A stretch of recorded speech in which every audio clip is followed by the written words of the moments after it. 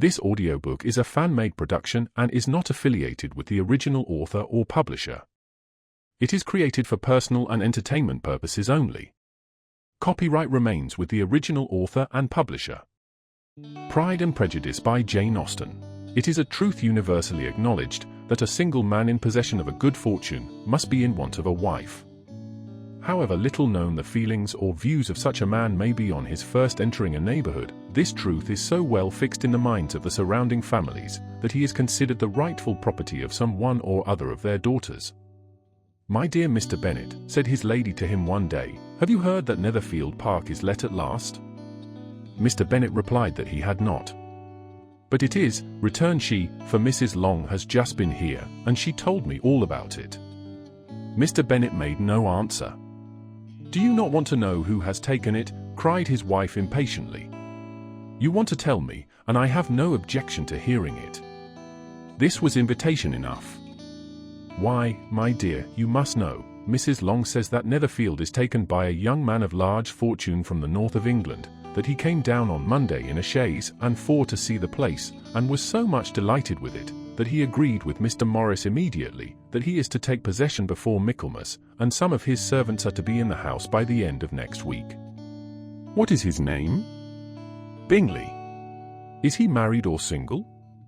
"Oh, single, my dear, to be sure. A single man of large fortune, 4,000 or 5,000 a year. What a fine thing for our girls." "How so? How can it affect them?" "My dear Mr. Bennet," replied his wife, "how can you be so tiresome? You must know that I am thinking of his marrying one of them." "Is that his design in settling here?" "Design? Nonsense, how can you talk so? But it is very likely that he may fall in love with one of them, and therefore you must visit him as soon as he comes. I see no occasion for that. You and the girls may go, or you may send them by themselves, which perhaps will be still better, for as you are as handsome as any of them, Mr. Bingley may like you the best of the party." "My dear, you flatter me. I certainly have had my share of beauty, but I do not pretend to be anything extraordinary now. When a woman has 5 grown-up daughters, she ought to give over thinking of her own beauty. In such cases, a woman has not often much beauty to think of.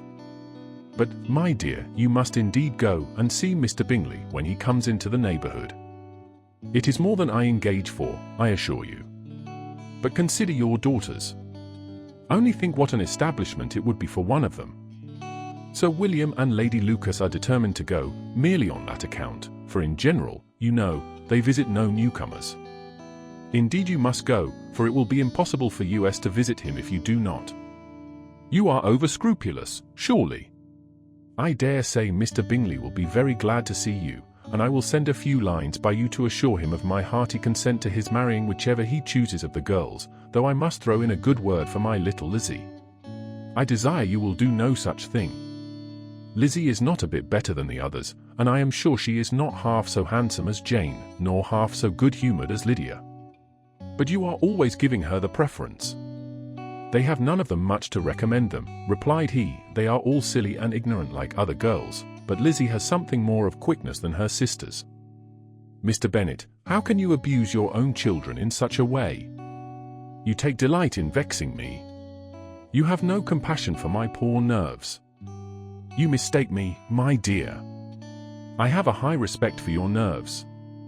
They are my old friends. I have heard you mention them with consideration these last 20 years at least."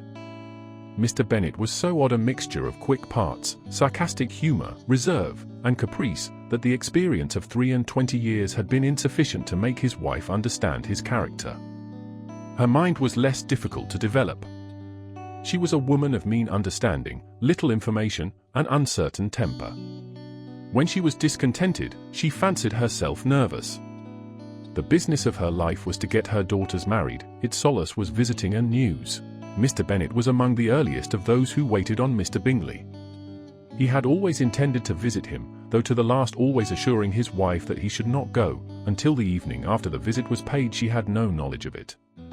It was then disclosed in the following manner. Observing his second daughter employed in trimming a hat, he suddenly addressed her with, "I hope Mr. Bingley will like it, Lizzie." "We are not in a way to know what Mr. Bingley likes," said her mother resentfully, "since we are not to visit." "But you forget, Mamma," said Elizabeth, "that we shall meet him at the assemblies, and that Mrs. Long promised to introduce him." "I do not believe Mrs. Long will do any such thing. She has 2 nieces of her own. She is a selfish, hypocritical woman, and I have no opinion of her." "No more have I," said Mr. Bennet, "and I am glad to find that you do not depend on her serving you." Mrs. Bennet deigned not to make any reply, but, unable to contain herself, began scolding one of her daughters. "Don't keep coughing so, Kitty, for heaven's sake.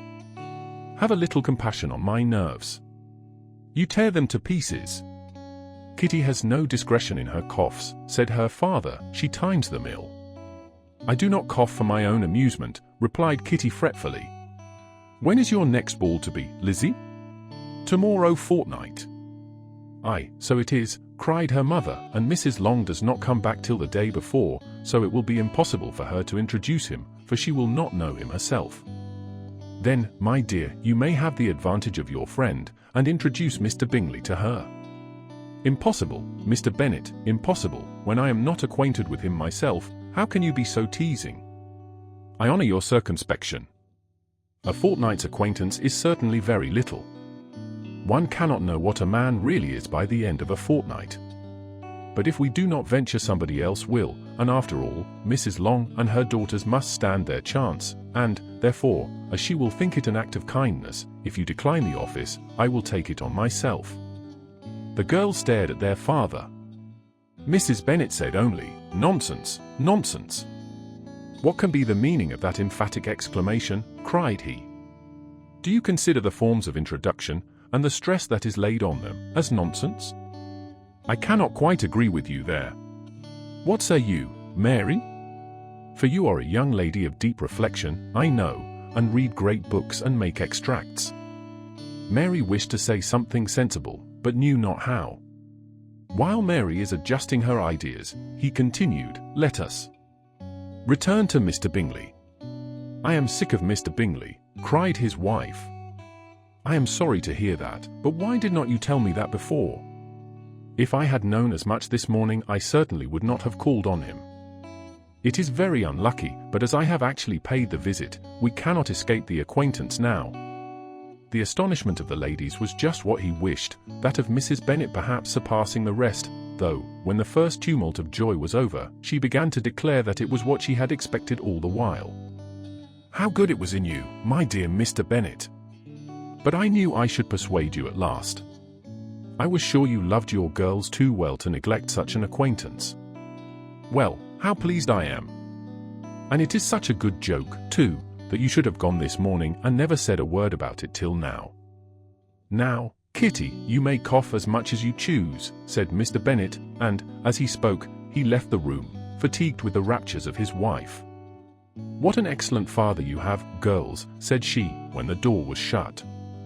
"I do not know how you will ever make him amends for his kindness, or me either, for that matter. At our time of life it is not so pleasant, I can tell you, to be making new acquaintances every day, but for your sakes, we would do anything. Lydia, my love, though you are the youngest, I dare say Mr. Bingley will dance with you at the next ball." "Oh," said Lydia stoutly, "I am not afraid, for though I am the youngest, I'm the tallest." The rest of the evening was spent in conjecturing how soon he would return Mr. Bennet's visit, and determining when they should ask him to dinner. Not all that Mrs. Bennet, however, with the assistance of her 5 daughters, could ask on the subject, was sufficient to draw from her husband any satisfactory description of Mr. Bingley. They attacked him in various ways with barefaced questions, ingenious suppositions, and distant surmises, but he eluded the skill of them all, and they were at last obliged to accept the second-hand intelligence of their neighbour, Lady Lucas. Her report was highly favourable. Sir William had been delighted with him. He was quite young, wonderfully handsome, extremely agreeable, and, to crown the whole, he meant to be at the next assembly with a large party. Nothing could be more delightful. To be fond of dancing was a certain step towards falling in love, and very lively hopes of Mr. Bingley's heart were entertained. "If I can but see one of my daughters happily settled at Netherfield," said Mrs. Bennet to her husband, "and all the others equally well married, I shall have nothing to wish for." In a few days Mr. Bingley returned Mr. Bennet's visit and sat about 10 minutes with him in his library. He had entertained hopes of being admitted to a sight of the young ladies, of whose beauty he had heard much, but he saw only the father. The ladies were somewhat more fortunate, for they had the advantage of ascertaining from an upper window that he wore a blue coat and rode a black horse. An invitation to dinner was soon afterwards dispatched, and already had Mrs. Bennet planned the courses that were to do credit to her housekeeping, when an answer arrived which deferred it all. Mr. Bingley was obliged to be in town the following day, and, consequently, unable to accept the honour of their invitation, etc. Mrs. Bennet was quite disconcerted. She could not imagine what business he could have in town so soon after his arrival in Hertfordshire, and she began to fear that he might be always flying about from one place to another, and never settled at Netherfield as he ought to be. Lady Lucas quieted her fears a little by starting the idea of his being gone to London only to get a large party for the ball, and a report soon followed that Mr. Bingley was to bring 12 ladies and 7 gentlemen with him to the assembly. The girls grieved over such a number of ladies, but were comforted the day before the ball by hearing that instead of 12 he brought only 6 with him from London, his 5 sisters and a cousin. And when the party entered the assembly room it consisted of only 5 altogether: Mr. Bingley, his 2 sisters, the husband of the eldest, and another young man. Mr. Bingley was good-looking and gentlemanlike. He had a pleasant countenance, and easy, unaffected manners. His sisters were fine women, with an air of decided fashion. His brother-in-law, Mr. Hurst, merely looked the gentleman, but his friend Mr. Darcy soon drew the attention of the room by his fine, tall person, handsome features, noble mien, and the report which was in general circulation within 5 minutes after his entrance of his having 10,000 a year. The gentleman pronounced him to be a fine figure of a man, the ladies declared he was much handsomer than Mr. Bingley, and he was looked at with great admiration for about half the evening, till his manners gave a disgust which turned the tide of his popularity, for he was discovered to be proud, to be above his company, and above being pleased, and not all his large estate in Derbyshire could then save him from having a most forbidding, disagreeable countenance, and being unworthy to be compared with his friend. Mr. Bingley had soon made himself acquainted with all the principal people in the room. He was lively and unreserved, danced every dance, was angry that the ball closed so early, and talked of giving one himself at Netherfield. Such amiable qualities must speak for themselves. What a contrast between him and his friend! Mr. Darcy danced only once with Mrs. Hurst and once with Miss Bingley, declined being introduced to any other lady, and spent the rest of the evening in walking about the room, speaking occasionally to one of his own party. His character was decided. He was the proudest, most disagreeable man in the world, and everybody hoped that he would never come there again. Amongst the most violent against him was Mrs. Bennet, whose dislike of his general behaviour was sharpened into particular resentment by his having slighted one of her daughters. Elizabeth Bennet had been obliged, by the scarcity of gentlemen, to sit down for 2 dances, and during part of that time, Mr. Darcy had been standing near enough for her to hear a conversation between him and Mr. Bingley, who came from the dance for a few minutes, to press his friend to join it. "Come, Darcy," said he, "I must have you dance. I hate to see you standing about by yourself in this stupid manner. You had much better dance." "I certainly shall not. You know how I detest it, unless I am particularly acquainted with my partner. At such an assembly as this it would be insupportable. Your sisters are engaged, and there is not another woman in the room whom it would not be a punishment to me to stand up with." "I would not be so fastidious as you are," cried Mr. Bingley, "for a kingdom. Upon my honour, I never met with so many pleasant girls in my life as I have this evening, and there are several of them you see uncommonly pretty." "You are dancing with the only handsome girl in the room," said Mr. Darcy, looking at the eldest Miss Bennet. "Oh, she is the most beautiful creature I ever beheld. But there is one of her sisters sitting down just behind you, who is very pretty, and I dare say very agreeable. Do let me ask my partner to introduce you." "Which do you mean?" And turning round he looked for a moment at Elizabeth, till catching her eye, he withdrew his own and coldly said, "She is tolerable, but not handsome enough to tempt me. I am in no humour at present to give consequence to young ladies who are slighted by other men. You had better return to your partner, and enjoy her smiles, for you are wasting your time with me." Mr. Bingley followed his advice. Mr. Darcy walked off, and Elizabeth remained with no very cordial feelings toward him. She told the story, however, with great spirit among her friends, for she had a lively, playful disposition which delighted in anything ridiculous. The evening altogether passed off pleasantly to the whole family. Mrs. Bennet had seen her eldest daughter much admired by the Netherfield party. Mr. Bingley had danced with her twice, and she had been distinguished by his sisters. Jane was as much gratified by this as her mother could be, though in a quieter way. Elizabeth felt Jane's pleasure.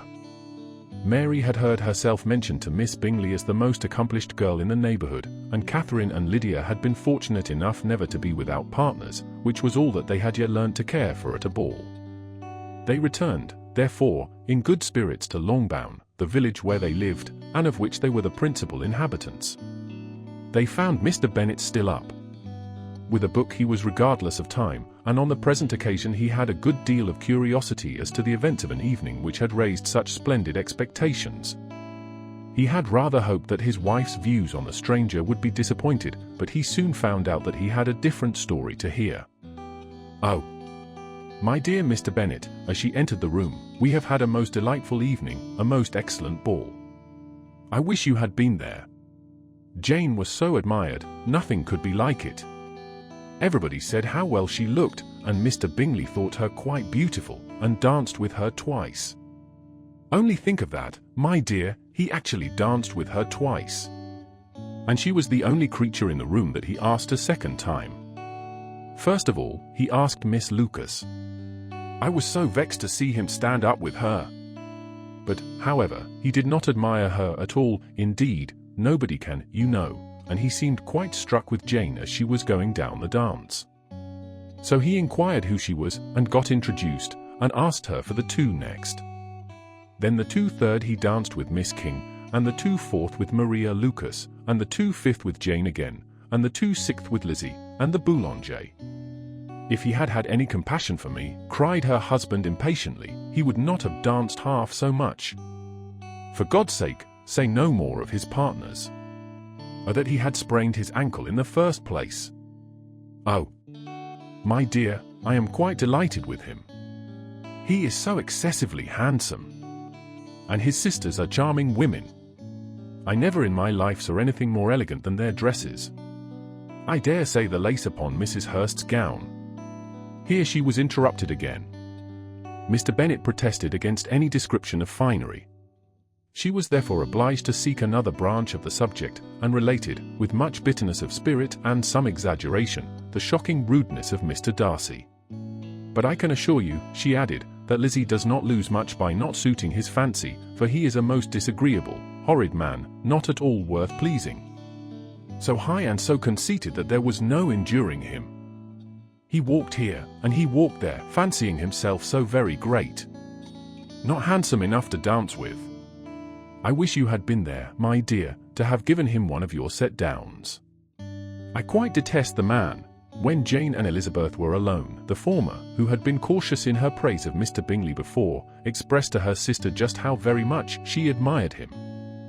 "He is just what a young man ought to be," said she, "sensible, good-humoured, lively, and I never saw such happy manners, so much ease, with such perfect good breeding."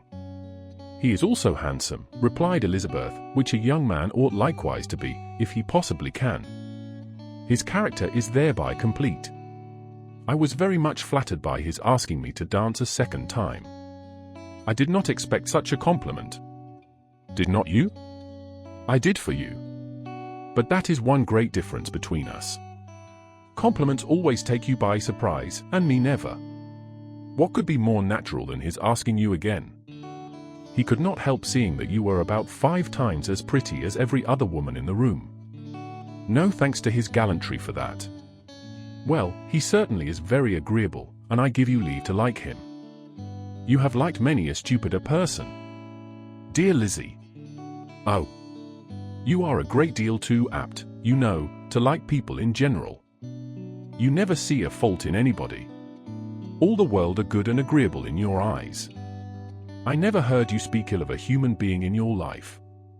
I would not wish to be hasty in censuring anyone, but I always speak what I think. I know you do, and it is that which makes the wonder. with your good sense, to be so honestly blind to the follies and nonsense of others. Affectation of candor is common enough, one meets with it everywhere. But to be candid without ostentation or design to take the good of everybody's character and make it still better, and say nothing of the bad, belongs to you alone. And so you like this man's sisters, too, do you? Their manners are not equal to his. Certainly not at first. But they are very pleasing women when you converse with them. Miss Bingley is to live with her brother, and keep his house, and I am much mistaken if we shall not find a very charming neighbour in her. Elizabeth listened in silence, but was not convinced. Their behaviour at the assembly had not been calculated to please in general, and with more quickness of observation and less pliancy of temper than her sister, and with a judgment too unassailed by any attention to herself, she was very little disposed to approve them. They were in fact very fine ladies, not deficient in good humour when they were pleased, nor in the power of making themselves agreeable when they chose it, but proud and conceited.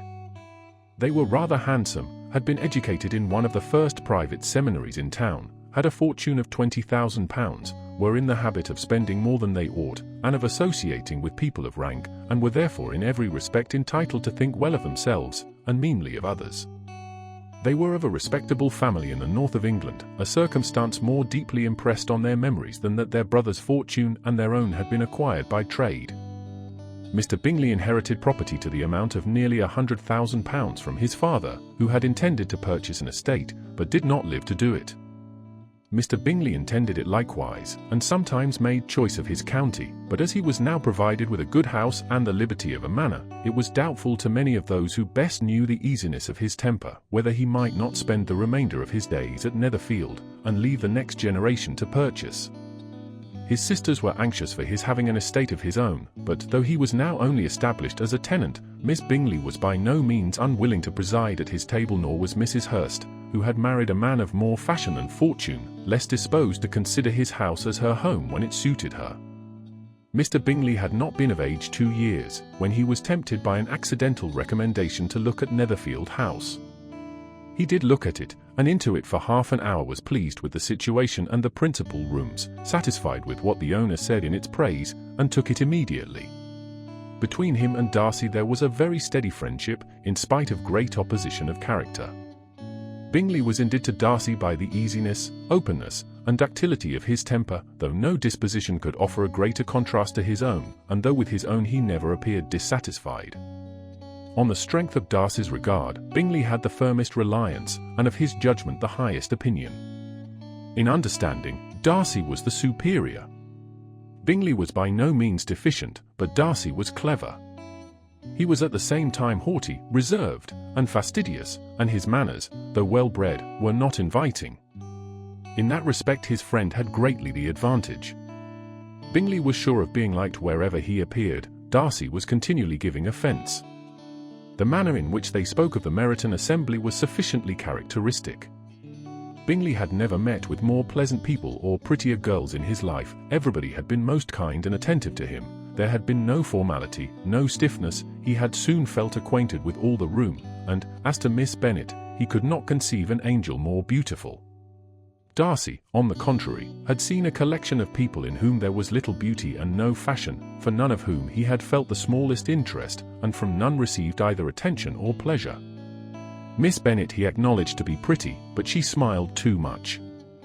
Mrs. Hurst and her sister allowed it to be so, but still they admired her and liked her, and pronounced her to be a sweet girl, and one whom they would not object to know more of. Miss Bennet was therefore established as a sweet girl, and their brother felt authorized by such commendation to think of her as he chose. Within a short walk of Longbourn lived a family with whom the Bennets were particularly intimate. Sir William Lucas had been formerly in trade in Meryton, where he had made a tolerable fortune, and risen to the honour of knighthood by an address to the king during his mayoralty. The distinction had perhaps been felt too strongly. It had given him a disgust to his business, and to his residence in a small market town, and, in quitting them both, he had removed with his family to a house about a mile from Meryton, denominated from that period Lucas Lodge, where he could think with pleasure of his own importance, and, unshackled by business, occupy himself solely in being civil to all the world. For, though elated by his rank, it did not render him supercilious. On the contrary, he was all attention to everybody. By nature inoffensive, friendly, and obliging, his presentation at St. James's had made him courteous. Lady Lucas was a very good kind of woman, not too clever to be a valuable neighbour to Mrs. Bennet. They had several children. The eldest of them, a sensible, intelligent young woman, about 27, was Elizabeth's intimate friend. That the Miss Lucases and the Miss Bennets should meet to talk over a ball was absolutely necessary, and the morning after the assembly brought the former to Longbourn to hear and to communicate. "You began the evening well, Charlotte," said Mrs. Bennet with civil self-command to Miss Lucas. "You were Mr. Bingley's first choice." "Yes, but he seemed to like his second better." "Oh. You mean Jane, I suppose, because he danced with her twice." "To be sure, that did seem as if he admired her. Indeed, I rather believe he did. I heard something about it, but I hardly know what something about Mr. Robinson." "Perhaps you mean what I overheard between him and Mr. Robinson. Did not I mention it to you? Mr. Robinson's asking him how he liked our Meryton assemblies, and whether he did not think there were a great many pretty women in the room, and which he thought the prettiest. And his answering immediately to the last question, 'Oh, the eldest Miss Bennet, beyond a doubt. There cannot be two opinions on that point.' Upon my word." "Well, that is very decided indeed. That does seem as if, but, however, it may all come to nothing, you know." "My overhearings were more to the purpose than yours, Eliza," said Charlotte. "Mr. Darcy is not so well worth listening to as his friend, is he, poor Eliza, to be only just tolerable? I beg you would not put it into Liz's head to be vexed by his ill treatment, for he is such a disagreeable man, that it would be quite a misfortune to be liked by him. Mrs. Long told me last night that he sat close to her for half an hour without once opening his lips." "Are you quite sure? Is not there a little mistake?" said Jane. "I certainly saw Mr. Darcy speaking to her." "Aye, because she asked him at last how he liked Netherfield, and he could not help answering her, but she said he seemed quite angry at being spoke to."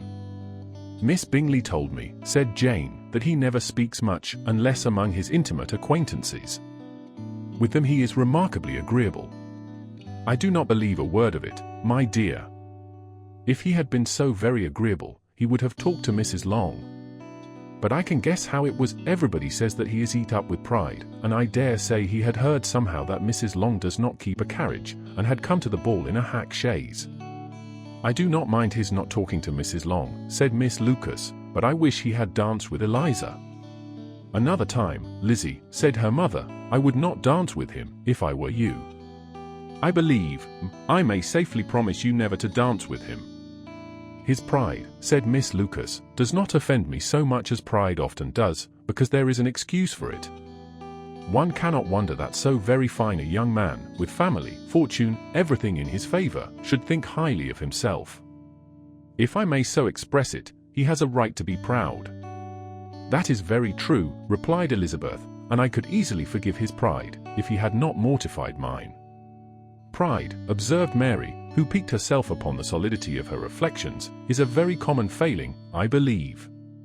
By all that I have ever read, I am convinced that it is very common indeed, that human nature is particularly prone to it, and that there are very few of us who do not cherish a feeling of self-complacency on the score of some quality or other, real or imaginary. Vanity and pride are different things, though the words are often used synonymously. A person may be proud without being vain. Pride relates more to our opinion of ourselves, vanity to what we would have others think of us. If I were as rich as Mr. Darcy," cried a young Lucas, who came with his sisters, "I should not care how proud I was. I would keep a pack of foxhounds, and drink a bottle of wine a day." "Then you would drink a great deal more than you ought," said Mrs. Bennet, "and if I were to see you at it, I should take away your bottle directly." The boy protested that she should not. She continued to declare that she would, and the argument ended only with the visit. The ladies of Longbourn soon waited on those of Netherfield. The visit was soon returned in due form. Miss Bennet's pleasing manners grew on the goodwill of Mrs. Hurst and Miss Bingley, and though the mother was found to be intolerable, and the younger sisters not worth speaking to, a wish of being better acquainted with them was expressed towards the two eldest. By Jane. this attention was received with the greatest pleasure, but Elizabeth still saw superciliousness in their treatment of everybody, hardly accepting even her sister, and could not like them, though their kindness to Jane, such as it was, had a value as arising in all probability from the influence of their brother's admiration. It was generally evident whenever they met, that he did admire her, and to her it was equally evident that Jane was yielding to the preference which she had begun to entertain for him from the first, and was in a way to be very much in love, but she considered with pleasure that it was not likely to be discovered by the world in general, since Jane united, with great strength of feeling, a composure of temper, and a uniform cheerfulness of manner which would guard her from the suspicions of the impertinent. She mentioned this to her friend Miss Lucas. "It may perhaps be pleasant," replied Charlotte, "to be able to impose on the public in such a case, but it is sometimes a disadvantage to be so very guarded. If a woman conceals her affection with the same skill from the object of it, she may lose the opportunity of fixing him, and it will then be but poor consolation to believe the world equally in the dark. There is so much of gratitude or vanity in almost every attachment, that it is not safe to leave any to itself. We can all begin freely. A slight preference is natural enough, but there are very few of us who have heart enough to be really in love without encouragement. In 9 cases out of 10 a woman had better show more affection than she feels. Bingley likes your sister undoubtedly, but he may never do more than like her, if she does not help him on. But she does help him on, as much as her nature will allow. If I can perceive her regard for him, he must be a simpleton, indeed, not to discover it too. Remember, Eliza, that he does not know Jane's disposition as you do. But if a woman is partial to a man, and does not endeavour to conceal it, he must find it out. Perhaps he must, if he sees enough of her. But though Bingley and Jane meet tolerably often, it is never for many hours together, and, as they always see each other in large mixed parties, it is impossible that every moment should be employed in conversing together. Jane should therefore make the most of every half-hour in which she can command his attention. When she is secure of him, there will be more leisure for falling in love as much as she chooses. "Your plan is a good one," replied Elizabeth, "where nothing is in question but the desire of being well married, and if I were determined to get a rich husband, or any husband, I dare say I should adopt it. But these are not Jane's feelings, she is not acting by design. As yet, she cannot even be certain of the degree of her own regard nor of its reasonableness. She has known him only a fortnight. She danced for dances with him at Meryton, she saw him one morning at his own house, and has since dined with him in company 4 times. This is not quite enough to make her understand his character. Not as you represent it. Had she merely dined with him, she might only have discovered whether he had a good appetite, but you must remember that 4 evenings have also been spent together, and 4 evenings may do a great deal. Yes, these 4 evenings have enabled them to ascertain that they both like vin better than commerce, but with respect to any other leading characteristic, I do not imagine that much has been unfolded. "Well," said Charlotte, "I wish Jane success with all my heart, and if she were married to him tomorrow, I should think she had as good a chance of happiness as if she were to be studying his character for a 12-month. Happiness in marriage is entirely a matter of chance. If the dispositions of the parties are ever so well known to each other, or ever so similar beforehand, it does not advance their felicity in the least. They always continue to grow sufficiently unlike afterwards to have their share of vexation, and it is better to know as little as possible of the defects of the person with whom you are to pass your life. You make me laugh, Charlotte, but it is not sound. You know it is not sound, and that you would never act in this way yourself." Occupied in observing Mr. Bingley's attentions to her sister, Elizabeth was far from suspecting that she was herself becoming an object of some interest in the eyes of his friend. Mr. Darcy had at first scarcely allowed her to be pretty, he had looked at her without admiration at the ball, and when they next met, he looked at her only to criticize. But no sooner had he made it clear to himself and his friend that she hardly had a good feature in her face, than he began to find it was rendered uncommonly intelligent by the beautiful expression of her dark eyes. To this discovery succeeded some others equally mortifying. Though he had detected with a critical eye more than one failure of perfect symmetry in her form, he was forced to acknowledge her figure to be light and pleasing, and in spite of his asserting that her manners were not those of the fashionable world, he was caught by their easy playfulness. Of this she was perfectly unaware. To her he was only the man who made himself agreeable nowhere, and who had not thought her handsome enough to dance with. He began to wish to know more of her, and as a step towards conversing with her himself, attended to her conversation with others. His doing so drew her notice. It was at Sir William Lucas's, where a large party were assembled. "What does Mr. Darcy mean," said she to Charlotte, "by listening to my conversation with Colonel Foster? That is a question which Mr. Darcy only can answer. But if he does it any more, I shall certainly let him know that I see what he is about. He has a very satirical eye, and if I do not begin by being impertinent myself, I shall soon grow afraid of him." On his approaching them soon afterwards, though without seeming to have any intention of speaking, Miss Lucas defied her friend to mention such a subject to him, which immediately provoking Elizabeth to do it, she turned to him and said, "Did you not think, Mr. Darcy, that I expressed myself uncommonly well just now, when I was teasing Colonel Foster to give us a ball at Meryton? With great energy, but it is always a subject which makes a lady energetic. You are severe on us." "It will be her turn soon to be teased," said Miss Lucas. "I am going to open the instrument, Eliza, and you know what follows. You are a very strange creature by way of a friend, always wanting me to play and sing before anybody and everybody. If my vanity had taken a musical turn, you would have been invaluable, but as it is, I would really rather not sit down before those who must be in the habit of hearing the very best performers." On Miss Lucas's persevering, however, she added, "Very well, if it must be so, it must." And gravely glancing at Mr. Darcy, "There is a fine old saying, which everybody here is of course familiar with, 'Keep your breath to cool your porridge, and I shall keep mine to swell my song.'" Her performance was pleasing, though by no means capital. After a song or two, and before she could reply to the entreaties of several that she would sing again, she was eagerly succeeded at the instrument by her sister Mary, who having, in consequence of being the only plain one in the family, worked hard for knowledge and accomplishments, was always impatient for display. Mary had neither genius nor taste, and though vanity had given her application, it had given her likewise a pedantic air and conceited manner, which would have injured a higher degree of excellence than she had reached. Elizabeth, easy and unaffected, had been listened to with much more pleasure, though not playing half so well, and Mary, at the end of a long concerto, was glad to purchase praise and gratitude by Scotch and Irish airs, at the request of her younger sisters, who, with some of the Lucases, and 2 or 3 officers, joined eagerly in dancing at one end of the room. Mr. Darcy stood near them in silent indignation at such a mode of passing the evening, to the exclusion of all conversation, and was too much engrossed by his thoughts to perceive that Sir William Lucas was his neighbour, till Sir William thus began. "What a charming amusement for young people this is, Mr. Darcy! There is nothing like dancing after all. I consider it as one of the first refinements of polished society." "Certainly, sir, and it has the advantage also of being in vogue amongst the less polished societies of the world. Every savage can dance." Sir William only smiled. "Your friend performs delightfully," he continued after a pause, on seeing Bingley join the group, "and I doubt not that you are an adept in the science yourself, Mr. Darcy. You saw me dance at Meryton, I believe, sir?" "Yes, indeed, and received no inconsiderable pleasure from the sight."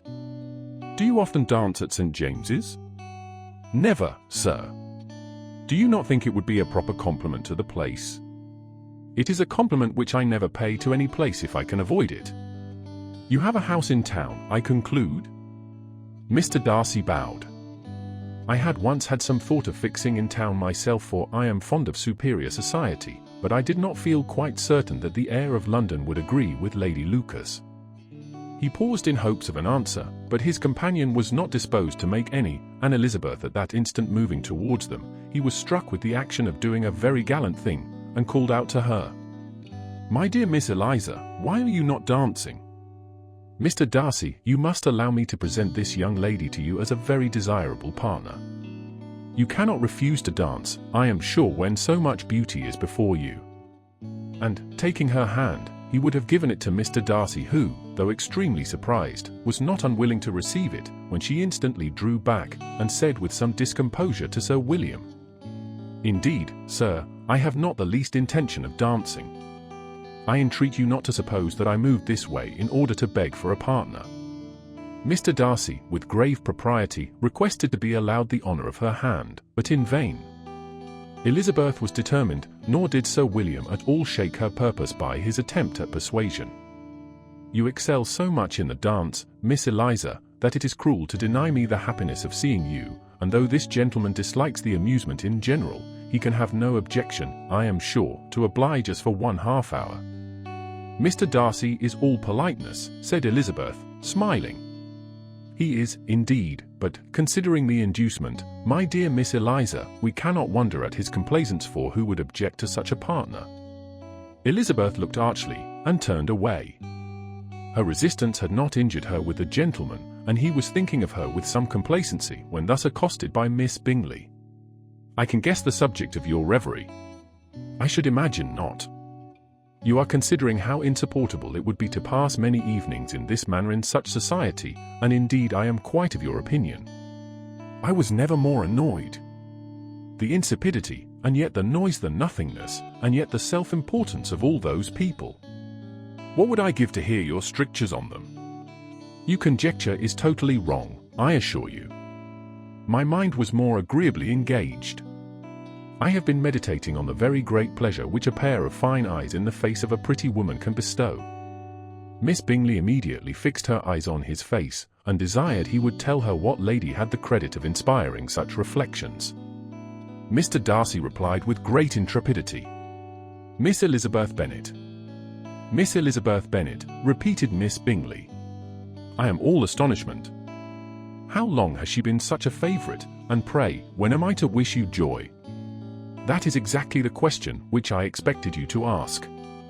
A lady's imagination is very rapid, it jumps from admiration to love, from love to matrimony, in a moment. I knew you would be wishing me joy. Nay, if you are serious about it, I shall consider the matter is absolutely settled. You will be having a charming mother-in-law, indeed, and, of course, she will always be at Pemberley with you."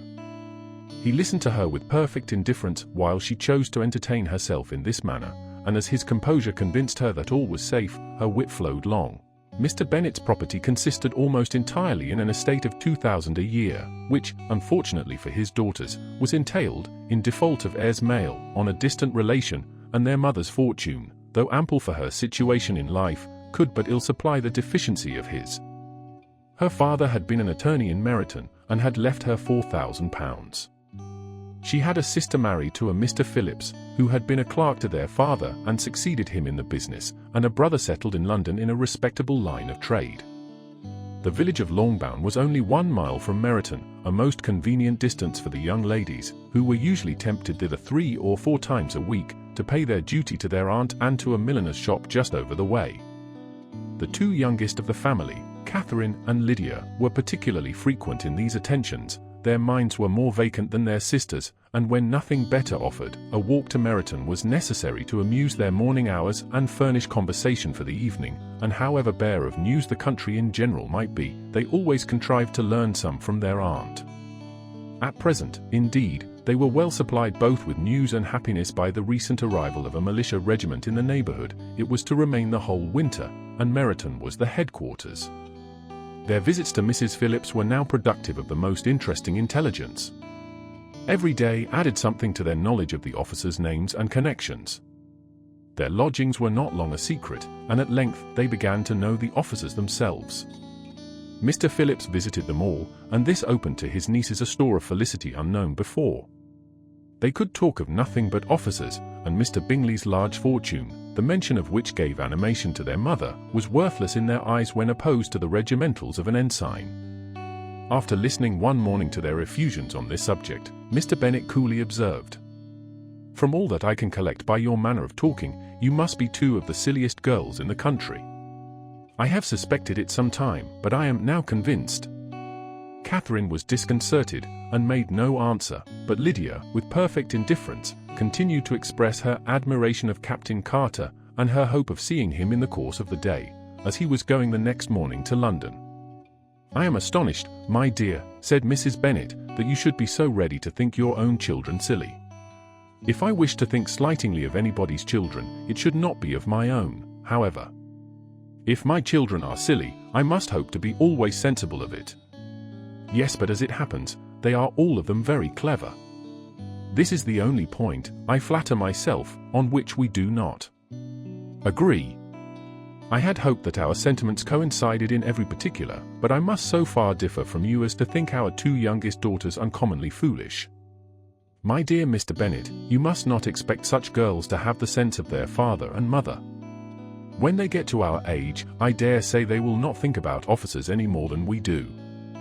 I remember the time when I liked a red coat myself very well, and, indeed, so I do still at my heart, and if a smart young colonel, with 5,000 or 6,000 a year, should want one of my girls, I shall not say nay to him, and I thought Colonel Foster looked very becoming the other night at Sir William's in his regimentals. Mamma, cried Lydia, my aunt says that Colonel Foster and Captain Carter do not go so often to Miss Watson's as they did when they first came. She sees them now very often standing in Clark's library. Mrs. Bennet was prevented replying by the entrance of the footman with a note for Miss Bennet. It came from Netherfield, and the servant waited for an answer. Mrs. Bennet's eyes sparkled with pleasure, and she was eagerly calling out, while her daughter read. Well, Jane, who is it from? What is it about? What does he say? Well, Jane, make haste and tell us, make haste, my love. It is from Miss Bingley, said Jane, and then read it aloud. My dear friend, if you are not so compassionate as to dine today with Louisa and me, we shall be in danger of hating each other for the rest of our lives, for a whole day's tete-a-tete between two women can never end without a quarrel. Come as soon as you can on receipt of this. My brother and the gentleman are to dine with the officers, yours ever, Caroline Bingley. With the officers, cried Lydia. I wonder my aunt did not tell us of that. Dining out, said Mrs. Bennet, that is very unlucky. Can I have the carriage, said Jane. No, my dear, you had better go on horseback, because it seems likely to rain, and then you must stay all night. That would be a good scheme, said Elizabeth, if you were sure that they would not offer to send her home. Oh. But the gentleman will have Mr. Bingley's chaise to go to Meryton, and the Hursts have no horses to theirs. I had much rather go in the coach. But, my dear, your father cannot spare the horses, I am sure. They are wanted in the farm, Mr. Bennet, are they not? They are wanted in the farm much oftener than I can get them. But if you have got them today, said Elizabeth, my mother's purpose will be answered. She did at last extort from her father an acknowledgment that the horses were engaged. Jane was therefore obliged to go on horseback, and her mother attended her to the door with many cheerful prognostics of a bad day. Her hopes were answered. Jane had not been gone long before it rained hard. Her sisters were uneasy for her, but her mother was delighted. The rain continued the whole evening without intermission. Jane certainly could not come back. This was a lucky idea of mine, indeed, said Mrs. Bennet more than once, as if the credit of making it rain were all her own. Till the next morning, however, she was not aware of all the felicity of her contrivance. Breakfast was scarcely over when a servant from Netherfield brought the following note for Elizabeth.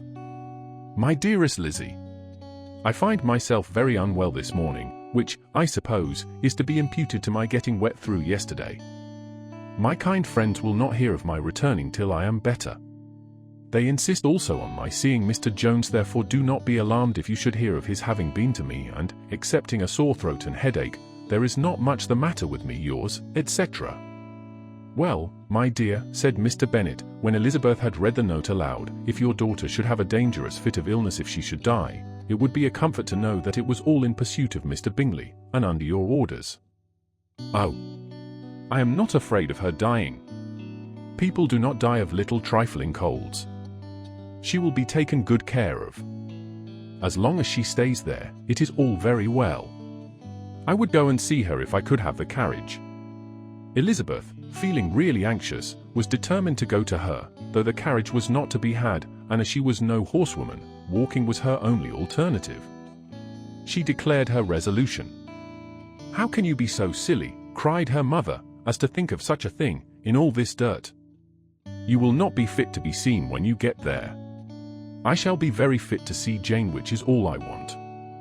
Is this a hint to me, Lizzie, said her father, to send for the horses? No, indeed, I do not wish to avoid the walk. The distance is nothing when one has a motive, only 3 miles. I shall be back by dinner. "I admire the activity of your benevolence," observed Mary, "but every impulse of feeling should be guided by reason, and, in my opinion, exertion should always be in proportion to what is required." "We will go as far as Meryton with you," said Catherine and Lydia. Elizabeth accepted their company, and the three young ladies set off together. "If we make haste," said Lydia, as they walked along, "perhaps we may see something of Captain Carter before he goes." In Meryton they parted. The two youngest repaired to the lodgings of one of the officers' wives, and Elizabeth continued her walk alone, crossing field after field at a quick pace, jumping over stiles and springing over puddles with impatient activity, and finding herself at last within view of the house, with weary ankles, dirty stockings, and a face glowing with the warmth of exercise.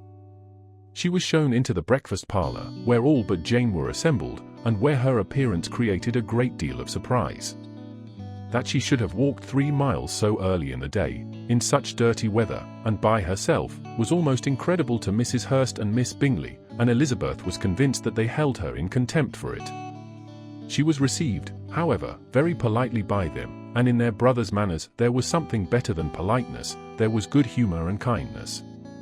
Mr. Darcy said very little, and Mr. Hurst nothing at all.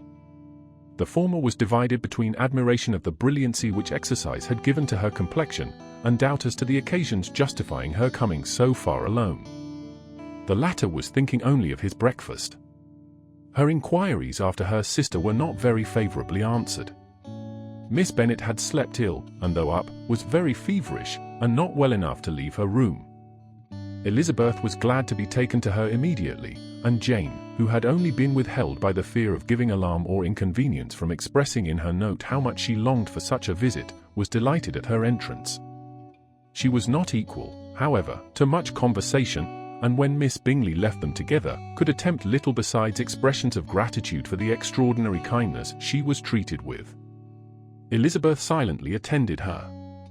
When breakfast was over they were joined by the sisters, and Elizabeth began to like them herself, when she saw how much affection and solicitude they showed for Jane.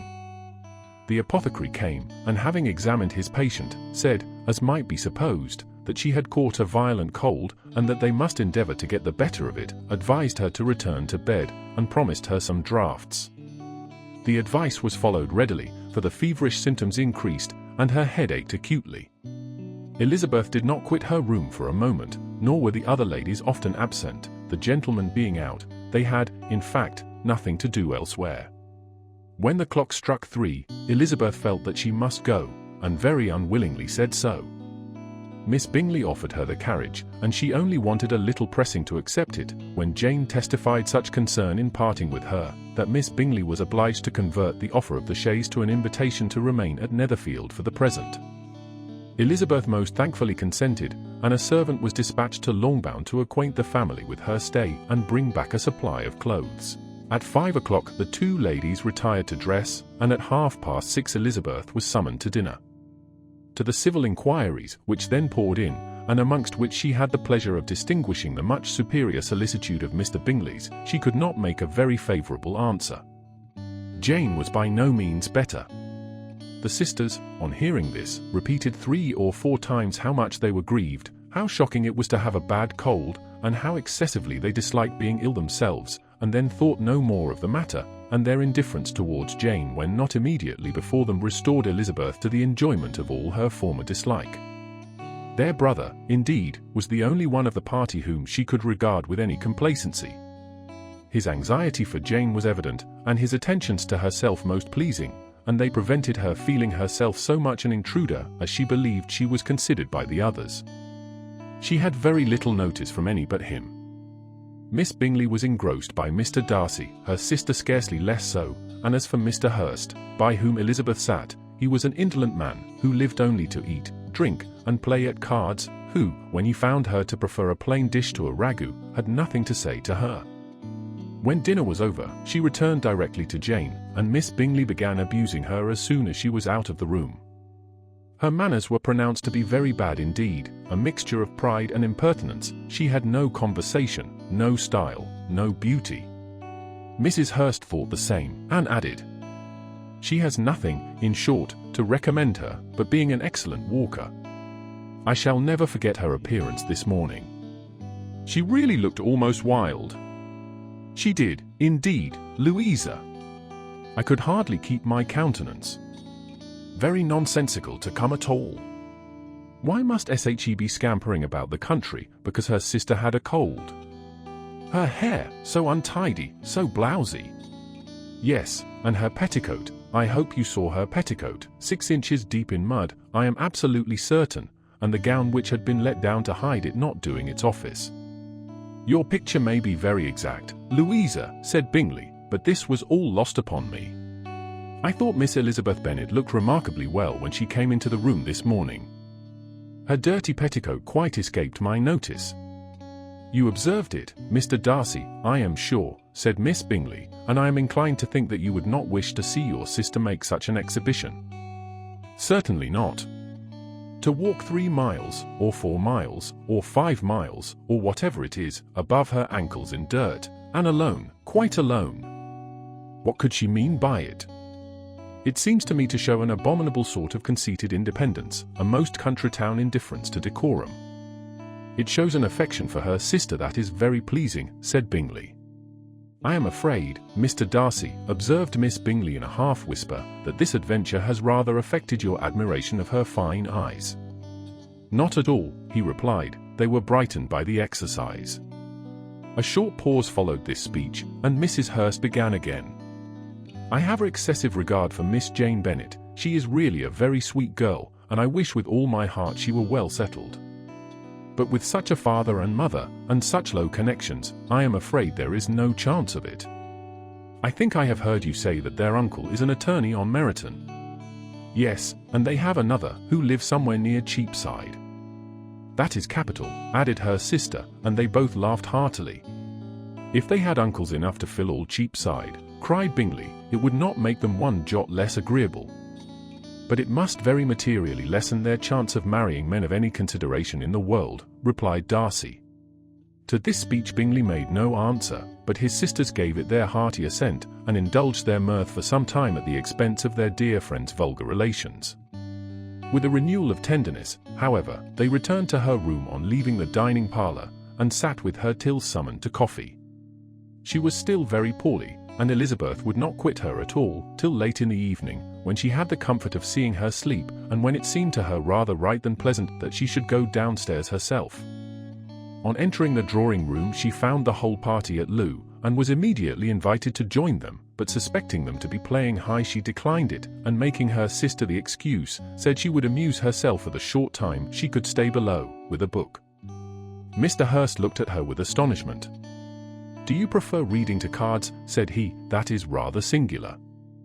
Miss Eliza Bennet, said Miss Bingley, despises cards. She is a great reader, and has no pleasure in anything else. I deserve neither such praise nor such censure, cried Elizabeth, I am not a great reader, and I have pleasure in many things. In nursing your sister I am sure you have pleasure, said Bingley, and I hope it will be soon increased by seeing her quite well.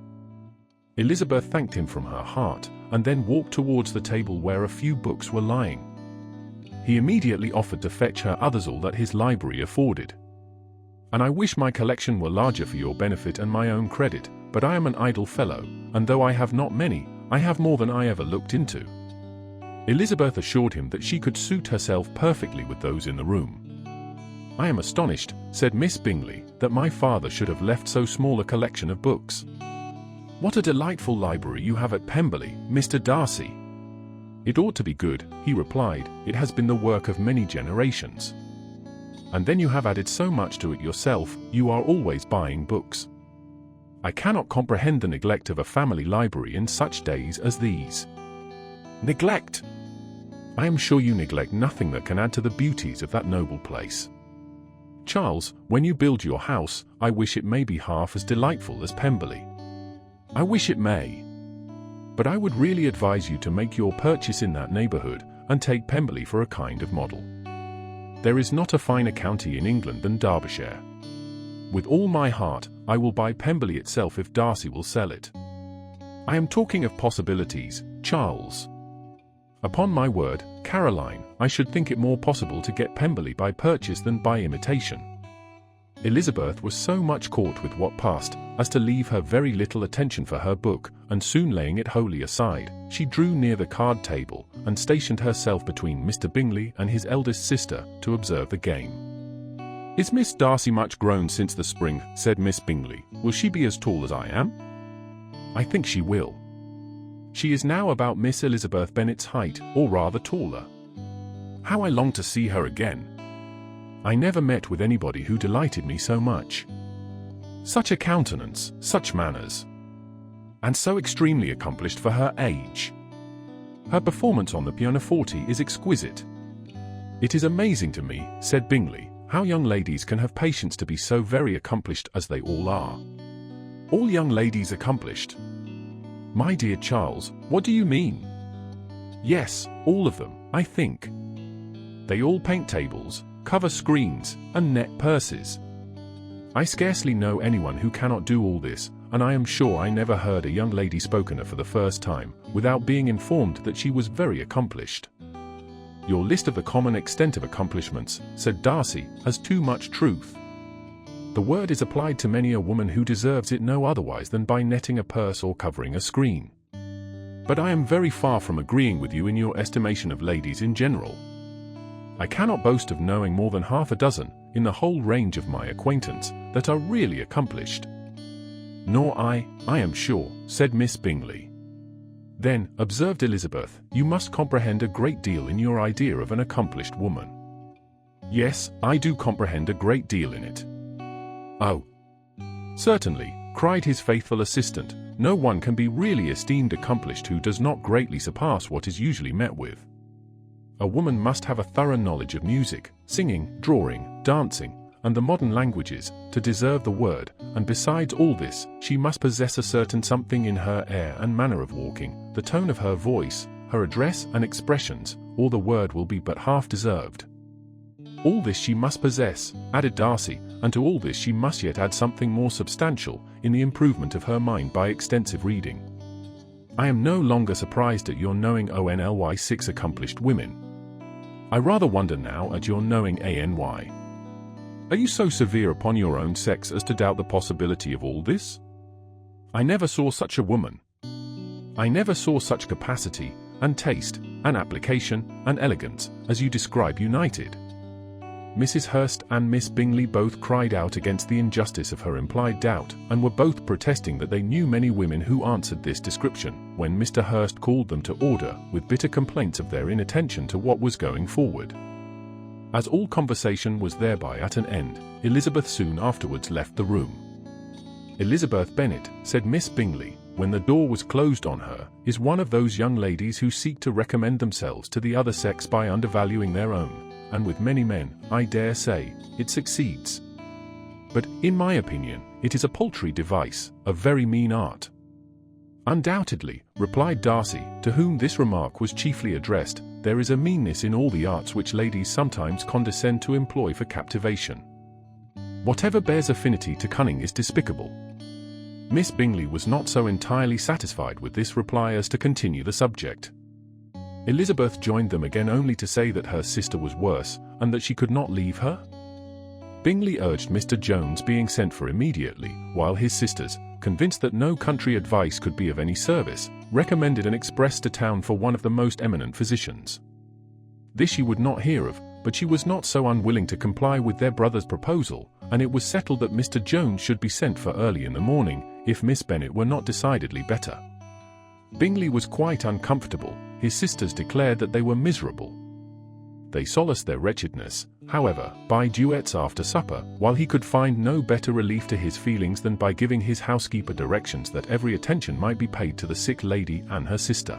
Elizabeth passed the chief of the night in her sister's room, and in the morning had the pleasure of being able to send a tolerable answer to the inquiries which she very early received from Mr. Bingley by a housemaid, and some time afterwards from the 2 elegant ladies who waited on his sisters. In spite of this amendment, however, she requested to have a note sent to Longbourn, desiring her mother to visit Jane, and form her own judgment of her situation. The note was immediately dispatched, and its contents as quickly complied with. Mrs. Bennet, accompanied by her 2 youngest girls, reached Netherfield soon after the family breakfast.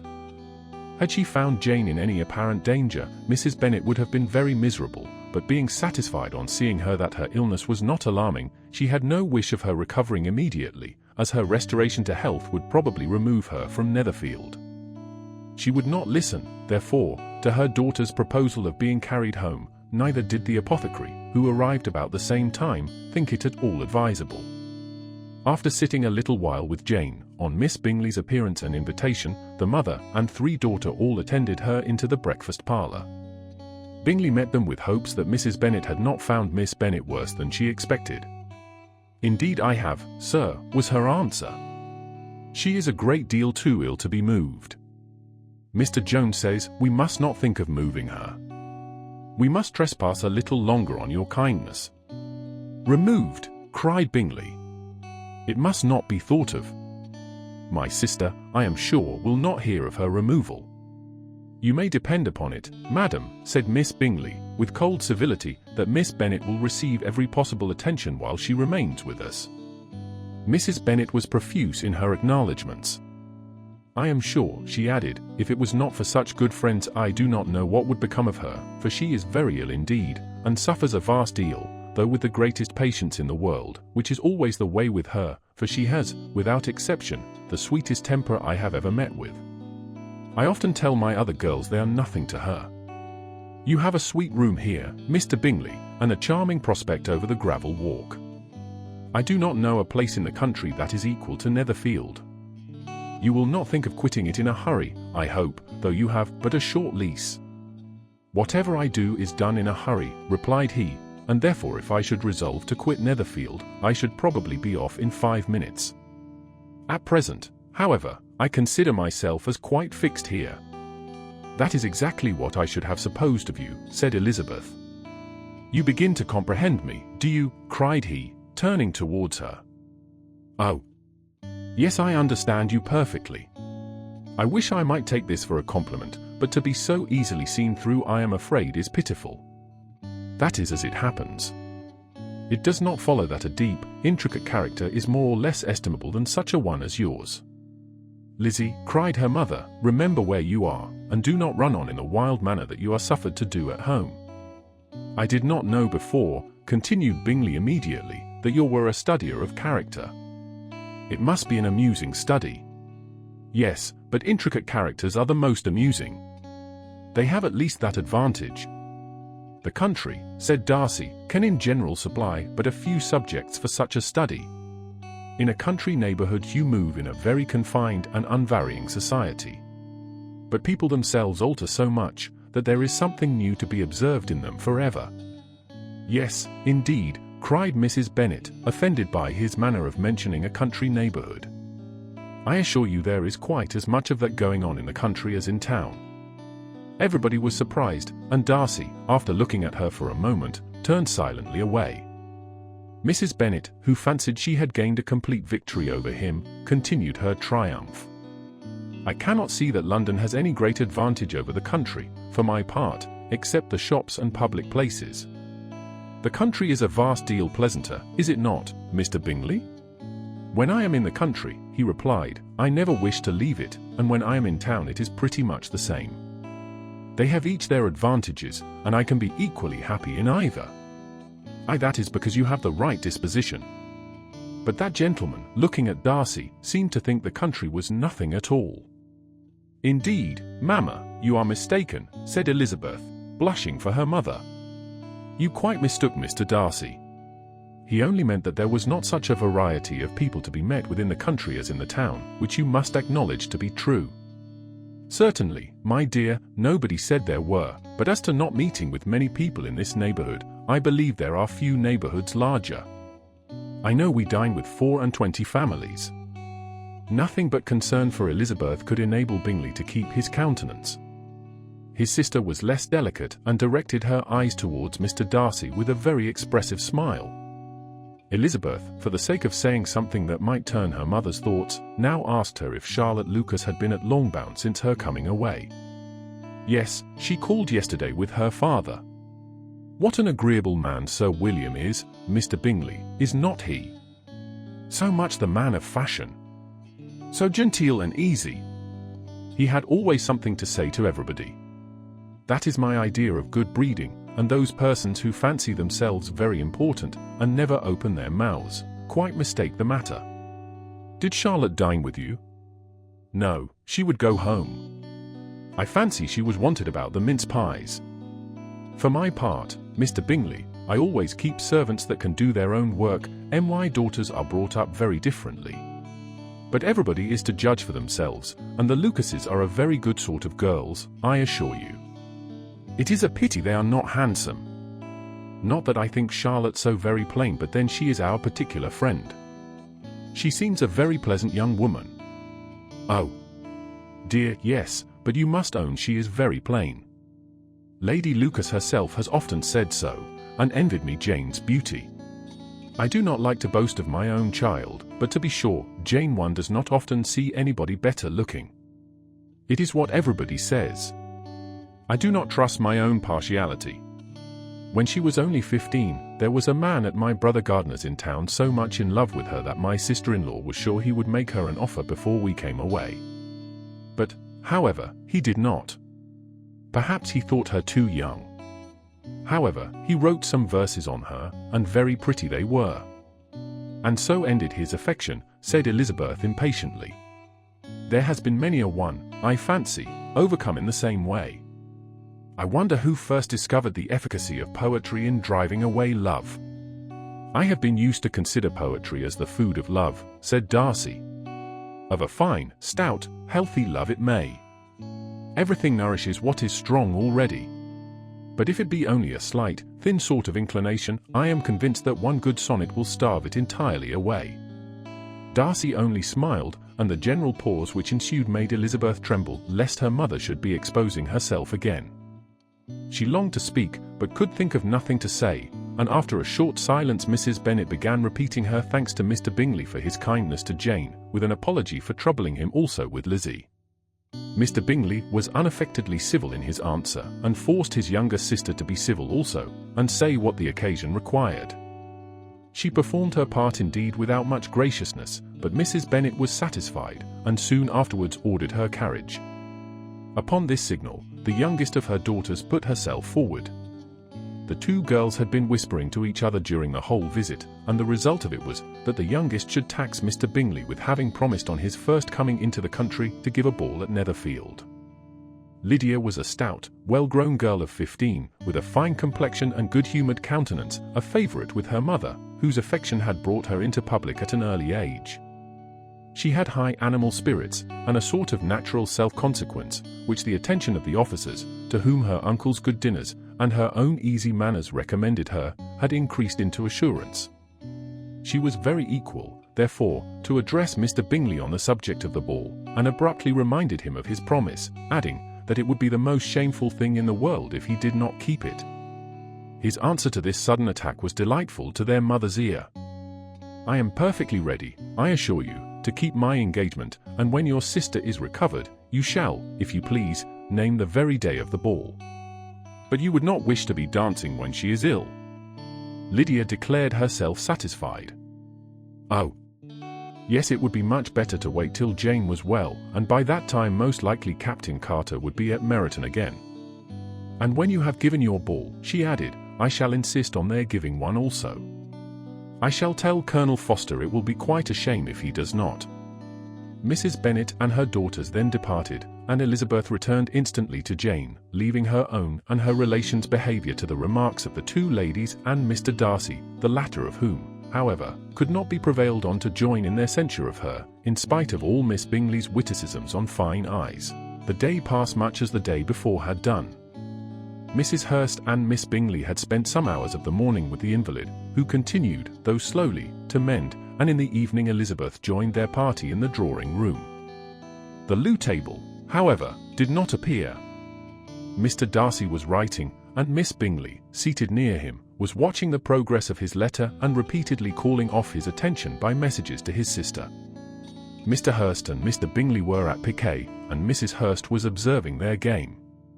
Elizabeth took up some needlework, and was sufficiently amused in attending to what passed between Darcy and his companion. the perpetual commendations of the lady, either on his handwriting, or on the evenness of his lines, or on the length of his letter, with the perfect unconcern with which her praises were received, formed a curious dialogue, and was exactly in union with her opinion of each.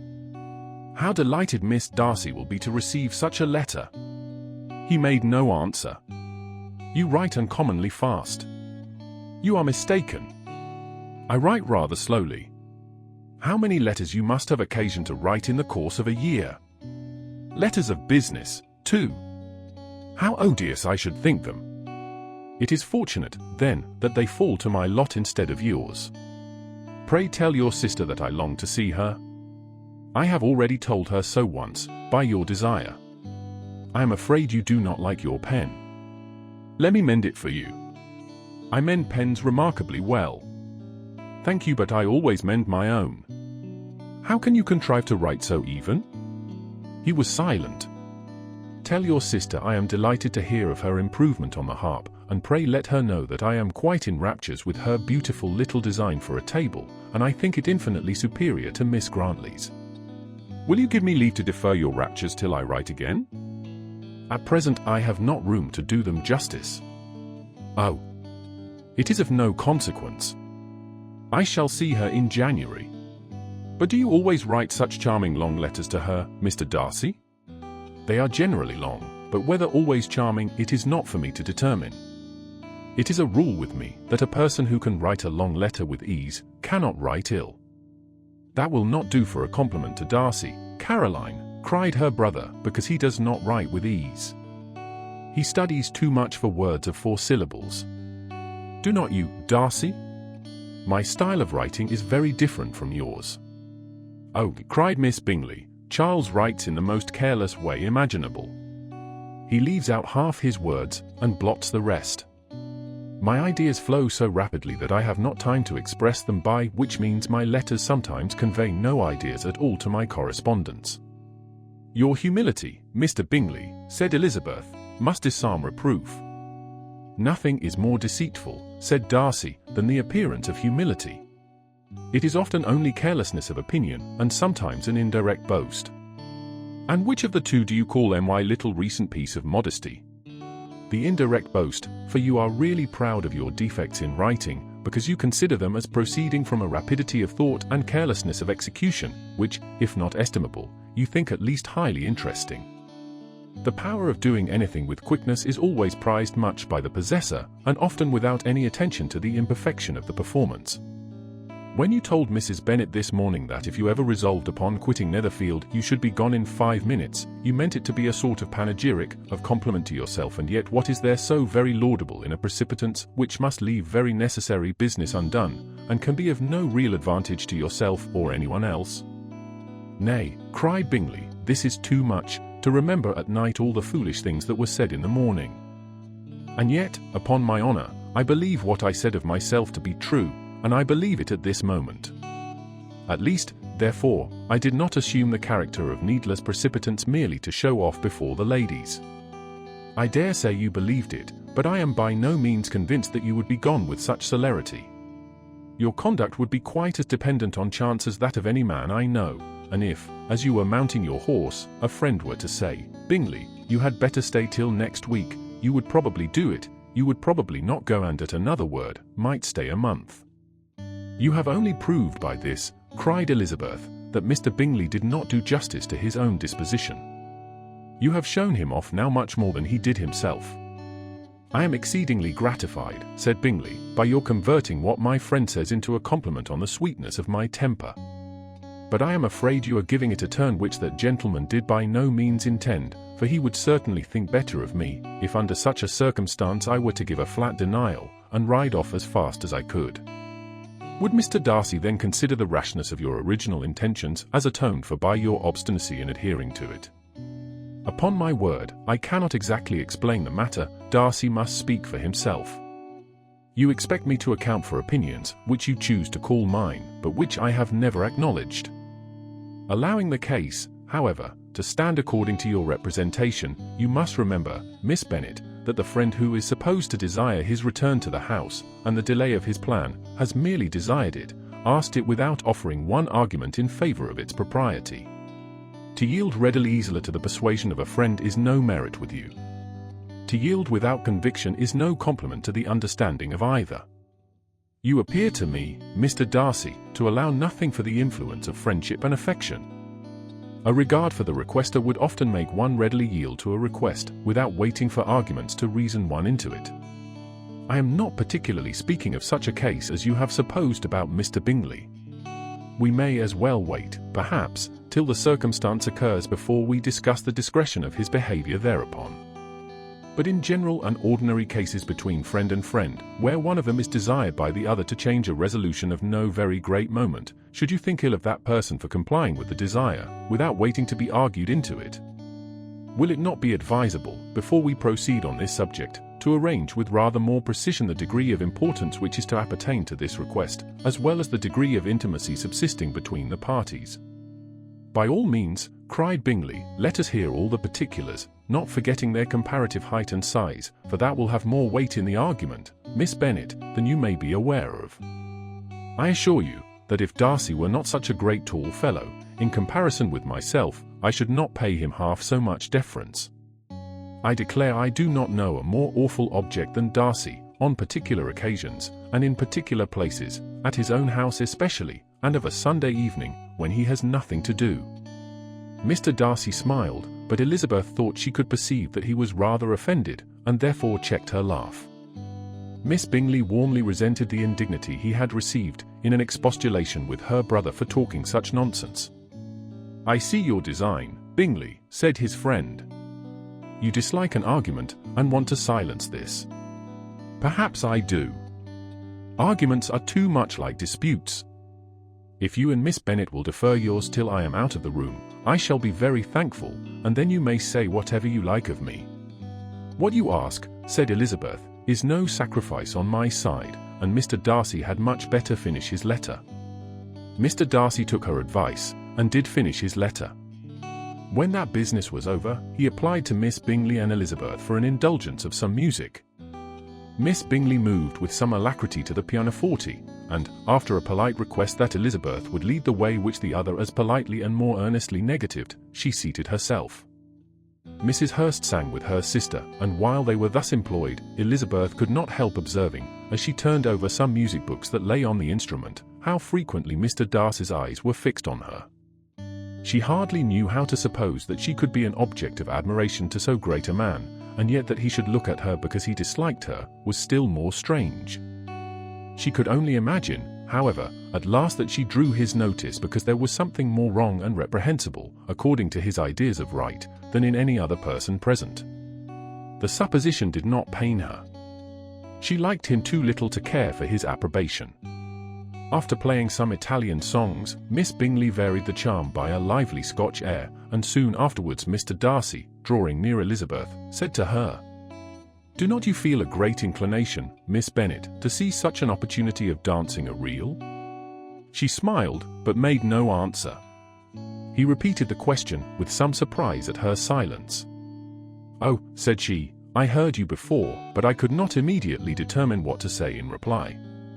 You wanted me, I know, to say yes, that you might have the pleasure of despising my taste, but I always delight in overthrowing those kind of schemes, and cheating a person of their premeditated contempt. I have, therefore, made up my mind to tell you, that I do not want to dance a reel at all, and now despise me if you dare." "Indeed I do not dare." Elizabeth, having rather expected to affront him, was amazed at his gallantry, but there was a mixture of sweetness and archness in her manner which made it difficult for her to affront anybody, and Darcy had never been so bewitched by any woman as he was by her. He really believed that were it not for the inferiority of her connections, he should be in some danger. Miss Bingley saw, or suspected enough to be jealous, and her great anxiety for the recovery of her dear friend Jane received some assistance from her desire of getting rid of Elizabeth. She often tried to provoke Darcy into disliking her guest, by talking of their supposed marriage, and planning his happiness in such an alliance. "I hope," said she, as they were walking together in the shrubbery the next day, "you will give your mother-in-law a few hints, when this desirable event takes place, as to the advantage of holding her tongue, and if you can compass it, do show the younger girls of running after officers. And, if I may mention so delicate a subject, endeavour to check that little something, bordering on conceit and impertinence, which your lady possesses.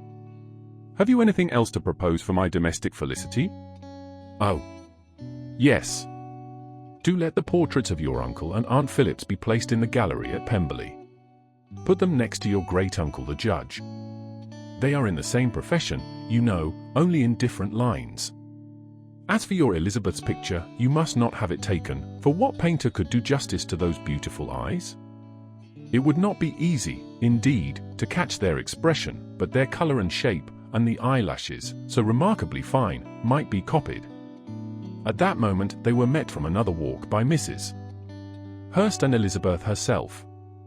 "I did not know that you intended to walk," said Miss Bingley, in some confusion, lest they had been overheard. "You used us abominably ill," answered Mrs. Hurst, "running away without telling us that you were coming out." Then taking the disengaged arm of Mr. Darcy, she left Elizabeth to walk by herself. The path just admitted 3. Mr. Darcy felt their rudeness, and immediately said, "This walk is not wide enough for our party. We had better go into the avenue." But Elizabeth, who had not the least inclination to remain with them, laughingly answered, "No, no, stay where you are. You are charmingly grouped, and appear to uncommon advantage. The picturesque would be spoiled by admitting a 4th. Goodbye." She then ran gaily off, rejoicing as she rambled about, in the hope of being at home again in a day or 2. Jane was already so much recovered as to intend leaving her room for a couple of hours that evening. When the ladies removed after dinner, Elizabeth ran up to her sister, and seeing her well guarded from cold, attended her into the drawing-room, where she was welcomed by her 2 friends with many professions of pleasure, and Elizabeth had never seen them so agreeable as they were during the hour which passed before the gentleman appeared. Their powers of conversation were considerable. They could describe an entertainment with accuracy, relate an anecdote with humour, and laugh at their acquaintance with spirit. But when the gentleman entered, Jane was no longer the first object. Miss Bingley's eyes were instantly turned toward Darcy, and she had something to say to him before he had advanced many steps. He addressed himself to Miss Bennet, with a polite congratulation. Mr. Hurst also made her a slight bow, and said he was very glad, but diffuseness and warmth remained for Bingley's salutation. He was full of joy and attention. The first half-hour was spent in piling up the fire, lest she should suffer from the change of room, and she removed at his desire to the other side of the fireplace, that she might be further from the door. He then sat down by her, and talked scarcely to anyone else. Elizabeth, at work in the opposite corner, saw it all with great delight. When tea was over, Mr. Hurst reminded his sister-in-law of the card-table, but in vain. She had obtained private intelligence that Mr. Darcy did not wish for cards, and Mr. Hurst soon found even his open petition rejected. She assured him that no one intended to play, and the silence of the whole party on the subject seemed to justify her. Mr. Hurst had therefore nothing to do but to stretch himself on one of the sofas and go to sleep. Darcy took up a book, Miss Bingley did the same, and Mrs. Hurst, principally occupied in playing with her bracelets and rings, joined now and then in her brother's conversation with Miss Bennet. Miss Bingley's attention was quite as much engaged in watching Mr. Darcy's progress through his book as in reading her own, and she was perpetually either making some inquiry or looking at his page. She could not win him, however, to any conversation. He merely answered her question and read on. At length, quite exhausted by the attempt to be amused with her own book, which she had only chosen because it was the second volume of his, she gave a great yawn and said, "How pleasant it is to spend an evening in this way. I declare after all there is no enjoyment like reading. How much sooner one tires of anything than of a book. When I have a house of my own, I shall be miserable if I have not an excellent library." No one made any reply. She then yawned again, threw aside her book, and cast her eyes round the room in quest for some amusement, when hearing her brother mentioning a ball to Miss Bennet, she turned suddenly towards him and said, "By the by, Charles, are you really serious in meditating a dance at Netherfield? I would advise you, before you determine on it, to consult the wishes of the present party. I am much mistaken if there are not some among us to whom a ball would be rather a punishment than a pleasure." "If you mean Darcy," cried her brother, "he may go to bed, if he chooses, before it begins, but as for the ball, it is quite a settled thing, and as soon as Nichols has made white soup enough, I shall send round my cards." I should like balls infinitely better, she replied, if they were carried on in a different manner, but there is something insufferably tedious in the usual process of such a meeting. It would surely be much more rational if conversation instead of dancing were made the order of the day.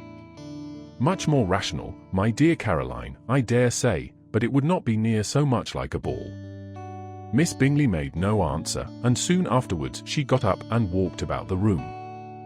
Her figure was elegant, and she walked well, but Darcy, at whom it was all aimed, was still inflexibly studious. In the desperation of her feelings, she resolved on one effort more, and, turning to Elizabeth, said, "Miss Eliza Bennet, let me persuade you to follow my example, and take a turn about the room. I assure you it is very refreshing after sitting so long in one attitude." Elizabeth was surprised, but agreed to it immediately. Miss Bingley succeeded no less in the real object of her civility. Mr. Darcy looked up. He was as much awake to the novelty of attention in that quarter as Elizabeth herself could be, and unconsciously closed his book. He was directly invited to join their party, but he declined it, observing that he could imagine but two motives for their choosing to walk up and down the room together, with either of which motives his joining them would interfere. What could he mean? She was dying to know what could be his meaning. Anne asked Elizabeth whether she could at all understand him. "Not at all," was her answer, "but depend upon it, he means to be severe on us, and our surest way of disappointing him will be to ask nothing about it." Miss Bingley, however, was incapable of disappointing Mr. Darcy in anything, and persevered therefore in requiring an explanation of his two motives. "I have not the smallest objection to explaining them," said he, as soon as she allowed him to speak. "You either choose this method of passing the evening because you are in each other's confidence, and have secret affairs to discuss, or because you are conscious that your figures appear to the greatest advantage in walking. If the first, I would be completely in your way, and if the second, I can admire you much better as I sit by the fire." "Oh! Shocking!" cried Miss Bingley. "I never heard anything so abominable. How shall we punish him for such a speech?" "Nothing so easy, if you have but the inclination," said Elizabeth. "We can all plague and punish one another. Tease him, laugh at him. Intimate as you are, you must know how it is to be done. But upon my honor, I do not. I do assure you that my intimacy has not yet taught me that. Tease calmness of manner and presence of mind. No, feel he may defy us there. And as to laughter, we will not expose ourselves, if you please, by attempting to laugh without a subject. Mr. Darcy may hug himself." "Mr. Darcy is not to be laughed at," cried Elizabeth. "That is an uncommon advantage, and uncommon I hope it will continue, for it would be a great loss to me to have many such acquaintances. I dearly love a laugh. Miss Bingley," said he, "has given me more credit than can be. The wisest and the best of men, nay, the wisest and best of their actions may be rendered ridiculous by a person whose first object in life is a joke." "Certainly," replied Elizabeth, "there are such people, but I hope I am not one of them. I hope I never ridicule what is wise and good. Follies and nonsense, whims and inconsistencies, do divert me, I own, and I laugh at them whenever I can. But these, I suppose, are precisely what you are without. Perhaps that is not possible for anyone. But it has been the study of my life to avoid those weaknesses which often expose a strong understanding to ridicule. Such as vanity and pride. Yes, vanity is a weakness indeed. But pride, where there is a real superiority of mind, pride will be always under good regulation." Elizabeth turned away to hide a smile. "Your examination of Mr. Darcy is over, I presume," said Miss Bingley, "and pray what is the result?" "I am perfectly convinced by it that Mr. Darcy has no defect. He owns it himself without disguise." "No," said Darcy, "I have made no such pretension. I have faults enough, but they are not, I hope, of understanding. My temper I dare not vouch for. It is, I believe, too little yielding, certainly too little for the convenience of the world. I cannot forget the follies and vices of others so soon as I ought, nor their offences against myself. My feelings are not puffed about with every attempt to move them. My temper would perhaps be called resentful. My good opinion once lost, is lost forever." "That is a failing indeed," cried Elizabeth. Implacable resentment is a shade in a character. But you have chosen your fault well. I really cannot laugh at it. You are safe from me. There is, I believe, in every disposition a tendency to some particular evil, a natural defect, which not even the best education can overcome. And your defect is to hate everybody. And yours, he replied with a smile, is willfully to misunderstand them. Do let us have a little music, cried Miss Bingley, tired of a conversation in which she had no share. Louisa, you will not mind my waking Mr. Hurst? Her sister had not the smallest objection, and the pianoforte was opened, and Darcy, after a few moments' recollection, was not sorry for it. He began to feel the danger of paying Elizabeth too much attention. In consequence of an agreement between the sisters, Elizabeth wrote the next morning to their mother, to beg that the carriage might be sent for them in the course of the day. But Mrs. Bennet, who had calculated on her daughter's remaining at Netherfield till the following Tuesday, which would exactly finish Jane's week, could not bring herself to receive them with pleasure before. Her answer, therefore, was not propitious, at least not to Elizabeth's wishes, for she was impatient to get home. Mrs. Bennet sent them word that they could not possibly have the carriage before Tuesday, and in her postscript it was added that if Mr. Bingley and his sister pressed them to stay longer, she could spare them very well. Against staying longer, however, Elizabeth was positively resolved, nor did she much expect it would be asked, and fearful, on the contrary, as being considered as intruding themselves needlessly long, she urged Jane to borrow Mr. Bingley's carriage immediately, and at length it was settled that their original design of leaving Netherfield that morning should be mentioned, and the request made. The communication excited many professions of concern, and enough was said of wishing them to stay at least till the following day to work on Jane, until the morrow their going was deferred. Miss Bingley was then sorry that she had proposed the delay, for her jealousy and dislike of one sister much exceeded her affection for the other. The master of the house heard with real sorrow that they were to go so soon, and repeatedly tried to persuade Miss Bennet that it would not be safe for her, that she was not enough recovered, but Jane was firm where she felt herself to be right. To Mr. Darcy it was welcome intelligence Elizabeth had been at Netherfield long enough. She attracted him more than he liked, and Miss Bingley was uncivil to her, and more teasing than usual to himself. He wisely resolved to be particularly careful that no sign of admiration should now escape him, nothing that could elevate her with the hope of influencing his felicity, sensible that if such an idea had been suggested, his behaviour during the last day must have material weight in confirming or crushing it. Steady to his purpose, he scarcely spoke 10 words to her through the whole of Saturday, and though they were at one time left by themselves for half an hour, he adhered most conscientiously to his book, and would not even look at her. On Sunday, after morning service, the separation, so agreeable to almost all, took place. Miss Bingley's civility to Elizabeth increased at last very rapidly, as well as her affection for Jane, and when they parted, after assuring the latter of the pleasure it would always give her to see her either at Longbourn or Netherfield, and embracing her most tenderly, she even shook hands with the former. Elizabeth took leave of the whole party in the liveliest of spirits. They were not welcomed home very cordially by their mother. Mrs. Bennet wondered at their coming, and thought them very wrong to give so much trouble, and was sure Jane would have caught cold again. But their father, though very laconic in his expressions of pleasure, was really glad to see them. He had felt their importance in the family circle. The evening conversation, when they were all assembled, had lost much of its animation, and almost all its sense by the absence of Jane and Elizabeth. They found Mary, as usual, deep in the study of thorough, base and human nature, and had some extracts to admire, and some new observations of threadbare morality to listen to. Catherine and Lydia had information for them of a different sort. Much had been done and much had been said in the regiment since the preceding Wednesday. Several of the officers had dined lately with their uncle, a private had been flogged, and it had actually been hinted that Colonel Foster was going to be married. "I hope, my dear," said Mr. Bennet to his wife, as they were at breakfast the next morning, "that you have ordered a good dinner today, because I have reason to expect an addition to our family party." "Who do you mean, my dear?" "I know of nobody that is coming, I am sure, unless Charlotte Lucas should happen to call in, and I hope my dinners are good enough for her. I do not believe she often sees such at home. The person of whom I speak is a gentleman and a stranger." Mrs. Bennet's eyes sparkled. "A gentleman and a stranger!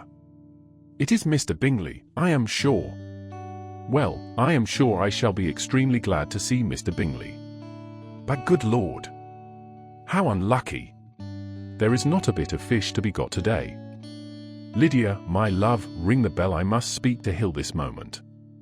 It is not Mr. Bingley, said her husband, it is a person whom I never saw in the whole course of my life. This roused a general astonishment, and he had the pleasure of being eagerly questioned by his wife and his 5 daughters at once. After amusing himself some time with their curiosity, he thus explained. About a month ago I received this letter, and about a fortnight ago I answered it, for I thought it a case of some delicacy, and requiring early attention.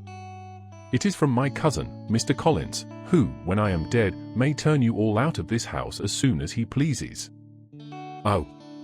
My dear, cried his wife, I cannot bear to hear that mentioned. Pray do not talk of that odious man. I do think it is the hardest thing in the world, that your estate should be entailed away from your own children, and I am sure if I had been you, I should have tried long ago to do something or other about it. Jane and Elizabeth tried to explain to her the nature of an entail. They had often attempted to do it before, but it was a subject on which Mrs. Bennet was beyond the reach of reason, and she continued to rail bitterly against the cruelty of settling an estate away from a family of 5 daughters, in favour of a man whom nobody cared anything about. It certainly is a most iniquitous affair, said Mr. Bennet, and nothing can clear Mr. Collins from the guilt of inheriting Longbourn. But if you will listen to his letter, you may perhaps be a little softened by his manner of expressing himself. No, that I am sure I shall not, and I think it is very impertinent of him to write to you at all, and very hypocritical. I hate such false friends. Why could he not keep on quarrelling with you, as his father did before him? Why, indeed, he does seem to have had some filial scruples on that head, as you will hear. Hunsford, near Westerham, Kent, the 15th of October. Dear Sir, the disagreement subsisting between yourself and my late honoured father always gave me much uneasiness, and since I have had the misfortune to lose him, I have frequently wished to heal the breach, but for some time I was kept back by my own doubts, fearing lest it might seem disrespectful to his memory for me to be on good terms with anyone with whom it had always pleased him to be at variance. There, Mrs. Bennet, my mind, however, is now made up on the subject, for having received ordination at Easter, I have been so fortunate as to be distinguished by the patronage of the Right Honourable Lady Catherine de Bourgh, widow of Sir Louis de Bourgh, whose bounty and beneficence has preferred me to the valuable rectory of this parish, where it shall be my earnest endeavour to demean myself with grateful respect towards her ladyship, and be ever ready to perform those rites and ceremonies which are instituted by the Church of England. As a clergyman, moreover, I feel it my duty to promote and establish the blessing of peace in all families within the reach of my influence, and on these grounds I flatter myself that my present overtures are highly commendable, and that the circumstance of my being next in the entail of Longbourn estate will be kindly overlooked on your side, and not lead you to reject the offered olive branch. I cannot be otherwise than concerned at being the means of injuring your amiable daughters, and beg leave to apologize for it, as well as to assure you of my readiness to make them every possible amends but of this hereafter. If you should have no objection to receive me into your house, I propose myself the satisfaction of waiting on you and your family, Monday, November 18th, by 4 o'clock, and shall probably trespass on your hospitality till the Saturday night following, which I can do without any inconvenience, as Lady Catherine is far from objecting to my occasional absence on a Sunday. Provided that some other clergyman is engaged to do the duty of the day, I remain, dear Sir, with respectful compliments to your lady and daughters, your well-wisher and friend, William Collins. At 4 o'clock, therefore, we may expect this peace-making gentleman, said Mr. Bennet, as he folded up the letter. He seems to be a most conscientious and polite young man, upon my word, and I doubt not will prove a valuable acquaintance, especially if Lady Catherine should be so indulgent as to let him come to us again.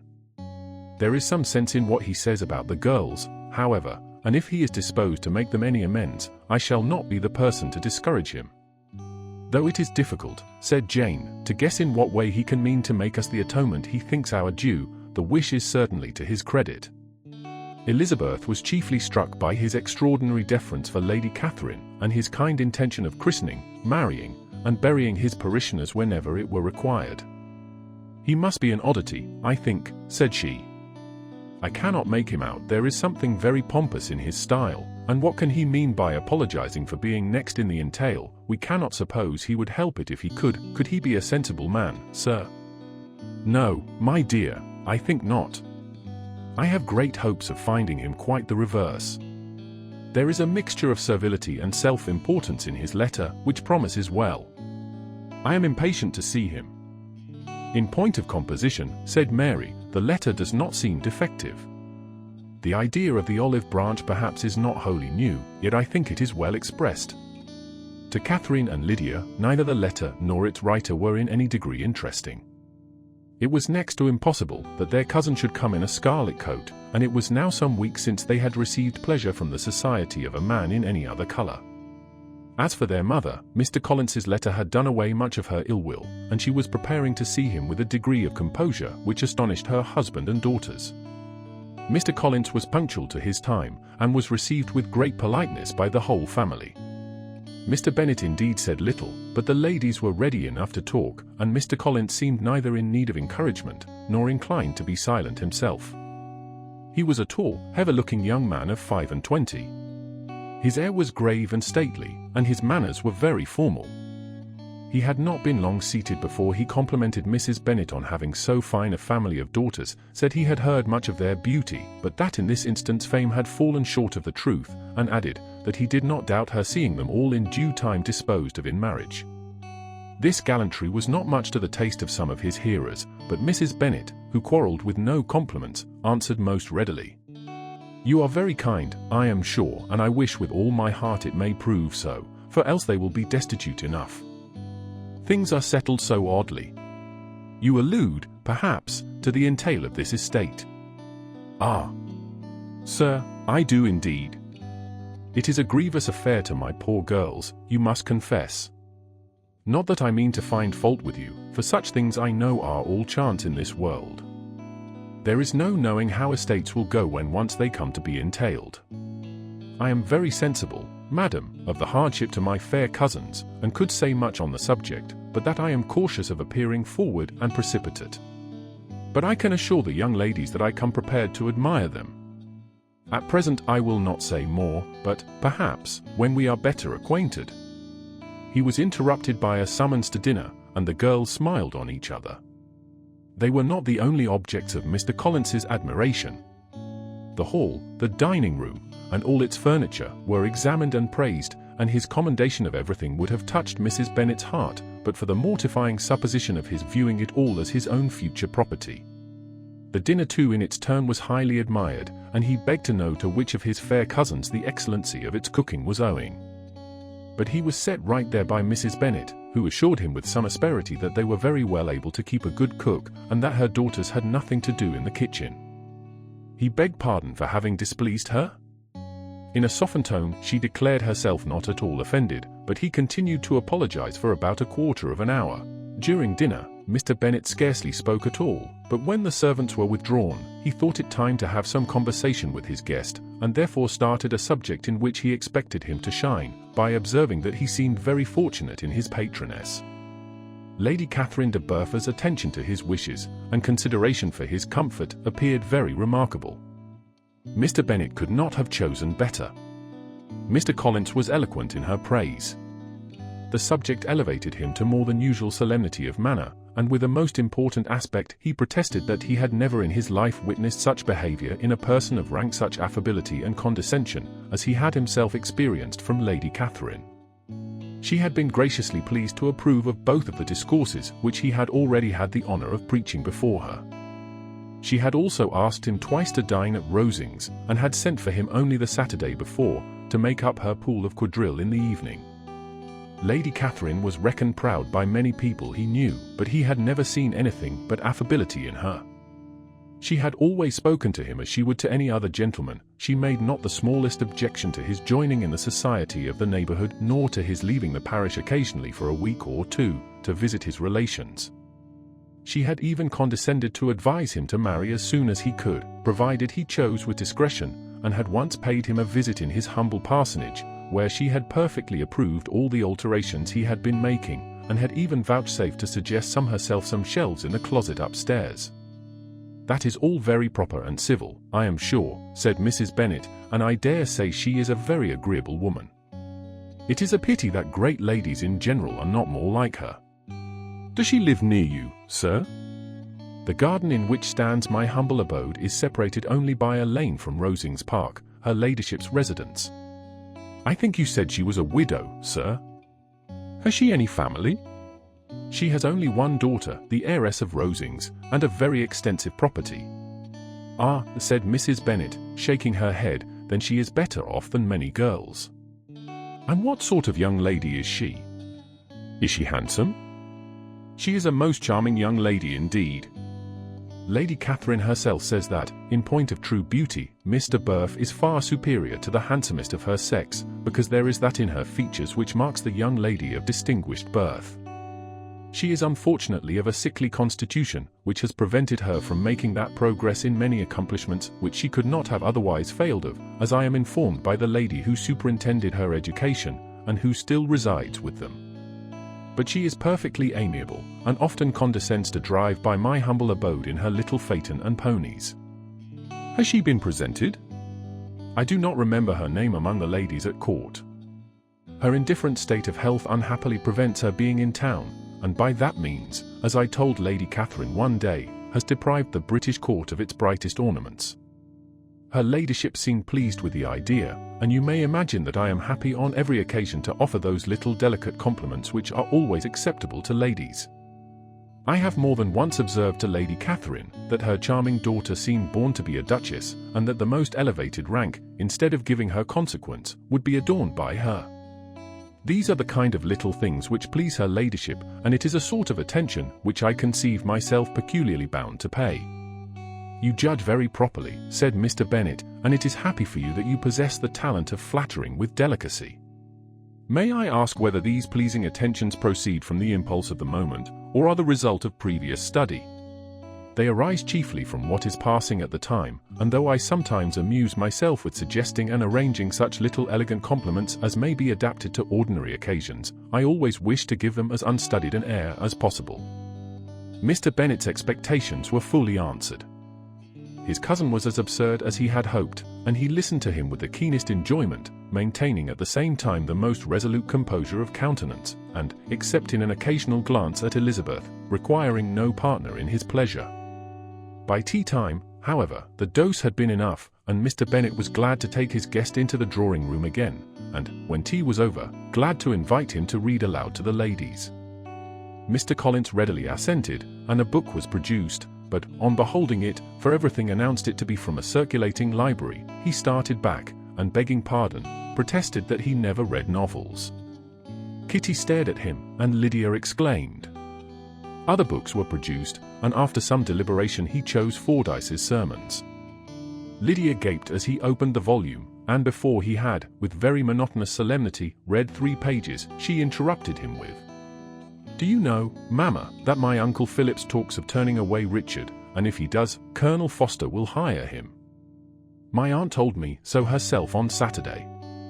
I shall walk to Meryton tomorrow to hear more about it, and to ask when Mr. Denny comes back from town." Lydia was bid by her 2 eldest sisters to hold her tongue, but Mr. Collins, much offended, laid aside his book, and said, "I have often observed how little young ladies are interested by books of a serious stamp, though written solely for their benefit. It amazes me, I confess, for, certainly, there can be nothing so advantageous to them as instruction. But I will no longer importune my young cousin."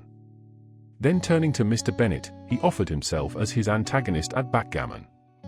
Mr. Bennet accepted the challenge, observing that he acted very wisely in leaving the girls to their own trifling amusements. Mrs. Bennet and her daughters apologized most civilly for Lydia's interruption, and promised that it should not occur again, if he would resume his book, but Mr. Collins, after assuring them that he bore his young cousin no ill will, and should never resent her behavior as any affront, seated himself at another table with Mr. Bennet, and prepared for backgammon.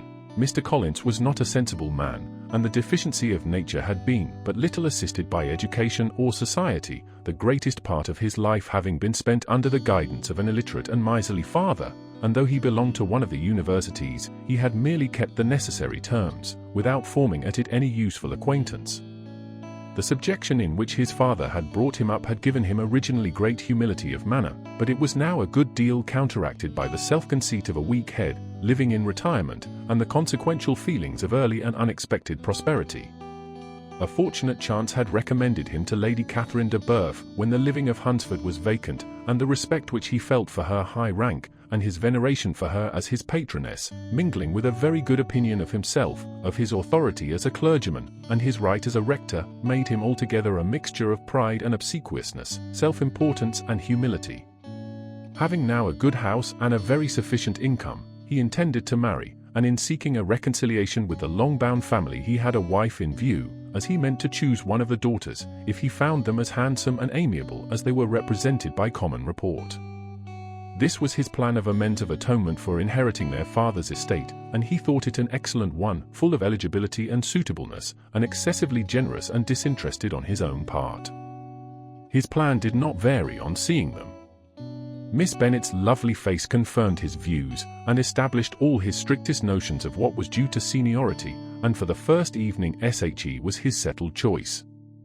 The next morning, however, made an alteration, for in a quarter of an hour's tete-a-tete with Mrs. Bennet before breakfast, a conversation beginning with his parsonage house, and leading naturally to the avowal of his hopes, that a mistress might be found for it at Longbourn, produced from her, amid very complaisant smiles and general encouragement, a caution against the very Jane he had fixed on. As to her younger daughters, she could not take upon her to say she could not positively answer, but she did not know of any prepossession. Her eldest daughter, she must just mention she felt it incumbent on her to hint, was likely to be very soon engaged. Mr. Collins had only to change from Jane to Elizabeth, and it was soon done while Mrs. Bennet was stirring the fire. Elizabeth, equally next to Jane in birth and beauty, succeeded her of course. Mrs. Bennet treasured up the hint, and trusted that she might soon have 2 daughters married, and the man whom she could not bear to speak of the day before was now high in her good graces. Lydia's intention of walking to Meryton was not forgotten. Every sister except Mary agreed to go with her, and Mr. Collins was to attend them, at the request of Mr. Bennet, who was most anxious to get rid of him, and have his library to himself, for thither Mr. Collins had followed him after breakfast, and there he would continue, nominally engaged with one of the largest folios in the collection, but really talking to Mr. Bennet, with little cessation, of his house and garden at Hunsford. Such doings discomposed Mr. Bennet exceedingly. In his library he had been always sure of leisure and tranquillity, and though prepared, as he told Elizabeth, to meet with folly and conceit in every other room of the house, he was used to be free from them there. His civility, therefore, was most prompt in inviting Mr. Collins to join his daughters in their walk, and Mr. Collins, being in fact much better fitted for a walker than a reader, was extremely pleased to close his large book, and go. In pompous nothings on his side, and civil assents on that of his cousins, their time passed till they entered Meryton. The attention of the younger ones was then no longer to be gained by him. Their eyes were immediately wandering up in the street in quest of the officers, and nothing less than a very smart bonnet indeed, or a really new muslin in a shop window, could recall them. But the attention of every lady was soon caught by a young man, whom they had never seen before, of most gentlemanlike appearance, walking with another officer on the other side of the way. The officer was the very Mr. Denny concerning whose return from London Lydia came to inquire, and he bowed as they passed. All were struck with the stranger's air, all wondered who he could be, and Kitty and Lydia, determined if possible to find out, led the way across the street, under pretence of wanting something in an opposite shop, and fortunately had just gained the pavement when the 2 gentlemen, turning back, had reached the same spot. Mr. Denny addressed them directly, and entreated permission to introduce his friend, Mr. Wickham, who had returned with him the day before from town, and he was happy to say had accepted a commission in their corps. This was exactly as it should be, for the young man wanted only regimentals to make him completely charming. His appearance was greatly in his favour. He had all the best part of beauty, a fine countenance, a good figure, and very pleasing address. The introduction was followed up on his side by a happy readiness of conversation, a readiness at the same time perfectly correct and unassuming, and the whole party were still standing and talking together very agreeably, when the sound of horses drew their notice, and Darcy and Bingley were seen riding down the street. On distinguishing the ladies of the group, the 2 gentlemen came directly towards them, and began the usual civilities. Bingley was the principal spokesman, and Miss Bennet the principal object. He was then, he said, on his way to Longbourn on purpose to inquire after her. Mr. Darcy corroborated it with a bow, and was beginning to determine not to fix his eyes on Elizabeth, when they were suddenly arrested by the sight of the stranger, and Elizabeth, happening to see the countenance of both as they looked at each other, was all astonishment at the effect of the meeting. Both changed colour, one looked white, the other red. Mr. Wickham, after a few moments, touched his hat, a salutation which Mr. Darcy just deigned to return. What could be the meaning of it? It was impossible to imagine, it was impossible not to long to know. In another minute, Mr. Bingley, but without seeming to have noticed what passed, took leave and rode on with his friend. Mr. Denny and Mr. Wickham walked with the young ladies to the door of Mr. Phillips's house, and then made their bows, in spite of Miss Lydia's pressing entreaties that they should come in, and even in spite of Mrs. Phillips's throwing up the parlour window and loudly seconding the invitation. Mrs. Phillips was always glad to see her nieces, and the two eldest, from their recent absence, were particularly welcome, and she was eagerly expressing her surprise at their sudden return home, which, as their own carriage had not fetched them, she should have known nothing about, if she had not happened to see Mr. Jones's shop-boy in the street, who had told her that they were not to send any more drafts to Netherfield because the Miss Bennets were come away, when her civility was claimed towards Mr. Collins by Jane's introduction of him. She received him with her very best politeness, which he returned with as much more, apologizing for his intrusion, without any previous acquaintance with her, which he could not help flattering himself, however, might be justified by his relationship to the young ladies who introduced him to her notice. Mrs. Phillips was quite awed by such an excess of good breeding, but her contemplation of one stranger was soon put to an end by exclamations and inquiries about the other, of whom, however, she could only tell her nieces what they already knew, that Mr. Denny had brought him from London, and that he was to have a lieutenant's commission in the shire.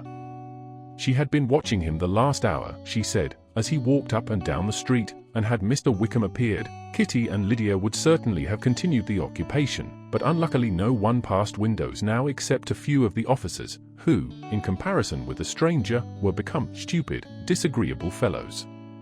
Some of them were to dine with the Phillipses the next day, and their aunt promised to make her husband call on Mr. Wickham, and give him an invitation also, if the family from Longbourn would come in the evening.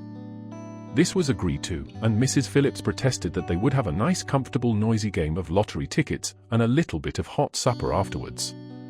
The prospect of such delights was very cheering, and they parted in mutual good spirits.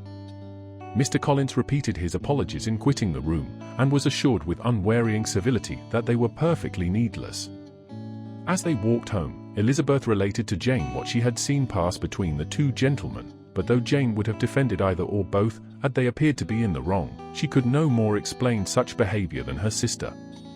Mr. Collins on his return highly gratified Mrs. Bennet by admiring Mrs. Phillips's manners and politeness. He protested that, except Lady Catherine and her daughter, he had never seen a more elegant woman, for she had not only received him with the utmost civility, but even pointedly included him in her invitation for the next evening, although utterly unknown to her before. Something, he supposed, might be attributed to his connection with them, but yet he had never met with so much attention in the whole course of his life, as no objection was made to the young people's engagement with their aunt, and all Mr. Collins's scruples of leaving Mr. and Mrs. Bennet for a single evening during his visit were most steadily resisted. The coach conveyed him and his 5 cousins at a suitable hour to Meryton, and the girls had the pleasure of hearing, as they entered the drawing-room, that Mr. Wickham had accepted their uncle's invitation, and was then in the house. When this information was given, and they had all taken their seats, Mr. Collins was at leisure to look around him and admire, and he was so much struck with the size and furniture of the apartment, that he declared he might almost have supposed himself in the small summer breakfast parlour at Rosings, a comparison that did not at first convey much gratification, but when Mrs. Phillips understood from him what Rosings was, and who was its proprietor when she had listened to the description of only one of Lady Catherine's drawing-rooms, and found that the chimney-piece alone had cost £800, she felt all the force of the compliment, and would hardly have resented a comparison with the housekeeper's room. In describing to her all the grandeur of Lady Catherine and her mansion, with occasional digressions in praise of his own humble abode, and the improvements it was receiving, he was happily employed until the gentlemen joined them, and he found in Mrs. Phillips a very attentive listener, whose opinion of his consequence increased with what she heard, and who was resolving to retail it all among her neighbours as soon as she could. To the girls, who could not listen to their cousin, and who had nothing to do but to wish for an instrument, and examine their own indifferent imitations of china on the mantelpiece, the interval of waiting appeared very long. It was over at last, however. The gentleman did approach, and when Mr. Wickham walked into the room, Elizabeth felt that she had neither been seeing him before, nor thinking of him since, with the smallest degree of unreasonable admiration. The officers of the Shire were in general a very creditable, gentlemanlike set, and the best of them were of the present party, but Mr. Wickham was as far beyond them all in person, countenance, air, and walk, as they were superior to the broad-faced, stuffy Uncle Phillips, breathing port wine, who followed them into the room. Mr. Wickham was the happy man towards whom almost every female eye was turned, and Elizabeth was the happy woman by whom he finally seated himself, and the agreeable manner in which he immediately fell into conversation, though it was only on its being a wet night, made her feel that the commonest, dullest, most threadbare topic might be rendered interesting by the skill of the speaker. With such rivals for the notice of the fair as Mr. Wickham and the officers, Mr. Collins seemed to sink into insignificance. To the young ladies he certainly was nothing, but he had still at intervals a kind listener in Mrs. Phillips, and was by her watchfulness most abundantly supplied with coffee and muffin. When the card tables were placed, he had the opportunity of obliging her in turn by sitting down to whist. "I know little of the game at present," said he, "but I shall be glad to improve myself, for in my situation in life." Mrs. Phillips was very glad for his compliance, but could not wait for his reason.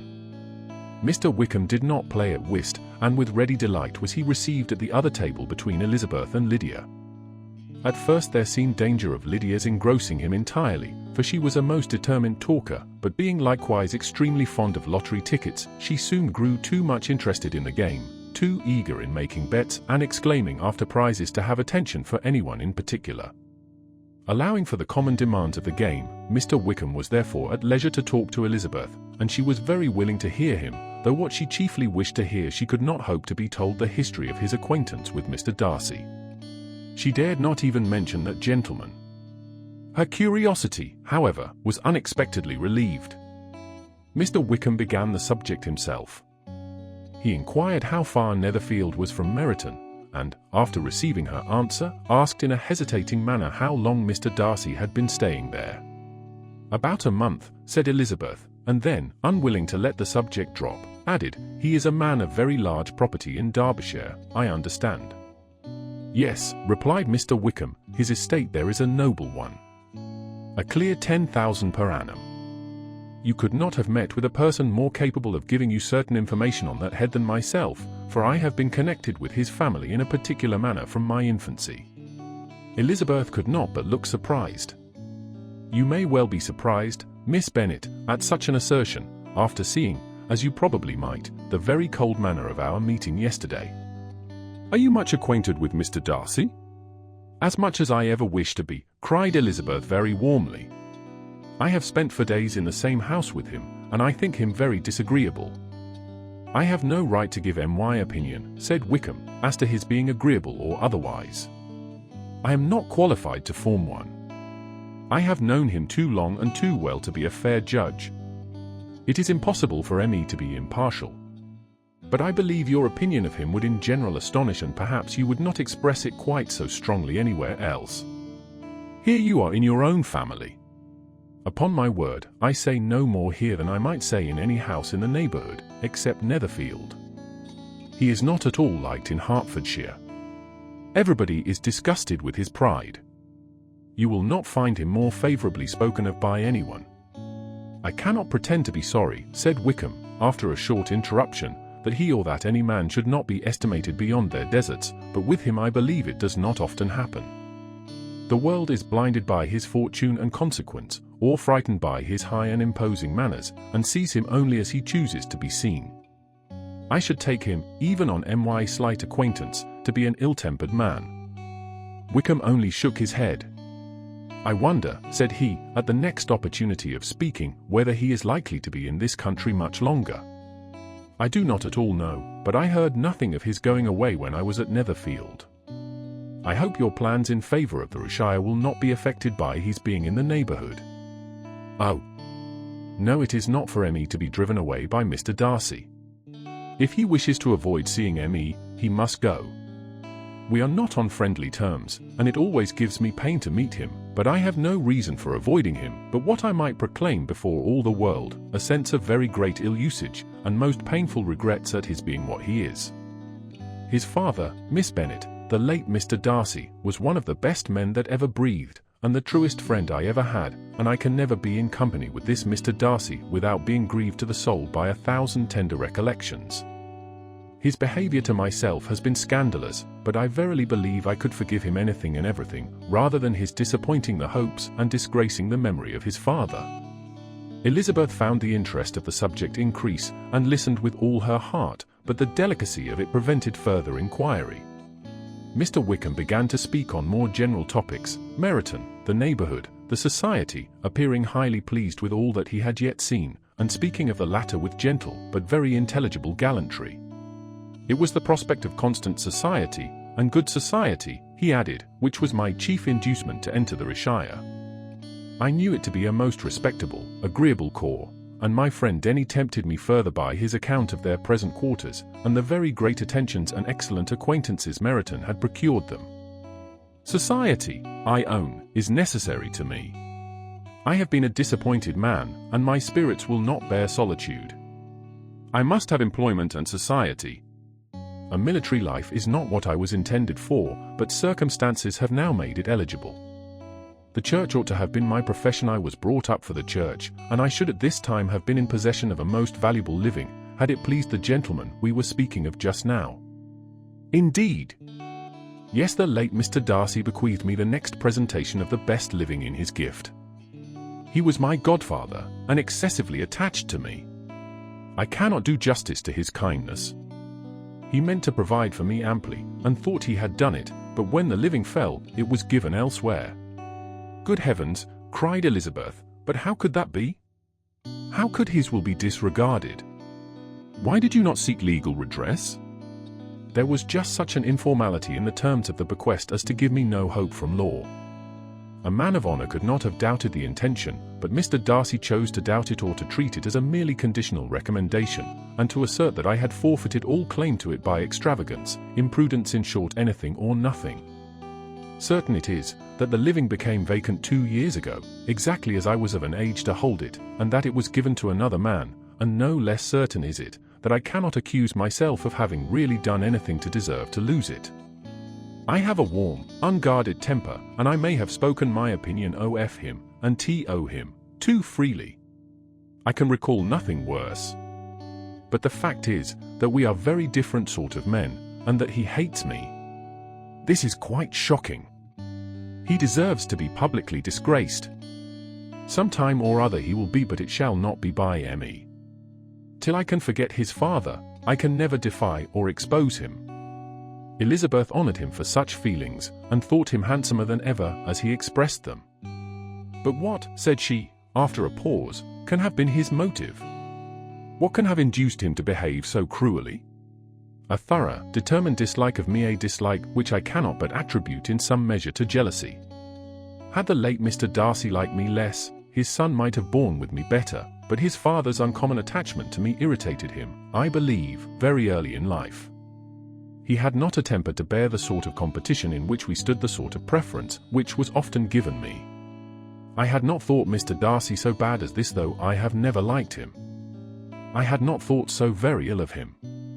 I had supposed him to be despising his fellow creatures in general, but did not suspect him of descending to such malicious revenge, such injustice, such inhumanity as this. After a few minutes' reflection, however, she continued, I do remember his boasting one day, at Netherfield, of the implacability of his resentments, of his having an unforgiving temper. His disposition must be dreadful. I will not trust myself on the subject, replied Wickham, I can hardly be just to him. Elizabeth was again deep in thought, and after a time exclaimed, to treat in such a manner the godson, the friend, the favourite of his father.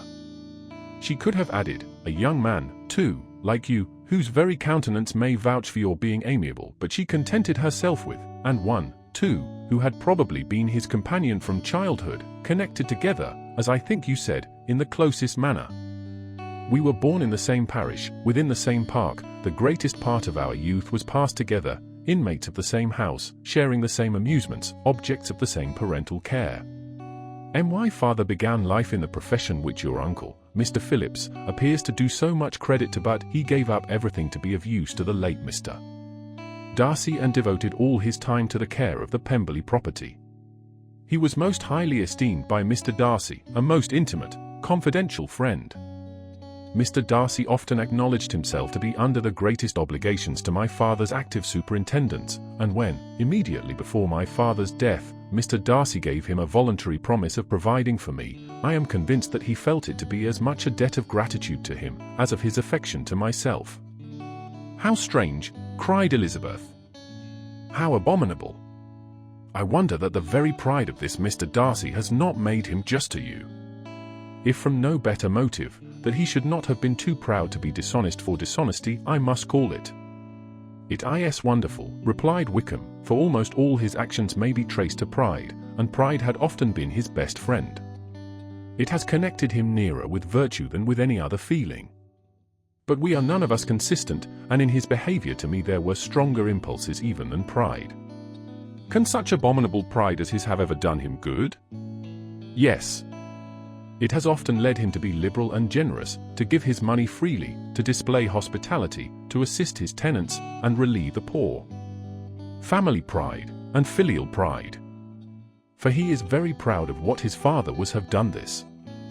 Not to appear to disgrace his family, to degenerate from the popular qualities, or lose the influence of the Pemberley house, is a powerful motive. He has also brotherly pride, which, with some brotherly affection, makes him a very kind and careful guardian of his sister, and you will hear him generally cried up as the most attentive and best of brothers." "What sort of girl is Miss Darcy?" He shook his head. "I wish I could call her amiable. It gives me pain to speak ill of a Darcy. But she is too much like her brother, very, very proud. As a child, she was affectionate and pleasing, and extremely fond of me, and I have devoted hours and hours to her amusement. But she is nothing to me now. She is a handsome girl, about 15 or 16, and, I understand, highly accomplished. Since her father's death, her home has been London, where a lady lives with her, and superintends her education." After many pauses and many trials of other subjects, Elizabeth could not help reverting once more to the first, and saying, "I am astonished at his intimacy with Mr. Bingley. How can Mr. Bingley, who seems good humour itself, and is, I really believe, truly amiable, be in friendship with such a man? How can they suit each other? Do you know Mr. Bingley?" "Not at all. He is a sweet-tempered, amiable, charming man. He cannot know what Mr. Darcy is." "Probably not, but Mr. Darcy can please where he chooses. He does not want abilities. He can be a conversable companion if he thinks it worth his while. Among those who are at all his equals in consequence, he is a very different man from what he is to the less prosperous. His pride never deserts him, but with the rich he is liberal-minded, just, sincere, rational, honourable, and perhaps agreeable, allowing something for fortune and figure." The whist party soon afterwards breaking up, the players gathered round the other table, and Mr. Collins took his station between his cousin Elizabeth and Mrs. Phillips. The usual inquiries as to his success was made by the latter. It had not been very great, he had lost every point, but when Mrs. Phillips began to express her concern thereupon, he assured her with much earnest gravity that it was not of the least importance, that he considered the money as a mere trifle, and begged that she would not make herself uneasy. "I know very well, madam," said he, "that when persons sit down to a card table, they must take their chances of these things, and happily I am not in such circumstances as to make 5 shillings any object. There are undoubtedly many who could not say the same, but thanks to Lady Catherine de Bourgh, I am removed far beyond the necessity of regarding little matters." Mr. Wickham's attention was caught, and after observing Mr. Collins for a few moments, he asked Elizabeth in a low voice whether her relation was very intimately acquainted with the family of de Bourgh. "Lady Catherine de Bourgh," she replied, "has very lately given him a living. I hardly know how Mr. Collins was first introduced to her notice, but he certainly has not known her long. You know of course that Lady Catherine de Bourgh and Lady and Darcy were sisters, consequently that she is aunt to the present Mr. Darcy." "No, indeed, I did not." I knew nothing at all of Lady Catherine's connections. I never heard of her existence till the day before yesterday. Her daughter, Mr. Burf, will have a very large fortune, and it is believed that she and her cousin will unite the two estates. This information made Elizabeth smile, as she thought of poor Miss Bingley. Vain indeed must be all her attentions, vain and useless her affection for his sister, and her praise of himself, if he were already self-destined for another. Mr. Collins, said she, speaks highly both of Lady Catherine and her daughter, but from some particulars that he has related of her ladyship, I suspect his gratitude misleads him, and that in spite of her being his patroness, she is an arrogant, conceited woman. I believe her to be both in a great degree, replied Wickham. I have not seen her for many years, but I very well remember that I never liked her, and that her manners were dictatorial and insolent. She has the reputation of being remarkably sensible and clever, but I rather believe she derives part of her abilities from her rank and fortune, part from her authoritative manner, and the rest from the pride for her nephew, who chooses that everyone connected with him should have an understanding of the first class. Elizabeth allowed that he had given a very rational account of it, and they continued talking together with mutual satisfaction till supper put an end to cards, and gave the rest of the ladies their share of Mr. Wickham's attentions. There could be no conversation in the noise of Mrs. Phillips's supper party, but his manners recommended him to everybody. Whatever he said was said well, and whatever he did, done gracefully. Elizabeth went away with her head full of him. She could think of nothing but of Mr. Wickham, and of what he had told her, all the way home, but there was not time for her even to mention his name as they went, for neither Lydia nor Mr. Collins were once silent. Lydia talked incessantly of lottery tickets, of the fish she had lost and the fish she had won, and Mr. Collins in describing the civility of Mr. and Mrs. Phillips, protesting that he did not in the least regard his losses at whist, enumerating all the dishes at supper, and repeatedly fearing that he crowded his cousins, had more to say than he could well manage before the carriage stopped at Longbourn House. Elizabeth related to Jane the next day what had passed between Mr. Wickham and herself. Jane listened with astonishment and concern. She knew not how to believe that Mr. Darcy could be so unworthy of Mr. Bingley's regard, and yet, it was not in her nature to question the veracity of a young man of such amiable appearance as Wickham. The possibility of his having endured such unkindness was enough to interest all her tender feelings, and nothing remained therefore to be done, but to think well of them both, to defend the conduct of each, and throw into the account of accident or mistake whatever could not be otherwise explained. They have both, said she, been deceived, I dare say, in some way or other, of which we can form no idea. Interested people have perhaps misrepresented each to the other. It is, in short, impossible for us to conjecture the causes or circumstances which may have alienated them, without actual blame on either side. Very true, indeed, and now, my dear Jane, what have you got to say on behalf of the interested people who have probably been concerned in the business? Do clear them too, or we shall be obliged to think ill of somebody. Laugh as much as you choose, but you will not laugh me out of my opinion. My dearest Lizzie, do but consider in what a disgraceful light it places Mr. Darcy, to be treating his father's favourite in such a manner, one whom his father had promised to provide for. It is impossible. No man of common humanity, no man who had any value for his character, could be capable of it. Can his most intimate friends be so excessively deceived in him? Oh, no. I can much more easily believe Mr. Bingley's being imposed on, than that Mr. Wickham should invent such a history of himself as he gave me last night, names, facts, everything mentioned without ceremony. If it be not so, let Mr. Darcy contradict it. Besides, there was truth in his looks. It is difficult, indeed it is distressing. One does not know what to think. I beg your pardon, one knows exactly what to think.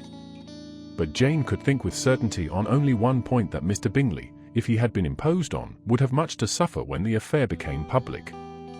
The two young ladies were summoned from the shrubbery, where this conversation passed, by the arrival of the very persons of whom they had been speaking. Mr. Bingley and his sisters came to give their personal invitation for the long-expected ball at Netherfield, which was fixed for the following Tuesday. The two ladies were delighted to see their dear friend again, called it an age since they had met, and repeatedly asked what she had been doing with herself since their separation. To the rest of the family they paid little attention, avoiding Mrs. Bennet as much as possible, saying not much to Elizabeth, and nothing at all to the others. They were soon gone again, rising from their seats with an activity which took their brother by surprise, and hurrying off as if eager to escape from Mrs. Bennet's civilities. The prospect of the Netherfield ball was extremely agreeable to every female of the family. Mrs. Bennet chose to consider it as given in compliment to her eldest daughter, and was particularly flattered by receiving the invitation from Mr. Bingley himself, instead of a ceremonious card. Jane pictured to herself a happy evening in the society of her two friends, and the attentions of her brother, and Elizabeth thought with pleasure of dancing a great deal with Mr. Wickham, and of seeing a confirmation of everything in Mr. Darcy's look and behaviour. The happiness anticipated by Catherine and Lydia depended less on any single event, or any particular person, for though they each, like Elizabeth, meant to dance half the evening with Mr. Wickham, he was by no means the only partner who could satisfy them, and a ball was, at any rate, a ball. And even Mary could assure her family that she had no disinclination for it. "While I can have my mornings to myself," said she, "it is enough. I think it is no sacrifice to join occasionally in evening engagements. Society has claims on us all, and I profess myself one of those who consider intervals of recreation and amusement as desirable for everybody." Elizabeth's spirits were so high on this occasion, that though she did not often speak unnecessarily to Mr. Collins, she could not help asking him whether he intended to accept Mr. Bingley's invitation, and if he did, whether he would think it proper to join in the evening's amusement, and she was rather surprised to find that he entertained no scruple whatever on that head, and was very far from dreading a rebuke either from the Archbishop, or Lady Catherine de Bourgh, by venturing to dance. "I am by no means of the opinion, I assure you," said he, "that a ball of this kind, given by a young man of character, to respectable people, can have any evil tendency, and I am so far from objecting to dancing myself, that I shall hope to be honoured with the hands of all my fair cousins in the course of the evening, and I take this opportunity of soliciting yours, Miss Elizabeth, for the two first dances especially, a preference which I trust my cousin Jane will attribute to the right cause, and not to any disrespect for her." Elizabeth felt herself completely taken in. She had fully proposed being engaged by Mr. Wickham for those very dances, and to have Mr. Collins instead. Her liveliness had never been worse timed. There was no help for it, however. Mr. Wickham's happiness and her own were perforce delayed a little longer, and Mr. Collins's proposal accepted with as good a grace as she could. She was not the better pleased with his gallantry from the idea it suggested of something more. It now first struck her that she was selected from among her sisters as worthy of being mistress of Hunsford Parsonage, and of assisting to form a quadrille table at Rosings, in the absence of more eligible visitors. The idea soon reached a conviction, as she observed his increasing civilities toward herself, and heard his frequent attempt at a compliment on her wit and vivacity, and though more astonished than gratified herself by this effect of her charms, it was not long before her mother gave her to understand that the probability of their marriage was extremely agreeable to her. Elizabeth, however, did not choose to take the hint, being well aware that a serious dispute must be the consequence of any reply. Mr. Collins might never make the offer. Until he did, it was useless to quarrel about him. If there had not been a Netherfield ball to prepare for and talk of, the younger Miss Bennets would have been in a very pitiable state at this time, for from the day of the invitation to the day of the ball, there was such a succession of rain as prevented their walking to Meryton once. No aunt, no officers, no news could be sought after the very shoe roses for Netherfield were got by proxy. Even Elizabeth might have found some trial of her patience in weather which totally suspended the improvement of her acquaintance with Mr. Wickham, and nothing less than a dance on Tuesday could have made such a Friday, Saturday, Sunday, and Monday endurable to Kitty and Lydia, till Elizabeth entered the drawing-room at Netherfield, and looked in vain for Mr. Wickham among the cluster of red coats there assembled. A doubt of his being present had never occurred to her. The certainty of meeting him had not been checked by any of those recollections that might not unreasonably have alarmed her. She had dressed with more than usual care, and prepared in the highest spirits for the conquest of all that remained unsubbed of his heart, trusting that it was not more than might be won in the course of the evening. But in an instant arose the dreadful suspicion of his being purposely omitted for Mr. Darcy's pleasure in the Bingley's invitation to the officers, and though this was not exactly the case, the absolute fact of his absence was pronounced by his friend Denny, to whom Lydia eagerly applied, and who told them that Wickham had been obliged to go to town on business the day before, and was not yet returned, adding, with a significant smile, "I do not imagine his business would have called him away." just now, if he had not wanted to avoid a certain gentleman here. This part of his intelligence, though unheard by Lydia, was caught by Elizabeth, and, as it assured her that Darcy was not less answerable for Wickham's absence than if her first surmise had been just, every feeling of displeasure against the former was so sharpened by immediate disappointment, that she could hardly reply with tolerable civility to the polite inquiries which he directly afterwards approached to make. Attendance, forbearance, patience with Darcy, was injury to Wickham. She was resolved against any sort of conversation with him, and turned away with a degree of ill humour which she could not wholly surmount even in speaking to Mr. Bingley, whose blind partiality provoked her. But Elizabeth was not formed for ill humour, and though every prospect of her own was destroyed for the evening, it could not dwell long on her spirits, and having told all her griefs to Charlotte Lucas, whom she had not seen for a week, she was soon able to make a voluntary transition to the oddities of her cousin, and to point him out to her particular notice. The first 2 dances, however, brought a return of distress. They were dances of mortification. Mr. Collins, awkward and solemn, apologizing instead of attending, and often moving wrong without being aware of it, gave her all the shame and misery which a disagreeable partner for a couple of dances can give. The moment of her release from him was ecstasy. She danced next with an officer, and had the refreshment of talking of Wickham, and of hearing that he was universally liked. When those dances were over, she returned to Charlotte Lucas, and was in conversation with her, when she found herself suddenly addressed by Mr. Darcy, who took her so much by surprise in his application for her hand, that, without knowing what she did, she accepted him. He walked away again immediately, and she was left to fret over her own want of presence of mind. Charlotte tried to console her. "I dare say you will find him very agreeable." "Heaven forbid! That would be the greatest misfortune of all. To find a man agreeable whom one is determined to hate. Do not wish me such an evil." When the dancing recommenced, however, and Darcy approached to claim her hand, Charlotte could not help cautioning her in a whisper not to be a simpleton, and allow her fancy for Wickham to make her appear unpleasant in the eyes of a man 10 times his consequence. Elizabeth made no answer, and took her place in the set, amazed at the dignity to which she was arrived in being allowed to stand opposite to Mr. Darcy, and reading in her neighbours' looks their equal amazement in beholding it. They stood for some time without speaking a word, and she began to imagine that their silence was to last through the 2 dances, and at first was resolved not to break it, till suddenly fancying that it would be the greater punishment to her partner to oblige him to talk, she made some slight observation on the dance. He replied, and was again silent. After a pause of some minutes, she addressed him a second time with, "It is your turn to say something now, Mr. Darcy. I talked about the dance, and you ought to make some sort of remark on the size of the room, or the number of couples." He smiled, and assured her that whatever she wished him to say should be said. "Very well.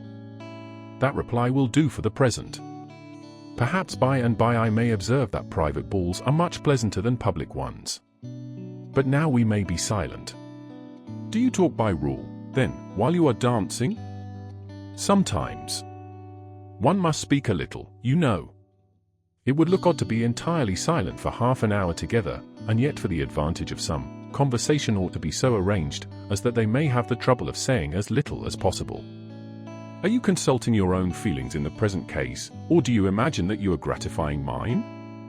"Both," replied Elizabeth archly, "for I have always seen a great similarity in the turn of our minds. We are each of an unsocial, taciturn disposition, unwilling to speak, unless we expect to say something that will amaze the whole room, and be handed down to posterity with all the eclat of a proverb. This is no very striking resemblance of your own character, I am sure," said he. "How near it may be to mine, I cannot pretend to say." "You think it a faithful portrait, undoubtedly." "I must not decide on my own performance." He made no answer, and they were again silent till they had gone down the dance, when he asked her if she and her sisters did not very often walk to Meryton. She answered in the affirmative, and, unable to resist the temptation, added, "When you met us there the other day, we had just been forming a new acquaintance." The effect was immediate. A deeper shade of hauteur overspread his features, but he said not a word, and Elizabeth, though blaming herself for her own weakness, could not go on. At length Darcy spoke, and in a constrained manner said, "Mr. Wickham is blessed with such happy manners as may ensure his making friends. Whether he may be equally capable of retaining them, is less certain." "He has been so unlucky as to lose your friendship," replied Elizabeth with emphasis, "and in a manner which he is likely to suffer from all his life." Darcy made no answer, and seemed desirous of changing the subject. At that moment, Sir William Lucas appeared close to them, meaning to pass through the set to the other side of the room, but on perceiving Mr. Darcy, he stopped with a bow of superior courtesy to compliment him on his dancing and his partner. "I have been most highly gratified indeed, my dear sir. Such very superior dancing is not often seen. It is evident that you belong to the first circles. Allow me to say, however, that your fair partner does not disgrace you, and that I must hope to have this pleasure often repeated, especially when a certain desirable event, my dear Eliza," glancing at her sister and Bingley, "shall take place. What congratulations will then flow in! I appeal to Mr. Darcy, but let me not interrupt you, sir. You will not thank me for detaining you from the bewitching converse of that young lady, whose bright eyes are also upbraiding me." The latter part of this address was scarcely heard by Darcy, but Sir William's allusion to his friend seemed to strike him forcibly, and his eyes were directed with a very serious expression towards Bingley and Jane, who were dancing together. Recovering himself, however, shortly, he turned to his partner, and said, "Sir William's interruption has made me forget what we were talking of. I do not think we were speaking at all." Sir William could not have interrupted two people in the room who had less to say for themselves. "We have tried 2 or 3 subjects already without success, and what we are to talk of next I cannot imagine. What think you of books?" said he, smiling. "Books? Oh, no. I am sure we never read the same, or not with the same feelings. I am sorry you think so, but if that be the case, there can at least be no want of subject. We may compare our different opinions. No, I cannot talk of books in a ballroom. My head is always full of something else." "The present always occupies you in such scenes, does it?" said he, with a look of doubt. "Yes, always," she replied, without knowing what she said, for her thoughts had wandered far from the subject, as soon afterwards appeared by her suddenly exclaiming, "I remember hearing you once say, Mr. Darcy, that you hardly ever forgave, that your resentment once created was unappeasable. You are very cautious, I suppose, as to its being created." "I am," said he, with a firm voice. "And never allow yourself to be blinded by prejudice?" "I hope not. It is particularly incumbent on those who never change their opinion, to be secure of judging properly at first." "May I ask to what these questions tend?" "Merely to the illustration of your character," said she, endeavoring to shake off her gravity. "I am trying to make it out." "And what is your success?" She shook her head. "I do not get on at all. I hear such different accounts of you as puzzle me exceedingly." "I can readily believe," answered he gravely, "that reports may vary greatly with respect to me, and I could wish, Miss Bennet, that you were not to sketch my character at the present moment, as there is reason to fear that the performance would reflect no credit on either. But if I do not take your likeness now, I may never have another opportunity."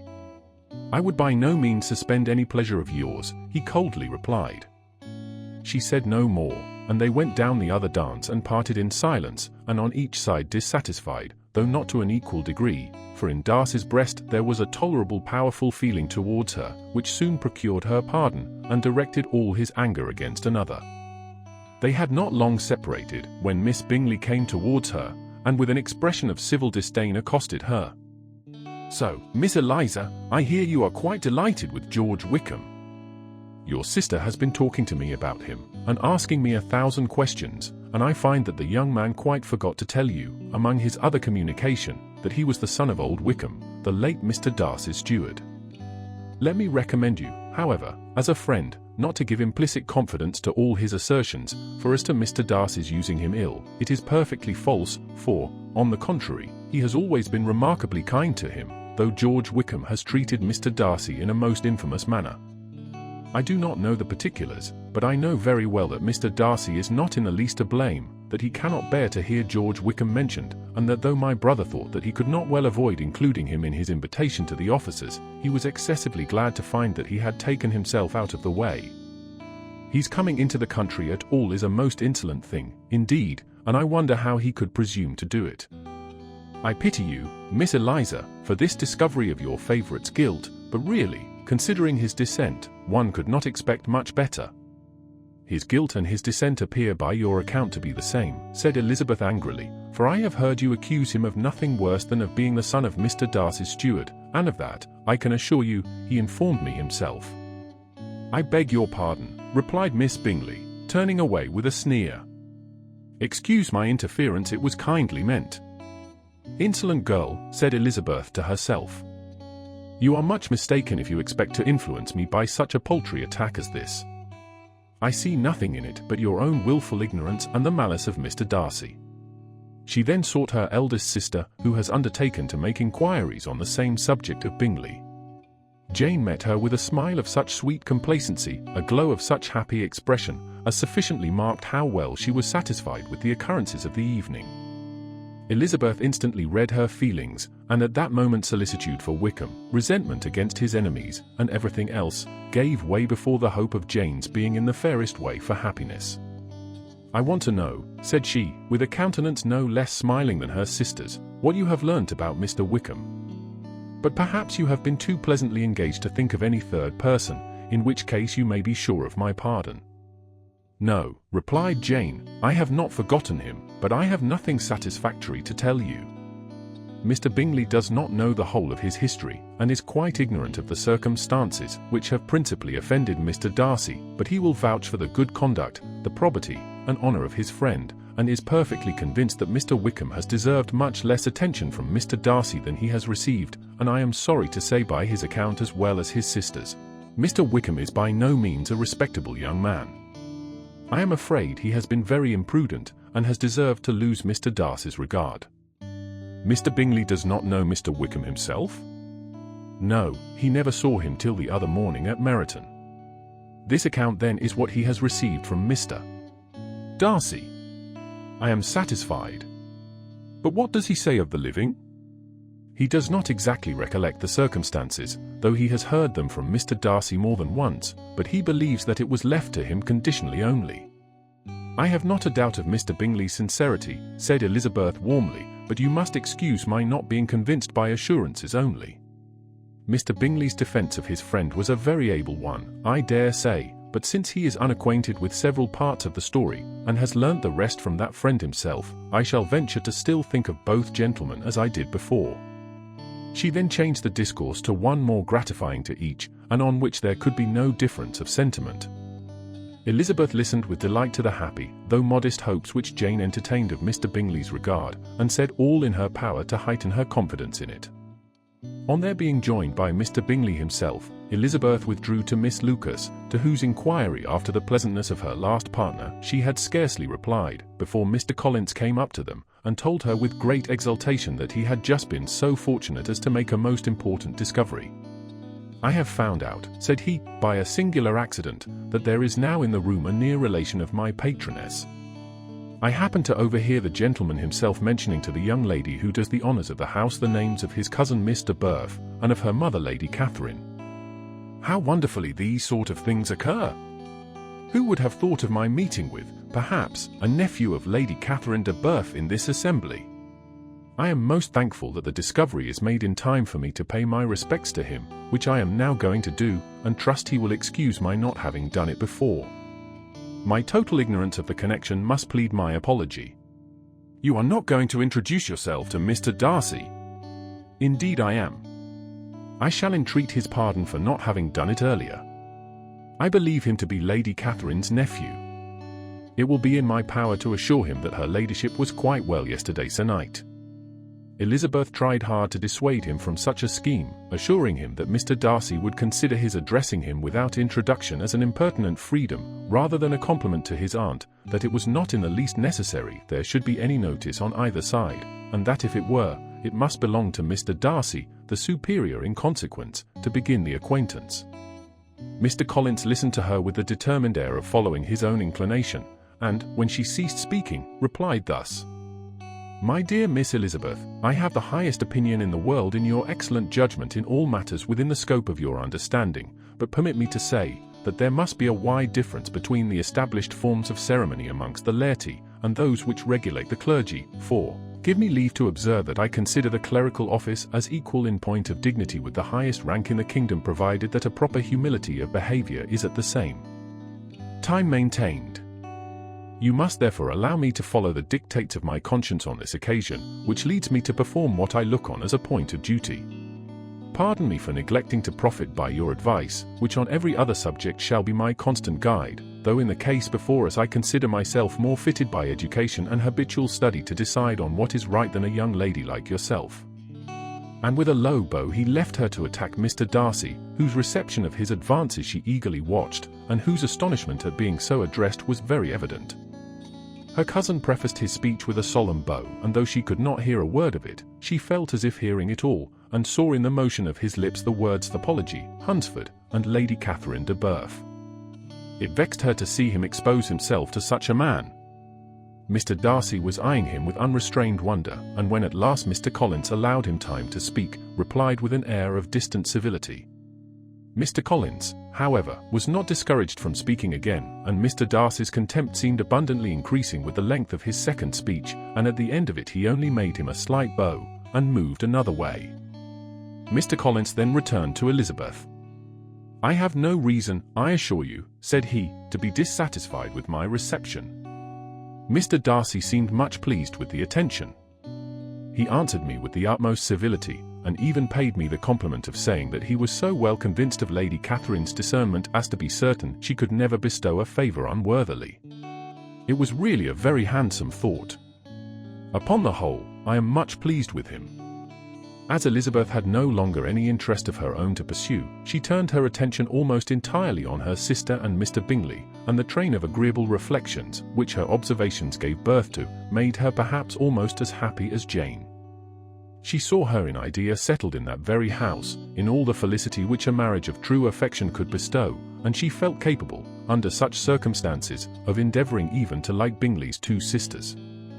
Her mother's thoughts, she plainly saw, were bent the same way, and she determined not to venture near her, lest she might hear too much. When they sat down to supper, therefore, she considered it a most unlucky perverseness which placed them within one of each other, and deeply was she vexed to find that her mother was talking to that one person, Lady Lucas, freely, openly, and of nothing else but her expectation that Jane would soon be married to Mr. Bingley. It was an animating subject, and Mrs. Bennet seemed incapable of fatigue while enumerating the advantages of the match. His being such a charming young man, and so rich, and living but 3 miles from them, were the first points of self-gratulation, and then it was such a comfort to think how fond the two sisters were of Jane, and to be certain that they must desire the connection as much as she could do. It was, moreover, such a promising thing for her younger daughters, as Jane's marrying so greatly must throw them in the way of other rich men, and lastly, it was so pleasant at her time of life to be able to consign her single daughters to the care of their sister, that she might not be obliged to go into company more than she liked. It was necessary to make this circumstance a matter of pleasure, because on such occasions it is the etiquette, but no one was less likely than Mrs. Bennet to find comfort in staying home at any period of her life. She concluded with many good wishes that Lady Lucas might soon be equally fortunate, though evidently and triumphantly believing there was no chance of it. In vain did Elizabeth endeavour to check the rapidity of her mother's words, or persuade her to describe her felicity in a less audible whisper, for, to her inexpressible vexation, she could perceive that the chief of it was overheard by Mr. Darcy, who sat opposite to them. Her mother only scolded her for being nonsensical. "What is Mr. Darcy to me, pray, that I should be afraid of him? I am sure we owe him no such particular civility as to be obliged to say nothing he may not like to hear. For heaven's sake, madam, speak lower. What advantage can it be for you to offend Mr. Darcy? You will never recommend yourself to his friend by so doing." Nothing that she could say, however, had any influence. Her mother would talk of her views in the same intelligible tone. Elizabeth blushed and blushed again with shame and vexation. She could not help frequently glancing her eye at Mr. Darcy, though every glance convinced her of what she dreaded, for though he was not always looking at her mother, she was convinced that his attention was invariably fixed by her. The expression of his face changed gradually from indignant contempt to a composed and steady gravity. At length, however, Mrs. Bennet had no more to say, and Lady Lucas, who had been long yawning at the repetition of delights which she saw no likelihood of sharing, was left to the comforts of cold ham and chicken. Elizabeth now began to revive. But not long was the interval of tranquility, for, when supper was over, singing was talked of, and she had the mortification of seeing Mary, after very little entreaty, preparing to oblige the company. By many significant looks and silent entreaties did she endeavour to prevent such a proof of complaisance, but in vain. Mary would not understand them. Such an opportunity of exhibiting was delightful to her, and she began her song. Elizabeth's eyes were fixed on her with most painful sensations, and she watched her progress through the several stanzas with an impatience which was very ill rewarded at their close, for Mary, on receiving, amongst the thanks of the table, the hint of a hope that she might be prevailed on to favour them again, after the pause of half a minute began another. Mary's powers were by no means fitted for such a display, her voice was weak, and her manner affected. Elizabeth was in agonies. She looked at Jane, to see how she bore it, but Jane was very composedly talking to Bingley. She looked at his two sisters, and saw them making signs of derision at each other, and at Darcy, who continued, however, imperturbably grave. She looked at her father to entreat his interference, lest Mary should be singing all night. He took the hint, and when Mary had finished her second song, said aloud, "That will do extremely well, child. You have delighted us long enough. Let the other young ladies have time to exhibit." Mary, though pretending not to hear, was somewhat disconcerted, and Elizabeth, sorry for her, and sorry for her father's speech, was afraid her anxiety had done no good. Others of the party were now applied to. "If I," said Mr. Collins, "were so fortunate as to be able to sing, I should have great pleasure, I am sure, in obliging the company with an air, for I consider music as a very innocent diversion, and perfectly compatible with the profession of a clergyman. I do not mean, however, to assert that we can be justified in devoting too much of our time to music, for there are certainly other things to be attended to. The rector of a parish has much to do. In the first place, he must make such an agreement for tithes as may be beneficial to himself and not offensive to his patron. He must write his own sermons, and the time that remains will not be too much for his parish duties, and the care and improvement of his dwelling, which he cannot be excused from making as comfortable as possible. And I do not think it of light importance that he should have attentive and conciliatory manner towards everybody, especially towards those to whom he owes his preferment. I cannot acquit him of that duty, nor could I think well of the man who should omit an occasion of testifying his respect towards anybody connected with the family." And with a bow to Mr. Darcy, he concluded his speech, which had been spoken so loud as to be heard by half the room. Many stared, many smiled, but no one looked more amused than Mr. Bennet himself, while his wife seriously commended Mr. Collins for having spoken so sensibly, and observed in a half-whisper to Lady Lucas, that he was a remarkably clever, good kind of young man. To Elizabeth it appeared that, had her family made an agreement to expose themselves as much as they could during the evening, it would have been impossible for them to play their parts with more spirit or finer success, and happy did she think it for Bingley and her sister that some of the exhibition had escaped his notice, and that his feelings were not of a sort to be much distressed by the folly which he must have witnessed. That his two sisters and Mr. Darcy, however, should have such an opportunity of ridiculing her relations, was bad enough, and she could not determine whether the silent contempt of the gentlemen, or the insolent smiles of the ladies, were more intolerable. The rest of the evening brought her little amusement. She was teased by Mr. Collins, who continued most perseveringly by her side, and though he could not prevail on her to dance with him again, put it out of her power to dance with others. In vain did she entreat him to stand up with somebody else, and offer to introduce him to any young lady in the room. He assured her, that as to dancing, he was perfectly indifferent to it, that his chief object was by delicate attentions to recommend himself to her, and that he should therefore make a point of remaining close to her the whole evening. There was no arguing upon such a project. She owed her greatest relief to her friend Miss Lucas, who often joined them, and good-naturedly engaged Mr. Collins's conversation to herself. She was at least free from the offence of Mr. Darcy's further notice, though often standing within a very short distance of her, quite disengaged, he never came near enough to speak. She felt it to be the probable consequence of her allusions to Mr. Wickham, and rejoiced in it. The long-bound party were the last of all the company to depart, and, by a manoeuvre of Mrs. Bennet, had to wait for their carriage a quarter of an hour after everybody else was gone, which gave them time to see how heartily they were wished away by some of the family. Mrs. Hurst and her sister scarcely opened their mouths, except to complain of fatigue, and were evidently impatient to have the house to themselves.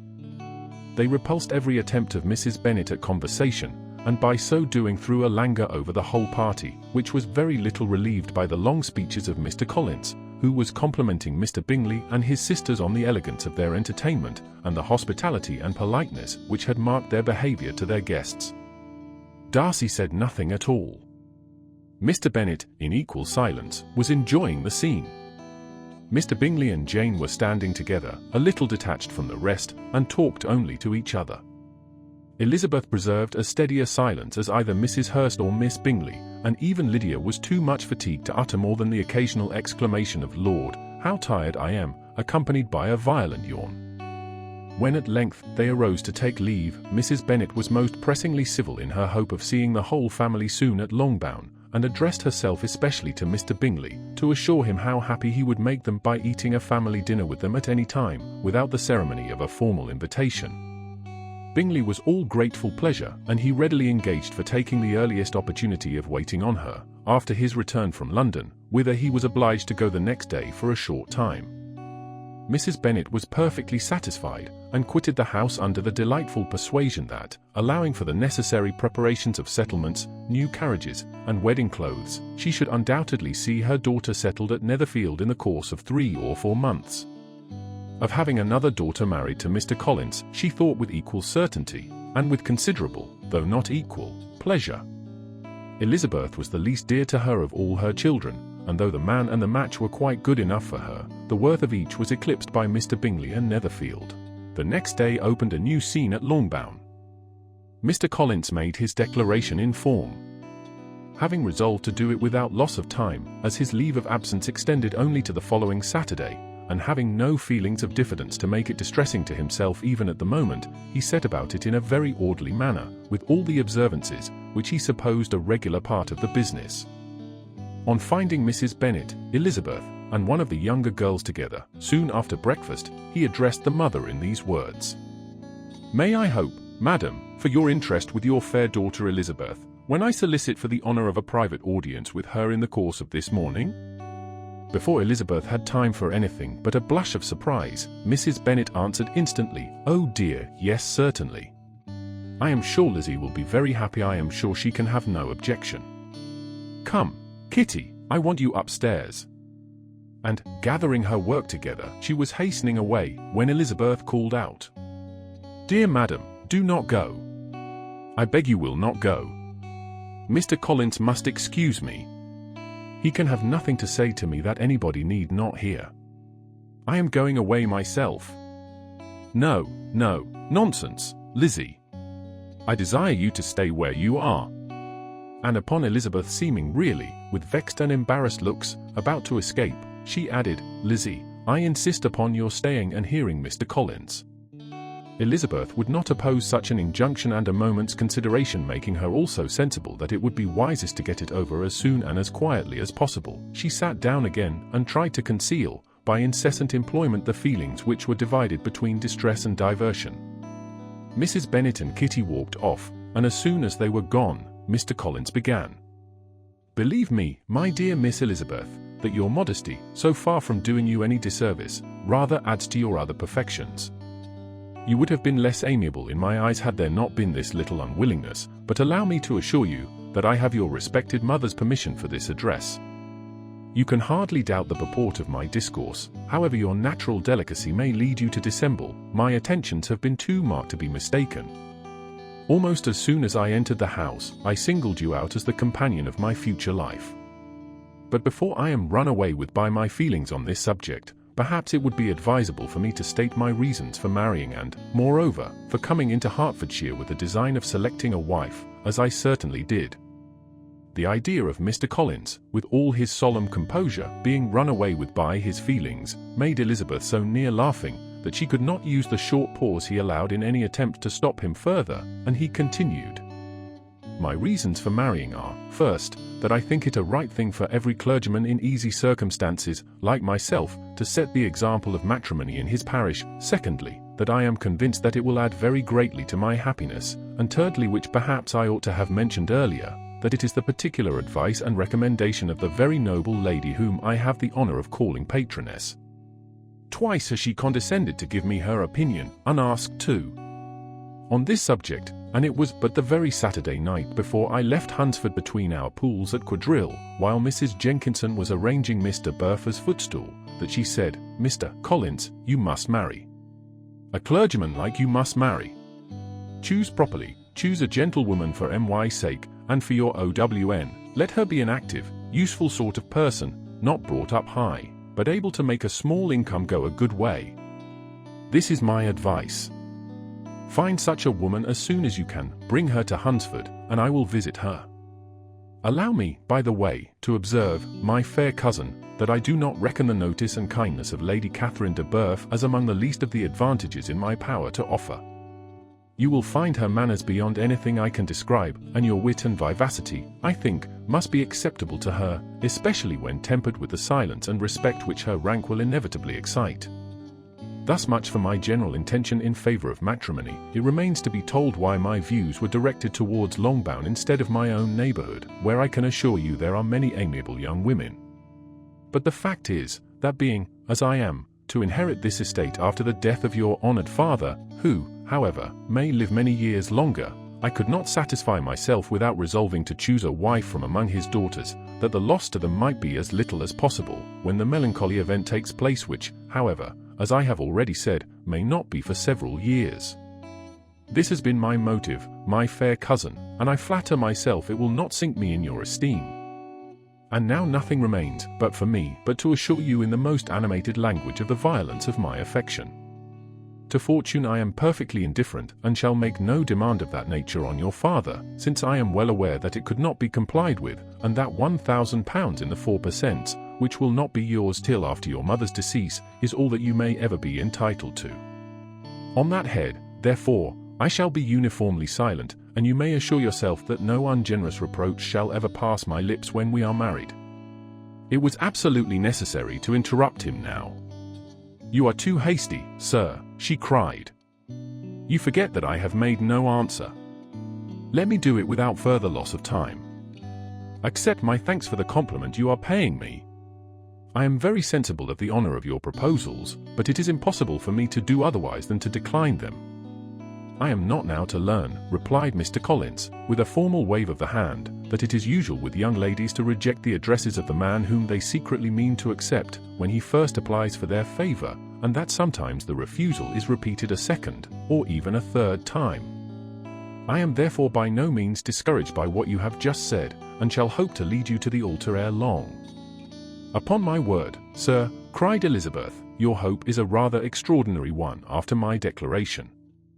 I do assure you that I am not one of those young ladies, if such young ladies there are, who are so daring as to risk their happiness on the chance of being asked a second time. I am perfectly serious in my refusal. You could not make me happy, and I am convinced that I am the last woman in the world who could make you so. Nay, were your friend Lady Catherine to know me, I am persuaded she would find me in every respect ill-qualified for the situation." "Were it certain that Lady Catherine would think so," said Mr. Collins very gravely, "but I cannot imagine that her ladyship would at all disapprove of you. And you may be certain when I have the honor of seeing her again, I shall speak in the very highest terms of your modesty, economy, and other amiable qualification. Indeed, Mr. Collins, all praise of me will be unnecessary. You must give me leave to judge for myself, and pay me the compliment of believing what I say. I wish you very happy and very rich, and by refusing you hand, do all in my power to prevent your being otherwise.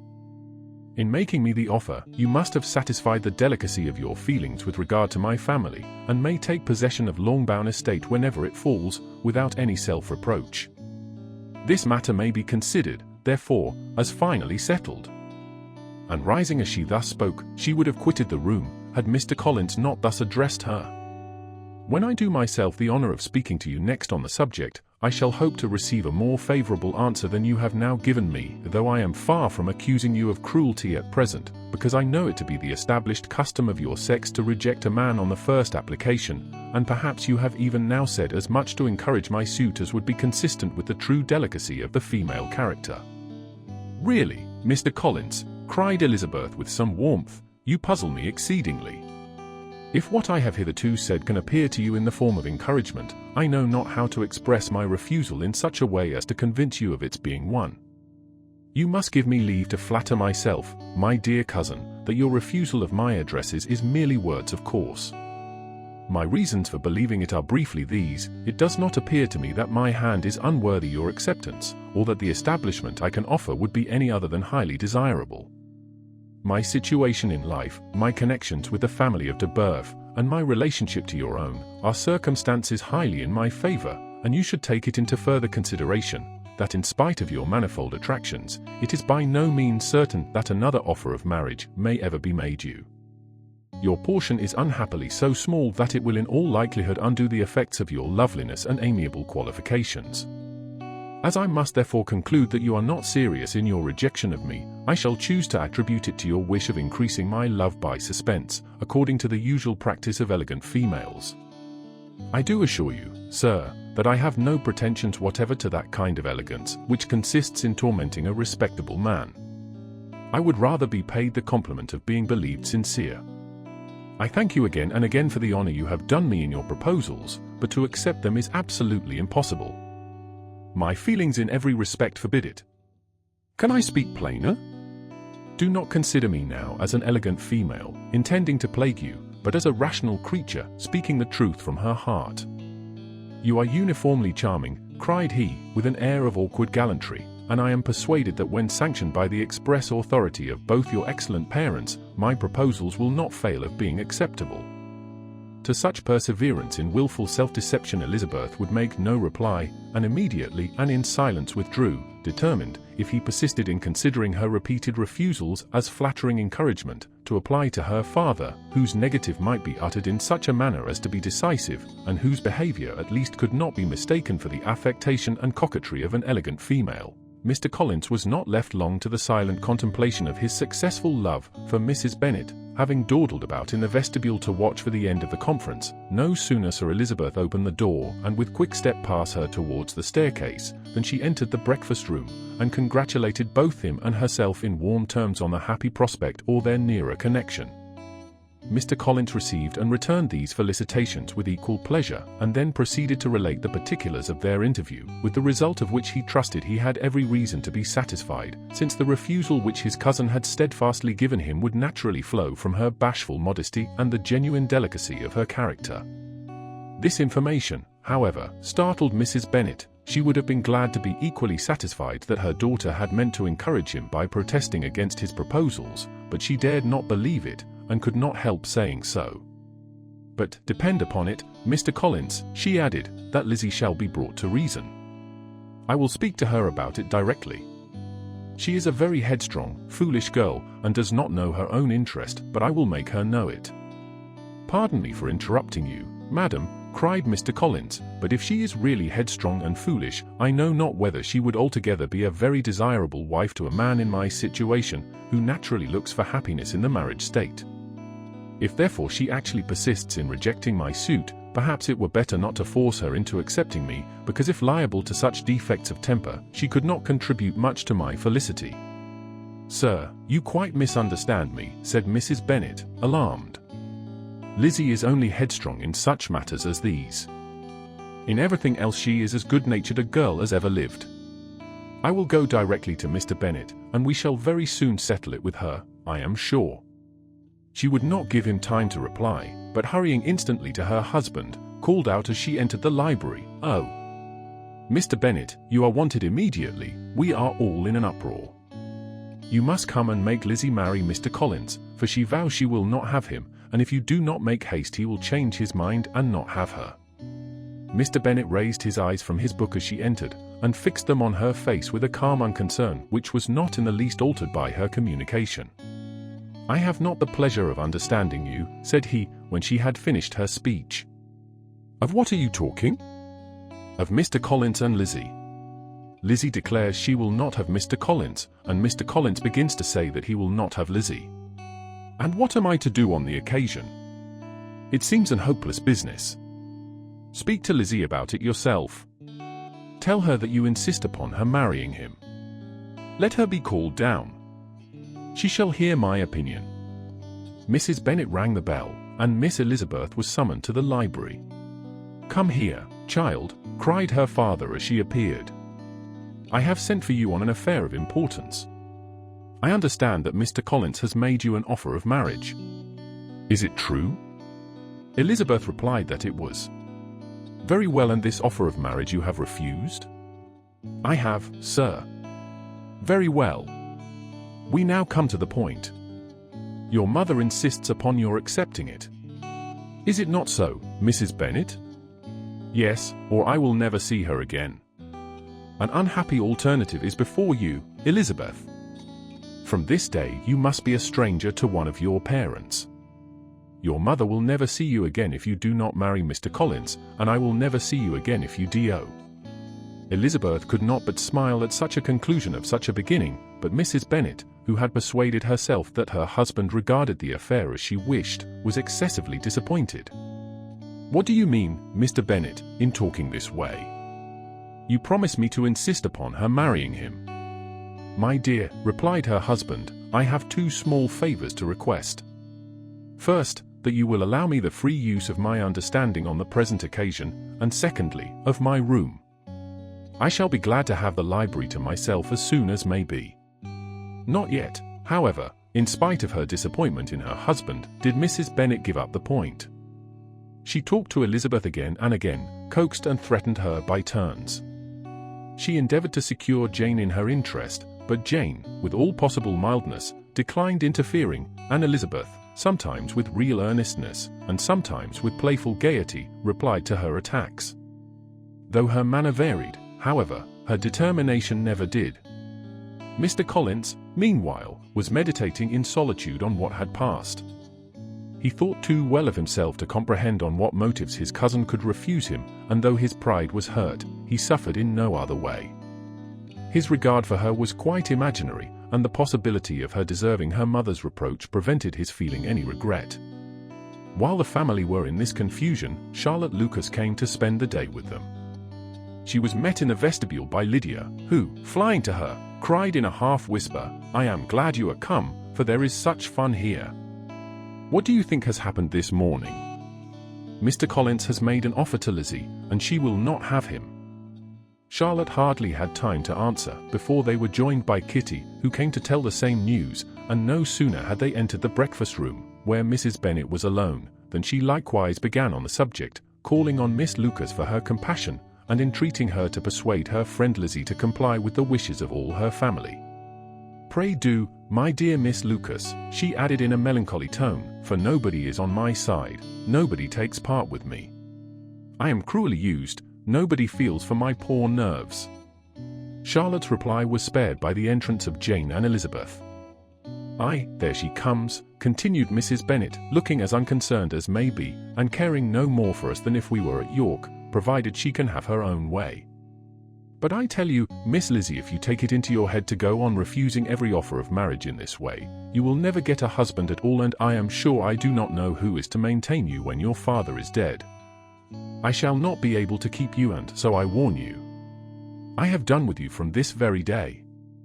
I told you in the library, you know, that I should never speak to you again, and you will find me as good as my word.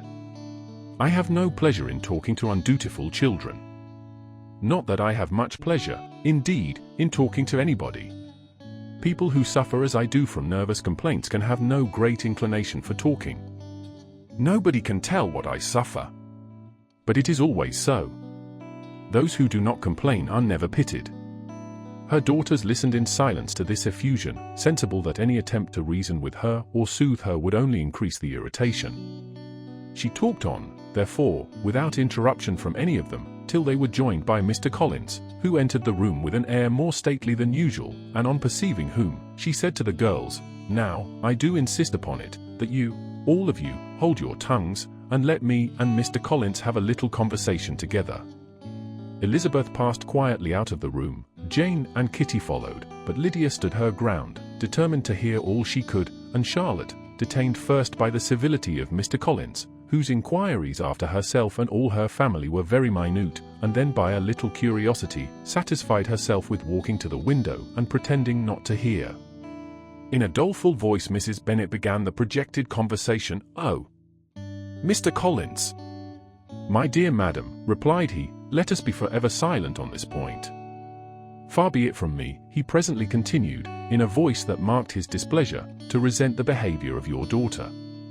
Resignation to inevitable evils is the evil duty of us all, the peculiar duty of a young man who has been so fortunate as I have been in early preferment, and I trust one am resigned. Perhaps not the less so from feeling a doubt of my positive happiness had my fair cousin honoured me with her hand, for I have often observed that resignation is never so perfect as when the blessing denied begins to lose somewhat of its value in our estimation. You will not, I hope, consider me as showing any disrespect to your family, my dear madam, by thus withdrawing my pretensions to your daughter's favour, without having paid yourself and Mr. Bennet the compliment of requesting you to interpose your authority in my behalf. My conduct may, I fear, be objectionable in having accepted my dismission from your daughter's lips instead of your own. But we are all liable to error. I have certainly meant well through the whole affair. My object has been to secure an amiable companion for myself, with due consideration for the advantage of all your family, and if my manner has been at all reprehensible, I here beg leave to apologize. The discussion of Mr. Collins's offer was now nearly at an end, and Elizabeth had only to suffer from the uncomfortable feelings necessarily attending it, and occasionally from some peevish allusions of her mother. As for the gentleman himself, his feelings were chiefly expressed, not by embarrassment or dejection, or by trying to avoid her, but by stiffness of manner and resentful silence. He scarcely ever spoke to her, and the assiduous attentions which he had been so sensible of himself were transferred for the rest of the day to Miss Lucas, whose civility in listening to him was a seasonable relief to them all, and especially to her friend. The morrow produced no abatement of Mrs. Bennet's ill humour or ill health. Mr. Collins was also in the same state of angry pride. Elizabeth had hoped that his resentment might shorten his visit, but his plan did not appear in the least affected by it. He was always to have gone on Saturday, and to Saturday he meant to stay. After breakfast, the girls walked to Meryton to inquire if Mr. Wickham were returned, and to lament over his absence from the Netherfield ball. He joined them on their entering the town, and attended them to their aunt's, where his regret and vexation, and the concern of everybody, was well talked over. To Elizabeth, however, he voluntarily acknowledged that the necessity of his absence had been self-imposed. "I found," said he, as the time drew near, "that I had better not meet Mr. Darcy, that to be in the same room, the same party with him for so many hours together, might be more than I could bear, and that scenes might arise unpleasant to more than myself." She highly approved his forbearance, and they had leisure for a full discussion of it, and for all the commendation which they civilly bestowed on each other, as Wickham and another officer walked back with them to Longbourn, and during the walk he particularly attended to her. His accompanying them was a double advantage. She felt all the compliment it offered to herself, and it was most acceptable as an occasion of introducing him to her father and mother. Soon after their return, a letter was delivered to Miss Bennet. It came from Netherfield. The envelope contained a sheet of elegant, little, hot-pressed paper, well covered with a lady's fair, flowing hand, and Elizabeth saw her sister's countenance change as she read it, and saw her dwelling intently on some particular passages.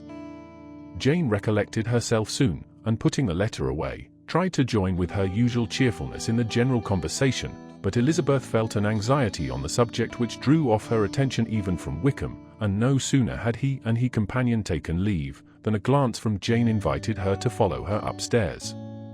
When they had gained their own room, Jane, taking out the letter, said, "This is from Caroline Bingley. What it contains has surprised me a good deal.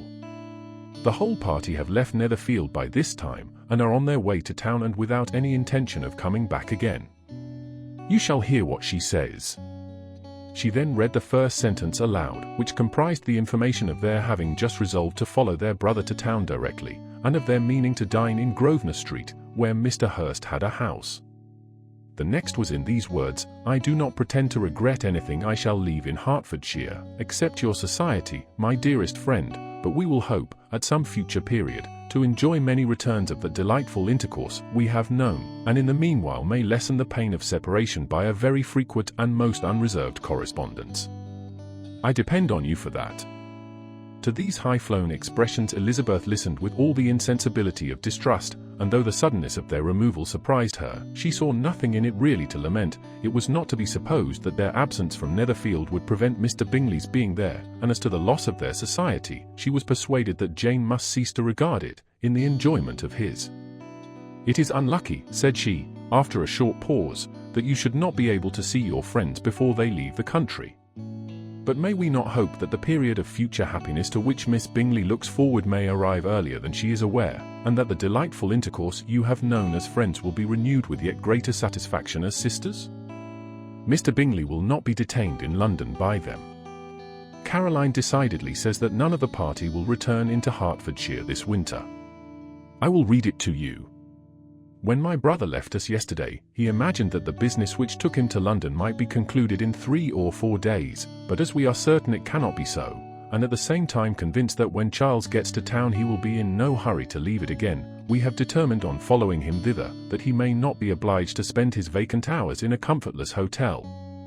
Many of my acquaintances are already there for the winter. I wish that I could hear that you, my dearest friend, had any intention of making one of the crowd, but of that I despair.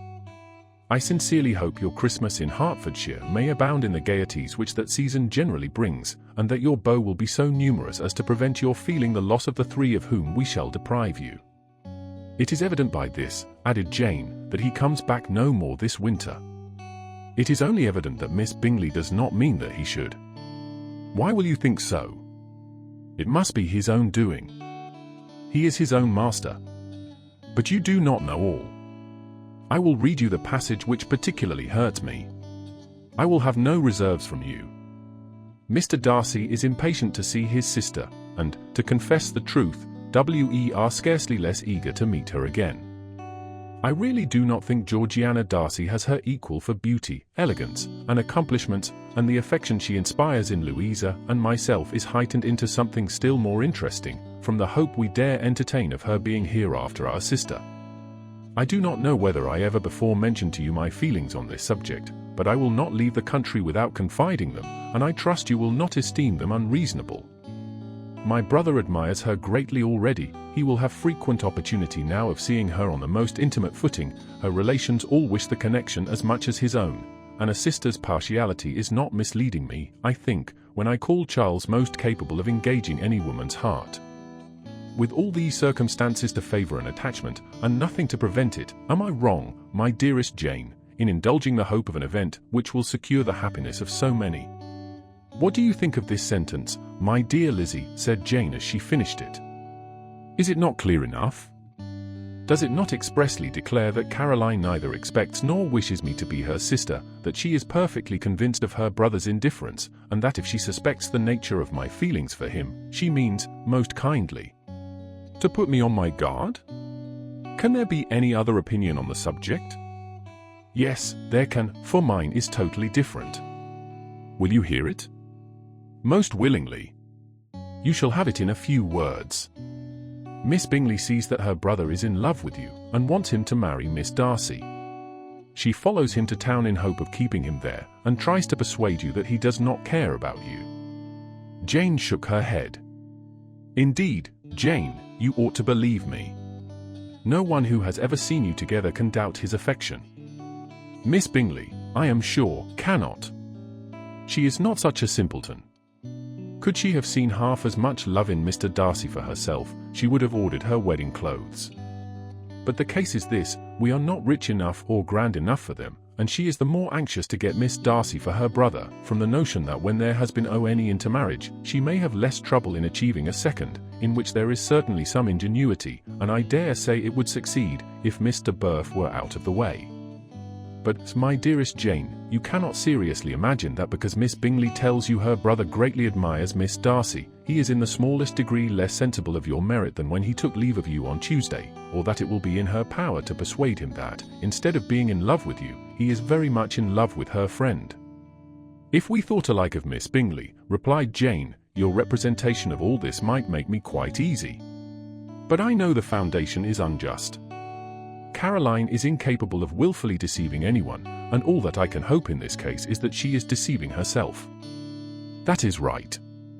You could not have started a more happy idea, since you will not take comfort in mine. Believe her to be deceived, by all means. You have now done your duty by her, and must fret no longer. But, my dear sister, can I be happy, even supposing the best, in accepting a man whose sisters and friends are all wishing him to marry elsewhere?" "You must decide for yourself," said Elizabeth, "and if, upon mature deliberation, you find that the misery of disobliging his two sisters is more than equivalent to the happiness of being his wife, I advise you by all means to refuse him." "How can you talk so?" said Jane, faintly smiling. "You must know that though I should be exceedingly grieved at their disapprobation, I could not hesitate. I did not think you would, and that being the case, I cannot consider your situation with much compassion. But if he returns no more this winter, my choice will never be required. 1,000 things may arise in 6 months. The idea of his returning no more Elizabeth treated with the utmost contempt. It appeared to her merely the suggestion of Caroline's interested wishes, and she could not for a moment suppose that those wishes, however openly or artfully spoken, could influence a young man so totally independent of everyone. She represented to her sister as forcibly as possible what she felt on the subject, and had soon the pleasure of seeing its happy effect. Jane's temper was not desponding, and she was gradually led to hope, though the diffidence of affection sometimes overcame the hope, that Bingley would return to Netherfield and answer every wish of her heart. They agreed that Mrs. Bennet should only hear of the departure of the family, without being alarmed on the score of the gentleman's conduct, but even this partial communication gave her a great deal of concern, and she bewailed it as exceedingly unlucky that the ladies should happen to go away just as they were all getting so intimate together. After lamenting it, however, at some length, she had the consolation that Mr. Bingley would be soon down again and soon dining at Longbourn, and the conclusion of all was the comfortable declaration that though he had been invited only to a family dinner, she would take care to have 2 full courses. The Bennets were engaged to dine with the Lucases, and again during the chief of the day was Miss Lucas so kind as to listen to Mr. Collins. Elizabeth took an opportunity of thanking her. "It keeps him in good humour," said she, "and I am more obliged to you than I can express." Charlotte assured her friend of her satisfaction in being useful, and that it amply repaid her for the little sacrifice of her time. This was very amiable, but Charlotte's kindness extended farther than Elizabeth had any conception of. Its object was nothing else than to secure her from any return of Mr. Collins's addresses, by engaging them towards herself. Such was Miss Lucas's scheme, and appearances were so favourable, that when they parted at night, she would have felt almost secure of success if he had not been to leave Hertfordshire so very soon. But here she did injustice to the fire and independence of his character, for it led him to escape out of Longbourn House the next morning with admirable slyness, and hasten to Lucas Lodge to throw himself at her feet. He was anxious to avoid the notice of his cousins, from a conviction that if they saw him depart, they could not fail to conjecture his design, and he was not willing to have the attempt known till its success might be known likewise, for though feeling almost secure, and with reason, for Charlotte had been tolerably encouraging, he was comparatively diffident since the adventure of Wednesday. His reception, however, was of the most flattering kind. Miss Lucas perceived him from an upper window as he walked towards the house, and instantly set out to meet him accidentally in the lane. But little had she dared to hope that so much love and eloquence awaited her there. In as short a time as Mr. Collins's long speeches would allow, everything was settled between them to the satisfaction of both, and as they entered the house he earnestly entreated her to name the day that was to make him the happiest of men, and though such a solicitation must be waived for the present, the lady felt no inclination to trifle with his happiness. The stupidity with which he was favoured by nature must guard his courtship from any charm that could make a woman wish for its continuance, and Miss Lucas, who accepted him solely from the pure and disinterested desire of an establishment, cared not how soon that establishment were gained. Sir William and Lady Lucas were speedily applied to for their consent, and it was bestowed with a most joyful alacrity. Mr. Collins's present circumstances made it a most eligible match for their daughter, to whom they could give little fortune, and his prospects of future wealth were exceedingly fair.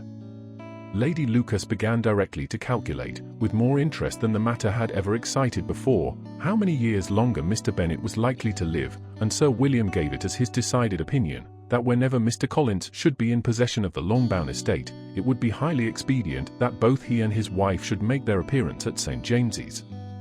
The whole family, in short, were properly overjoyed on the occasion.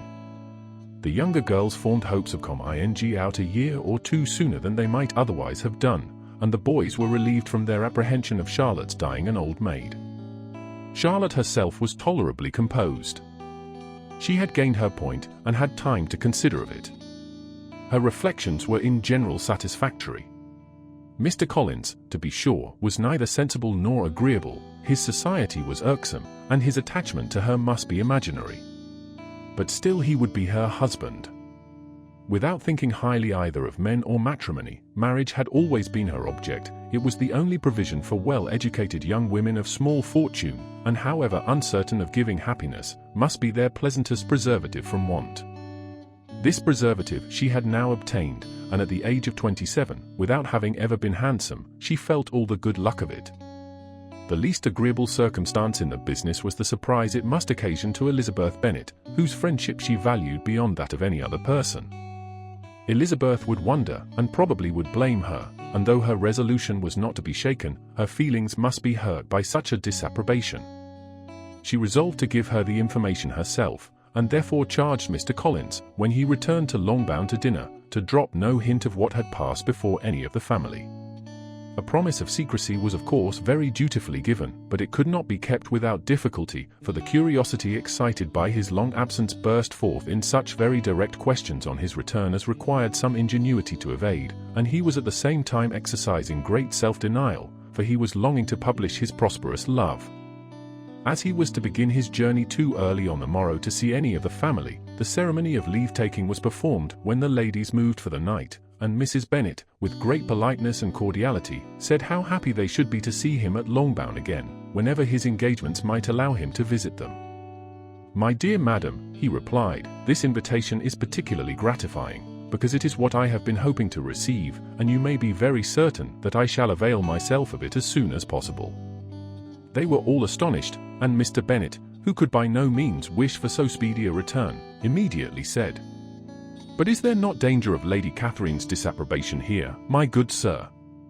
You had better neglect your relations than run the risk of offending your patroness."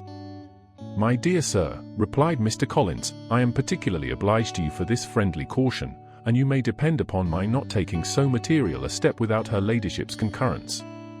You cannot be too much upon your guard. Risk anything rather than her displeasure, and if you find it likely to be raised by your coming to us again, which I should think exceedingly probable, stay quietly at home, and be satisfied that W.E. shall take no offence. Believe me, my dear sir, my gratitude is warmly excited by such affectionate attention, and depend upon it, you will speedily receive from me a letter of thanks for this, and for every other mark of your regard during my stay in Hertfordshire. As for my fair cousins, though my absence may not be long enough to render it necessary, I shall now take the liberty of wishing them health and happiness, not excepting my cousin Elizabeth." With proper civilities the ladies then withdrew, all of them equally surprised that he meditated a quick return. Mrs. Bennet wished to understand by it that he thought of paying his addresses to one of her younger girls, and Mary might have been prevailed on to accept him. She rated his abilities much higher than any of the others. There was a solidity in his reflections which often struck her, and though by no means so clever as herself, she thought that if encouraged to read and improve himself by such an example as hers, he might become a very agreeable companion. But on the following morning, every hope of this kind was done away. Miss Lucas called soon after breakfast, and in a private conference with Elizabeth related the event of the day before. The possibility of Mr. Collins's fancying herself in love with her friend had once occurred to Elizabeth within the last day or two, but that Charlotte could encourage him seemed almost as far from possibility as she could encourage him herself, and her astonishment was consequently so great as to overcome at first the bounds of decorum, and she could not help crying out, "Engaged to Mr. Collins? My dear Charlotte, impossible!" The steady countenance which Miss Lucas had commanded in telling her story gave way to a momentary confusion here on receiving so direct a reproach, though, as it was no more than she expected, she soon regained her composure, and calmly replied, "Why should you be surprised, my dear Eliza? Do you think it incredible that Mr. Collins should be able to procure any woman's good opinion, because he was not so happy as to succeed with you?" But Elizabeth had now recollected herself, and making a strong effort for it, was able to assure with tolerable firmness that the prospect of their relationship was highly grateful to her, and that she wished her all imaginable happiness. "I see what you are feeling," replied Charlotte. "You must be surprised, very much surprised so lately as Mr. Collins was wishing to marry you. But when you have had time to think it over, I hope you will be satisfied with what I have done. I am not romantic, you know, I never was. I ask only a comfortable home, and considering Mr. Collins's character, connection, and situation in life, I am convinced that my chance of happiness with him is as fair as most people can boast on entering the marriage state." Elizabeth quietly answered undoubtedly, and after an awkward pause, they returned to the rest of the family. Charlotte did not stay much longer, and Elizabeth was then left to reflect on what she had heard. It was a long time before she became at all reconciled to the idea of so unsuitable a match. The strangeness of Mr. Collins's making 2 offers of marriage within 3 days was nothing in comparison of his being now accepted. She had always felt that Charlotte's opinion of matrimony was not exactly like her own, but she had not supposed it to be possible that, when called into action, she would have sacrificed every better feeling to worldly advantage. Charlotte, the wife of Mr. Collins, was a most humiliating picture. And to the pang of a friend disgracing herself and sunk in her esteem, was added the distressing conviction that it was impossible for that friend to be tolerably happy in the lot she had chosen. Elizabeth was sitting with her mother and sisters, reflecting on what she had heard, and doubting whether she was authorized to mention it, when Sir William Lucas himself appeared, sent by his daughter, to announce her engagement to the family. With many compliments to them, and much self-gratulation on the prospect of a connection between the houses, he unfolded the matter to an audience not merely wondering, but incredulous, for Mrs. Bennet, with more perseverance than politeness, protested he must be entirely mistaken, and Lydia, always unguarded and often uncivil, boisterously exclaimed, "Good Lord! Sir William, how can you tell such a story? Do not you know that Mr. Collins wants to marry Lizzie?" Nothing less than the complaisance of a courtier could have borne without anger such treatment, but Sir William's good breeding carried him through it all, and though he begged leave to be positive as to the truth of his information, he listened to all their impertinence with the most forbearing courtesy. Elizabeth, feeling it incumbent on her to relieve him from so unpleasant a situation, now put herself forward to confirm his account, by mentioning her prior knowledge of it from Charlotte herself, and endeavoured to put a stop to the exclamations of her mother and sisters by the earnestness of her congratulations to Sir William, in which she was readily joined by Jane, and by making a variety of remarks on the happiness that might be expected from the match, the excellent character of Mr. Collins, and the convenient distance of Hunsford from London. Mrs. Bennet was in fact too much overpowered to say a great deal while Sir William remained, but no sooner had he left them than her feelings found a rapid vent. In the first place, she persisted in disbelieving the whole of the matter. Secondly, she was very sure that Mr. Collins had been taken in. Thirdly, she trusted that they would never be happy together. And fourthly, that the match might be broken off.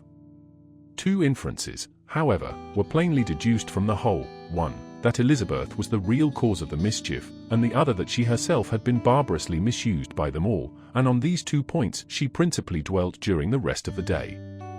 Nothing could console and nothing could appease her. Nor did that day wear out her resentment.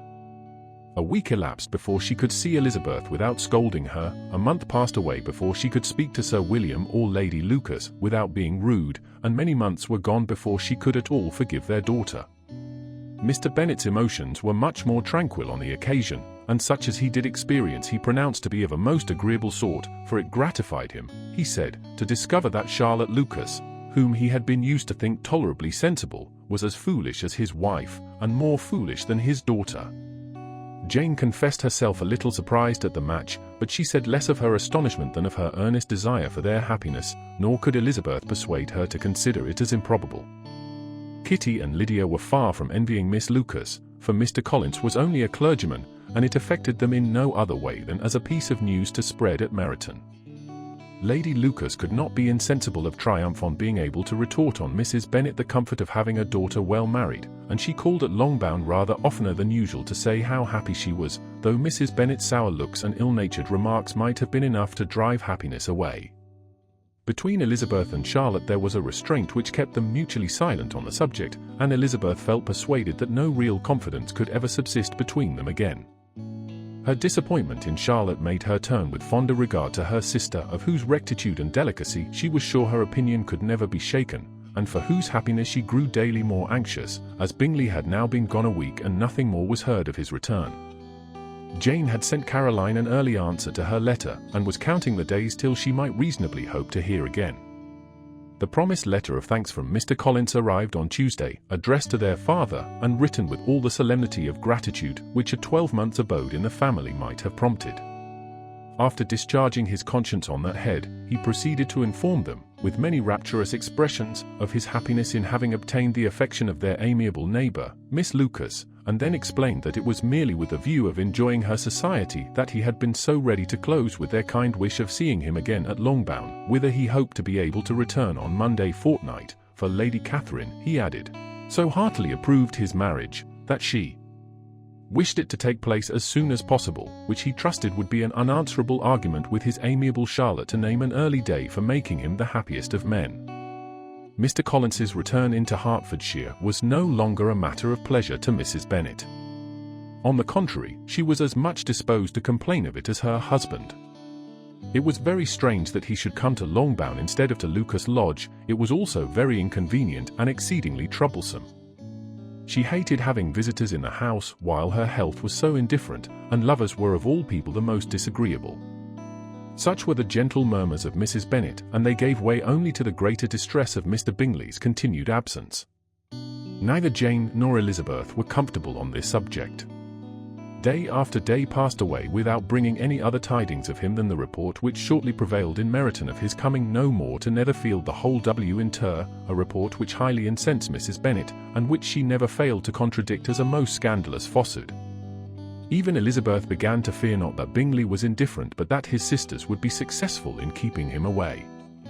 Unwilling as she was to admit an idea so destructive of Jane's happiness, and so dishonourable to the stability of her lover, she could not prevent its frequently occurring.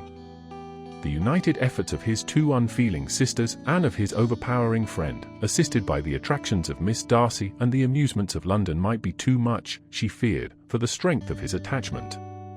As for Jane, her anxiety under this suspense was, of course, more painful than Elizabeth's, but whatever she felt she was desirous of concealing, and between herself and Elizabeth, therefore, the subject was never alluded to. But as no such delicacy restrained her mother, an hour seldom passed in which she did not talk of Bingley, express her impatience for his arrival, or even require Jane to confess that if he did not come back she would think herself very ill-used. It needed all Jane's steady mildness to bear these attacks with tolerable tranquillity. Mr. Collins returned most punctually on Monday fortnight, but his reception at Longbourn was not quite so gracious as it had been on his first introduction. He was too happy, however, to need much attention, and luckily for the others, the business of love-making relieved them from a great deal of his company. The chief of every day was spent by him at Lucas Lodge, and he sometimes returned to Longbourn only in time to make an apology for his absence before the family went to bed. Mrs. Bennet was really in a most pitiable state. The very mention of anything concerning the match threw her into an agony of ill humour, and wherever she went she was sure of hearing it talked of. The sight of Miss Lucas was odious to her. As her successor in that house, she regarded her with jealous abhorrence.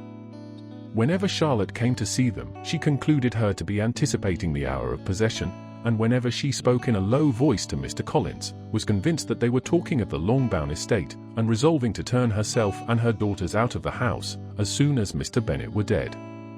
She complained bitterly of all this to her husband. "Indeed, Mr. Bennet," said she, "it is very hard to think that Charlotte Lucas should ever be mistress of this house, that I should be forced to make way for her, and live to see her take her place in it. My dear, do not give way to such gloomy thoughts. Let us hope for better things. Let us flatter ourselves that I may be the survivor." This was not very consoling to Mrs. Bennet, and therefore, instead of making any answer, she went on as before. "I cannot bear to think that they should have all this estate. If it was not for the entail, I should not mind it." "What should not you mind?" "I should not mind anything at all. Let us be thankful that you are preserved from a state of such insensibility." "I never can be thankful, Mr. Bennet, for anything about the entail. How anyone could have the conscience to entail away an estate from one's own daughters, I cannot understand, and all for the sake of Mr. Collins too. Why should he have it more than anybody else? I leave it to yourself to determine, said Mr. Bennet. Miss Bingley's letter arrived, and put an end to doubt. The very first sentence conveyed the assurance of their being all settled in London for the winter, and concluded with her brother's regret at not having had time to pay his respects to his friends in Hertfordshire before he left the country. Hope was over, entirely over, and when Jane could attend to the rest of the letter, she found little, except the professed affection of the writer, that could give her any comfort. Miss Darcy's praise occupied the chief of it. Her many attractions were again dwelt on, and Caroline boasted joyfully of their increasing intimacy, and ventured to predict the accomplishment of the wishes which had been unfolded in her former letter.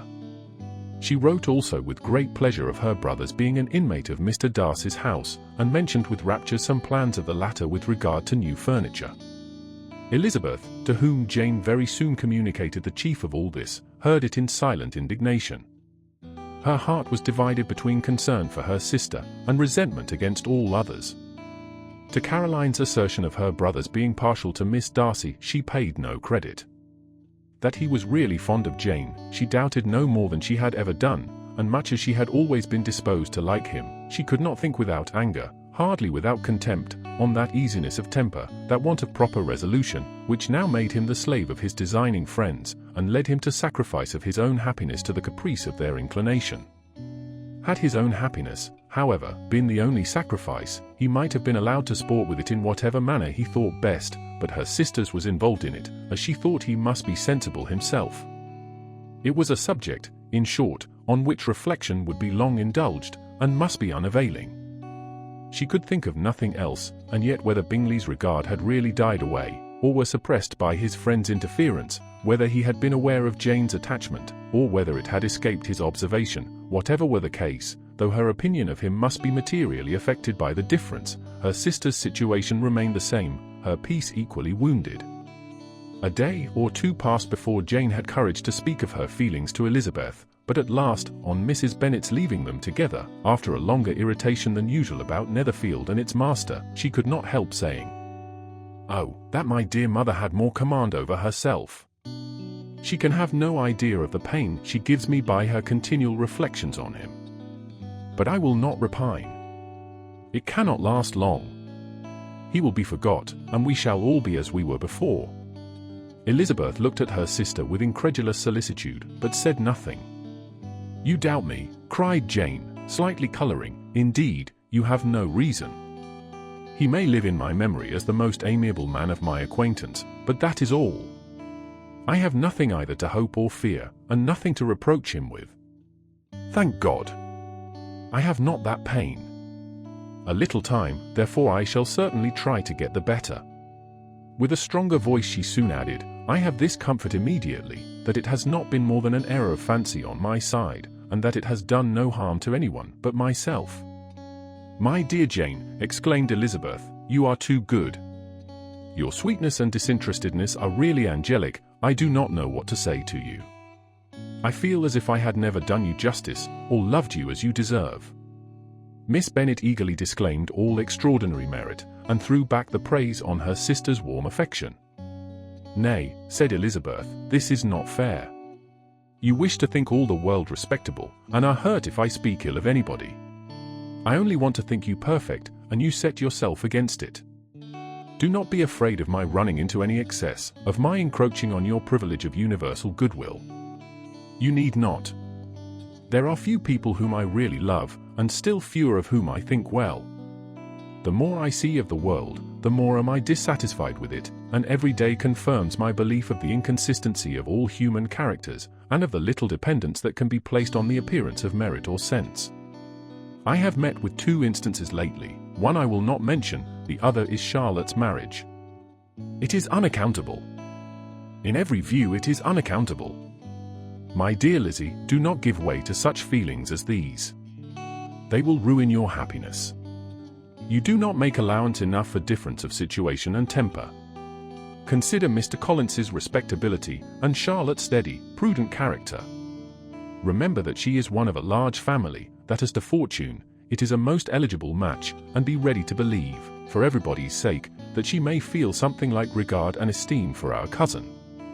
To oblige you, I would try to believe almost anything, but no one else could be benefited by such a belief as this, for were I persuaded that Charlotte had any regard for him, I should only think worse of her understanding than I now do of her heart. My dear Jane, Mr. Collins is a conceited, pompous, narrow-minded, silly man. You know he is, as well as I do, and you must feel, as well as I do, that the woman who married him cannot have a proper way of thinking. You shall not defend her, though it is Charlotte Lucas. You shall not, for the sake of one individual, change the meaning of principle and integrity, nor endeavor to persuade yourself or me that selfishness is prudence, and insensibility of danger security for happiness. I must think your language too strong in speaking of both, replied Jane, and I hope you will be convinced of it by seeing them happy together. But enough of this. You alluded to something else. You mentioned TWO instances. I cannot misunderstand you, but I entreat you, dear Lizzie, not to pain me by thinking that person to blame, and saying your opinion of him is sunk. We must not be so ready to fancy ourselves intentionally injured. We must not expect a lively young man to be always so guarded and circumspect. It is very often nothing but our own vanity that deceives us. Women fancy admiration means more than it does. And men take care that they should. If it is designedly done, they cannot be justified, but I have no idea of there being so much design in the world as some persons imagine. I am far from attributing any part of Mr. Bingley's conduct to design, said Elizabeth, but without scheming to do wrong, or to make others unhappy, there may be error, and there may be misery. Thoughtlessness, want of attention to other people's feelings, and want of resolution, will do the business. And do you impute it to either of those? Yes, to the last. But if I go on, I shall displease you by saying what I think of persons you esteem. Stop me whilst you can. You persist, then, in supposing his sisters influence him? Yes, in conjunction with his friend. I cannot believe it. Why should they try to influence him? They can only wish his happiness, and if he is attached to me, no other woman can secure it. Your first position is false. They may wish many things besides his happiness. They may wish his increase of wealth and consequence. They may wish him to marry a girl who has all the importance of money, great connections, and pride. Beyond a doubt, they do wish him to choose Miss Darcy, replied Jane, but this may be from better feelings than you are supposing. They have known her much longer than they have known me, no wonder if they love her better. But, whatever may be their own wishes, it is very unlikely they should have opposed their brothers. What sister would think herself at liberty to do it, unless there were something very objectionable? If they believed him attached to me, they would not try to part us. If he were so, they could not succeed. By supposing such an affection, you make everybody acting unnaturally and wrong, and me most unhappy. Do not distress me by the idea. I am not ashamed of having been mistaken, or, at least, it is light, it is nothing in comparison of what I should feel in thinking ill of him or his sisters. Let me take it in the best light, in the light in which it may be understood.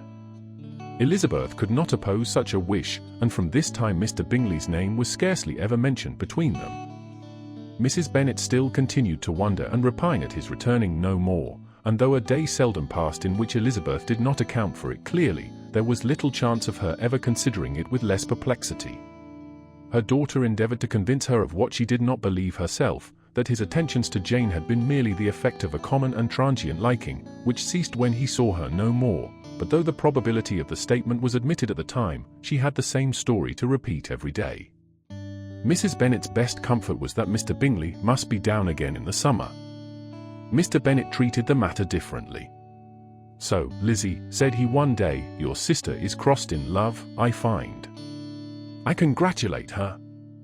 Next to being married, a girl likes to be crossed a little in love now and then. It is something to think of, and it gives her a sort of distinction among her companions. When is your turn to come? You will hardly bear to be long outdone by Jane. Now is your time. Here are officers enough in Meryton to disappoint all the young ladies in the country. Let Wickham be your man. He is a pleasant fellow, and would jilt you creditably. "Thank you, sir, but a less agreeable man would satisfy me. We must not all expect Jane's good fortune." "True," said Mr. Bennet, "but it is a comfort to think that whatever of that kind may befall you, you have an affectionate mother who will make the most of it."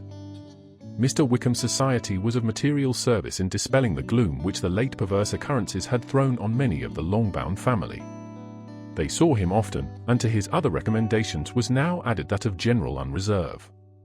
The whole of what Elizabeth had already heard, his claims on Mr. Darcy, and all that he had suffered from him, was now openly acknowledged and publicly canvassed, and everybody was pleased to know how much they had always disliked Mr. Darcy before they had known anything of the matter. Miss Bennet was the only creature who could suppose there might be any extenuating circumstances in the case. Unknown to the society of Hertfordshire, her mild and steady candour always pleaded for allowances, and urged the possibility of mistakes, but by everybody else Mr. Darcy was condemned as the worst of men. After a week spent in professions of love and schemes of felicity, Mr. Collins was called from his amiable Charlotte by the arrival of Saturday. The pain of separation, however, might be alleviated on his side by preparations for the reception of his bride, as he had reason to hope that shortly after his return into Hertfordshire, the day would be fixed that was to make him the happiest of men. He took leave of his relations at Longbourn with as much solemnity as before, wished his fair cousin's health and happiness again, and promised their father another letter of thanks. On the following Monday, Mrs. Bennet had the pleasure of receiving her brother and his wife, who came as usual to spend the Christmas at Longbourn. Mr. Gardiner was a sensible, gentlemanlike man, greatly superior to his sister, as well by nature as education. The Netherfield ladies would have had difficulty in believing that a man who lived by trade, and within view of his own warehouses, could have been so well-bred and agreeable. Mrs. Gardiner, who was several years younger than Mrs. Bennet and Mrs. Phillips, was an amiable, intelligent, elegant woman, and a great favourite with all her Longbourn nieces. Between the two eldest and herself especially, there subsisted a particular regard. They had frequently been staying with her in town. The first part of Mrs. Gardiner's business on her arrival was to distribute her presents and describe the newest fashions. When this was done, she had a less active part to play. It became her turn to listen. Mrs. Bennet had many grievances to relate, and much to complain of. They had all been very ill-used since she last saw her sister. 2 of her girls had been upon the point of marriage, and after all there was nothing in it. "I do not blame Jane," she continued, "for Jane would have got Mr. Bingley if she could. But Lizzie! Oh, sister! It is very hard to think that she might have been Mr. Collins's wife by this time, had it not been for her own perverseness. He made her an offer in this very room, and she refused him. The consequence of it is, that Lady Lucas will have a daughter married before I have, and that the Longbourn estate is just as much entailed as ever. The Lucases are very artful people indeed, sister. They are all for what they can get. I am sorry to say it of them, but so it is. It makes me very nervous and poorly to be thwarted so in my own family, and to have neighbours who think of themselves before anybody else. However, your coming just at this time is the greatest of comforts, and I am very glad to hear what you tell us of long sleeves." Mrs. Gardiner, to whom the chief of this news had been given before, in the course of Jane and Elizabeth's correspondence with her, made her sister a slight answer, and, in compassion to her nieces, turned the conversation. When alone with Elizabeth afterwards, she spoke more on the subject. "It seems likely to have been a desirable match for Jane," said she. "I am sorry it went off. But these things happen so often. A young man, such as you describe Mr. Bingley, so easily falls in love with a pretty girl for a few weeks, and when accident separates them, so easily forgets her, that these sort of inconsistencies are very frequent." "An excellent consolation in its way," said Elizabeth, "but it will not do for us. We do not suffer by accident. It does not often happen that the interference of friends will persuade a young man of independent fortune to think no more of a girl whom he was violently in love with only a few days before. But that expression of a violently in love is so hackneyed, so doubtful, so indefinite, that it gives me very little idea. It is as often applied to feelings which arise from a half-hour's acquaintance as to a real, strong attachment. Pray, how violent was Mr. Bingley's love? I never saw a more promising inclination. He was growing quite inattentive to other people, and wholly engrossed by her. Every time they met, it was more decided and remarkable. At his own ball he offended 2 or 3 young ladies by not asking them to dance, and I spoke to him twice myself, without receiving an answer. Could there be finer symptoms? Is not general incivility the very essence of love? Oh, yes, of that kind of love which I suppose him to have felt. Poor Jane! I am sorry for her, because, with her disposition, she may not get over it immediately. It had better have happened to you, Lizzie, you would have laughed yourself out of it sooner. But do you think she would be prevailed upon to go back with us? Change of scene might be of service, and perhaps a little relief from home may be as useful as anything. Elizabeth was exceedingly pleased with this proposal, and felt persuaded of her sister's ready acquiescence. I hope, added Mrs. Gardiner, that no consideration with regard to this young man will influence her. We live in so different a part of town, all our connections are so different, and, as you well know, we go out so little, that it is very improbable that they should meet at all, unless he really comes to see her. And that is quite impossible, for he is now in the custody of his friend, and Mr. Darcy would no more suffer him to call on Jane in such a part of London. My dear aunt, how could you think of it? Mr. Darcy may perhaps have heard of such a place as Gracechurch Street, but he would hardly think a month's ablution enough to cleanse him from its impurities, were he once to enter it, and depend upon it, Mr. Bingley never stirs without him.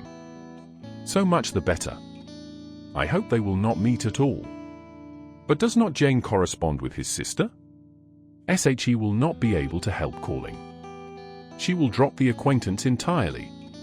But in spite of the certainty in which Elizabeth affected to place this point, as well as the still more interesting one of Bingley's being withheld from seeing Jane, she felt a solicitude on the subject which convinced her, on examination, that she did not consider it entirely hopeless. It was possible, and sometimes she thought it probable, that his affection might be reanimated, and the influence of his friend successfully combated by the more natural influence of Jane's attractions.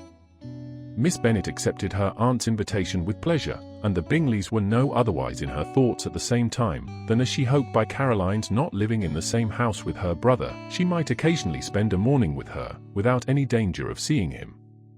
The Gardiners stayed a week at Longbourn, and what with the Phillipses, the Lucases, and the officers, there was not a day without its engagement.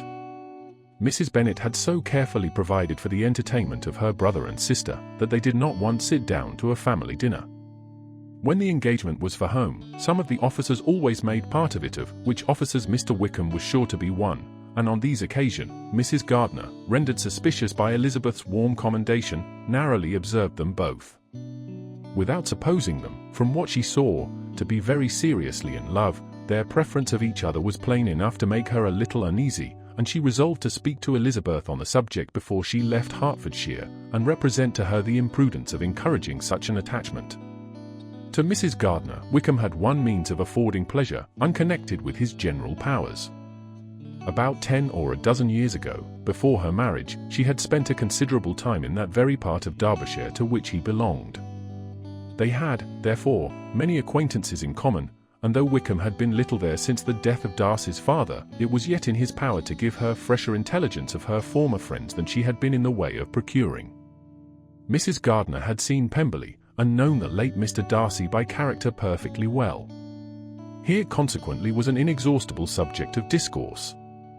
In comparing her recollection of Pemberley with the minute description which Wickham could give, and in bestowing her tribute of praise on the character of its late possessor, she was delighting both him and herself. On being made acquainted with the present Mr. Darcy's treatment of him, she tried to remember some of the gentleman's reputed disposition when quite a lad which might agree with it, and was confident at last that she recollected having heard Mr. Fitzwilliam Darcy formerly spoken of as a very proud, ill-natured boy. Mrs. Gardiner's caution to Elizabeth was punctually and kindly given on the first favourable opportunity of speaking to her alone. After honestly telling her what she thought, she thus went on. You are too sensible a girl, Lizzie, to fall in love merely because you are warned against it, and, therefore, I am not afraid of speaking openly. Seriously, I would have you be on your guard. Do not involve yourself or endeavour to involve him in an affection which the want of fortune would make so very imprudent. I have nothing to say against him, he is a most interesting young man, and if he had the fortune he ought to have, I should think you could not do better. But as it is, you must not let your fancy run away with you. You have sense, and we all expect you to use it. Your father would depend on your resolution and good conduct, I am sure. You must not disappoint your father. My dear aunt, this is being serious indeed. Yes, and I hope to engage you to be serious likewise. Well, then, you need not be under any alarm. I will take care of myself, and of Mr. Wickham too. He shall not be in love with me, if I can prevent it. Elizabeth, you are not serious now. I beg your pardon, I will try again. At present I am not in love with Mr. Wickham, no, I certainly am not. But he is, beyond all comparison, the most agreeable man I ever saw, and if he becomes really attached to me I believe it will be better that he should not. I see the imprudence of it. Oh, that abominable Mr. Darcy! My father's opinion of me does me the greatest honor, and I should be miserable to forfeit it. My father, however, is partial to Mr. Wickham. In short, my dear aunt, I should be very sorry to be the means of making any of you unhappy, but since we see every day that where there is affection, young people are seldom withheld by immediate want of fortune from entering into engagements with each other, how can I promise to be wiser than so many of my fellow creatures if I am tempted, or how am I even to know that it would be wisdom to resist? All that I can promise you, therefore, is not to be in a hurry. I will not be in a hurry to believe myself his first object. When I am in company with him, I will not be wishing. In short, I will do my best. Perhaps it will be as well if you discourage his coming here so very often. At least, you should not remind your mother of inviting him. As I did the other day, said Elizabeth with a conscious smile, very true, it will be wise in me to refrain from that. But do not imagine that he is always here so often. It is on your account that he has been so frequently invited this week. You know my mother's ideas as to the necessity of constant company for her friends. But really, and upon my honor, I will try to do what I think to be the wisest, and now I hope you are satisfied. Her aunt assured her that she was, and Elizabeth having thanked her for the kindness of her hints, they parted, a wonderful instance of advice being given on such a point, without being resented. Mr. Collins returned into Hertfordshire soon after it had been quitted by the Gardiners and Jane, but as he took up his abode with the Lucases, his arrival was no great inconvenience to Mrs. Bennet. His marriage was now fast approaching, and she was at length so far resigned as to think it inevitable, and even repeatedly to say, in an ill-natured tone, that she wished they might be happy. Thursday was to be the wedding day, and on Wednesday Miss Lucas paid her farewell visit, and when she rose to take leave, Elizabeth, ashamed of her mother's ungracious and reluctant good wishes, and sincerely affected herself, accompanied her out of the room. As they went downstairs together, Charlotte said, "I shall depend on hearing from you very often, Eliza." "That you certainly shall. And I have another favor to ask you. Will you come and see me?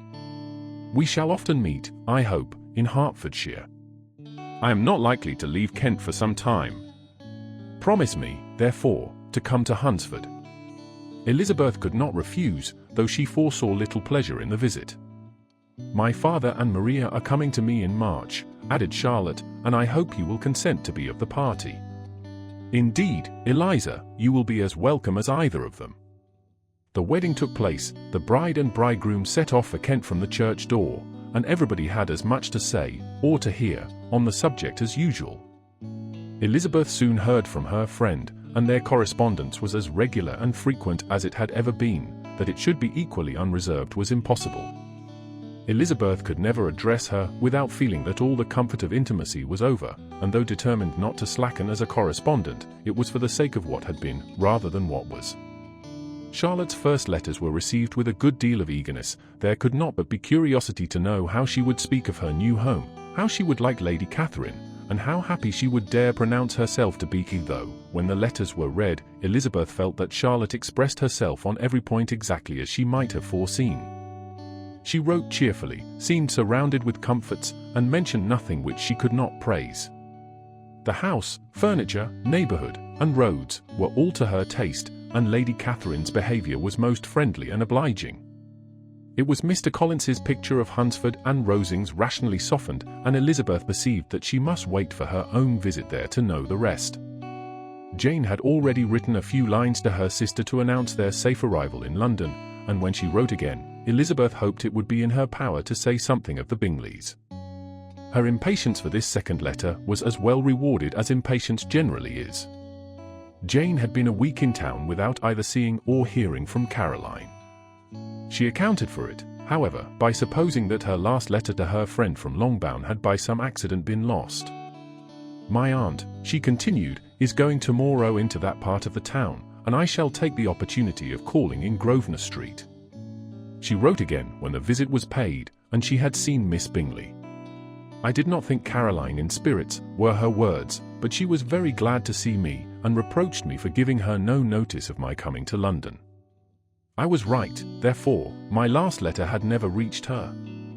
I inquired after their brother, of course.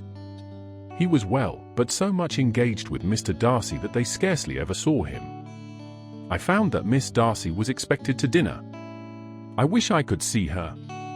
My visit was not long, as Caroline and Mrs. Hurst were going out. I dare say I shall see them soon here."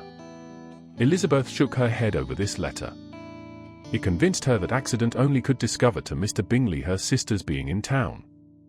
For weeks passed away, and Jane saw nothing of him. She endeavoured to persuade herself that she did not regret it, but she could no longer be blind to Miss Bingley's inattention. After waiting at home every morning for a fortnight, and inventing every evening a fresh excuse for her, the visitor did at last appear, but the shortness of her stay, and yet more, the alteration of her manner would allow Jane to deceive herself no longer. The letter which she wrote on this occasion to her sister will prove what she felt. "My dearest Lizzie will, I am sure, be incapable of triumphing in her better judgment, at my expense, when I confess myself to have been entirely deceived in Miss Bingley's regard for me. But, my dear sister, though the event has proved you right, do not think me obstinate if I still assert that, considering what her behaviour was, my confidence was as natural as your suspicion. I do not at all comprehend her reason for wishing to be intimate with me, but if the same circumstances were to happen again, I am sure I should be deceived again. Caroline did not return my visit till yesterday, and not a note, not a line, did I receive in the meantime. When she did come, it was very evident that she had no pleasure in it. She made a slight, formal apology for not calling before, said not a word of wishing to see me again, and was in every respect so altered a creature, that when she went away I was perfectly resolved to continue the acquaintance no longer. I pity, though I cannot help blaming her. She was very wrong in singling me out as she did. I can safely say that every advance to intimacy began on her side. But I pity her, because she must feel that she has been acting wrong, and because I am very sure that anxiety for her brother is the cause of it. I need not explain myself farther, and though we know this anxiety to be quite needless, yet if she feels it, it will easily account for her behaviour to me, and so deservedly dear as he is to his sister, whatever anxiety she must feel on his behalf is natural and amiable. I cannot but wonder, however, at her having any such fears now, because, if he had at all cared about me, we must have met, long ago. He knows of my being in town, I am certain, from something she said herself, and yet it would seem, by her manner of talking, as if she wanted to persuade herself that he is really partial to Miss Darcy. I cannot understand it. If I were not afraid of judging harshly, I should be almost tempted to say that there is a strong appearance of duplicity in all this. But I will endeavour to banish every painful thought, and think only of what will make me happy your affection, and the invariable kindness of my dear uncle and aunt. Let me hear from you very soon. Miss Bingley said something of his never returning to Netherfield again, of giving up the house, but not with any certainty. We had better not mention it. I am extremely glad that you have such pleasant accounts from our friends at Hunsford. Pray go to see them, with Sir William and Maria. I am sure you will be very comfortable there, yours, etc. This letter gave Elizabeth some pain, but her spirits returned as she considered that Jane would no longer be duped, by the sister at least. All expectation from the brother was now absolutely over. She would not even wish for a renewal of his attentions. His character sunk on every review of it, and as a punishment for him, as well as a possible advantage to Jane, she seriously hoped he might really soon marry Mr. Darcy's sister, as by Wickham's account, she would make him abundantly regret what he had thrown away. Mrs. Gardiner about this time reminded Elizabeth of her promise concerning that gentleman, and required information, and Elizabeth had such to send as might rather give contentment to her aunt than to herself. His apparent partiality had subsided, his attentions were over, he was the admirer of someone else. Elizabeth was watchful enough to see it all, but she could see it and write of it without material pain. Her heart had been but slightly touched, and her vanity was satisfied with believing that she would have been his only choice, had fortune permitted it. The sudden acquisition of £10,000 was the most remarkable charm of the young lady to whom he was now rendering himself agreeable, but Elizabeth, less clear-sighted perhaps in this case than in Charlotte's, did not quarrel with him for his wish of independence. Nothing, on the contrary, could be more natural, and while able to suppose that it cost him a few struggle to relinquish her, she was ready to allow it a wise and desirable measure for both, and could very sincerely wish him happy. All this was acknowledged to Mrs. Gardiner, and after relating the circumstances, she thus went on, "I am now convinced, my dear aunt, that I have never been much in love, for had I really experienced that pure and elevating passion, I should at present detest his very name, and wish him all manner of evil. But my feelings are not only cordial towards him, they are even impartial towards Miss King. I cannot find out that I hate her at all, or that I am in the least unwilling to think her a very good sort of girl. There can be no love in all this. My watchfulness has been effectual, and though I certainly should be a more interesting object to all my acquaintances were I distractedly in love with him, I cannot say that I regret my comparative insignificance. Importance may sometimes be purchased too dearly. Kitty and Lydia take his defection much more to heart than I do. They are young in the ways of the world, and not yet open to the mortifying conviction that handsome young men must have something to live on as well as the plain. With no greater events than these in the long-bound family, and otherwise diversified by little beyond the walks to Meryton, sometimes dirty and sometimes cold, did January and February pass away. March was to take Elizabeth to Hunsford. She had not at first thought very seriously of going thither, but Charlotte, she soon found, was depending on the plan, and she gradually learned to consider it herself with greater pleasure as well as greater certainty. Absence had increased her desire of seeing Charlotte again, and weakened her disgust of Mr. Collins. There was novelty in the scheme, and as, with such a mother and such uncompanionable sisters, home could not be faultless, a little change was not unwelcome for its own sake. The journey would moreover give her a peep at Jane, and, in short, as the time drew near, she would have been very sorry for any delay. Everything, however, went on smoothly, and was finally settled according to Charlotte's first sketch. She was to accompany Sir William and his second daughter. The improvement of spending a night in London was added in time, and the plan became perfect as plan could be. The only pain was in leaving her father, who would certainly miss her, and who, when it came to the point, so little liked her going, that he told her to write to him, and almost promised to answer her letter. The farewell between herself and Mr. Wickham was perfectly friendly, on his side even more. His present pursuit could not make him forget that Elizabeth had been the first to excite and to deserve his attention, the first to listen and to pity, the first to be admired, and in his manner of bidding her adieu, wishing her every enjoyment, reminding her of what she was to expect in Lady Catherine de Bourgh, and trusting their opinion of everybody would always coincide, there was a solicitude, an interest which she felt must ever attach her to him with a most sincere regard, and she parted from him convinced that, whether married or single, he must always be her model of the amiable and pleasing. Her fellow travellers the next day were not of a kind to make her think him less agreeable. Every object in the next day's journey was new and interesting to Elizabeth, and her spirits were in a state of enjoyment, for she had seen her sister looking so well as to banish all fear for her health, and the prospect of her northern tour was a constant source of delight. When they left the high road for the lane to Hunsford, every eye was in search of the parsonage, and every turning expected to bring it in view. The palings of Rosings Park was their boundary on one side. Elizabeth smiled at the recollection of all that she had heard of its inhabitants. At length the parsonage was discernible. The garden sloping to the road, the house standing in it, the green pales, and the laurel hedge, everything declared they were arriving. Mr. Collins and Charlotte appeared at the door, and the carriage stopped at the small gate which led by a short gravel walk to the house, amidst the nods and smiles of the whole party. In a moment they were all out of the chaise, rejoicing at the sight of each other. Mrs. Collins welcomed her friend with the liveliest pleasure, and Elizabeth was more and more satisfied with coming when she found herself so affectionately received. She saw instantly that her cousin's manners were not altered by his marriage, his formal civility was just what it had been, and he detained her some minutes at the gate to hear and satisfy his inquiries after all her family. They were then, with no other delay than his pointing out the neatness of the entrance, taken into the house, and as soon as they were in the parlour, he welcomed them a second time, with ostentatious formality to his humble abode, and punctually repeated all his wife's offers of refreshment. Elizabeth was prepared to see him in his glory, and she could not help in fancying that in displaying the good proportion of the room, its aspect and its furniture, he addressed himself particularly to her, as if wishing to make her feel what she had lost in refusing him. But though everything seemed neat and comfortable, she was not able to gratify him by any sigh of repentance, and rather looked with wonder at her friend that she could have so cheerful an air with such a companion. When Mr. Collins said anything of which his wife might reasonably be ashamed, which certainly was not unseldom, she involuntarily turned her eye on Charlotte. Once or twice she could discern a faint blush, but in general Charlotte wisely did not hear.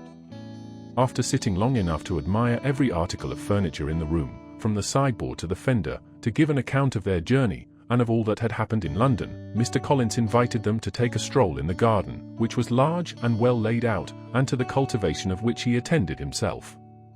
To work in this garden was one of his most respectable pleasures, and Elizabeth admired the command of countenance with which Charlotte talked of the healthfulness of the exercise, and owned she encouraged it as much as possible. Here, leading the way through every walk and cross-walk, and scarcely allowing them an interval to utter the praises he asked for, every view was pointed out with a minuteness which left beauty entirely behind. He could number the fields in every direction, and could tell how many tress there were in the most distant clump. But of all the views which his garden, or which the country or kingdom could boast, none were to be compared with the prospect of Rosings, afforded by an opening in the trees that bordered the park nearly opposite the front of his house. It was a handsome modern building, well situated on rising ground. From his garden, Mr. Collins would have led them round his 2 meadows, but the ladies, not having shoes to encounter the remains of a white frost, turned back, and while Sir William accompanied him, Charlotte took her sister and friend over the house, extremely well pleased, probably, to have the opportunity of showing it without her husband's help. It was rather small, but well built and convenient, and everything was fitted up and arranged with a neatness and consistency of which Elizabeth gave Charlotte all the credit. When Mr. Collins could be forgotten, there was really an air of great comfort throughout, and by Charlotte's evident enjoyment of it, Elizabeth supposed he must be often forgotten. She had already learnt that Lady Catherine was still in the country. It was spoken of again while they were at dinner, when Mr. Collins, joining in, observed, "Yes, Miss Elizabeth, you will have the honour of seeing Lady Catherine de Bourgh on the ensuing Sunday at church, and I need not say you will be delighted with her. She is all affability and condescension, and I doubt not but you will be honoured with some portion of her notice when service is over. I have scarcely any hesitation in saying she will include you and my sister Maria in every invitation with which she honours us during your stay here. Her behaviour to my dear Charlotte is charming. We dine at Rosings twice every week, and are never allowed to walk home. Her ladyship's carriage is regularly ordered for us. I should say, one of her ladyship's carriages, for she has several. Lady Catherine is a very respectable, sensible woman indeed," added Charlotte, "and a most attentive neighbour." "Very true, my dear, that is exactly what I say. She is the sort of woman whom one cannot regard with too much deference." The evening was spent chiefly in talking over Hertfordshire news, and telling again what had already been written, and when it closed, Elizabeth, in the solitude of her chamber, had to meditate upon Charlotte's degree of contentment, to understand her address in guiding, and composure in bearing with, her husband, and to acknowledge that it was all done very well.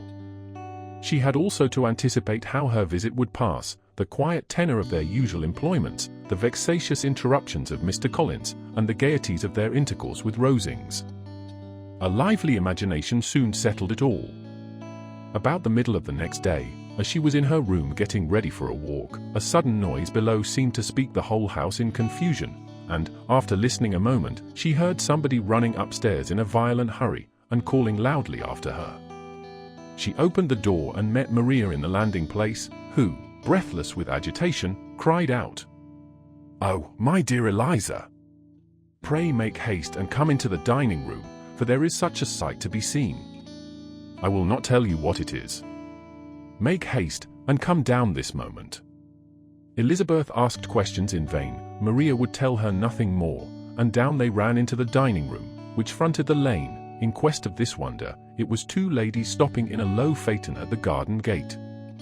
"And is this all?" cried Elizabeth. "I expected at least that the pigs were got into the garden, and here is nothing but Lady Catherine and her daughter." "La! My dear," said Maria, quite shocked at the mistake, "it is not Lady Catherine. The old lady is Mrs. Jenkinson, who lives with them, the other is Mr. Burf.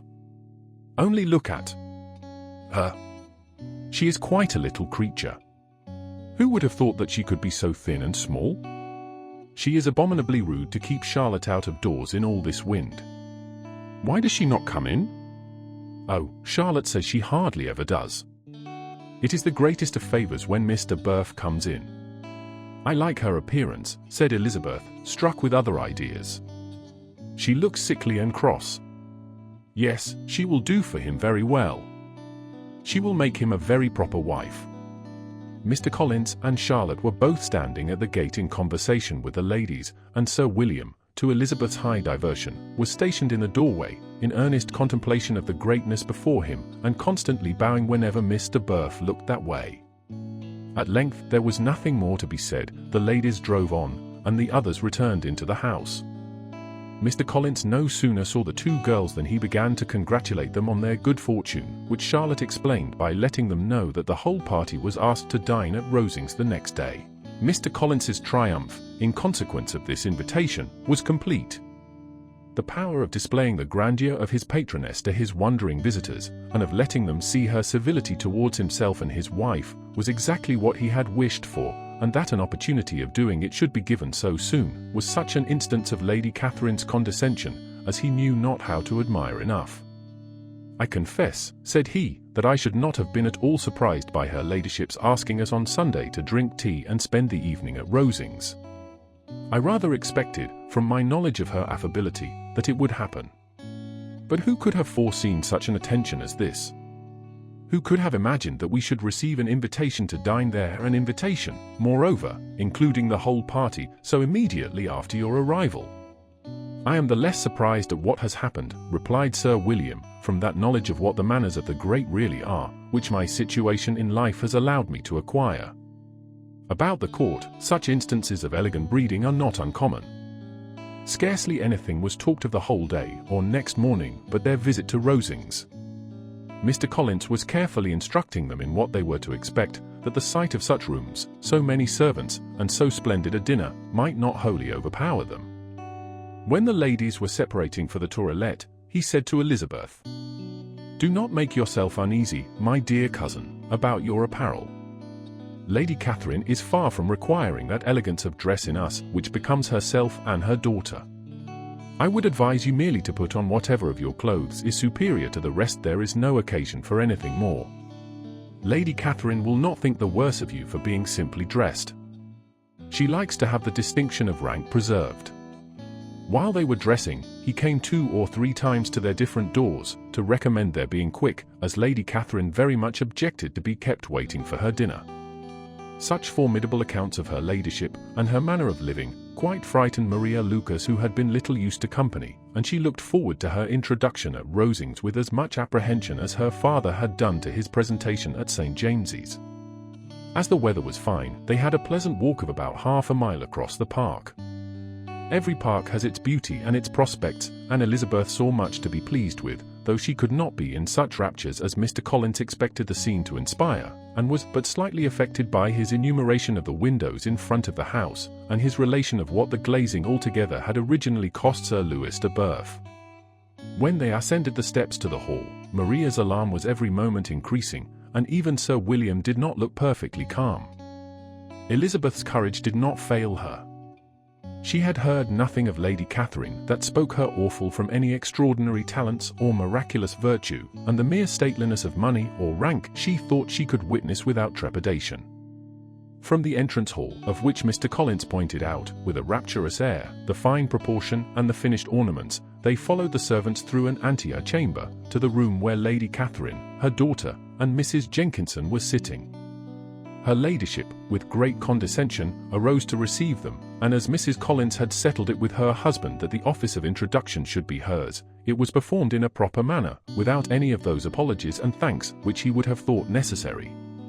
In spite of having been at St. James's, Sir William was so completely awed by the grandeur surrounding him, that he had but just courage enough to make a very low bow, and take his seat without saying a word, and his daughter, frightened almost out of her senses, sat on the edge of her chair, not knowing which way to look.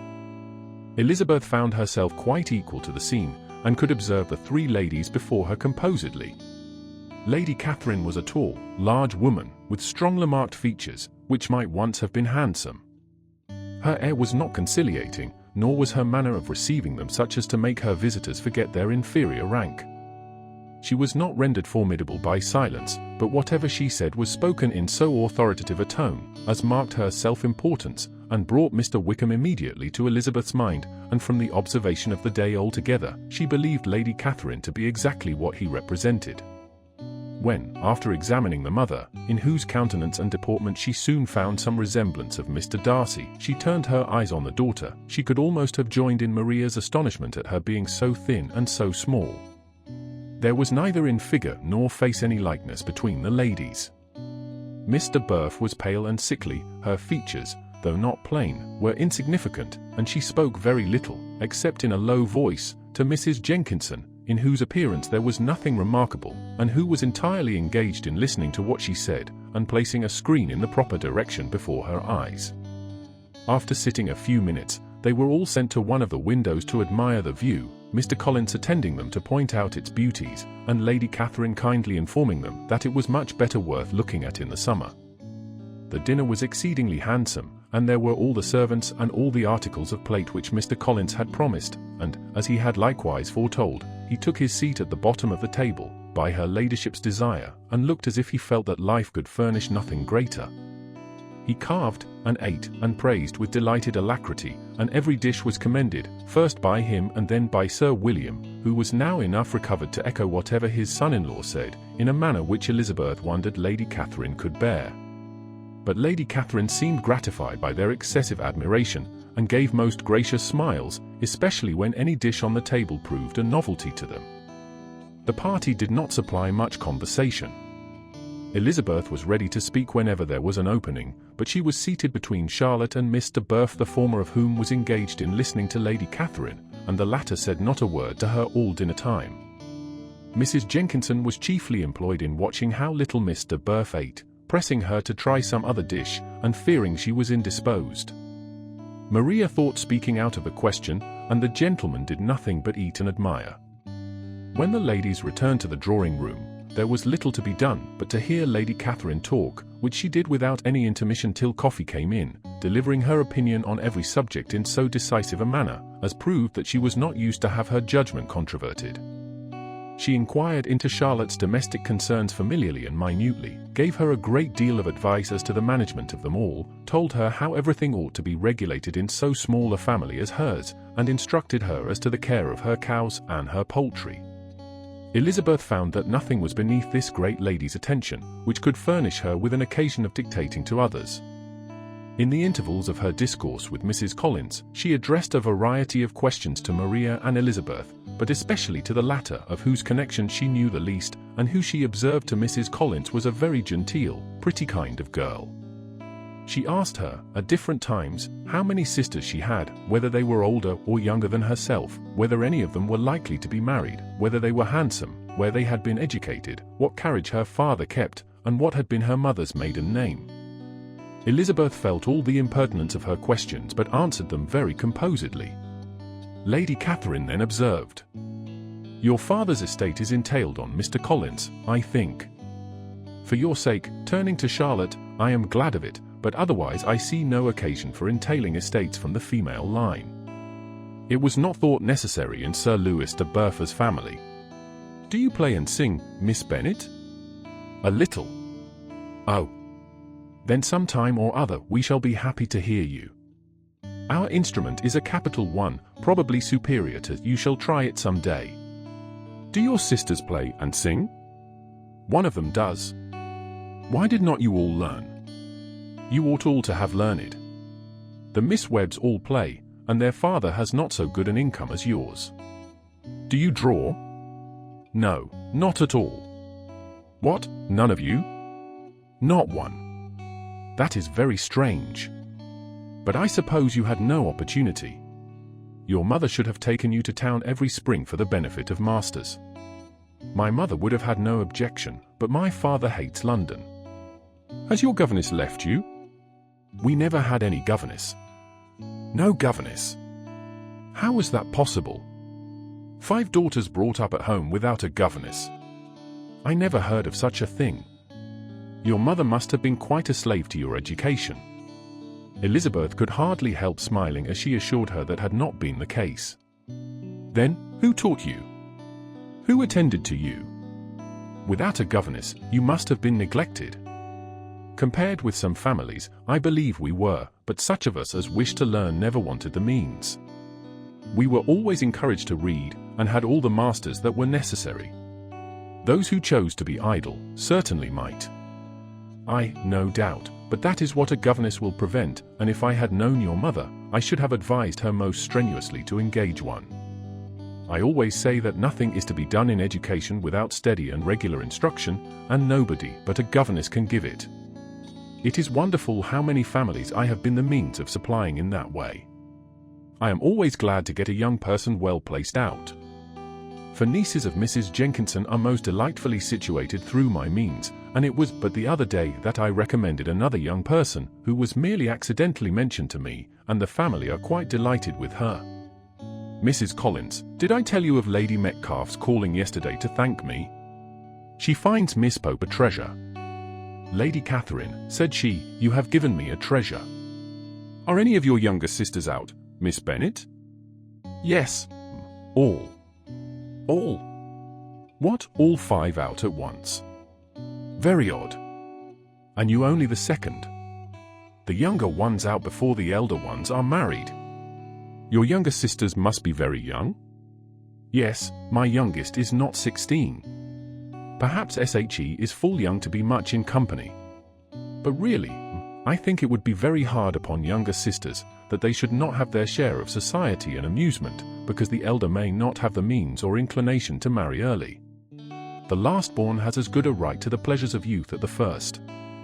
And to be kept back on such a motive! I think it would not be very likely to promote sisterly affection or delicacy of mind. Upon my word, said her ladyship, you give your opinion very decidedly for so young a person. Pray, what is your age? With 3 younger sisters grown up, replied Elizabeth, smiling, your ladyship can hardly expect me to own it.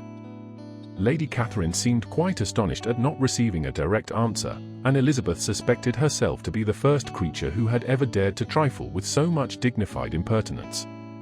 You cannot be more than 20, I am sure, therefore you need not conceal your age. I am not 21. When the gentlemen had joined them, and tea was over, the card tables were placed. Lady Catherine, Sir William, and Mr. and Mrs. Collins sat down to quadrille, and as Mr. Burf chose to play at casino, the 2 girls had the honour of assisting Mrs. Jenkinson to make up her party. Their table was superlatively stupid. Scarcely a syllable was uttered that did not relate to the game, except when Mrs. Jenkinson expressed her fears of Mr. Burf as being too hot or too cold, or having too much or too little light. A great deal more passed at the other table. Lady Catherine was generally speaking stating the mistakes of the 3 others, or relating some anecdote of herself. Mr. Collins was employed in agreeing to everything her ladyship said, thanking her for every fish he won, and apologizing if he thought he won too many.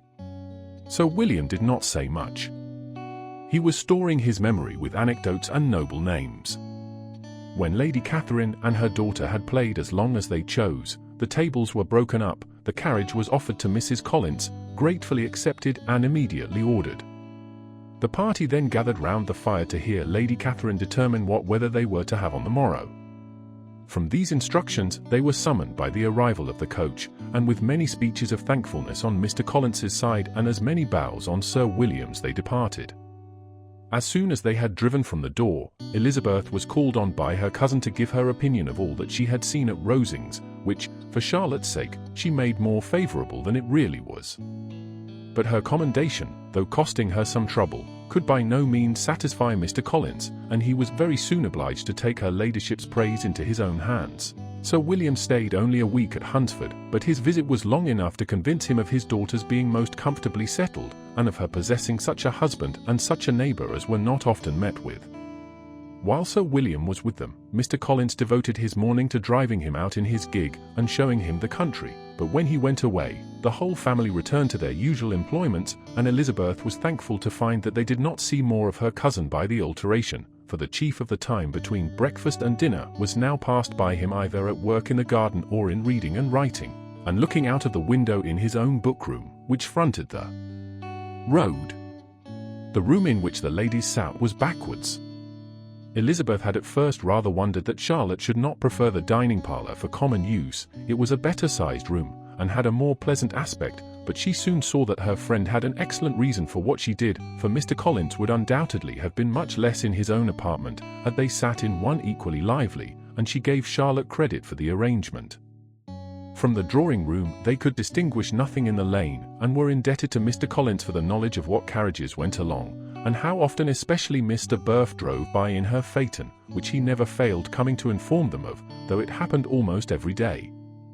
She not unfrequently stopped at the parsonage, and had a few minutes' conversation with Charlotte, but was scarcely ever prevailed upon to get out.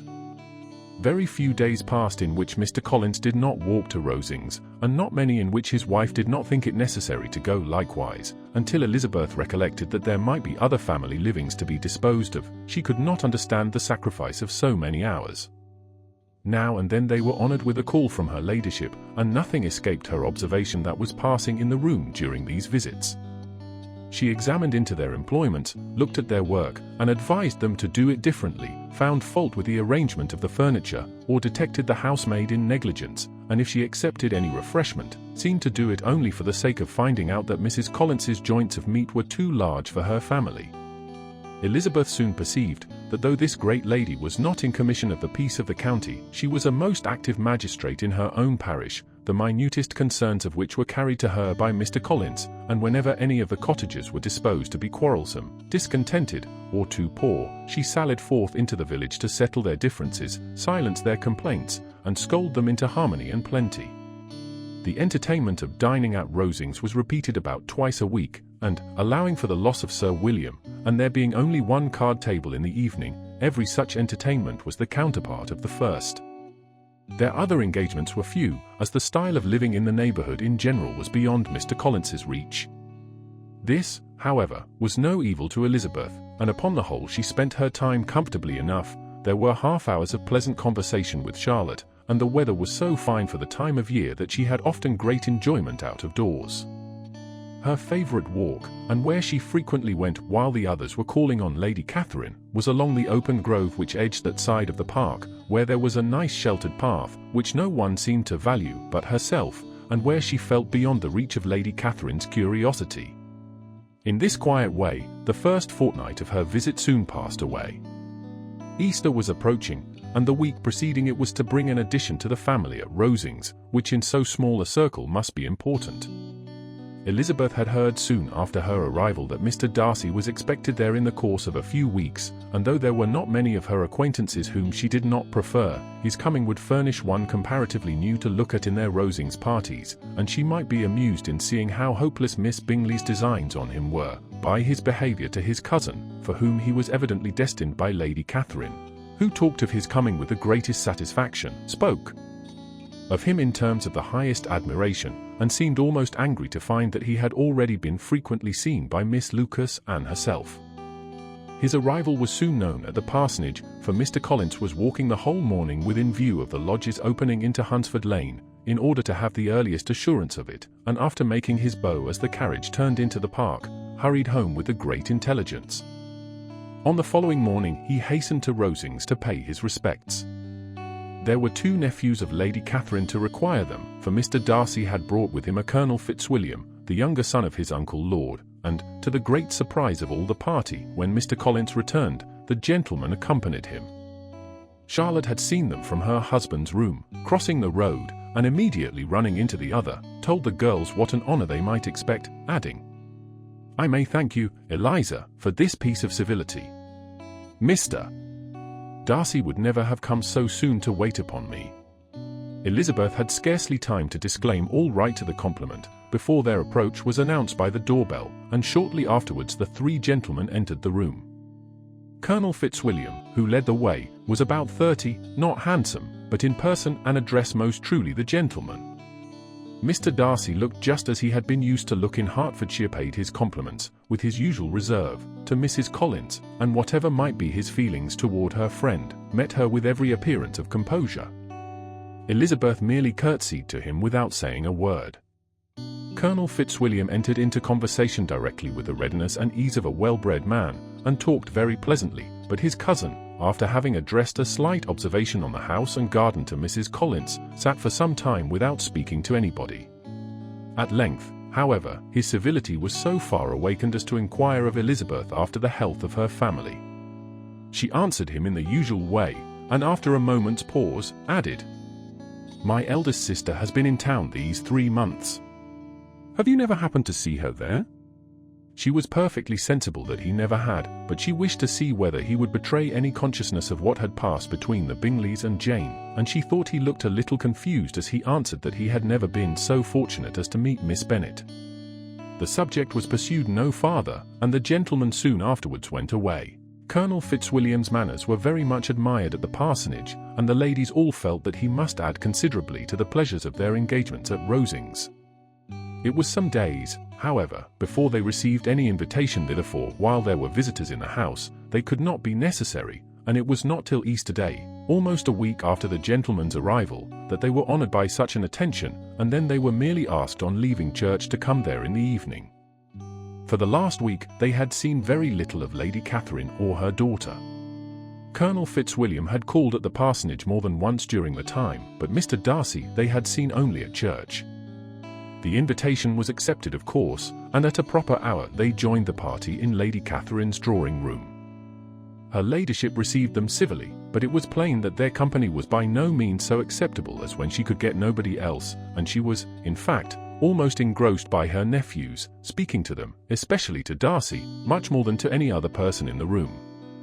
Colonel Fitzwilliam seemed really glad to see them. Anything was a welcome relief to him at Rosings, and Mrs. Collins's pretty friend had moreover caught his fancy very much.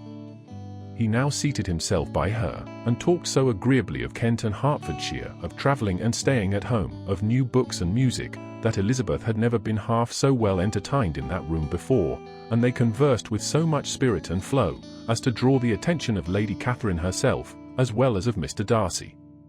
His eyes had been soon and repeatedly turned towards them with a look of curiosity, and that her ladyship, after a while, shared the feeling, was more openly acknowledged, for she did not scruple to call out, "What is that you are saying, Fitzwilliam? What is it you are talking of? What are you telling Miss Bennet? Let me hear what it is." "We are speaking of music, madam," said he, when no longer able to avoid a reply. "Of music? Then pray speak aloud. It is of all subjects my delight. I must have my share in the conversation if you are speaking of music. There are few people in England, I suppose, who have more true enjoyment of music than myself, or a better natural taste. If I had ever learnt, I should have been a great proficient. And so would Anne, if her health had allowed her to apply. I am confident that she would have performed delightfully. How does Georgiana get on, Darcy?" Mr. Darcy spoke with affectionate praise of his sister's proficiency. "I am very glad to hear such a good account of her," said Lady Catherine, "and pray tell her from me, that she cannot expect to excel if she does not practice a good deal." "I assure you, madam," he replied, "that she does not need such advice. She practices very constantly. So much the better. It cannot be done too much, and when I next write to her, I shall charge her not to neglect it on any account. I often tell young ladies that no excellence in music is to be acquired without constant practice. I have told Miss Bennet several times that she will never play really well unless she practices more, and though Mrs. Collins has no instrument, she is very welcome, as I have often told her, to come to Rosings every day, and play on the pianoforte in Mrs. Jenkinson's room. She would be in nobody's way, you know, in that part of the house. Mr. Darcy looked a little ashamed of his aunt's ill breeding, and made no answer. When coffee was over, Colonel Fitzwilliam reminded Elizabeth of having promised to play to him, and she sat down directly to the instrument. He drew a chair near her.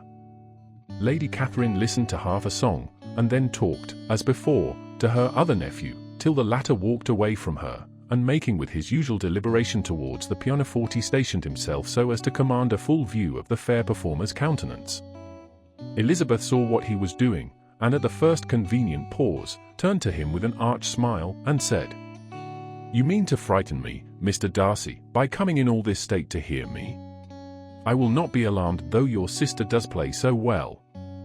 There is a stubbornness about me that never can bear to be frightened at the will of others. My courage always rises at every attempt to intimidate me." "I shall not say you are mistaken," he replied, "because you could not really believe me to entertain any design of alarming you, and I have had the pleasure of your acquaintance long enough to know that you find great enjoyment in occasionally professing opinions which in fact are not your own." Elizabeth laughed heartily at this picture of herself, and said to Colonel Fitzwilliam, "Your cousin will give you a very pretty notion of me, and teach you not to believe a word I say. I am particularly unlucky in meeting with a person so able to expose my real character, in a part of the world where I had hoped to pass myself off with some degree of credit. Indeed, Mr. Darcy, it is very ungenerous in you to mention all that you knew to my disadvantage in Hertfordshire, and, give me leave to say, very impolitic too, for it is provoking me to retaliate, and such things may come out as will shock your relations to hear." "I am not afraid of you," said he, smilingly. "Pray let me hear what you have to accuse him of," cried Colonel Fitzwilliam. "I should like to know how he behaves among strangers." "You shall hear then, but prepare yourself for something very dreadful. The first time of my ever seeing him in Hertfordshire, you must know, was at a ball, and at this ball, what do you think he did?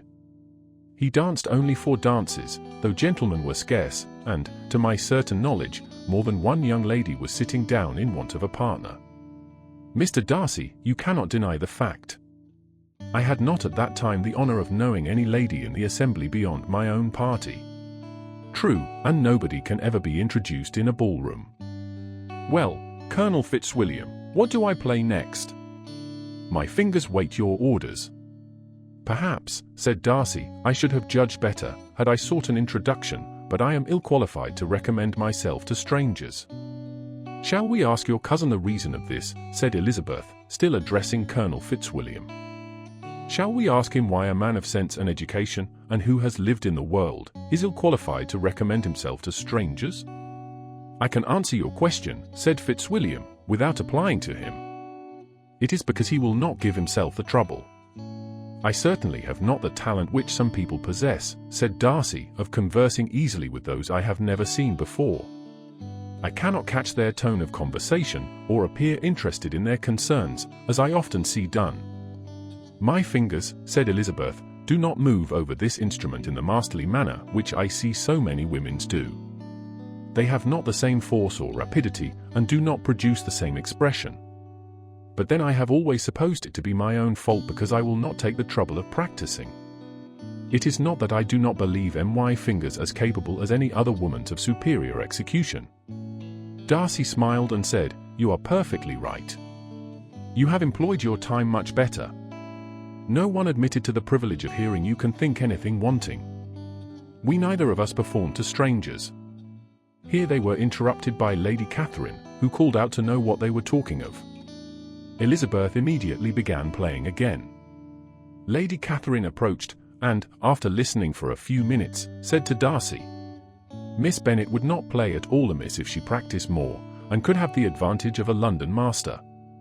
She has a very good notion of fingering, though her taste is not equal to Anne's, and would have been a delightful performer had her health allowed her to learn." Elizabeth looked at Darcy to see how cordially he assented to his cousin's praise, but neither at that moment nor at any other could she discern any symptom of love, and from the whole of his behaviour to Mr. Burf she derived this comfort for Miss Bingley, that he might have been just as likely to marry her, had she been his relation. Lady Catherine continued her remarks on Elizabeth's performance, mixing with them many instructions on execution and taste. Elizabeth received them with all the forbearance of civility, and, at the request of the gentleman, remained at the instrument till her ladyship's carriage was ready to take them all home. Elizabeth was sitting by herself the next morning, and writing to Jane while Mrs. Collins and Maria were gone on business into the village, when she was startled by a ring at the door, the certain signal of a visitor. As she had heard no carriage, she thought it not unlikely to be Lady Catherine, and under that apprehension was putting away her half-finished letter that she might escape all impertinent questions, when the door opened, and, to her very great surprise, Mr. Darcy, and Mr. Darcy only, entered the room. He seemed astonished too on finding her alone, and apologized for his intrusion by letting her know that he had understood all the ladies were to be within. They then sat down, and when her inquiries after Rosings were made, seemed in danger of sinking into total silence. It was absolutely necessary, therefore, to think of something, and in this emergence recollecting when she had seen him last in Hertfordshire, and feeling curious to know what he would say on the subject of their hasty departure, she observed, "How very suddenly you all quitted Netherfield last November, Mr. Darcy. It must have been a most agreeable surprise to Mr. Bingley to see you all after him so soon, for, if I recollect right, he went but the day before. He and his sisters were well, I hope, when you left London?" "Perfectly so, I thank you." She found that she was to receive no other answer, and, after a short pause, added, "I think I have understood that Mr. Bingley has not much idea of ever returning to Netherfield again?" "I have never heard him say so, but it is probable that he may spend very little of his time there in the future. He has many friends, and is at a time of life when friends and engagements are continually increasing. If he means to be but little at Netherfield, it would be better for the neighbourhood that he should give up the place entirely, for then we might possibly get a settled family there. But, perhaps, Mr. Bingley did not take the house so much for the convenience of the neighbourhood as for his own, and we must expect him to keep it or quit it on the same principle." "I should not be surprised," said Darcy, "if he were to give it up as soon as any eligible purchase offers." Elizabeth made no answer. She was afraid of talking longer of his friend, and, having nothing else to say, was now determined to leave the trouble of finding a subject to him. He took the hint, and soon began with, "This seems a very comfortable house. Lady Catherine, I believe, did a great deal to it when Mr. Collins first came to Hunsford. I believe she did, and I am sure she could not have bestowed her kindness on a more grateful object. Mr. Collins appears to be very fortunate in his choice of a wife. Yes, indeed, his friends may well rejoice in his having met with one of the very few sensible women who would have accepted him, or have made him happy if they had. My friend has an excellent understanding, though I am not certain that I consider her marrying Mr. Collins as the wisest thing she ever did. She seems perfectly happy, however, and in a prudential light it is certainly a very good match for her. It must be very agreeable for her to be settled within so easy a distance of her own family and friends." "An easy distance, do you call it?" "It is nearly 50 miles. "And what is 50 miles of good road?" "Little more than half a day's journey." "Yes, I call it a very easy distance." "I should never have considered the distance as one of the advantages of the match," cried Elizabeth. "I should never have said Mrs. Collins was settled near her family. It is a proof of your own attachment to Hertfordshire. Anything beyond the very neighbourhood of Longbourn, I suppose, would appear far." As he spoke there was a sort of smile which Elizabeth fancied she understood. He must be supposing her to be thinking of Jane and Netherfield, and she blushed as she answered, "I do not mean to say that a woman may not be settled too near her family. The far and the near must be relative, and depend on many varying circumstances. Where there is fortune to make the expenses of travelling unimportant, distance becomes no evil. But that is not the case here. Mr. and Mrs. Collins have a comfortable income, but not such a one as will allow of frequent journeys, and I am persuaded my friend would not call herself near her family under less than half the present distance." Mr. Darcy drew his chair a little towards her, and said, "You cannot have a right to such very strong local attachment. You cannot have been always at Longbourn." Elizabeth looked surprised. The gentleman experienced some change of feeling. He drew back his chair, took a newspaper from the table, and glancing over it, said, in a colder voice, "Are you pleased with Kent?" A short dialogue on the subject of the country ensued, on either side calm and concise, and soon put an end to by the entrance of Charlotte and her sister, just returned from her walk. The tete-a-tete surprised them. Mr. Darcy related the mistake which had occasioned his intruding on Miss Bennet, and after sitting a few minutes longer without saying much to anybody, went away. "What can be the meaning of this?" said Charlotte, as soon as he was gone. "My dear Eliza, he must be in love with you, or he would never have called us in this familiar way." But when Elizabeth told of his silence, it did not seem very likely, even to Charlotte's wishes, to be the case, and after various conjectures, they could at last only suppose his visit to proceed from the difficulty of finding anything to do, which was the more probable from the time of year. All field sports were over. Within doors there was Lady Catherine, books, and a billiard table, but gentlemen cannot always be within doors, and in the nearness of the parsonage, or the pleasantness of the walk to it, or of the people who lived in it, the two cousins found a temptation from this period of walking thither almost every day. They called at various times of the morning, sometimes separately, sometimes together, and now and then accompanied by their aunt. It was plain to them all that Colonel Fitzwilliam came because he had pleasure in their society, a persuasion which of course recommended him still more, and Elizabeth was reminded by her own satisfaction in being with him, as well as by his evident admiration of her former favourite George Wickham, and though, in comparing them, she saw there was less captivating softness in Colonel Fitzwilliam's manners, she believed he might have the best informed mind. But why Mr. Darcy came so often to the parsonage, it was more difficult to understand. It could not be for society, as he frequently sat there 10 minutes together without opening his lips, and when he did speak, it seemed the effect of necessity rather than of choice, a sacrifice to propriety, not a pleasure to himself. He seldom appeared really animated. Mrs. Collins knew not what to make of him. Colonel Fitzwilliam's occasionally laughing at his stupidity proved that he was generally different, which her own knowledge of him could not have told her, and as she would like to have believed this changed the effect of love, and the object of that love her friend Eliza, she set herself seriously to work to find it out. She watched him whenever they were at Rosings, and whenever he came to Hunsford, but without much success.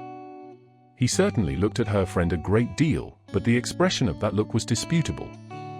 It was an earnest, steadfast gaze, but she often doubted whether there were much admiration in it, and sometimes it seemed nothing but absence of mind. She had once or twice suggested to Elizabeth the possibility of his being partial to her, but Elizabeth always laughed at the idea, and Mrs. Collins did not think it right to press the subject, from the danger of raising expectations, which might only end in disappointment, for in her opinion it admitted not of a doubt, that all her friend's dislike would vanish, if she could suppose him to be in her power. In her kind schemes for Elizabeth, she sometimes planned her marrying Colonel Fitzwilliam. He was beyond comparison the most pleasant man, he certainly admired her, and his situation in life was most eligible, but, to counterbalance these advantages, Mr. Darcy had considerable patronage in the church, and his cousin could have none at all. More than once did Elizabeth, in her ramble within the park, unexpectedly meet Mr. Darcy. She felt all the perverseness of the mischance that should bring him where no one else was brought, and, to prevent its ever happening again, took care to inform him at first that it was a favourite haunt of hers. How it could occur a second time, therefore, was very odd. Yet it did, and even a third. It seemed like wilful ill-nature, or a voluntary penance, for on these occasions it was not merely a few formal inquiries and an awkward pause and then away, but he actually thought it necessary to turn back and walk with her. He never said a great deal, nor did she give herself the trouble of talking or of listening much, but it struck her in the course of their third rencontre that he was asking some odd unconnected questions about her pleasure in being at Hunsford, her love of solitary walks, and her opinion of Mr. and Mrs. Collins's happiness, and that in speaking of Rosings and her not perfectly understanding the house. He seemed to expect that whenever she came into Kent again she would be staying there too. His words seemed to imply it. Could he have Colonel Fitzwilliam in his thoughts? She supposed, if he meant anything, he must mean an allusion to what might arise in that quarter. It distressed her a little, and she was quite glad to find herself at the gate in the Pales opposite the parsonage.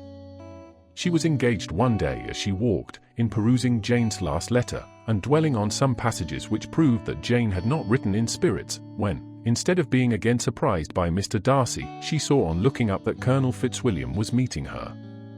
Putting away the letter immediately and forcing a smile, she said, "I did not know before that you ever walked this way." "I have been making the tour of the park," he replied, "as I generally do every year. and intend to close it with a call at the parsonage." "Are you going much farther?" "No, I should have turned in a moment." And accordingly she did turn, and they walked towards the parsonage together. "Do you certainly leave Kent on Saturday?" said she. "Yes, if Darcy does not put it off again. But I am at his disposal. He arranges the business just as he pleases. And if not able to please himself in the arrangement, he has at least pleasure in the great power of choice. I do not know anybody who seems more to enjoy the power of doing what he likes than Mr. Darcy." "He likes to have his own way very well," replied Colonel Fitzwilliam. "But so we all do. It is only that he has better means of having it than many others, because he is rich, and many others are poor. I speak feelingly. A younger son, you know, must be inured to self-denial and dependence. In my opinion, the younger son of an earl can know very little of either. Now seriously, what have you ever known of self-denial and dependence? When have you been prevented by want of money from going wherever you chose, or procuring anything you had a fancy for? These are home questions, and perhaps I cannot say that I have experienced many hardships of that nature. But in matters of greater weight, I may suffer from want of money. Younger sons cannot marry where they like. Unless where they like women of fortune, which I think they very often do. Our habits of expense make us too dependent, and there are too many in my rank of life who can afford to marry without some attention to money. Is this, thought Elizabeth, meant for me? And she coloured at the idea, but, recovering herself, said in a lively tone, "And pray, what is the usual price of an earl's younger son?" "Unless the elder brother is very sickly, I suppose you would not ask above £50,000. He answered her in the same style, and the subject dropped. To interrupt a silence which might make him fancy her affected with what had passed, she soon afterwards said, "I imagine your cousin brought you down with him chiefly for the sake of having someone at his disposal. I wonder he does not marry, to secure a lasting convenience of that kind. But, perhaps, his sister does as well for the present, and, as she is under his sole care, he may do what he likes with her." "No," said Colonel Fitzwilliam, "that is an advantage which he must divide with me. I am joined with him in the guardianship of Miss Darcy." "Are you indeed? And pray what sort of guardians do you make? Does your charge give you much trouble?" "Young ladies of her age are sometimes a little difficult to manage, and if she has the true Darcy spirit, she may like to have her own way." As she spoke she observed him looking at her earnestly, and the manner in which he immediately asked her why she supposed Miss Darcy likely to give them any uneasiness, convinced her that she had somehow or other got pretty near the truth. She directly replied, "You need not be frightened. I never heard any harm of her, and I dare say she is one of the most tractable creatures in the world. She is a very great favourite with some ladies of my acquaintance, Mrs. Hurst and Miss Bingley. I think I have heard you say that you know them." "I know them a little. Their brother is a pleasant gentlemanlike man. He is a great friend of Darcy's." "Oh, yes," said Elizabeth dryly, "Mr. Darcy is uncommonly kind to Mr. Bingley, and takes a prodigious deal of care of him." "Care of him?" "Yes, I really believe Darcy does take care of him in those points where he most wants care. From something that he told me in our journey hither, I have reason to think Bingley very much indebted to him. But I ought to beg his pardon, for I have no right to suppose that Bingley was the person meant. It was all conjecture." "What is it you mean?" "It is a circumstance which Darcy could not wish to be generally known, because if it were to get round to the lady's family, it would be an unpleasant thing. You may depend upon my not mentioning it. And remember that I have not much reason for supposing it to be Bingley. What he told me was merely this, that he congratulated himself on having lately saved a friend from the inconveniences of a most imprudent marriage, but without mentioning names or any other particulars, and I only suspected it to be Bingley from believing him the kind of young man to get into a scrape of that sort, and from knowing them to have been together the whole of last summer." "Did Mr. Darcy give you reasons for this interference?" "I understood that there were some very strong objections against the lady." "And what arts did he use to separate them?" "He did not talk to me of his own arts," said Fitzwilliam, smiling. "He only told me what I have now told you." Elizabeth made no answer, and walked on, her heart swelling with indignation. After watching her a little, Fitzwilliam asked her why she was so thoughtful. "I am thinking of what you have been telling me," said she. "Your cousin's conduct does not suit my feelings." "Why was he to be the judge? You are rather disposed to call his interference officious." "I do not see what right Mr. Darcy had to decide on the propriety of his friend's inclination, or why, upon his own judgment alone, he was to determine and direct in what manner his friend was to be happy. But," she continued, recollecting herself, "as we know none of the particulars, it is not fair to condemn him. It is not to be supposed that there was much affection in the case." "That is not an unnatural surmise," said Fitzwilliam, "but it is a lessening of the honor of my cousin's triumph very sadly." This was spoken jestingly, but it appeared to her so just a picture of Mr. Darcy, that she would not trust herself with an answer, and therefore, abruptly changing the conversation, talked on indifferent matters until they reached the parson age. There, shut into her own room, as soon as their visitor left them, she could think without interruption of all that she had heard. It was not to be supposed that any other people could be meant than those with whom she was connected. There could not exist in the world two men over whom Mr. Darcy could have such boundless influence. That he had been concerned in the measures taken to separate Bingley and Jane, she had never doubted, but she had always attributed to Miss Bingley the principal design and arrangement of them. If his own vanity, however, did not mislead him, he was the cause, his pride and caprice were the cause, of all that Jane had suffered, and still continued to suffer. He had ruined for a while every hope of happiness for the most affectionate, generous heart in the world, and no one could say how lasting an evil he might have inflicted. There were some very strong objections against the lady, were Colonel Fitzwilliam's words, and those strong objections probably were, her having one uncle who was a country attorney, and another who was in business in London. To Jane herself, she exclaimed, there could be no possibility of objection, all loveliness and goodness as she is. Her understanding excellent, her mind improved, and her manners captivating. Neither could anything be urged against my father, who, though with some peculiarities, has abilities Mr. Darcy himself need not disdain, and respectability which he will probably never each. When she thought of her mother, her confidence gave way a little, but she would not allow that any objections there had material weight with Mr. Darcy, whose pride, she was convinced, would receive a deeper wound from the want of importance in his friends' connections, than from their want of sense, and she was quite decided, at last, that he had been partly governed by this worst kind of pride, and partly by the wish of retaining Mr. Bingley for his sister. The agitation and tears which the subject occasioned, brought on a headache, and it grew so much worse towards the evening, that, added to her unwillingness to see Mr. Darcy, it determined her not to attend her cousins to Rosings, where they were engaged to drink tea. Mrs. Collins, seeing that she was really unwell, did not press her to go, and as much as possible prevented her husband from pressing her, but Mr. Collins could not conceal his apprehension of Lady Catherine's being rather displeased by her staying at home.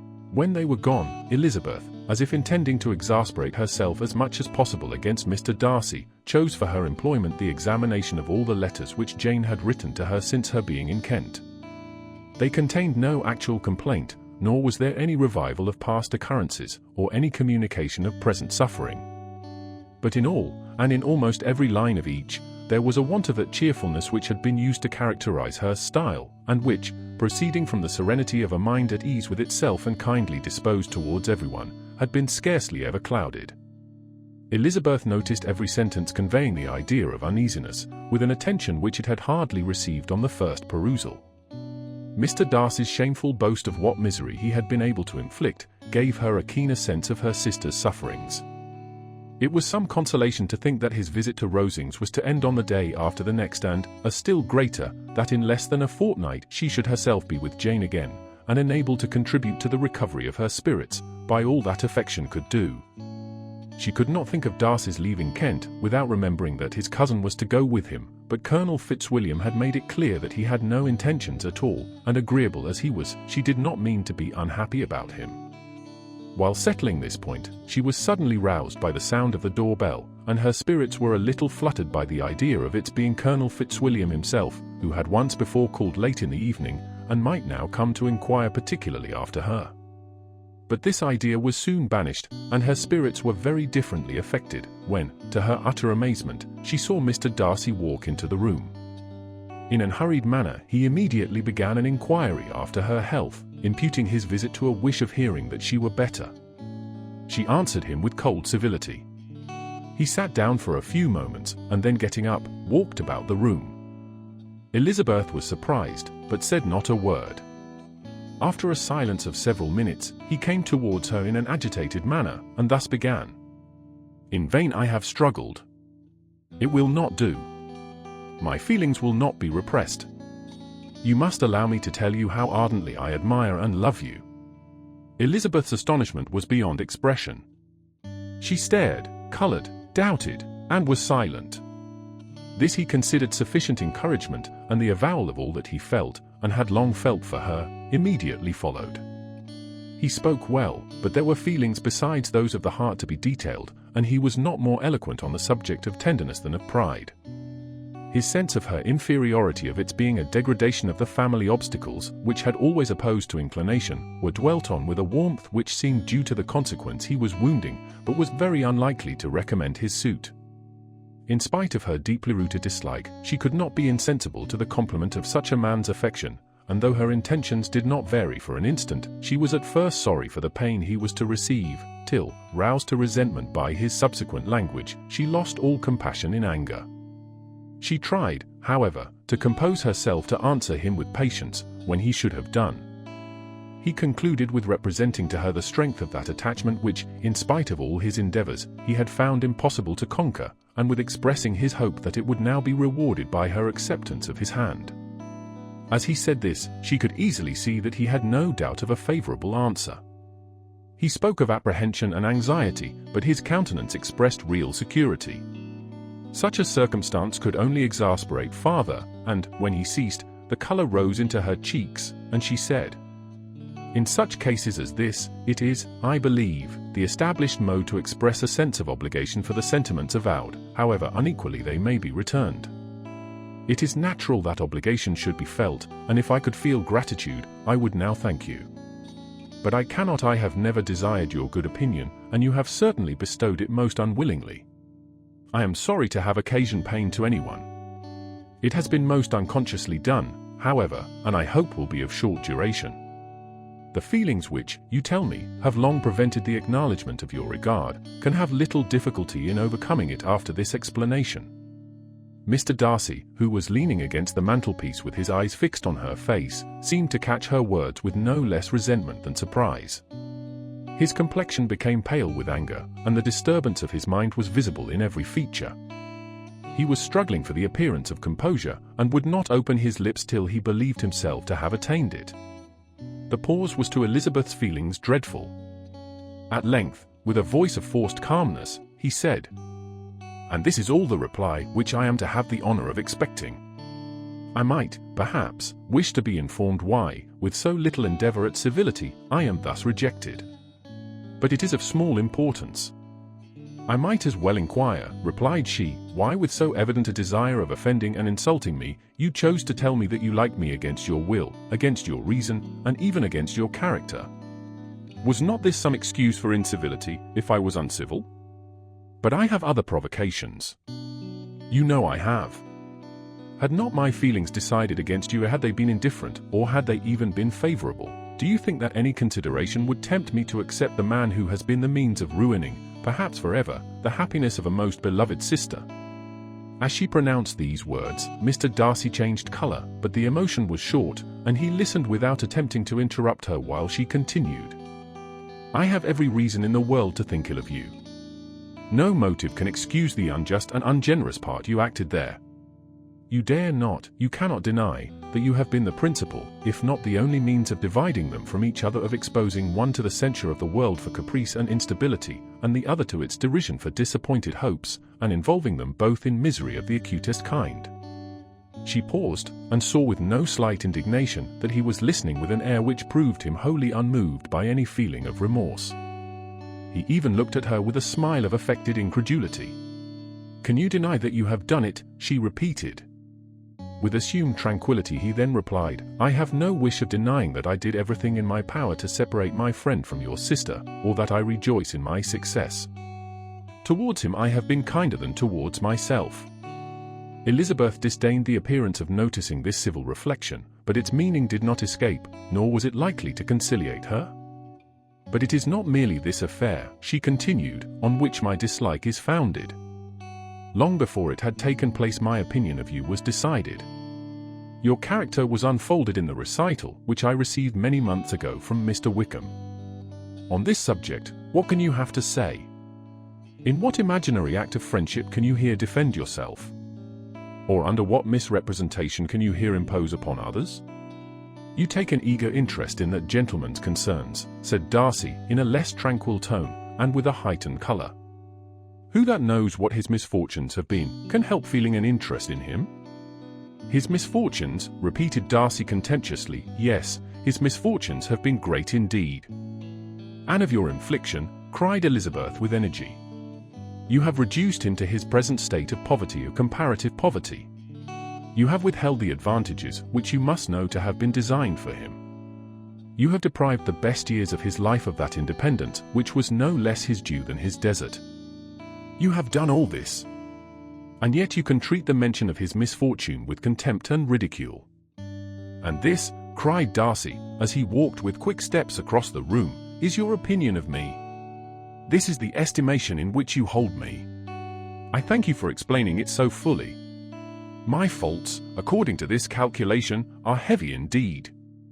But perhaps, added he, stopping in his walk, and turning towards her, these offences might have been overlooked, had not your pride been hurt by my honest confession of the scruples that had long prevented my forming any serious design. These bitter accusations might have been suppressed, had I, with greater policy, concealed my struggles, and flattered you into the belief of my being impelled by unqualified, unalloyed inclination, by reason, by reflection, by everything. But disguise of every sort is my abhorrence. Nor am I ashamed of the feelings I related. They were natural and just. Could you expect me to rejoice in the inferiority of your connections, to congratulate myself on the hope of relations, whose condition in life is so decidedly beneath my own? Elizabeth felt herself growing more angry every moment, yet she tried to the utmost to speak with composure when she said, You are mistaken, Mr. Darcy, if you suppose that the mode of your declaration affected me in any other way, than as it spared the concern which I might have felt in refusing you, had you behaved in a more gentlemanlike manner. She saw him start at this, but he said nothing, and she continued, You could not have made the offer of your hand in any possible way that would have tempted me to accept it. Again his astonishment was obvious, and he looked at her with an expression of mingled incredulity and mortification.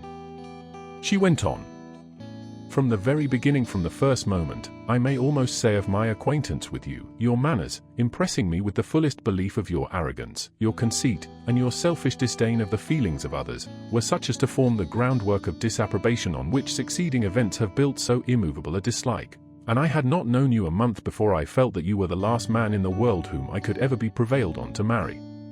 You have said quite enough, madam.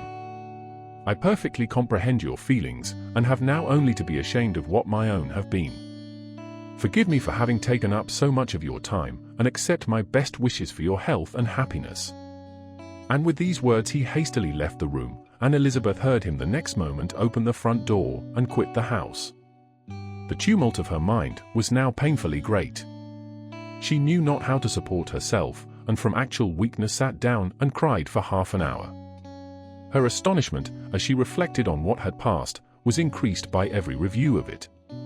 That she should receive an offer of marriage from Mr. Darcy! That he should have been in love with her for so many months! So much in love as to wish to marry her in spite of all the objections which had made him prevent his friends marrying her sister, and which must appear at least with equal force in his own case, was almost incredible. It was gratifying to have inspired unconsciously so strong an affection. But his pride, his abominable pride, his shameless avowal of what he had done with respect to Jane, his unpardonable assurance in acknowledging, though he could not justify it, and the unfeeling manner in which he had mentioned Mr. Wickham, his cruelty towards whom he had not attempted to deny, soon overcame the pity which the consideration of his attachment had for a moment excited. She continued in very agitated reflections till the sound of Lady Catherine's carriage made her feel how unequal she was to encounter Charlotte's observation, and hurried her away to her room. Elizabeth awoke the next morning to the same thoughts and meditations which had at length closed her eyes. She could not yet recover from the surprise of what had happened. It was impossible to think of anything else, and, totally indisposed for employment, she resolved, soon after breakfast, to indulge herself in air and exercise. She was proceeding directly to her favourite walk, when the recollection of Mr. Darcy's sometimes coming there stopped her, and instead of entering the park, she turned up the lane, which led farther from the turnpike road. The park paling was still the boundary on one side, and she soon passed one of the gates into the ground. After walking 2 or 3 times along that part of the lane, she was tempted, by the pleasantness of the morning, to stop at the gates and look into the park. The 5 weeks which she had now passed in Kent had made a great difference in the country, and every day was adding to the verdure of the early trees. She was on the point of continuing her walk, when she caught a glimpse of a gentleman within the sort of grove which edged the park. He was moving that way, and, fearful of its being Mr. Darcy, she was directly retreating. But the person who advanced was now near enough to see her, and stepping forward with eagerness, pronounced her name. She had turned away, but on hearing herself called, though in a voice which proved it to be Mr. Darcy, she moved again towards the gate. He had by that time reached it also, and, holding out a letter, which she instinctively took, said, with a look of haughty composure, "I have been walking in the grove some time in the hope of meeting you. Will you do me the honour of reading that letter?" And then, with a slight bow, turned again into the plantation, and was soon out of sight. With no expectation of pleasure, but with the strongest curiosity, Elizabeth opened the letter, and, to her still increasing wonder, perceived an envelope containing 2 sheets of letter paper, written quite through, in a very close hand. The envelope itself was likewise full. Pursuing her way along the lane, she then began it. It was dated from Rosings, at 8 o'clock in the morning, and was as follows. "Be not alarmed, madam, on receiving this letter, by the apprehension of its containing any repetition of those sentiments or renewal of those offers which were last night so disgusting to you. I write without any intention of paining you, or humbling myself, by dwelling on wishes which, for the happiness of both, cannot be too soon forgotten, and the effort which the formation and the perusal of this letter must occasion, should have been spared, had not my character required it to be written and read. You must, therefore, pardon the freedom with which I demand your attention. Your feelings, I know, will bestow it unwillingly, but I demand it of your justice. 2 offences of a very different nature, and by no means of equal magnitude, you last night laid to my charge. The first mentioned was, that, regardless of the sentiments of either, I had detached Mr. Bingley from your sister, and the other, that I had, in defiance of various claims, in defiance of honour and humanity, ruined the immediate prosperity and blasted the prospects of Mr. Wickham. Wilfully and wantonly to have thrown off the companion of my youth, the acknowledged favourite of my father, a young man who had scarcely any other dependence than on our patronage, and who had been brought up to expect its exertion, would be a depravity, to which the separation of 2 young persons, whose affection could be the growth of only a few weeks, could bear no comparison. But from the severity of that blame which was last night so liberally bestowed, respecting each circumstance, I shall hope to be in the future secured, when the following account of my actions and their motives has been read. If, in the explanation of them, which is due to myself, I am under the necessity of relating feelings which may be offensive to yours, I can only say that I am sorry. The necessity must be obeyed, and further apology would be absurd. I had not been long in Hertfordshire before I saw, in common with others, that Bingley preferred your elder sister to any other young woman in the country. But it was not till the evening of the dance at Netherfield that I had any apprehension of his feeling a serious attachment. I had often seen him in love before. At that ball, while I had the honour of dancing with you, I was first made acquainted, by Sir William Lucas's accidental information, that Bingley's attentions to your sister had given rise to a general expectation of their marriage. He spoke of it as a certain event of which the time alone could be undecided. From that moment I observed my friend's behaviour attentively, and I could then perceive that his partiality for Miss Bennet was beyond what I had ever witnessed in him. Your sister I also watched. Her look and manners were open, cheerful, and engaging as ever, but without any symptom of peculiar regard, and I remained convinced from the evening's scrutiny, that though she received his attentions with pleasure, she did not invite them by any participation of sentiment. If you have not been mistaken here, I must have been in error. Your superior knowledge of your sister must make the latter probable. If it be so, if I have been misled by such error to inflict pain on her, your resentment has not been unreasonable. But I shall not scruple to assert, that the serenity of your sister's countenance and air was such as might have given the most acute observer a conviction that, however amiable her temper, her heart was not likely to be easily touched. That I was desirous of believing her indifferent is certain, but I will venture to say that my investigation and decisions are not usually influenced by my hopes or fears. I did not believe her to be indifferent because I wished it. I believed it on impartial conviction, as truly as I wished it in reason. My objections to the marriage were not merely those which I last night acknowledged to have the utmost force of passion to put aside. In my own case, the want of connection could not be so great an evil to my friend as to me. But there were other causes of repugnance, causes which, though still existing, and existing to an equal degree in both instances, I had myself endeavored to forget, because they were not immediately before me.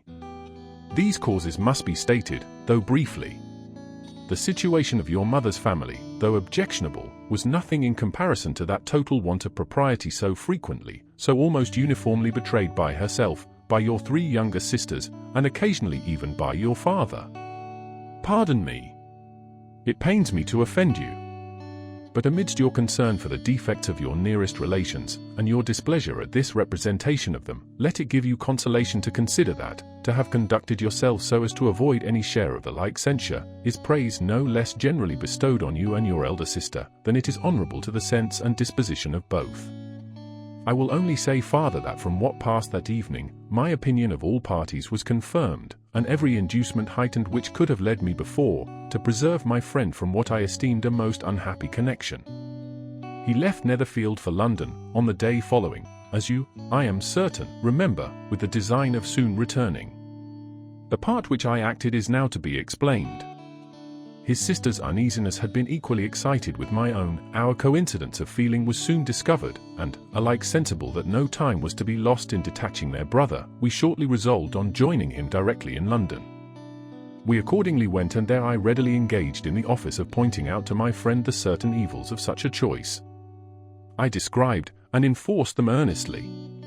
But, however this remonstrance might have staggered or delayed his determination, I do not suppose that it would ultimately have prevented the marriage, had it not been seconded by the assurance that I hesitated not in giving, of your sister's indifference. He had before believed her to return his affection with sincere, if not with equal regard. But Bingley has great natural modesty, with a stronger dependence on my judgment than on his own. To convince him, therefore, that he had deceived himself, was no very difficult point. To persuade him against returning into Hertfordshire when that conviction had been given, was scarcely the work of a moment. I cannot blame myself for having done thus much. There is but one part of my conduct in the whole affair on which I do not reflect with satisfaction. It is that I condescended to adopt the measures of art so far as to conceal from him your sister's being in town. I knew it myself, as it was known to Miss Bingley, but her brother is even yet ignorant of it. That they might have met without ill consequence is perhaps probable, but his regard did not appear to me enough extinguished for him to see her without some danger. Perhaps this concealment, this disguise was beneath me. It is done, however, and it was done for the best. On this subject I have nothing more to say, no other apology to offer. If I have wounded your sister's feelings, it was unknowingly done, and though the motives which governed me may to you very naturally appear insufficient, I have not yet learned to condemn them. With respect to that other, more weighty accusation of having injured Mr. Wickham, I can only refute it by laying before you the whole of his connection with my family. Of what he has particularly accused me I am ignorant, but of the truth of what I shall relate, I can summon more than one witness of undoubted veracity. Mr. Wickham is the son of a very respectable man, who had for many years the management of all the Pemberley estates, and whose good conduct in the discharge of his trust naturally inclined my father to be of service to him, and on George Wickham, who was his godson, his kindness was therefore liberally bestowed. My father supported him at school, and afterwards at Cambridge most important assistance, as his own father, always poor from the extravagance of his wife, would have been unable to give him a gentleman's education. My father was not only fond of this young man's society, whose manner were always engaging, he had also the highest opinion of him, and hoping the church would be his profession, intended to provide for him in it. As for myself, it is many, many years since I first began to think of him in a very different manner. The vicious propensities, the want of principle, which he was careful to guard from the knowledge of his best friend, could not escape the observation of a young man of nearly the same age with himself, and who had opportunities of seeing him in unguarded moments, which Mr. Darcy could not have. Here again shall give you pain to what degree you only can tell. But whatever may be the sentiments which Mr. Wickham has created, a suspicion of their nature shall not prevent me from unfolding his real character. It adds even another motive. My excellent father died about 5 years ago, and his attachment to Mr. Wickham was to the last so steady, that in his will he particularly recommended it to me, to promote his advancement in the best manner that his profession might hold low, and if he took orders, desired that a valuable family living might be his as soon as it became vacant. There was also a legacy of £1,000.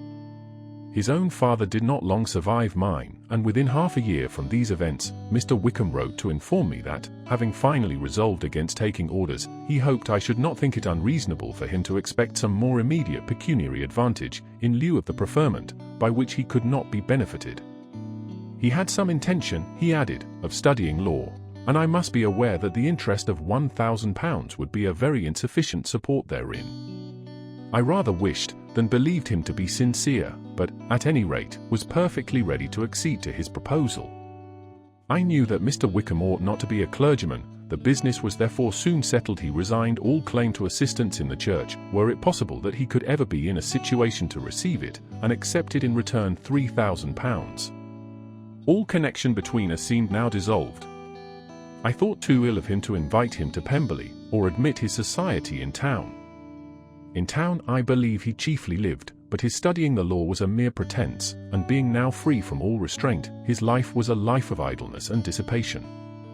For about 3 years I heard little of him, but on the decease of the incumbent of the living which had been designed for him, he applied to me again by letter for the presentation. His circumstances, he assured me, and I had no difficulty in believing it, were exceedingly bad. He had found the law a most unprofitable study, and was now absolutely resolved on being ordained, if I would present him to the living in question, of which he trusted there could be little doubt, as he was well assured that I had no other person to provide for, and I could not have forgotten my revered father's intentions. You will hardly blame me for refusing to comply with this entreaty, or for resisting every repetition to it. His resentment was in proportion to the distress of his circumstances, and he was doubtless as violent in his abuse of me to others as in his reproaches to myself. After this period every appearance of acquaintance was dropped. How he lived I know not. But last summer he was again most painfully obtruded on my notice. I must now mention a circumstance which I would wish to forget myself, and which no obligation less than the present should induce me to unfold to any human being. Having said thus much, I feel no doubt of your secrecy. My sister, who is more than 10 years my junior, was left to the guardianship of my mother's nephew, Colonel Fitzwilliam, and myself.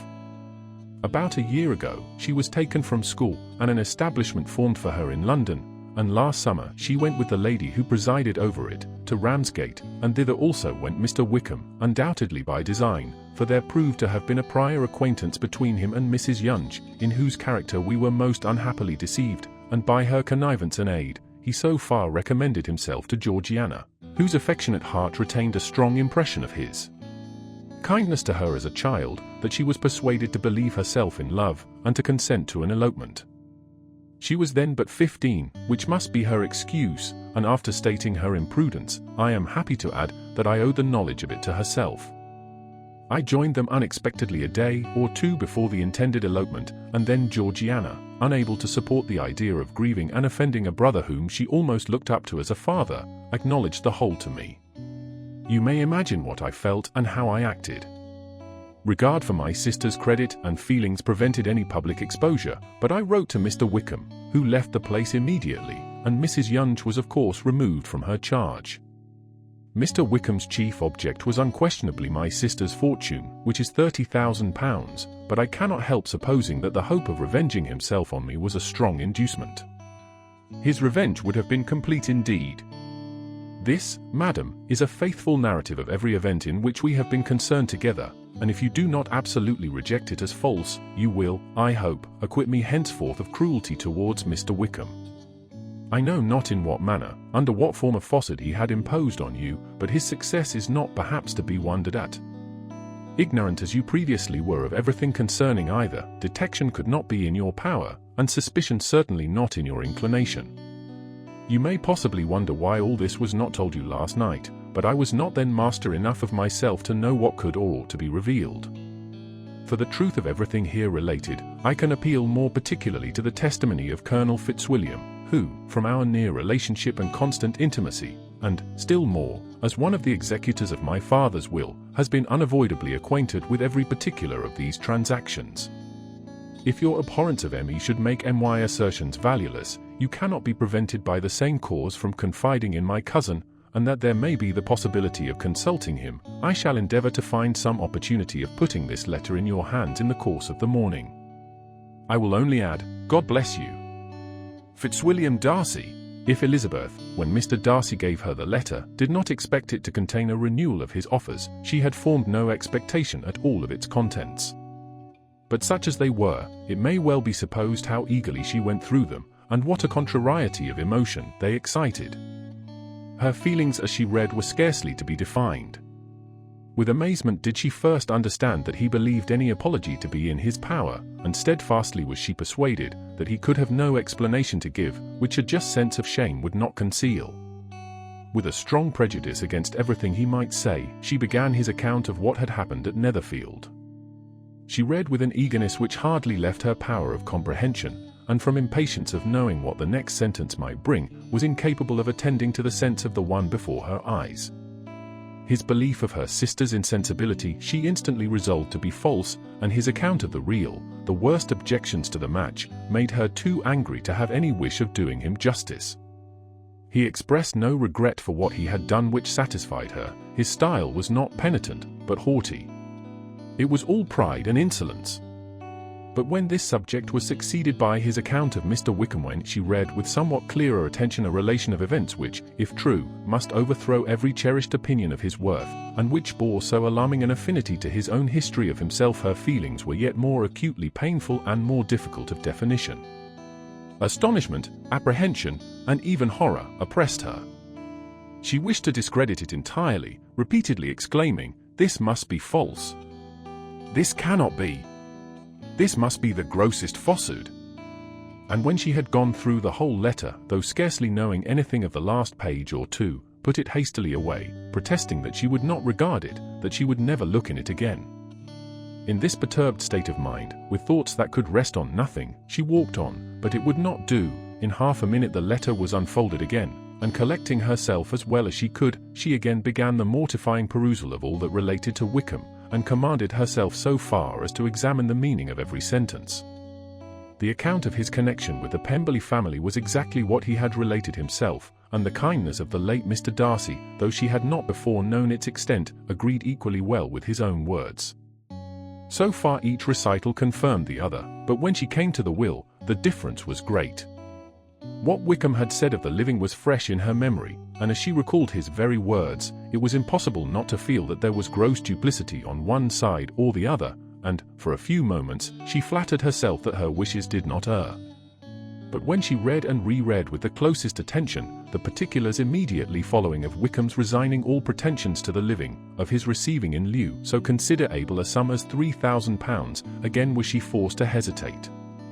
She put down the letter, weighed every circumstance with what she meant to be impartiality, deliberated on the probability of each statement, but with little success. On both sides it was only assertion. Again she read on, but every line proved more clearly that the affair, which she had believed it impossible that any contrivance could so represent as to render Mr. Darcy's conduct in it less than infamous, was capable of a turn which must make him entirely blameless throughout the whole. The extravagance and general profligacy which he scrupled not to lay at Mr. Wickham's charge exceedingly shocked her, the more so, as she could bring no proof of its injustice. She had never heard of him before his entrance into the Shire militia, in which he had engaged at the persuasion of the young man who, on meeting him accidentally in town, had there renewed a slight acquaintance. Of his former way of life nothing had been known in Hertfordshire but what he told himself. As to his real character, had information been in her power, she had never felt a wish of inquiring. His countenance, voice, and manner had established him at once in the possession of every virtue. she tried to recollect some instance of goodness, some distinguished trait of integrity or benevolence, that might rescue him from the attacks of Mr. Darcy, or at least, by the predominance of virtue, atone for those casual errors under which she would endeavour to class what Mr. Darcy had described as the idleness and vice of many years' continuance. But no such recollection befriended her. She could see him instantly before her, in every charm of air and address, but she could remember no more substantial good than the general approbation of the neighbourhood, and the regard which his social powers had gained him in the mess. After pausing on this point a considerable while, she once more continued to read. But, alas! The story which followed, of his designs on Miss Darcy, received some confirmation from what had passed between Colonel Fitzwilliam and herself only the morning before, and at last she was referred for the truth of every particular to Colonel Fitzwilliam himself, from whom she had previously received the information of his near concern in all his cousin's affairs, and whose character she had no reason to question. At one time she had almost resolved on applying to him, but the idea was checked by the awkwardness of the application, and at length wholly banished by the conviction that Mr. Darcy would never have hazarded such a proposal, if he had not been well assured of his cousin's corroboration. She perfectly remembered everything that had passed in conversation between Wickham and herself, in their first evening at Mr. Phillips's. Many of his expressions were still fresh in her memory. She was now struck with the impropriety of such communications to a stranger, and wondered it had escaped her before. She saw the indelicacy of putting himself forward as he had done, and the inconsistency of his professions with his conduct. She remembered that he had boasted of having no fear of seeing Mr. Darcy, that Mr. Darcy might leave the country, but that he should stand his ground, yet he had avoided the Netherfield ball the very next week. She remembered also that, till the Netherfield family had quitted the country, he had told his story to no one but herself, but that after their removal it had been everywhere discussed, that he had then no reserves, no scruples in sinking Mr. Darcy's character, though he had assured her that respect for the father would always prevent his exposing the son. How differently did everything now appear in which he was concerned! His attentions to Miss King were now the consequence of views solely and hatefully mercenary, and the mediocrity of her fortune proved no longer the moderation of his wishes, but his eagerness to grasp at anything. His behaviour to herself could now have had no tolerable motive. He had either been deceived with regard to her fortune, or had been gratifying his vanity by encouraging the preference which she believed she had most incautiously shown. Every lingering struggle in his favour grew fainter and fainter, and in farther justification of Mr. Darcy she could not but allow Mr. Bingley, when questioned by Jane, had long ago asserted his blamelessness in the affair, that proud and repulsive as were his manners, she had never, in the whole course of their acquaintance which had latterly brought them much together, and given her a sort of intimacy with his ways, seen anything that betrayed him to be unprincipled or unjust. Anything that spoke him of irreligious or immoral habits, that among his own connections he was esteemed and valued, that even Wickham had allowed him merit as a brother, and that she had often heard him speak so affectionately of his sister as to prove him capable of some amiable feeling, that had his actions been what Mr. Wickham represented them, so gross a violation of everything right could hardly have been concealed from the world, and that friendship between a person capable of it, and such an amiable man as Mr. Bingley, was incomprehensible. She grew absolutely ashamed of herself. Of neither Darcy nor Wickham could she think without feeling she had been blind, partial, prejudiced, absurd. "How despicably I have acted," she cried, "I, who have prided myself on my discernment. I, who have valued myself on my abilities. Who have often disdained the generous candour of my sister, and gratified my vanity in useless or blamable mistrust. How humiliating is this discovery! Yet, how just a humiliation!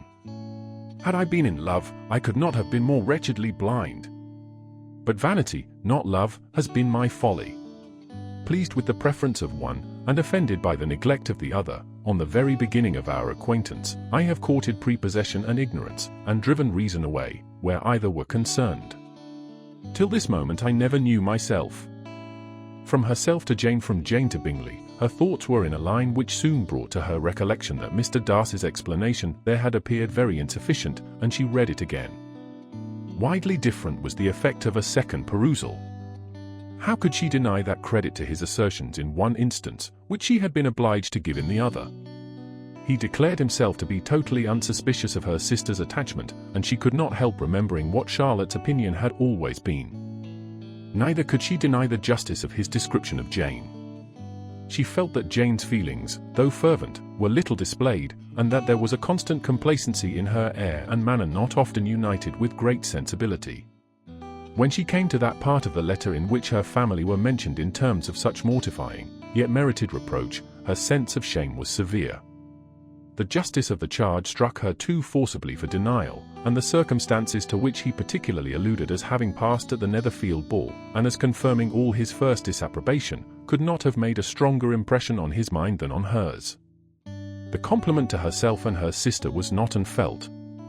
It soothed, but it could not console her for the contempt which had thus been self-attracted by the rest of her family, and as she considered that Jane's disappointment had in fact been the work of her nearest relations, and reflected how materially the credit of both must be hurt by such impropriety of conduct, she felt depressed beyond anything she had ever known before. After wandering along the lane for 2 hours, giving way to every variety of thought, reconsidering events, determining probabilities, and reconciling herself, as well as she could, to a change so sudden and so important, fatigue, and a recollection of her long absence, made her at length return home, and she entered the house with the wish of appearing cheerful as usual, and the resolution of repressing such reflections as must make her unfit for conversation. She was immediately told that the 2 gentlemen from Rosings had each called during her absence, Mr. Darcy, only for a few minutes, to take leave, but that Colonel Fitzwilliam had been sitting with them at least an hour, hoping for her return, and almost resolving to walk after her till she could be found. Elizabeth could but just affect concern in missing him. She really rejoiced at it. Colonel Fitzwilliam was no longer an object, she could think only of her letter. The 2 gentlemen left Rosings the next morning, and Mr. Collins, having been in waiting near the lodges, to make them his parting obeisance, was able to bring home the pleasing intelligence of their appearing in very good health, and in as tolerable spirits as could be expected, after the melancholy scene so lately gone through at Rosings. To Rosings he then hastened, to console Lady Catherine and her daughter, and on his return brought back, with great satisfaction, a message from her ladyship, importing that she felt herself so dull as to make her very desirous of having them all to dine with her. Elizabeth could not see Lady Catherine without recollecting that, had she chosen it, she might by this time have been presented to her as her future niece, nor could she think, without a smile, of what her ladyship's indignation would have been. What would she have said? How would she have behaved, were questions with which she amused herself. Their first subject was the diminution of the Rosings party. "I assure you, I feel it exceedingly," said Lady Catherine. "I believe no one feels the loss of friends so much as I do. But I am particularly attached to these young men, and know them to be so much attached to me. They were excessively sorry to go. But so they always are." The dear Colonel rallied his spirits tolerably till just at last, but Darcy seemed to feel it most acutely, more, I think, than last year. His attachment to Rosings certainly increases. Mr. Collins had a compliment and an allusion to throw in here, which were kindly smiled on by the mother and daughter.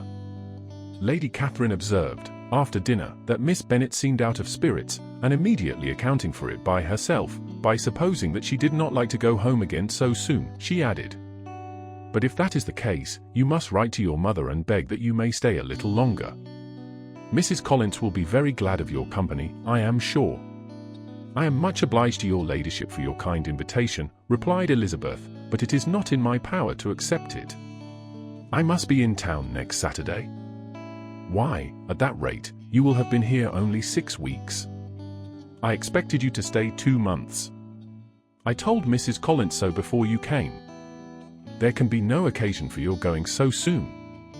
Mrs. Bennet could certainly spare you for another fortnight. But my father cannot.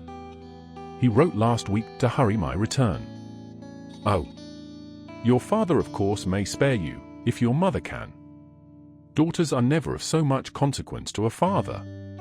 And if you will stay another month complete, it will be in my power to take one of you as far as London, for I am going there early in June, for a week, and as Dawson does not object to the barouche box, there will be very good room for one of you, and indeed, if the weather should happen to be cool, I should not object to taking you both, as you are neither of you large.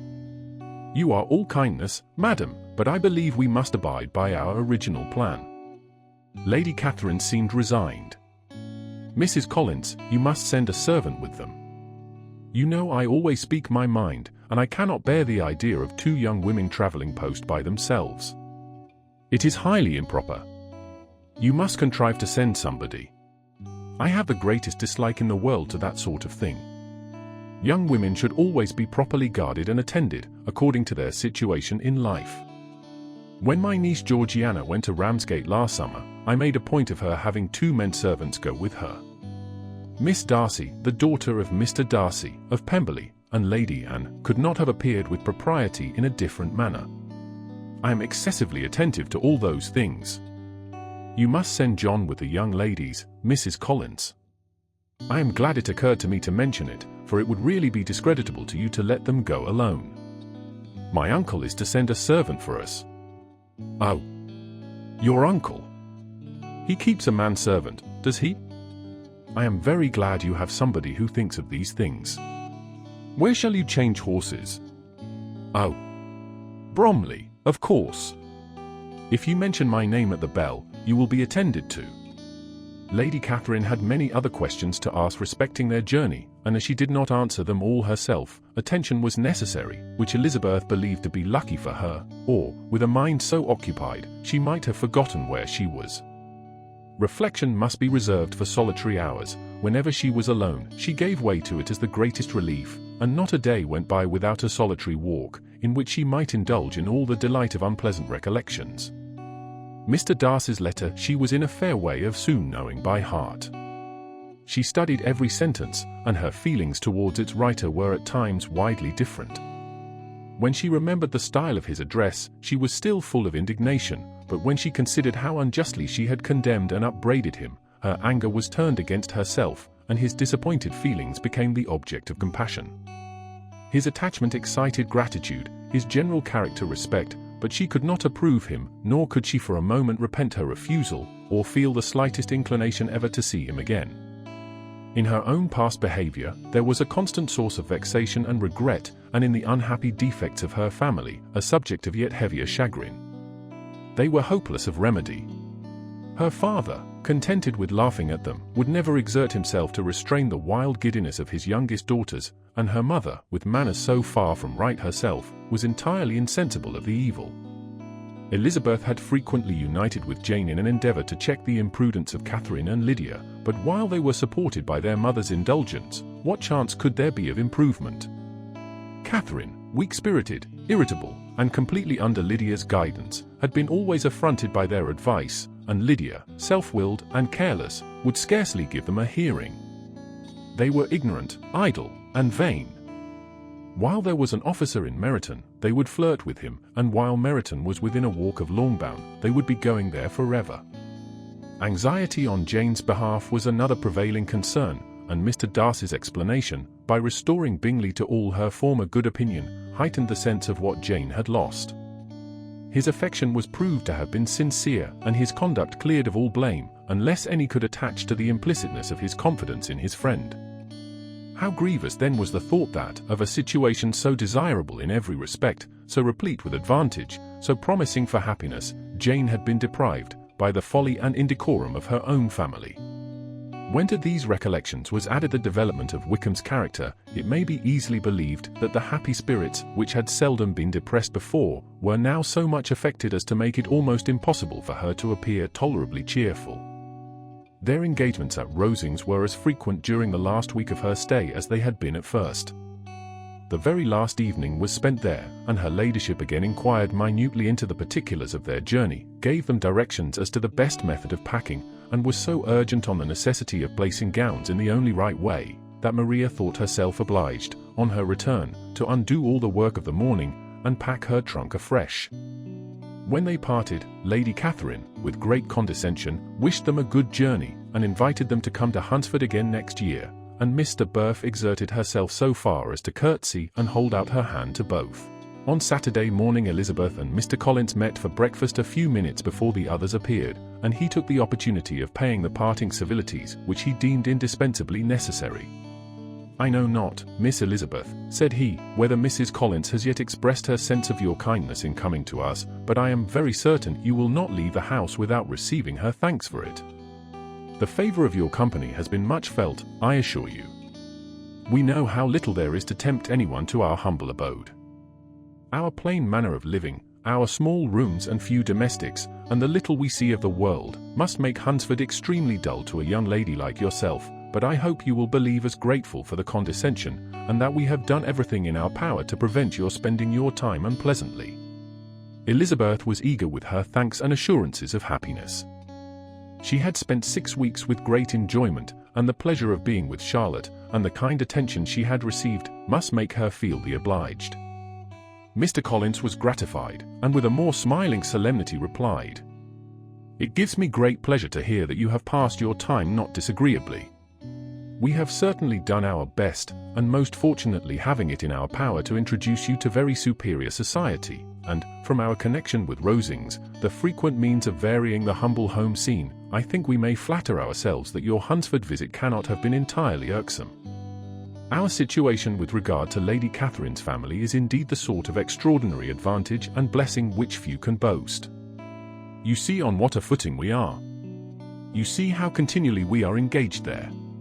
In truth, I must acknowledge that, with all the disadvantages of this humble parsonage, I should not think anyone abiding in it an object of compassion, while they are sharers of our intimacy at Rosings." Words were insufficient for the elevation of his feelings, and he was obliged to walk about the room, while Elizabeth tried to unite civility and truth in a few short sentences. "You may, in fact, carry a very favourable report of us into Hertfordshire, my dear cousin. I flatter myself at least that you will be able to do so. Lady Catherine's great attentions to Mrs. Collins you have been a daily witness of, and altogether I trust it does not appear that your friend has drawn an unfortunate, but on this point it will be as well to be silent. Only let me assure you, my dear Miss Elizabeth, that I can from my heart most cordially wish you equal felicity in marriage. My dear Charlotte and I have but one mind and one way of thinking. There is in everything a most remarkable resemblance of character and ideas between us. We seem to have been designed for each other. Elizabeth could safely say that it was a great happiness where that was the case, and with equal sincerity could add, that she firmly believed and rejoiced in his domestic comforts. She was not sorry, however, to have the recital of them interrupted by the lady from whom they sprang. Poor Charlotte! It was melancholy to leave her to such society. But she had chosen it with her eyes open, and though evidently regretting that her visitors were to go, she did not seem to ask for compassion. Her home and her housekeeping, her parish and her poultry, and all their dependent concerns, had not yet lost their charms. At length the chaise arrived, the trunks were fastened on, the parcels placed within, and it was pronounced to be ready. After an affectionate parting between the friends, Elizabeth was attended to the carriage by Mr. Collins, and as they walked down the garden he was commissioning her with his best respects to all her family, not forgetting his thanks for the kindness he had received at Longbourn in the winter, and his compliments to Mr. and Mrs. Gardiner, though unknown. He then handed her in, Maria followed, and the door was on the point of being closed, when he suddenly reminded them, with some consternation, that they had hitherto forgotten to leave any message for the ladies at Rosings. But, he added, you will of course wish to have your humble respects delivered to them, with your grateful thanks for their kindness to you while you have been here. Elizabeth made no objection, the door was then allowed to be shut, and the carriage drove off. Good gracious, cried Maria, after a few minutes' silence, it seems but a day or two since we first came. And yet many things have happened. A great many indeed, said her companion with a sigh. We have dined 9 times at Rosings, besides drinking tea. There twice. How much I shall have to tell. Elizabeth added privately, and how much I shall have to conceal. Their journey was performed without much conversation, or any alarm, and within 4 hours of their leaving Hunsford they reached Mr. Gardiner's house, where they were to remain a few days. Jane looked well, and Elizabeth had little opportunity of studying her spirits, amidst the various engagements which the kindness of her aunt had reserved for them. But Jane was to go home with her, and at Longbourn there would be leisure enough for observation. It was not without an effort, meanwhile, that she could wait even for Longbourn, before she told her sister of Mr. Darcy's proposals. to know that she had the power of revealing what would so exceedingly astonish Jane, and must, at the same time, so highly gratify whatever of her own vanity she had not yet been able to reason away, was such a temptation to openness as nothing could have conquered but the state of indecision in which she remained as to the extent of what she should communicate, and her fear, if she once entered on the subject, of being hurried into repeating something of Bingley which might only grieve her sister further. It was the second week in May, in which the three young ladies set out together from Gracechurch Street for the town of, in Hertfordshire, and, as they drew near the appointed inn where Mr. Bennet's carriage was to meet them, they quickly perceived, in token of the coachman's punctuality, both Kitty and Lydia looking out of a dining-room upstairs. These two girls had been above an hour in the place, happily employed in visiting an opposite milliner, watching the sentinel on guard, and dressing a salad and cucumber. After welcoming their sisters, they triumphantly displayed a table set out with such cold meat as an inn larder usually affords, exclaiming, "Is not this nice? Is not this an agreeable surprise? And we mean to treat you all," added Lydia, "but you must lend us the money, for we have just spent hours at the shop out there." Then, showing her purchases, "Look here, I have bought this bonnet. I do not think it is very pretty, but I thought I might as well buy it as not. I shall pull it to pieces as soon as I get home, and see if I can make it up any better." And when her sisters abused it as ugly, she added, with perfect unconcern, "Oh, but there were 2 or 3 much uglier in the shop, and when I have bought some prettier, coloured satin to trim it with fresh, I think it will be very tolerable. Besides, it will not much signify what one wears this summer, after the Shire have left Meryton, and they are going in a fortnight." "Are they indeed?" cried Elizabeth, with the greatest satisfaction. "They are going to be encamped near Brighton, and I do so want Papa to take us all there for the summer. It would be such a delicious scheme, and I dare say would hardly cost anything at all. Mamma would like to go too, of all things. Only think what a miserable summer else we shall have." "Yes," thought Elizabeth, "that would be a delightful scheme indeed, and completely do for us at once. Good heaven! Brighton, and a whole campful of soldiers, to us, who have been overset already by one poor regiment of militia, and the monthly balls of Meryton." "Now I have got some news for you," said Lydia, as they sat down at table. "What do you think?" "It is excellent news, capital news, and about a certain person we all like." Jane and Elizabeth looked at each other, and the waiter was told he need not stay. Lydia laughed, and said, "Aye, that is just like your formality and discretion.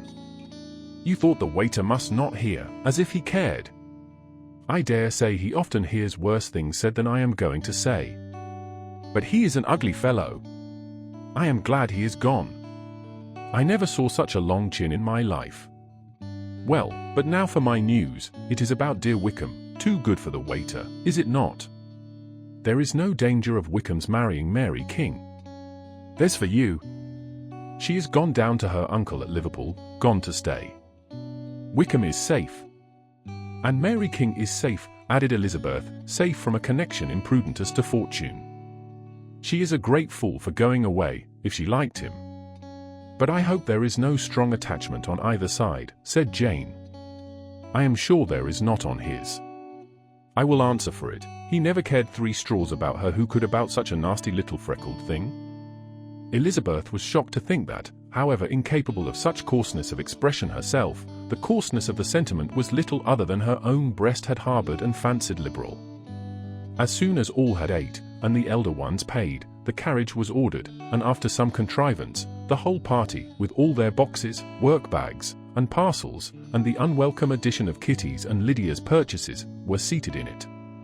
How nicely we are all crammed in, cried Lydia. I am glad I bought my bonnet, if it is only for the fun of having another bandbox. Well, now let us be quite comfortable and snug, and talk and laugh all the way home. And in the first place, let us hear what has happened to you all since you went away. Have you seen any pleasant men? Have you had any flirting? I was in great hopes that one of you would have got a husband before you came back. Jane will be quite an old maid soon, I declare. She is almost 23. Lord, how ashamed I should be of not being married before 23. My Aunt Phillips wants you so to get husbands, you can't think. She says Lizzie had better have taken Mr. Collins, but I do not think there would have been any fun in it. Lord! How I should like to be married before any of you, and then I would chaperone you about to all the balls. Dear me! We had such a good piece of fun the other day at Colonel Foster's. Kitty and me were to spend the day there, and Mrs. Foster promised to have a little dance in the evening. By the by, Mrs. Foster and me are such friends. And so she asked the two Harringtons to come, but Harriet was ill, and so Pen was forced to come by herself, and then, what do you think we did? We dressed up Chamberlain in woman's clothes on purpose to pass for a lady. Only think what fun. Not a soul knew of it, but Colonel and Mrs. Foster, and Kitty and me, except my aunt, for we were forced to borrow one of her gowns, and you cannot imagine how well he looked. When Denny, and Wickham, and Pratt, and 2 or 3 more of the men came in, they did not know him in the least. Lord! How I laughed! And so did Mrs. Foster. I thought I should have died. And that made the men suspect something, and then they soon found out what was the matter. With such kinds of histories of their parties and good jokes, did Lydia, assisted by Kitty's hints and additions, endeavour to amuse her companions all the way to Longbourn. Elizabeth listened as little as she could, but there was no escaping the frequent mention of Wickham's name. Their reception at home was most kind. Mrs. Bennet rejoiced to see Jane in undiminished beauty, and more than once during dinner did Mr. Bennet say voluntarily to Elizabeth, "I am glad you are come back, Lizzie." Their party in the dining room was large, for almost all the Lucases came to meet Maria and hear the news, and various were the subjects that occupied them. Lady Lucas was inquiring of Maria after the welfare and poultry of her eldest daughter. Mrs. Bennet was doubly engaged, on one hand collecting an account of the present fashions from Jane, who sat some way below her, and, on the other, retailing them all to the younger Lucases, and Lydia, in a voice rather louder than any other person's, was enumerating the various pleasures of the morning to anybody who would hear her. "Oh, Mary," said she, "I wish you had gone with us, for we had such fun." As we went along, Kitty and I drew up the blinds, and pretended there was nobody in the coach, and I should have gone so all the way, if Kitty had not been sick, and when we got to the George, I do think we behaved very handsomely, for we treated the other 3 with the nicest cold luncheon in the world, and if you would have gone, we would have treated you too. And then when we came away it was such fun. I thought we never should have got into the coach. I was ready to die of laughter. And then we were so merry all the way home. We talked and laughed so loud that anybody might have heard us 10 miles off. To this Mary very gravely replied, "Far be it from me, my dear sister, to depreciate such pleasures. They would doubtless be congenial with the generality of female minds. But I confess they would have no charms for me. I should infinitely prefer a book." But of this answer Lydia heard not a word. She seldom listened to anybody for more than half a minute, and never attended to Mary at all. In the afternoon Lydia was urgent with the rest of the girls to walk to Meryton, and to see how everybody went on, but Elizabeth steadily opposed the scheme. It should not be said that the Miss Bennets could not be at home half a day before they were in pursuit of the officers. There was another reason too for her opposition. She dreaded seeing Mr. Wickham again, and was resolved to avoid it as long as possible. The comfort to her of the regiment's approaching removal was indeed beyond expression. In a fortnight they were to go, and once gone, she hoped there could be nothing more to plague her on his account. She had not been many hours at home before she found that the Brighton scheme, of which Lydia had given them a hint at the inn, was under frequent discussion between her parents. Elizabeth saw directly that her father had not the smallest intention of yielding, but his answers were at the same time so vague and equivocal, that her mother, though often disheartened, had never yet despaired of succeeding at last. Elizabeth's impatience to acquaint Jane with what had happened could no longer be overcome, and at length, resolving to suppress every particular in which her sister was concerned, and preparing her to be surprised, she related to her the next morning the chief of the scene between Mr. Darcy and herself.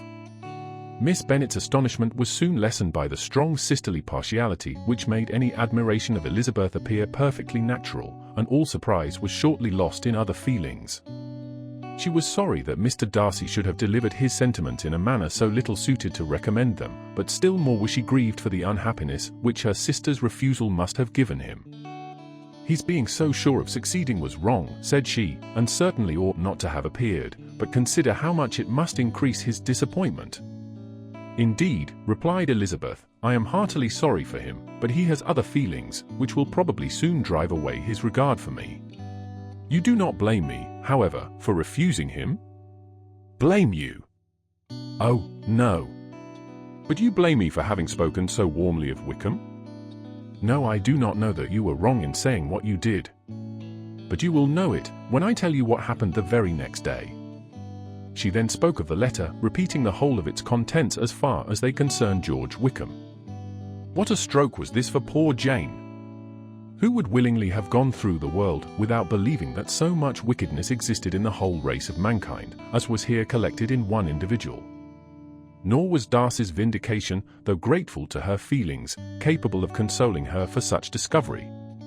Most earnestly did she labor to prove the probability of error, and seek to clear the one without involving the other. "This will not do," said Elizabeth. "You never will be able to make both of them good for anything. Take your choice, but you must be satisfied with only one. There is but such a quantity of merit between them, just enough to make one good sort of man, and of late it has been shifting about pretty much. For my part, I am inclined to believe it all Darcy's, but you shall do as you choose." It was some time, however, before a smile could be extorted from Jane.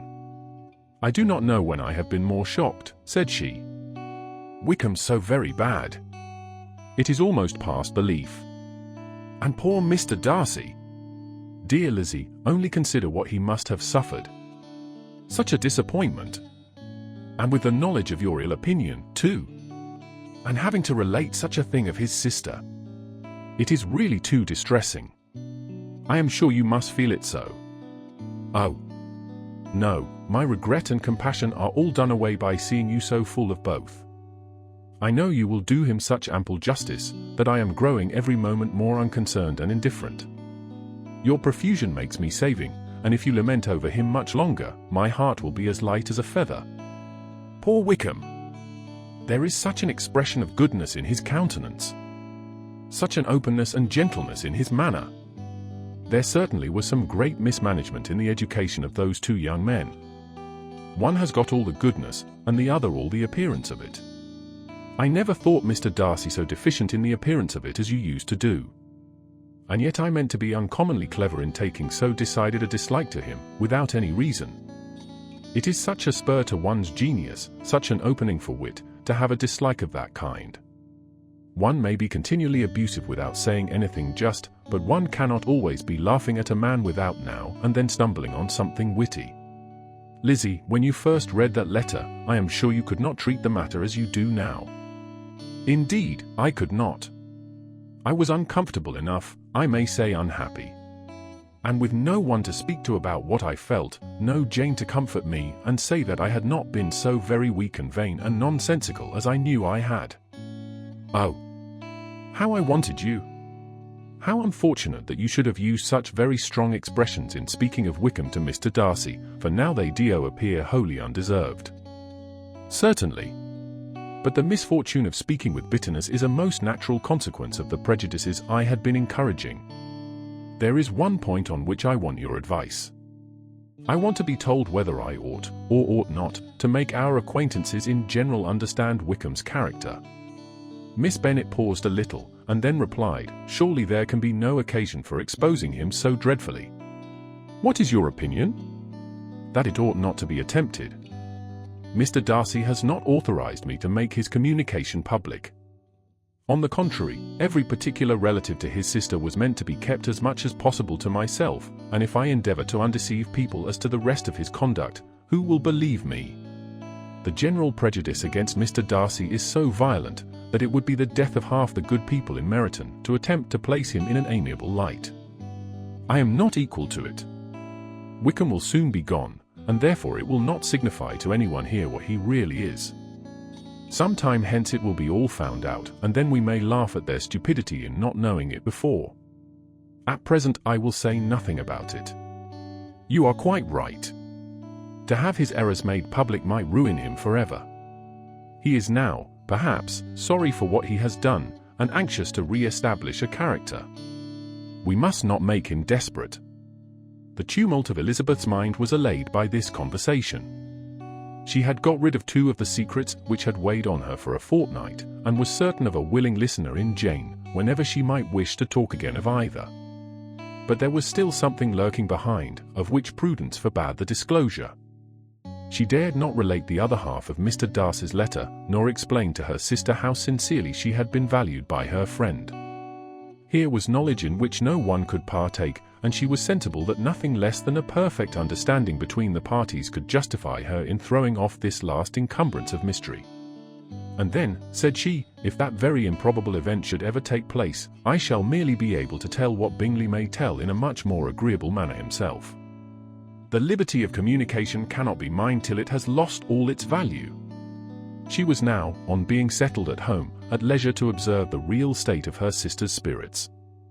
Jane was not happy. She still cherished a very tender affection for Bingley. Having never even fancied herself in love before, her regard had all the warmth of first attachment, and, from her age and disposition, greater steadiness than most first attachments often boast, and so fervently did she value his remembrance, and prefer him to every other man, that all her good sense, and all her attention to the feelings of her friends, were requisite to check the indulgence of those regrets which must have been injurious to her own health and their tranquillity. "Well, Lizzie," said Mrs. Bennet one day, "what is your opinion now of this sad business of Jane's? For my part, I am determined never to speak of it again to anybody. I told my sister Philip so the other day. But I cannot find out that Jane saw anything of him in London.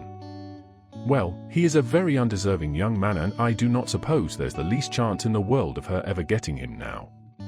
There is no talk of his coming to Netherfield again in the summer, and I have inquired of everybody, too, who is likely to know.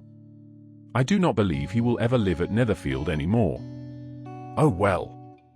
It is just as he chooses. Nobody wants him to come. Though I shall always say he used my daughter extremely ill, and if I was her, I would not have put up with it. Well, my comfort is, I am sure Jane will die of a broken heart, and then he will be sorry for what he has done." But as Elizabeth could not receive comfort from any such expectation, she made no answer.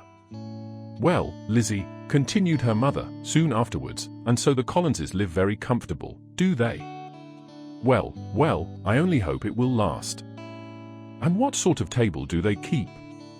Charlotte is an excellent manager, I dare say. If she is half as sharp as her mother, she is saving enough. There is nothing extravagant in their housekeeping, I dare say. No, nothing at all. A great deal of good management, depend upon it. Yes, yes. They will take care not to outrun their income. They will never be distressed for money. Well, much good may it do them.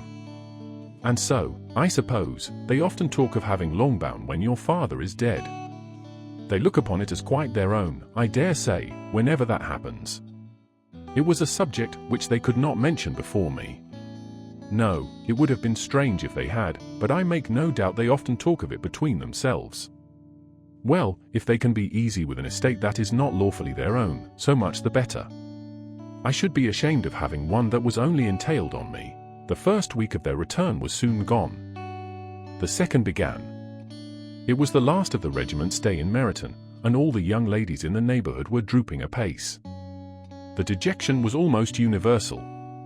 The elder Miss Bennets alone were still able to eat, drink, and sleep, and pursue the usual course of their employments.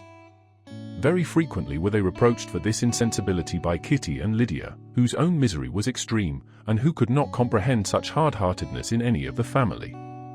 Good heaven! What is to become of us? What are we to do? Would they often exclaiming the bitterness of woe. How can you be smiling so, Lizzie? Their affectionate mother shared all their grief. She remembered what she had herself endured on a similar occasion 25 years ago. I am sure, said she, I cried for 2 days together when Colonel Miller's regiment went away. I thought I should have broken my heart. I am sure I shall break mine, said Lydia. If one could but go to Brighton, observed Mrs. Bennet. Oh, yes, if one could but go to Brighton. But Papa is so disagreeable. A little sea bathing would set me up forever. And my Aunt Phillips is sure it would do Emmy a great deal of good, added Kitty. Such were the kind of lamentations resounding perpetually through Longbourn House. Elizabeth tried to be diverted by them, but all sense of pleasure was lost in shame. She felt anew the justice of Mr. Darcy's objections, and never had she been so much disposed to pardon his interference in the views of his friend. But the gloom of Lydia's prospect was shortly cleared away, for she received an invitation from Mrs. Foster, the wife of the colonel of the regiment, to accompany her to Brighton. This invaluable friend was a very young woman, and very lately married. A resemblance in good humour and good spirits had recommended her and Lydia to each other, and out of their 3 months' acquaintance they had been intimate TWO. The rapture of Lydia on this occasion, her adoration of Mrs. Foster, the delight of Mrs. Bennet, and the mortification of Kitty, are scarcely to be described. Wholly inattentive to her sister's feelings, Lydia flew about the house in restless ecstasy, calling for everyone's congratulations, and laughing and talking with more violence than ever, whilst the luckless Kitty continued in the parlour repined at her fate in terms as unreasonable as her accent was peevish. "I cannot see why Mrs. Foster should not ask Emmy as well as Lydia," said she, "though I am not her particular friend. I have just as much right to be asked as she has, and more too, for I am 2 years older." In vain did Elizabeth attempt to make her reasonable, and Jane to make her resigned. As for Elizabeth herself, this invitation was so far from exciting in her the same feelings as in her mother and Lydia, that she considered it as the death warrant of all possibility of common sense for the latter, and detestable as such a step must make her were it known, she could not help secretly advising her father not to let her go. She represented to him all the improprieties of Lydia's general behaviour, the little advantage she could derive from the friendship of such a woman as Mrs. Foster, and the probability of her being yet more imprudent with such a companion at Brighton, where the temptations must be greater than at home. He heard her attentively, and then said, "Lydia will never be easy until she has exposed herself in some public place or other, and we can never expect her to do it with so little expense or inconvenience to her family as under the present circumstances.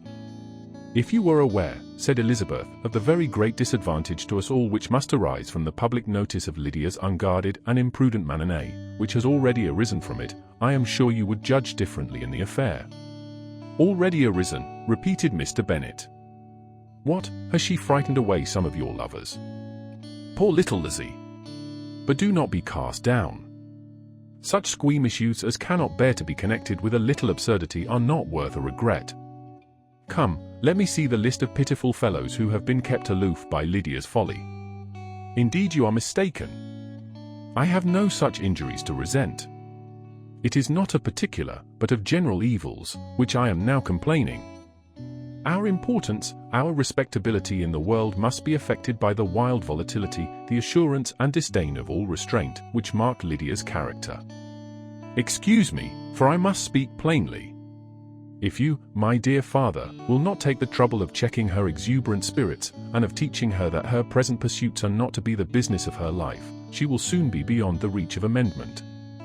Her character will be fixed, and she will, at 16, be the most determined flirt that ever made herself or her family ridiculous, a flirt, too, in the worst and meanest degree of flirtation, without any attraction beyond youth and a tolerable person, and, from the ignorance and emptiness of her mind, wholly unable to ward off any portion of that universal contempt which her rage for admiration will excite. In this danger Kitty also is comprehended. She will follow wherever Lydia leads. Vain, ignorant, idle, and absolutely uncontrolled. Oh, my dear father, can you suppose it possible that they will not be censured and despised wherever they are known, and that their sisters will not be often involved in the disgrace?" Mr. Bennet saw that her whole heart was in the subject, and affectionately taking her hand said in reply, "Do not make yourself uneasy, my love. Wherever you and Jane are known you must be respected and valued, and you will not appear to less advantage for having a couple of, or I may say, 3 very silly sisters. We shall have no peace at Longbourn if Lydia does not go to Brighton. Let her go, then. Colonel Foster is a sensible man, and will keep her out of any real mischief, and she is luckily too poor to be an object of prey to anybody. At Brighton she will be of less importance even as a common flirt than she has been here. The officers will find women better worth their notice. Let us hope, therefore, that her being there may teach her her own insignificance. At any rate, she cannot grow many degrees worse, without authorizing us to lock her up for the rest of her life." With this answer Elizabeth was forced to be content, but her own opinion continued the same, and she left him disappointed and sorry. It was not in her nature, however, to increase her vexations by dwelling on them. She was confident of having performed her duty, and to fret over unavoidable evils, or augment them by anxiety, was no part of her disposition. Had Lydia and her mother known the substance of her conference with her father, their indignation would hardly have found expression in their united volubility. In Lydia's imagination, a visit to Brighton comprised every possibility of earthly happiness. She saw, with the creative eye of fancy, the streets of that gay bathing place covered with officers. She saw herself the object of attention to tens and to scores of them at present unknown. She saw all the glories of the Campit's tent stretched forth in beauteous uniformity of lines, crowded with the young and the gay, and dazzling with scarlet, and, to complete the view, she saw herself seated beneath a tent, tenderly flirting with at least 6 officers at once. Had she known her sister sought to tear her from such prospects and such realities as these, what would have been her sensations? They could have been understood only by her mother, who might have felt nearly the same. Lydia's going to Brighton was all that consoled her for her melancholy conviction of her husband's never intending to go there himself. But they were entirely ignorant of what had passed, and their raptures continued, with little intermission, to the very day of Lydia's leaving home. Elizabeth was now to see Mr. Wickham for the last time. Having been frequently in company with him since her return, agitation was pretty well over, the agitations of formal partiality entirely so. She had even learnt to detect, in the very gentleness which had first delighted her, an affectation and a sameness to disgust and weary. In his present behaviour to herself, moreover, she had a fresh source of displeasure, for the inclination he soon testified of renewing those intentions which had marked the early part of their acquaintance could only serve, after what had since passed, to provoke her. She lost all concern for him in finding herself thus selected as the object of such idle and frivolous gallantry, and while she steadily repressed it, could not but feel the reproof contained in his believing that however long, and for whatever cause, his attentions had been withdrawn, her vanity would be gratified, and her preference secured at any time by their renewal. On the very last day of the regiment's remaining at Meryton, he dined, with other of the officers, at Longbourn, and so little was Elizabeth disposed to part from him in good humour, that on his making some inquiry as to the manner in which her time had passed at Hunsford, she mentioned Colonel Fitzwilliam's and Mr. Darcy's having both spent 3 weeks at Rosings, and asked him if he was acquainted with the former. He looked surprised, displeased, alarmed, but with a moment's recollection and a returning smile, replied that he had formerly seen him often, and, after observing that he was a very gentlemanlike man, asked her how she had liked him. Her answer was warmly in his favour. With an air of indifference he soon afterwards added, "How long did you say he was at Rosings?" "Nearly 3 weeks." "And you saw him frequently?" "Yes, almost every day." "His manners are very different from his cousin's." "Yes, very different. But I think Mr. Darcy improves upon acquaintance." "Indeed," cried Mr. Wickham with a look which did not escape her. "And pray, may I ask," but checking himself, he added, in a gayer tone, "is it in address that he improves? Has he deigned to add aught of civility to his ordinary style? For I dare not hope," he continued in a lower and more serious tone, "that he is improved in essentials." "Oh, no," said Elizabeth. "In essentials, I believe, he is very much what he ever was." While she spoke, Wickham looked as if scarcely knowing whether to rejoice over her words, or to distrust their meaning. There was a something in her countenance which made him listen with an apprehensive and anxious attention, while she added, "When I said that he improved on acquaintance, I did not mean that his mind or his manners were in a state of improvement, but that, from knowing him better, his disposition was better understood." Wickham's alarm now appeared in a heightened complexion and agitated look. For a few minutes he was silent, till, shaking off his embarrassment, he turned to her again, and said in the gentlest of accents, "You, who so well know my feeling towards Mr. Darcy, will readily comprehend how sincerely I must rejoice that he is wise enough to assume even the appearance of what is right. His pride, in that direction, may be of service, if not to himself, to many others, for it must only deter him from such foul misconduct as I have suffered by. I only fear that the sort of cautiousness to which you, I imagine, have been alluding, is merely adopted on his visits to his aunt, of whose good opinion and judgment he stands much in awe.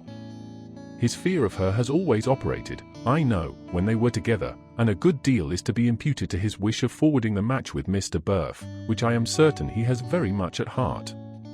Elizabeth could not repress a smile at this, but she answered only by a slight inclination of the head. She saw that he wanted to engage her on the old subject of his grievances, and she was in no humour to indulge him. The rest of the evening passed with the appearance, on his side, of usual cheerfulness, but with no further attempt to distinguish Elizabeth, and they parted at last with mutual civility, and possibly a mutual desire of never meeting again. When the party broke up, Lydia returned with Mrs. Foster to Meryton, from whence they were to set out early the next morning. The separation between her and her family was rather noisy than pathetic. Kitty was the only one who shed tears, but she did weep from vexation and envy. Mrs. Bennet was diffuse in her good wishes for the felicity of her daughter, and impressive in her injunctions that she should not miss the opportunity of enjoying herself as much as possible, advice which there was every reason to believe would be well attended to, and in the clamorous happiness of Lydia herself in bidding farewell, the more gentle adieus of her sisters were uttered without being heard. Had Elizabeth's opinion been all drawn from her own family, she could not have formed a very pleasing opinion of conjugal felicity or domestic comfort.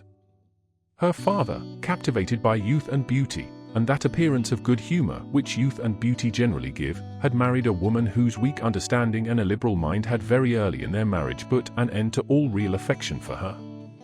Respect, esteem, and confidence had vanished forever, and all his views of domestic happiness were overthrown. But Mr. Bennet was not of a disposition to seek comfort for the disappointment which his own imprudence had brought on, in any of those pleasures which too often console the unfortunate for their folly of their vice. He was fond of the country and of books, and from these tastes had arisen his principal enjoyments. To his wife he was very little otherwise indebted than as her ignorance and folly had contributed to his amusement.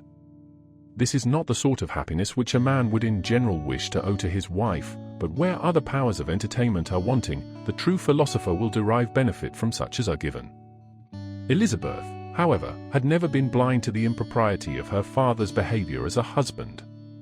She had always seen it with pain, but respecting his abilities, and grateful for his affectionate treatment of herself, she endeavoured to forget what she could not overlook, and to banish from her thoughts that continual breach of conjugal obligation and decorum which, in exposing his wife to the contempt of her own children, was so highly reprehensible. But she had never felt so strongly as now the disadvantages which must attend the children of so unsuitable a marriage, nor ever been so fully aware of the evils arising from so ill-judged a direction of talents which, rightly used, might at least have preserved the respectability of his daughters, even if incapable of enlarging the mind of his wife.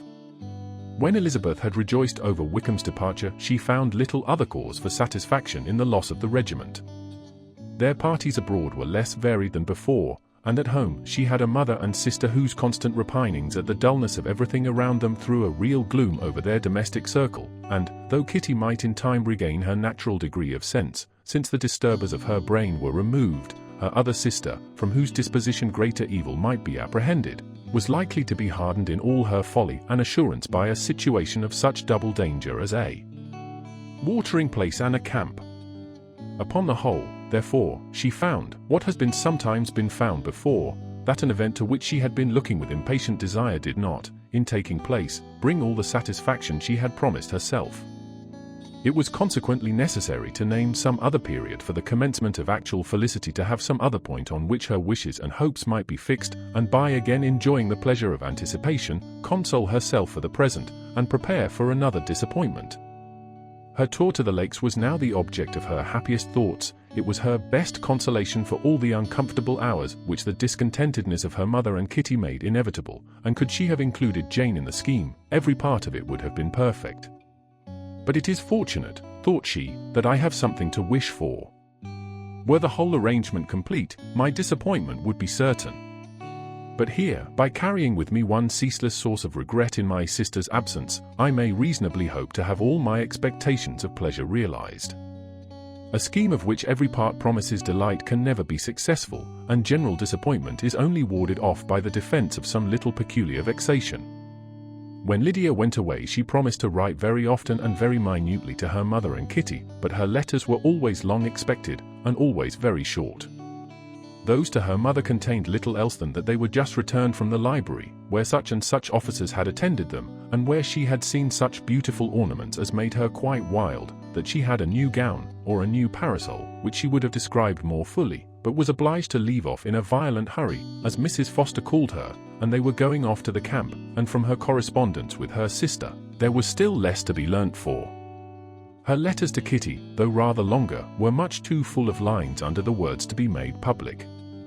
After the first fortnight or 3 weeks of her absence, health, good humour, and cheerfulness began to reappear at Longbourn. Everything wore a happier aspect.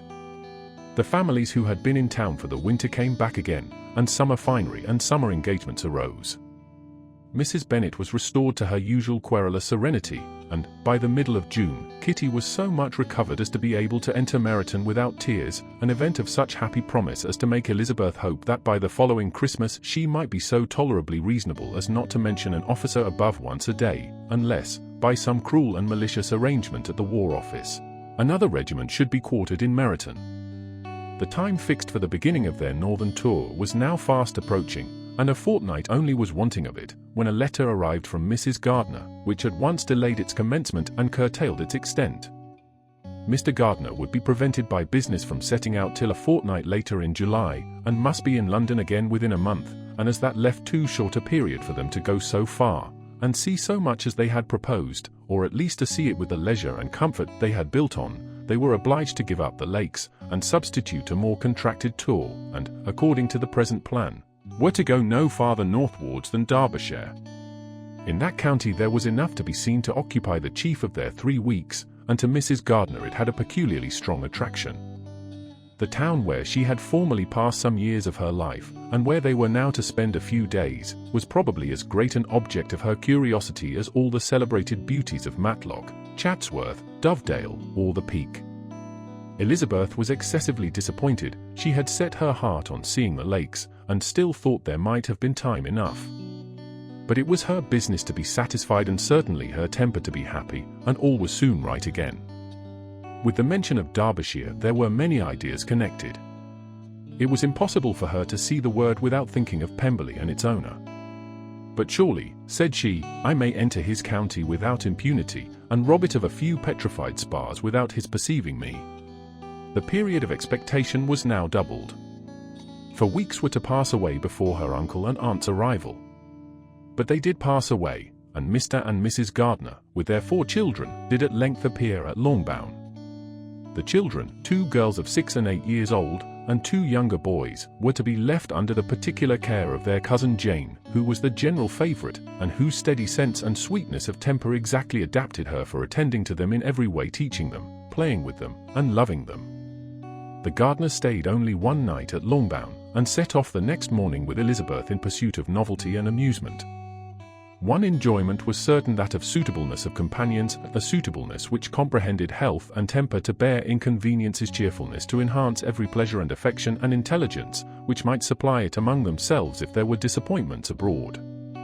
It is not the object of this work to give a description of Derbyshire, nor of any of the remarkable places through which their route thither lay. Oxford, Blenheim, Warwick, Kenilworth, Birmingham, etc. are sufficiently known. A small part of Derbyshire is all the present concern. To the little town of Lambton, the scene of Mrs. Gardiner's former residence, and where she had lately learned some acquaintance still remained, they bent their steps, after having seen all the principal wonders of the country, and within 5 miles of Lambton, Elizabeth found from her aunt that Pemberley was situated. It was not in their direct road, nor more than a mile or 2 out of it. In talking over their route the evening before, Mrs. Gardiner expressed an inclination to see the place again. Mr. Gardiner declared his willingness, and Elizabeth was applied to for her approbation. "My love, should not you like to see a place of which you have heard so much?" said her aunt. "A place, too, with which so many of your acquaintances are connected. Wickham passed all his youth there, you know."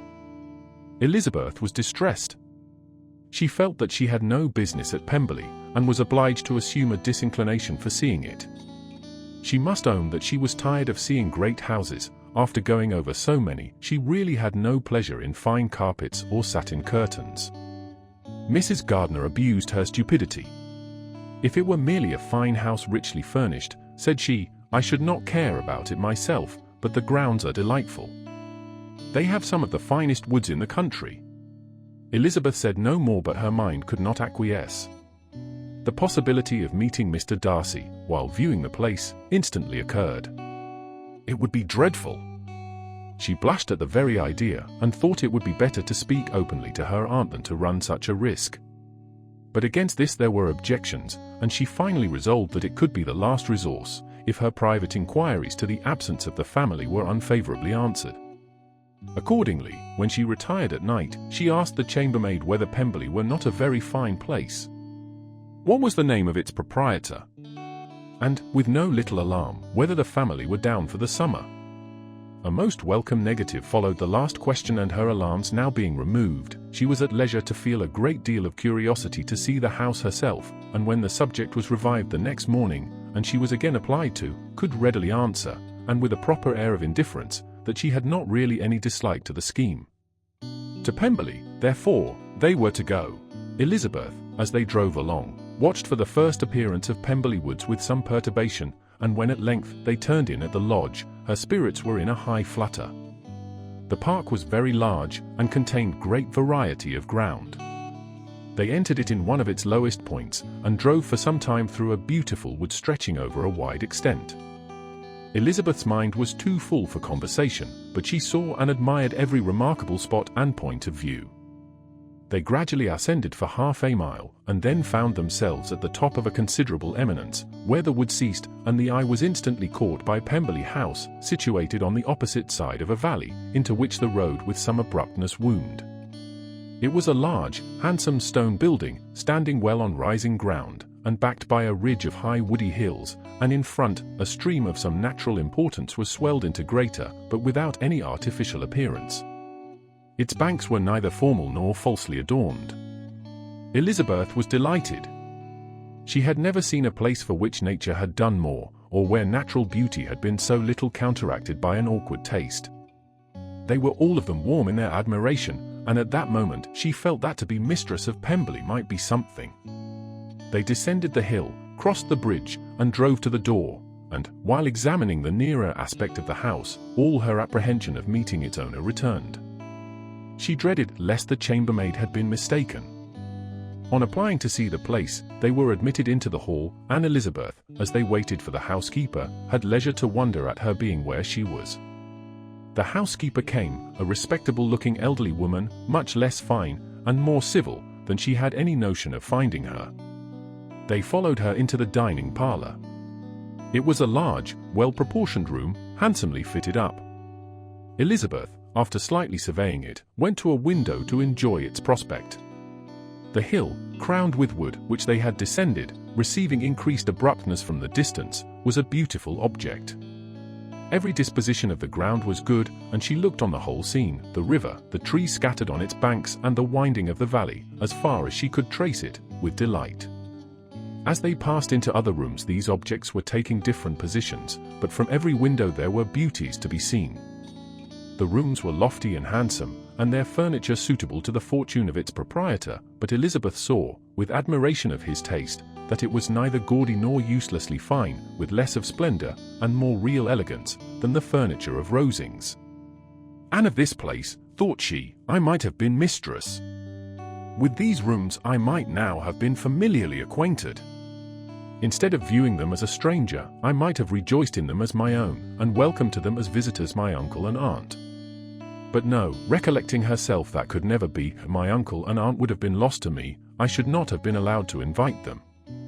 This was a lucky recollection. It saved her from something very like regret. She longed to inquire of the housekeeper whether her master was really absent, but had not the courage for it.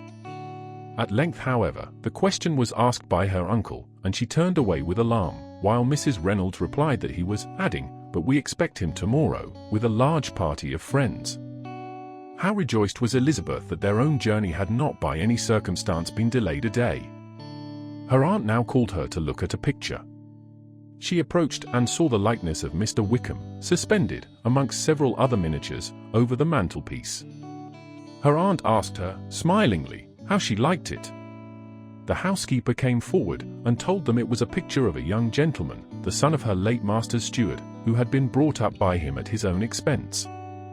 He is now gone into the army, she added, but I am afraid he has turned out very wild. Mrs. Gardner looked at her niece with a smile, but Elizabeth could not return it. And that, said Mrs. Reynolds, pointing to another of the miniatures, is my master and very like him. It was drawn at the same time as the other about 8 years ago. I have heard much of your master's fine person, said Mrs. Gardner, looking at the picture. It is a handsome face. But, Lizzie, you can tell us whether it is like or not. Mrs. Reynolds' respect for Elizabeth seemed to increase on this intimation of her knowing her master. Does that young lady know Mr. Darcy? Elizabeth coloured, and said, a little. And do not you think him a very handsome gentleman, Yes, very handsome. I am sure I know none so handsome, but in the gallery upstairs you will see a finer, larger picture of him than this. This room was my late master's favourite room, and these miniatures are just as they used to be then. He was very fond of them. This accounted to Elizabeth for Mr. Wickham's being among them. Mrs. Reynolds then directed their attention to one of Miss Darcy, drawn when she was only 8 years old. And is Miss Darcy as handsome as her brother? Said Mrs. Gardner. Oh, yes, the handsomest young lady that ever was seen, and so accomplished. She plays and sings all day long. In the next room is a new instrument just come down for her, a present from my master. She comes here tomorrow with him. Mr. Gardner, whose manners were very easy and pleasant, encouraged her communicativeness by his questions and remarks. Mrs. Reynolds, either by pride or attachment, had evidently great pleasure in talking of her master and his sister. Is your master much at Pemberley in the course of the year? Not so much as I could wish, sir, but I dare say he may spend half his time here, and Miss Darcy is always down for the summer months. Except, thought Elizabeth, when she goes to Ramsgate. If your master would marry, you might see more of him. Yes, sir, but I do not know when that will be. I do not know who is good enough for him. Mr. and Mrs. Gardner smiled. Elizabeth could not help saying, it is very much to his credit, I am sure, that you should think so. I say no more than the truth, and everybody will say that knows him, replied the other. Elizabeth thought this was going pretty far, and she listened with increasing astonishment as the housekeeper added, I have never known a cross word from him in my life, and I have known him ever since he was 4 years old. This was praise, of all others most extraordinary, most opposite to her ideas. That he was not a good-tempered man had been her firmest opinion. Her keenest attention was awakened, she longed to hear more, and was grateful to her uncle for saying, there are very few people of whom so much can be said. You are lucky in having such a master. Yes, sir, I know I am. If I were to go through the world, I could not meet with a better. But I have always observed, that they who are good-natured when children, are good-natured when they grow up, and he was always the sweetest-tempered, most generous-hearted boy in the world. Elizabeth almost stared at her. Can this be Mr. Darcy, thought she. His father was an excellent man, said Mrs. Gardner. Yes, that he was indeed, and his son will be just. Like him, just as affable to the poor. Elizabeth listened, wondered, doubted, and was impatient for more. Mrs. Reynolds could interest her on no other point. She related the subjects of the pictures, the dimensions of the rooms, and the price of the furniture, in vain. Mr. Gardner, highly amused by the kind of family prejudice to which he attributed her excessive commendation of her master, soon led again to the subject, and she dwelt with energy on his many merits as they proceeded together up the great staircase. He is the best landlord, and the best master, said she, that ever lived, not like the wild young men nowadays, who think of nothing but themselves. There is not one of his tenants or servants but will give him a good name. Some people call him proud, but I am sure I never saw anything of it. To my fancy, it is only because he does not rattle away like other young men. In what an amiable light does this place him, thought Elizabeth. This fine account of him, whispered her aunt as they walked, is not quite consistent with his behavior to our poor friend. Perhaps we might be deceived. That is not very likely, our authority was too good. On reaching the spacious lobby above, they were shown into a very pretty sitting room, lately fitted up with greater elegance and lightness than the apartments below, and were informed that it was but just done to give pleasure to Miss Darcy, who had taken a liking to the room when last at Pemberley. "He is certainly a good brother," said Elizabeth, as she walked towards one of the windows. Mrs. Reynolds anticipated Miss Darcy's delight when she should enter the room. "And this is always the way with him," she added. "Whatever can give his sister any pleasure is sure to be done in a moment. There is nothing he would not do for her." The picture gallery, and 2 or 3 of the principal bedrooms, were all that remained to be shown. In the former were many good paintings, but Elizabeth knew nothing of the art, and from such as had been already visible below, she had willingly turned to look at some drawings of Miss Darcy's, in crayons, whose subjects were usually more interesting, and also more intelligible. In the gallery there were many family portraits, but they could have little to fix the attention of a stranger. Elizabeth walked in quest of the only face whose features would be known to her. At last it arrested her, and she beheld a striking resemblance to Mr. Darcy, with such a smile over the face as she remembered to have sometimes seen when he looked at her. She stood several minutes before the picture, in earnest contemplation, and returned to it again before they quitted the gallery. Mrs. Reynolds informed them that it had been taken in his father's lifetime. There was certainly at this moment, in Elizabeth's mind, a more gentle sensation towards the original than she had ever felt at the height of their acquaintance. The commendation bestowed on him by Mrs. Reynolds was of no trifling nature. What praise is more valuable than the praise of an intelligent servant? As a brother, a landlord, a master, she considered how many people's happiness were in his guardianship, how much of pleasure or pain was it in his power to bestow, how much of good or evil must be done by him. Every idea that had been brought forward by the housekeeper was favorable to his character, and as she stood before the canvas on which he was represented, and fixed his eyes upon herself, she thought of his regard with a deeper sentiment of gratitude than it had ever raised before. She remembered its warmth, and softened its impropriety of expression. When all of the house that was open to general inspection had been seen, they returned downstairs, and, taking leave of the housekeeper, were consigned over to the gardener, who met them at the hall door. As they walked across the hall towards the river, Elizabeth turned back to look again. Her uncle and aunt stopped also, and while the former was conjecturing as to the date of the building, the owner of it himself suddenly came forward from the road, which led behind it to the stables. They were within 20 yards of each other, and so abrupt was his appearance, that it was impossible to avoid his sight. Their eyes instantly met, and the cheeks of both were overspread with the deepest blush. He absolutely started, and for a moment seemed immovable from surprise, but shortly recovering himself, advanced towards the party, and spoke to Elizabeth, if not in terms of perfect composure, at least of perfect civility. She had instinctively turned away, but stopping on his approach, received his compliments with an embarrassment impossible to be overcome. Had his first appearance, or his resemblance to the picture they had just been examining, been insufficient to assure the other two that they now saw Mr. Darcy, the gardener's expression of surprise, on beholding his master, must immediately have told it. They stood a little aloof, while he was talking to their niece, who, astonished and confused, scarcely dared lift her eyes to his face, and knew not what answer she returned to his civil inquiries after her family. Amazed at the alteration of his manner since they last parted, every sentence that he uttered was increasing her embarrassment, and every idea of the impropriety of her being found there recurring to her mind. The few minutes in which they continued were some of the most uncomfortable in her life. Nor did he seem much more at ease when he spoke. His accent had none of its usual sedateness, and he repeated his inquiries as to the time of her having left Longbourn, and of her having stayed in Derbyshire so often, and in so hurried a way, as plainly spoke the distraction of his thoughts. At length every idea seemed to fail him, and, after standing a few moments without saying a word, he suddenly recollected himself, and took leave. The others then joined her, and expressed admiration of his figure, but Elizabeth heard not a word, and wholly engrossed by her own feelings, followed them in silence. She was overpowered by shame and vexation. Her coming there was the most unfortunate, the most ill-judged thing in the world. How strange it must appear to him! In what a disgraceful light might it not strike so vain a man! It might seem as if she had purposely thrown herself in his way again. Oh! Why did she come? Or, why did he thus come a day before he was expected? Had they been only 10 minutes sooner, they should have been beyond the reach of his discrimination, for it was plain that he was that moment arrived, that moment alighted from his horse or his carriage. She blushed again and again over the perverseness of the meeting.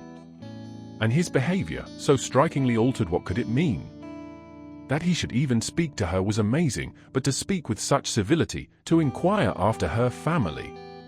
Never in her life had she seen his manner so little dignified, never had he spoken with such gentleness as on this unexpected meeting.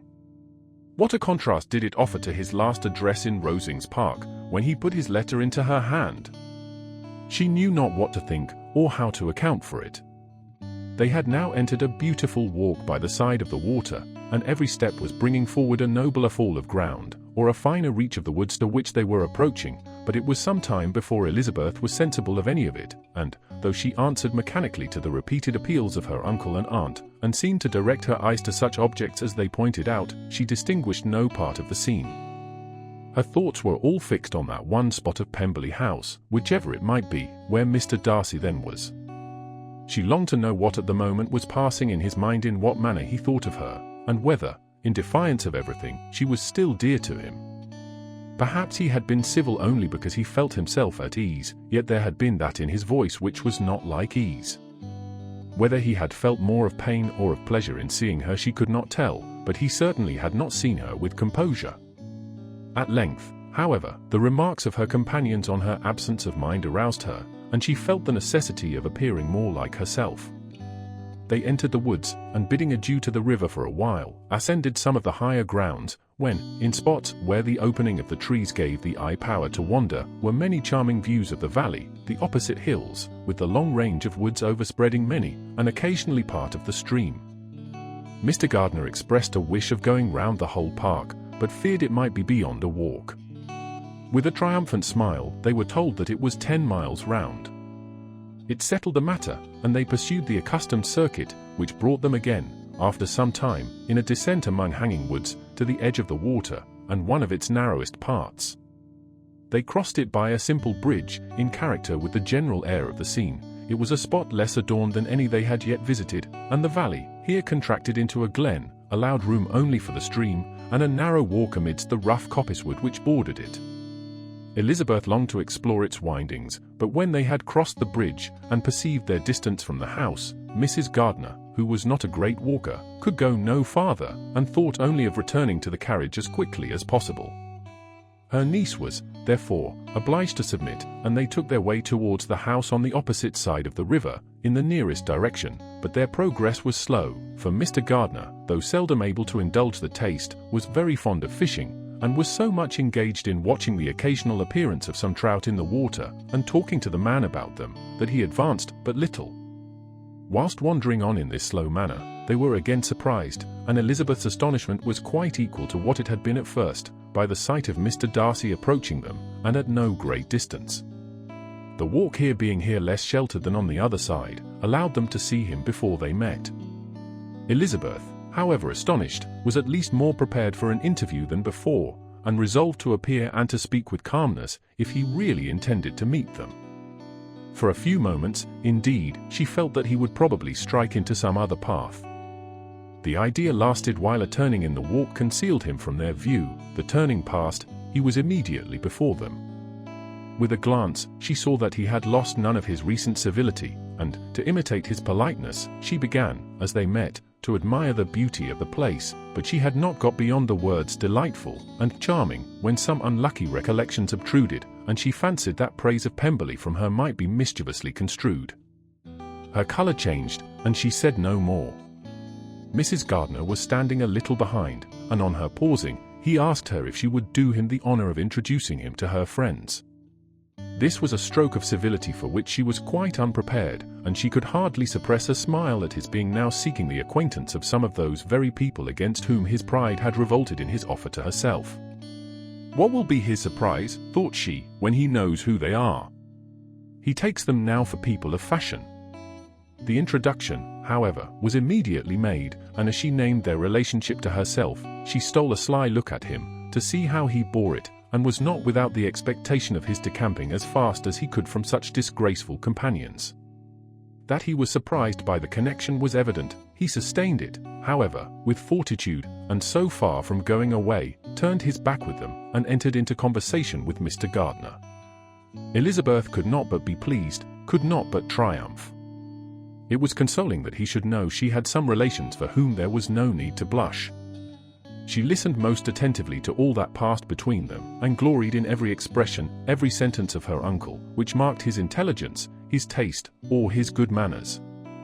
The conversation soon turned upon fishing, and she heard Mr. Darcy invite him, with the greatest civility, to fish there as often as he chose while he continued in the neighbourhood, offering at the same time to supply him with fishing tackle, and pointing out those parts of the stream where there was usually most sport. Mrs. Gardner, who was walking arm in arm with Elizabeth, gave her a look expressive of wonder. Elizabeth said nothing, but it gratified her exceedingly. The compliment must be all for herself. Her astonishment, however, was extreme, and continually was she repeating, "Why is he so altered? From what can it proceed? It cannot be for me, it cannot be for my sake that his manners are thus softened. My reproofs at Hunsford could not work such a change as this. It is impossible that he should still love me." After walking some time in this way, the two ladies in front, the two gentlemen behind, on resuming their places, after descending to the brink of the river for the better inspection of some curious water plant, there chanced to be a little alteration.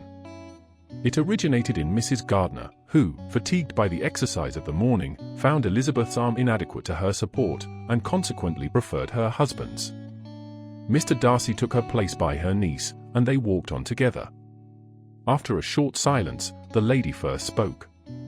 She wished him to know that she had been assured of his absence before she came to the place, and accordingly began by observing that his arrival had been very unexpected, for your housekeeper, she added, informed us that you would certainly not be here till tomorrow, and indeed, before we left Bakewell, we understood that you were not immediately expected in the country. He acknowledged the truth of it all, and said that business with his steward had occasioned his coming forward a few hours before the rest of the party with whom he had been travelling.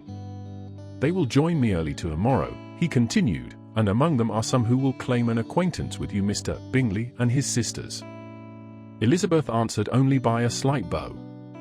Her thoughts were instantly driven back to the time when Mr. Bingley's name had been the last mentioned between them, and, if she might judge by his complexion, his mind was not very differently engaged. There is also one other person in the party, he continued after a pause, who more particularly wishes to be known to you. Will you allow me, or do I ask too much, to introduce my sister to your acquaintance during your stay at Lambton? The surprise of such an application was great indeed. It was too great for her to know in what manner she acceded to it. She immediately felt that whatever desire Miss Darcy might have of being acquainted with her must be the work of her brother, and, without looking farther, it was satisfactory, it was gratifying to know that his resentment had not made him think really ill of her. They now walked on in silence, each of them deep in thought. Elizabeth was not comfortable, that was impossible, but she was flattered and pleased. His wish of introducing his sister to her was a compliment of the highest kind. They soon outstripped the others, and when they had reached the carriage, Mr. and Mrs. Gardner were half a quarter of a mile behind. He then asked her to walk into the house, but she declared herself not tired, and they stood together on the lawn. At such a time much might have been said, and silence was very awkward. She wanted to talk, but there seemed to be an embargo on every subject. At last she recollected that she had been travelling, and they talked of Matlock and Dovedale with great perseverance. Yet time and her aunt moved slowly, and her patience and her ideas were nearly worn out before the tete-a-tete was over. On Mr. and Mrs. Gardner's coming up, they were all pressed to go into the house and take some refreshment, but this was declined, and they parted on each side with utmost politeness. Mr. Darcy handed the ladies into the carriage, and when it drove off, Elizabeth saw him walking slowly towards the house. The observations of her uncle and aunt now began, and each of them pronounced him to be infinitely superior to anything they had expected. "He is perfectly well behaved, polite, and unassuming," said her uncle. "There is something a little stately in him, to be sure," replied her aunt, "but it is confined to his air, and is not unbecoming. I can now say with the housekeeper, that though some people may call him proud, I have seen nothing of it. I was never more surprised than by his behaviour to us. It was more than civil, it was really attentive, and there was no necessity for such attention. His acquaintance with Elizabeth was very trifling. "To be sure, Lizzie," said her aunt, "he is not so handsome as Wickham, or, rather, he has not Wickham's countenance, for his features are perfectly good. But how came you to tell me that he was so disagreeable?" Elizabeth excused herself as well as she could, said that she had liked him better when they had met in Kent than before, and that she had never seen him so pleasant as this morning. "But perhaps he may be a little whimsical in his civilities," replied her uncle. "Your great men often are, and therefore I shall not take him at his word, as he might change his mind another day, and warn me off his grounds." Elizabeth felt that they had entirely misunderstood his character, but said nothing. "From what we have seen of him," continued Mrs. Gardiner, "I really should not have thought that he could have behaved in so cruel a way by anybody as he has done by poor Wickham. He has not an ill-natured look. On the contrary, there is something pleasing about his mouth when he speaks. And there is something of dignity in his countenance that would not give one an unfavourable idea of his heart. But, to be sure, the good lady who showed us his house did give him a most flaming character. I could hardly help laughing aloud sometimes. But he is a liberal master, I suppose, and that in the eye of a servant comprehends every virtue." Elizabeth here felt herself called on to say something in vindication of his behaviour to Wickham, and therefore gave them to understand, in as guarded a manner as she could, that by what she had heard from his relations in Kent, his actions were capable of a very different construction, and that his character was by no means so faulty, nor Wickham's so amiable, as they had been considered in Hertfordshire. In confirmation of this, she related the particulars of all the pecuniary transactions in which they had been connected, without actually naming her authority, but stating it to be such as might be relied on. Mrs. Gardiner was surprised and concerned, but as they were now approaching the scene of her former pleasures, every idea gave way to the charm of recollection, and she was too much engaged in pointing out to her husband all the interesting spots in its environs to think of anything else. Fatigued as she had been by the morning's walk, they had no sooner dined than she set off again in quest of her former acquaintance, and the evening was spent in the satisfactions of an intercourse renewed after many years' discontinuance. The occurrences of the day were too full of interest to leave Elizabeth much attention for any of these new friends, and she could do nothing but think, and think with wonder, of Mr. Darcy's civility, and, above all, of his wishing her to be acquainted with his sister. Elizabeth had settled it that Mr. Darcy would bring his sister to visit her the very day after her reaching Pemberley, and was consequently resolved not to be out of sight of the whole of that morning. But her conclusion was false, for on the very morning after their arrival at Lambton, these visitors came. They had been walking about the place with some of their new friends, and were just returning to the inn to dress themselves for dining with the same family, when the sound of a carriage drew them to a window, and they saw a gentleman and a lady in a curricle driving up the street. Elizabeth, immediately recognizing the livery, guessed what it meant, and imparted no small degree of her surprise to her relations by acquainting them with the honor which she expected. Her uncle and aunt were all amazement, and the embarrassment of her manner as she spoke, joined to the circumstance itself, and many of the circumstances of the preceding day, opened to them a new idea on the business. Nothing had ever suggested it before, but they felt that there was no other way of accounting for such attentions from such a quarter than by supposing a partiality for their niece. While these newly born notions were passing in their heads, the perturbation of Elizabeth's feelings was at every moment increasing. She was quite amazed at her own discomposure, but amongst other causes of disquiet, she dreaded lest the partiality of the brother should have said too much in her favour, and, more than commonly anxious to please, she naturally suspected that every power of pleasing would fail her. She retreated from the window, fearful of being seen, and as she walked up and down the room, endeavouring to compose herself, saw such looks of inquiring surprise in her uncle and aunt as made everything worse. Miss Darcy and her brother appeared, and this formidable introduction took place. With astonishment did Elizabeth see that her new acquaintance was at least as much embarrassed as herself. Since her being at Lambton, she had heard that Miss Darcy was exceedingly proud, but the observation of a very few minutes convinced her that she was only exceedingly shy. She found it difficult to obtain even a word from her beyond a monosyllable. Miss Darcy was tall, and on a larger scale than Elizabeth, and, though little more than 16, her figure was formed, and her appearance womanly and graceful. She was less handsome than her brother, but there was sense and good humour in her face, and her manners were perfectly unassuming and gentle.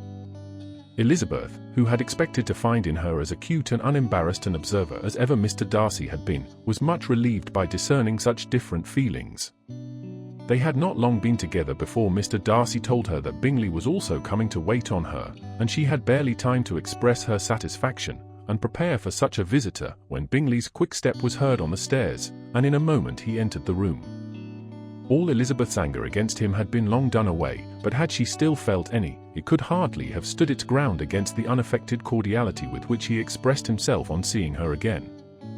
He inquired in a friendly, though general way, after her family, and looked and spoke with the same good-humoured ease that he had ever done. To Mr. and Mrs. Gardiner he was scarcely a less interesting personage than to herself. They had long wished to see him. The whole party before them, indeed, excited a lively attention. The suspicions which had just arisen of Mr. Darcy and their niece directed their observation towards each with an earnest though guarded inquiry, and they soon drew from those inquiries the full conviction that one of them at least knew what it was to love. Of the lady's sensations they remained a little in doubt, but that the gentleman was overflowing with admiration was evident enough. Elizabeth, on her side, had much to do. She wanted to ascertain the feelings of each of her visitors, she wanted to compose her own, and to make herself agreeable to all, and in the latter object, where she feared most to fail, she was most sure of success, for those to whom she endeavoured to give pleasure were prepossessed in her favour. Bingley was ready, Georgiana was eager, and Darcy determined to be pleased. In seeing Bingley, her thoughts naturally flew to her sister, and, oh, how ardently did she long to know whether any of his were directed in a like manner. Sometimes she could fancy that he talked less than on former occasions, and once or twice pleased herself with the notion that, as he looked at her, he was trying to trace a resemblance. But though this might be imaginary, she could not be deceived as to his behaviour to Miss Darcy, who had been set up as a rival to Jane. No look appeared on either side that spoke particular regard. Nothing occurred between them that could justify the hopes of his sister. On this point she was soon satisfied, and 2 or 3 little circumstances occurred ere they parted, which, in her anxious interpretation, denoted a recollection of Jane not untinctured by tenderness, and a wish of saying more that might lead to the mention of her, had he dared. He observed to her, at a moment when the others were talking together, and in a tone which had something of real regret, that it was a very long time since he had had the pleasure of seeing her, and, before she could reply, he added, "It is above 8 months. We have not met since the 26th of November, when we were all dancing together at Netherfield." Elizabeth was pleased to find his memory so exact, and he afterwards took occasion to ask her, when unattended to by any of the rest, whether all her sisters were at Longbourn. There was not much in the question, nor in the preceding remark, but there was a look and a manner which gave them meaning. It was not often that she could turn her eyes on Mr. Darcy himself, but whenever she did catch a glimpse, she saw an expression of general complaisance, and in all that he said she heard an accent so removed from hauteur or disdain of his companions, as convinced her that the improvement of manners, which she had yesterday witnessed however temporary its existence might prove, had at least outlived one day. When she saw him thus seeking the acquaintance and courting the good opinion of people with whom any intercourse a few months ago would have been a disgrace, when she saw him thus civil, not only to herself, but to the very relations whom he had openly disdained, and recollected their last lively scene in Hunsford Parsonage, the difference, the change was so great, and struck so forcibly on her mind, that she could hardly restrain her astonishment from being visible. Never, even in the company of his dear friends at Netherfield, or his dignified relations at Rosings, had she seen him so desirous to please, so free from self-consequence or unbending reserve, as now, when no importance could result from the success of his endeavours, and when even the acquaintance of those to whom his attentions were addressed would draw down the ridicule and censure of the ladies both of Netherfield as Rosings. Their visitors stayed with them above half an hour, and when they arose to depart, Mr. Darcy called on his sister to join him in expressing their wish of seeing Mr. and Mrs. Gardiner, and Miss Bennet, to dinner at Pemberley, before they left the country. Miss Darcy, though with a diffidence which marked her little in the habit of giving invitations, readily obeyed.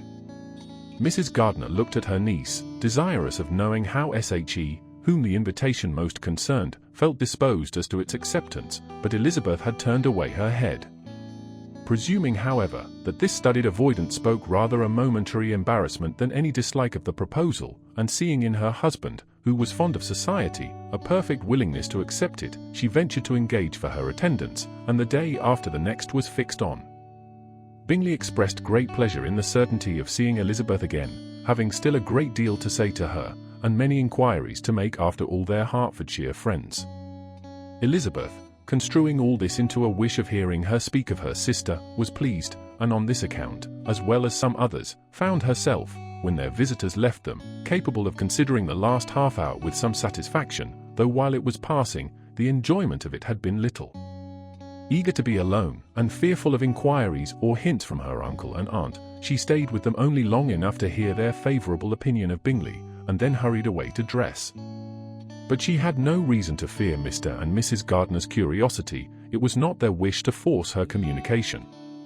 It was evident that she was much better acquainted with Mr. Darcy than they had before any idea of. It was evident that he was very much in love with her. They saw much to interest, but nothing to justify inquiry. Of Mr. Darcy it was now a matter of anxiety to think well, and, as far as their acquaintance reached, there was no fault to find. They could not be untouched by his politeness, and had they drawn his character from their own feelings and his servant's report, without any reference to any other account, the circle in Hertfordshire to which he was known would not have recognized it for Mr. Darcy. There was now an interest, however, in believing the housekeeper, and they soon became sensible that the authority of a servant who had known him since he was 4 years old, and whose own manners indicated respectability, was not to be hastily rejected. Neither had anything occurred in the intelligence of their Lambton friend that could materially lessen its weight. They had nothing to accuse him of but pride he probably had, and if not, it would certainly be imputed by the inhabitants of a small market town where the family did not visit. It was acknowledged, however, that he was a liberal man, and did much good among the poor. With respect to Wickham, the travellers soon found that he was not held there in much estimation, for though the chief of his concerns with the son of his patron were imperfectly understood, it was yet a well-known fact that, on his quitting Derbyshire, he had left many debts behind him, which Mr. Darcy afterwards discharged. As for Elizabeth, her thoughts were at Pemberley this evening more than the last, and the evening, though as it passed it seemed long, was not long enough to determine her feelings towards Owenny in that mansion, and she lay awake 2 whole hours endeavouring to make them out. She certainly did not hate him. No, a hatred had vanished long ago, and she had almost as long been ashamed of ever feeling a dislike against him, that could be so called. The respect created by the conviction of his valuable qualities, though at first unwillingly admitted, had for some time ceased to be repugnant to her feeling, and it was now heightened into somewhat of a friendlier nature, by the testimony so highly in his favour, and bringing forward his disposition in so amiable a light, which yesterday had produced. But above all, above respect and esteem, there was a motive within her of goodwill, which could not be overlooked. It was gratitude, not merely for having once loved her, but for loving her still well enough to forgive all the petulance and acrimony of her manner in rejecting him, and all the unjust accusations accompanying her rejection. He who, she had been persuaded, would avoid her as his greatest enemy, seemed, on this accidental meeting, most eager to preserve the acquaintance, and without any indelicate display of regard, or any peculiarity of manner, where their 2 selves only were concerned, was soliciting the good opinion of her friends, and bent on making her known to his sister. Such a change in a man of so much pride exciting not only astonishment but gratitude, for to love, ardent love, it must be attributed, and as such its impression on her was of a sort to be encouraged, as by no means unpleasing, though it could not be exactly defined. She respected, she esteemed, she was grateful to him, she felt a real interest in his welfare, and she only wanted to know how far she wished that welfare to depend upon herself, and how far it would be for the happiness of both that she should employ the power, which her fancy told her she still possessed, of bringing on her the renewal of his addresses. It had been settled in the evening between the aunt and the niece, that such a striking civility as Miss Darcy's in coming to see them on the very day of her arrival at Pemberley, for she had reached it only to a late breakfast, ought to be imitated, though it could not be equalled, by some exertion of politeness on their side, and, consequently, that it would be highly expedient to wait on her at Pemberley the following morning.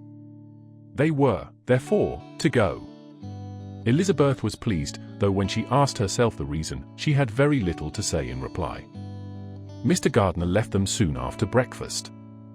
The fishing scheme had been renewed the day before, and a positive engagement made of his meeting some of the gentlemen at Pemberley before noon. Convinced as Elizabeth now was that Miss Bingley's dislike of her had originated in jealousy, she could not help feeling how unwelcome her appearance at Pemberley must be to her, and was curious to know with how much civility on that lady's side the acquaintance would now be renewed.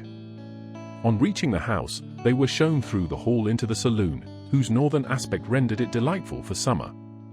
Its windows opening to the ground admitted a most refreshing view of the high woody hills behind the house, and of the beautiful oaks and Spanish chestnuts which were scattered over the intermediate lawn. In this house they were received by Miss Darcy, who was sitting there with Mrs. Hurst and Miss Bingley, and the lady with whom she lived in London. Georgiana's reception of them was very civil, but attended with all the embarrassment which, though proceeding from shyness and the fear of doing wrong, would easily give to those who felt themselves inferior the belief of her being proud and reserved. Mrs. Gardiner and her niece, however, did her justice, and pitied her. By Mrs. Hurst and Miss Bingley they were noticed only by a curtsy, and, on their being seated, a pause, awkward as such pauses must always be, succeeded for a few moments. It was first broken by Mrs. Annesley, a genteel, agreeable-looking woman, whose endeavour to introduce some kind of discourse proved her to be more truly well-bred than either of the others, and between her and Mrs. Gardiner, with occasional help from Elizabeth, the conversation was carried on. Miss Darcy looked as if she wished for courage enough to join in it, and sometimes did venture a short sentence when there was least danger of its being heard. Elizabeth soon saw that she was herself closely watched by Miss Bingley, and that she could not speak a word, especially to Miss Darcy, without calling her attention. This observation would not have prevented her from trying to talk to the latter had they not been seated at an inconvenient distance, but she was not sorry to be spared the necessity of saying much. Her own thoughts were employing her. She expected every moment that some of the gentlemen would enter the room. She feared that the master of the house might be amongst them, and whether she wished or feared it most, she could scarcely determine. After sitting in this manner a quarter of an hour without hearing Miss Bingley's voice, Elizabeth was roused by receiving from her a cold inquiry after the health of her family. She answered with equal indifference and brevity, and the others said no more. The next variation which their visit afforded was produced by the entrance of servants with cold meat, cake, and a variety of all the finest fruits in season, but this did not take place till after many a significant look and smile from Mrs. Annesley to Miss Darcy had been given, to remind her of her post. There was now employment for the whole party, for, though they could not all talk, they could all eat, and the beautiful pyramids of grapes, nectarines, and peaches soon collected them round the table. While thus engaged, Elizabeth had a fair opportunity of deciding whether she most feared or wished for the appearance of Mr. Darcy, by the feelings which prevailed on his entering the room, and then, though but a moment before she had believed her wishes to predominate, she began to regret that he came. He had been some time with Mr. Gardiner, who, with 2 or 3 other gentlemen from the house, was engaged by the river, and had left him only on learning that the ladies of the family intended a visit to Georgiana that morning. No sooner did he appear than Elizabeth wisely resolved to be perfectly easy and unembarrassed, a resolution the more necessary to be made, but perhaps not the more easily kept, because she saw that the suspicions of the whole party were awakened against them, and that there was scarcely an eye which did not watch his behaviour when he first came into the room.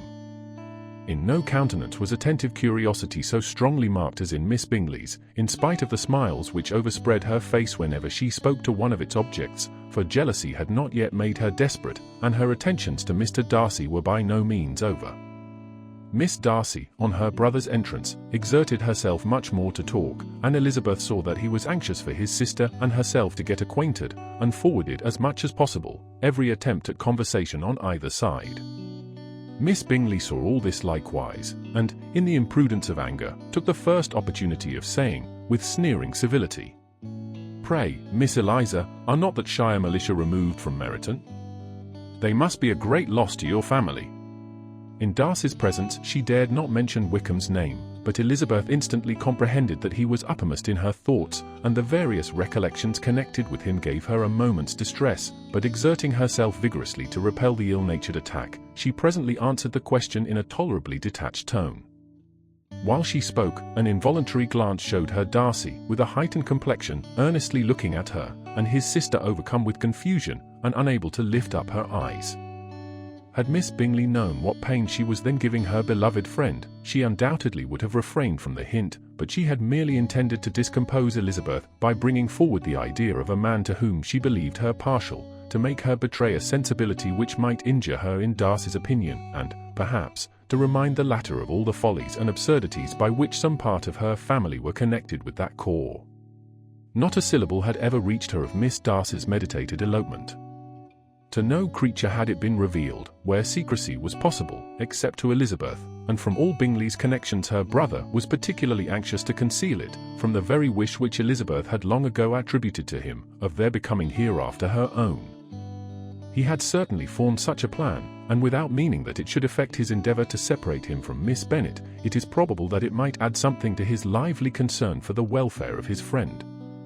Elizabeth's collected behaviour, however, soon quieted his emotion, and as Miss Bingley, vexed and disappointed, dared not approach nearer to Wickham, Georgiana also recovered in time, though not enough to be able to speak any more. Her brother, whose eye she feared to meet, scarcely recollected her interest in the affair, and the very circumstance which had been designed to turn his thoughts from Elizabeth seemed to have fixed them on her more and more cheerfully. Their visit did not continue long after the question and answer above mentioned, and while Mr. Darcy was attending them to their carriage, Miss Bingley was venting her feelings in criticisms on Elizabeth's person, behaviour, and dress. But Georgiana would not join her. Her brother's recommendation was enough to ensure her favour, his judgment could not err. And he had spoken in such terms of Elizabeth as to leave Georgiana without the power of finding her otherwise than lovely and amiable. When Darcy returned to the saloon, Miss Bingley could not help repeating to him some part of what she had been saying to his sister. "How very ill Miss Eliza Bennet looks this morning, Mr. Darcy," she cried. "I never in my life saw anyone so much altered as she is since the winter. She is grown so brown and coarse. Louisa and I were agreeing that we should not have known her again." However little Mr. Darcy might have liked such an address, he contented himself with coolly replying that he perceived no other alteration than her being rather tanned, no miraculous consequence of travelling in the summer. "For my own part," she rejoined, "I must confess that I never could see any beauty in her. Her face is too thin, her complexion has no brilliancy, and her features are not at all handsome. Her nose wants character, there is nothing marked in its lines. Her teeth are tolerable, but not out of the common way, and as for her eyes, which have sometimes been called so fine, I could never see anything extraordinary in them. They have a sharp, shrewish look, which I do not like at all, and in her air altogether there is a self-sufficiency without fashion, which is intolerable."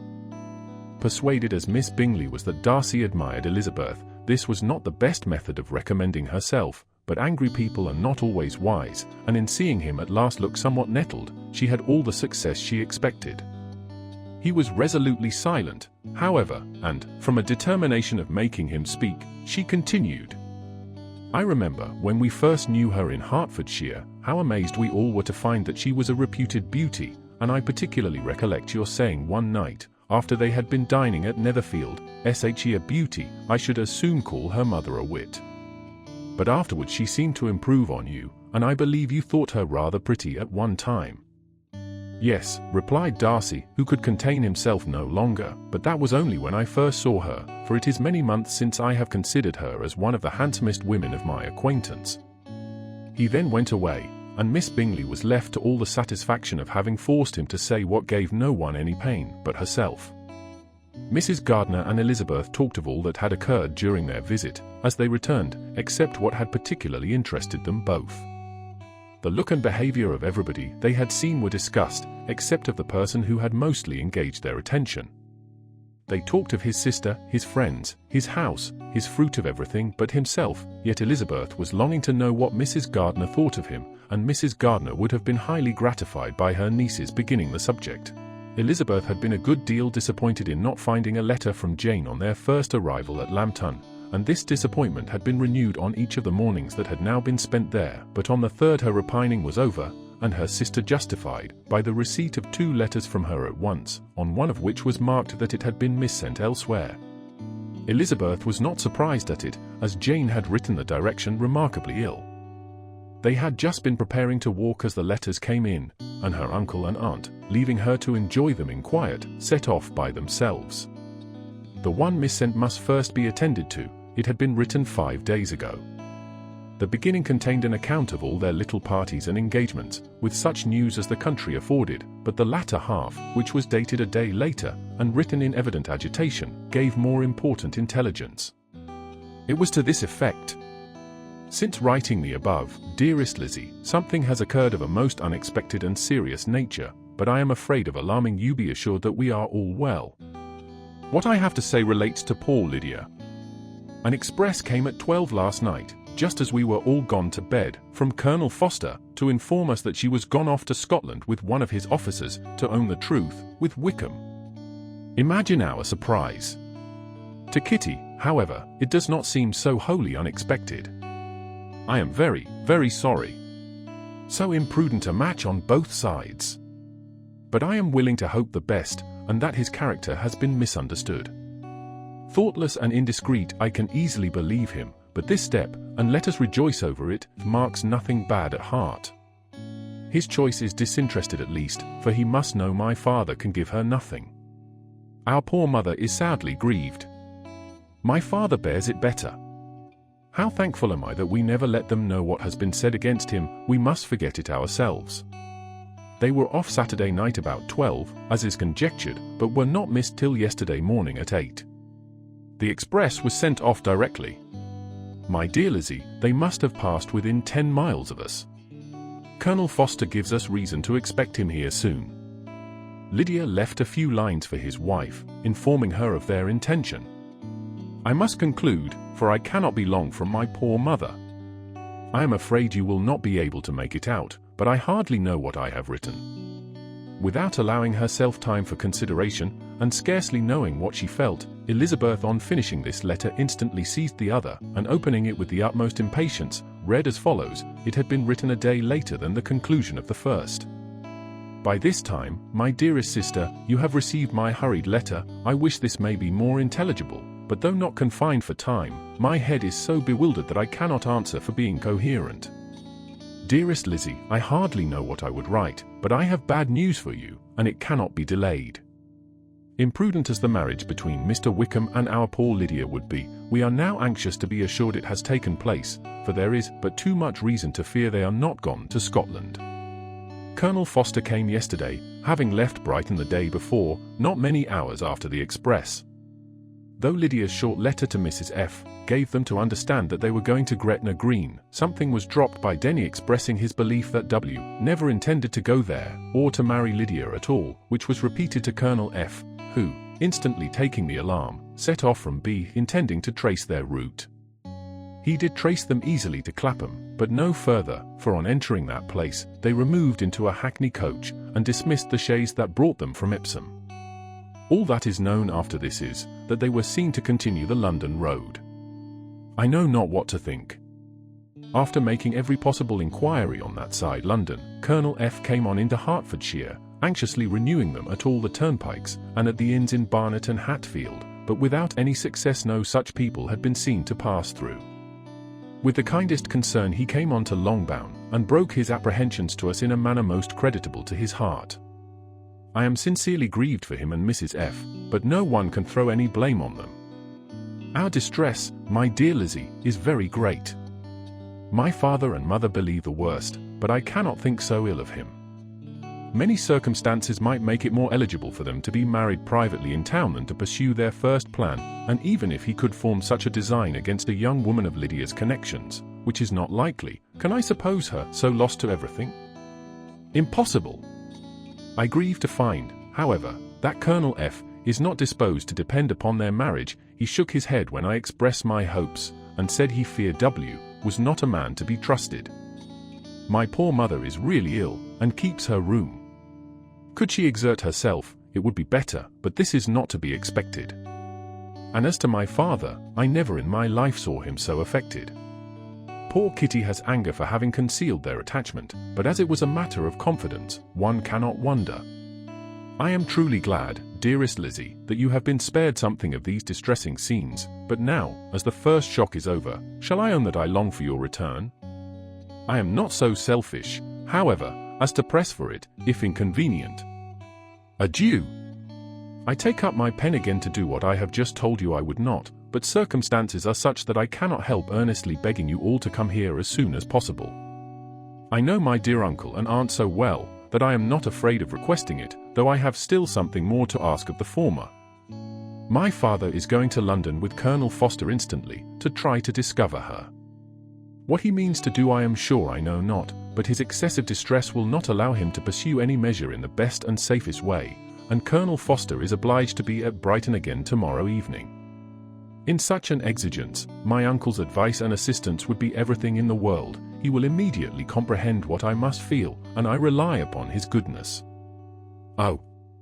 Where is my uncle? Cried Elizabeth, darting from her seat as she finished the letter, in eagerness to follow him, without losing a moment of the time so precious, but as she reached the door it was opened by a servant, and Mr. Darcy appeared. Her pale face and impetuous manner made him start, and before he could recover himself to speak, she, in whose mind every idea was superseded by Lydia's situation, hastily exclaimed, I beg your pardon, but I must leave you. I must find Mr. Gardiner this moment, on business that cannot be delayed. I have not an instant to lose. Good God! What is the matter? Cried he, with more feeling than politeness, then recollecting himself, I will not detain you a minute, but let me, or let the servant go after Mr. and Mrs. Gardiner. You are not well enough, you cannot go yourself. Elizabeth hesitated, but her knees trembled under her, and she felt how little would be gained by her attempting to pursue them. Calling back the servant, therefore, she commissioned him, though in so breathless an accent as made her almost unintelligible, to fetch his master and mistress home instantly. On his quitting the room she sat down, unable to support herself, and looking so miserably ill, that it was impossible for Darcy to leave her, or to refrain from saying, in a tone of gentleness and commiseration, let me call your maid. Is there nothing you could take to give you present relief? A glass of wine, shall I get you one? You are very ill. No, I thank you, she replied, endeavoring to recover herself. There is nothing the matter with me. I am quite well, I am only distressed by some dreadful news which I have just received from Longbourn. She burst into tears as she alluded to it, and for a few minutes could not speak another word. Darcy, in wretched suspense, could only say something indistinctly of his concern, and observe her in compassionate silence. At length she spoke again. I have just had a letter from Jane, with such dreadful news. It cannot be concealed from anyone. My younger sister has left all her friends, has eloped, has thrown herself into the power of Mr. Wickham. They are gone off together from Brighton. You know him too well to doubt the rest. She has no money, no connections, nothing that can tempt him to she is lost forever. Darcy was fixed in astonishment. When I consider, she added in a yet more agitated voice, that I might have prevented it. I, who knew what he was. Had I but explained some part of it, only some part of what I learnt, to my own family. Had his character been known, this could not have happened. But it is all too late now. I am grieved indeed, cried Darcy, grieved, shocked. But is it certain, absolutely certain? Oh, yes. They left Brighton together on Sunday nig.ht, and were traced almost to London, but not beyond. They are certainly not gone to Scotland. And what has been done, what has been attempted, to recover her? My father is gone to London, and Jane has written to beg my uncle's immediate assistance, and we shall be off, I hope, in half an hour. But nothing can be done. I know very well that nothing can be done. How is such a man to be worked on? How are they even to be discovered? I have not the smallest hope. It is every way horrible. Darcy shook his head in silent acquiescence. When my eyes were opened to his real character, oh! Had I known what I ought, what I dared to do! But I knew not, I was afraid of doing too much. Wretched, wretched mistake! Darcy made no answer. He seemed scarcely to hear her, and was walking up and down the room in earnest meditation, his brow contracted, his air gloomy. Elizabeth soon observed, and instantly understood it. Her power was sinking. Everything must sink under such a proof of family weakness, such an assurance of the deepest disgrace. She could neither wonder nor condemn, but the belief of his self-conquest brought nothing to her consolatory to her bosom, afforded no palliation of her distress. It was, on the contrary, exactly calculated to make her understand her own wishes, and never had she so honestly felt that she could have loved him, as now, when all love must be vain. But self, though it would intrude, could not engross her. Lydia, the humiliation, the misery she was bringing on them all, soon swallowed up every private care, and covering her face with her handkerchief, Elizabeth was soon lost to everything else, and, after a pause of several minutes, was only recalled to a sense of her situation by the voice of her companion, who, in a manner which, though it spoke compassion, spoke likewise restraint, said, "I am afraid you have been long desiring my absence. Nor have I anything to plead in excuse of my stay, but real, though unavailing concern. Would to heaven that anything could be either said or done on my part that might offer consolation to such distress. But I will not torment you with vain wishes, which may seem purposely to ask for your thanks. This unfortunate affair will, I fear, prevent my sister's having the pleasure of seeing you at Pemberley today. Oh, yes. Be so kind as to apologize for us to Miss Darcy. Say that urgent business calls us home immediately. Conceal the unhappy truth as long as it is possible. I know it cannot be long." He readily assured her of his secrecy, again expressed his sorrow for her distress, wished it a happier conclusion than there was at present reason to hope, and leaving his compliments for her relations, with only one serious, parting look, went away. As he quitted the room, Elizabeth felt how improbable it was that they should ever see each other again on such terms of cordiality as had marked their several meetings in Derbyshire, and as she threw a retrospective glance over the whole of their acquaintance, so full of contradictions and varieties, sighed at the perverseness of those feelings which would now have promoted its continuance, and would formerly have rejoiced in its termination. If gratitude and esteem are good foundations of affection, Elizabeth's change of sentiment will be neither improbable nor faulty. But if otherwise, if regard springing from such sources is unreasonable or unnatural, in comparison of what is so often described as arising on a first interview with its object, and even before 2 words have been exchanged, nothing can be said in her defence, except that she had given somewhat of a trial to the latter method in her partiality for Wickham, and that its ill success might, perhaps, authorize her to seek the other less interesting mode of attachment. Be that as it may, she saw him go with regret, and in this early example of what Lydia's infamy must produce, found additional anguish as she reflected on that wretched business. Never, since reading Jane's second letter, had she entertained a hope of Wickham's meaning to marry her. No one but Jane, she thought, could flatter herself with such an expectation. Surprise was the least of her feelings on this development. While the contents of the first letter remained in her mind, she was all surprise, all astonishment that Wickham should marry a girl whom it was impossible he could marry for money, and how Lydia could ever have attached him had appeared incomprehensible. But now it was all too natural. For such an attachment as this she might have sufficient charms, and though she did not suppose Lydia to be deliberately engaging in an elopement without the intention of marriage, she had no difficulty in believing that neither her virtue nor her understanding would preserve her from falling an easy prey.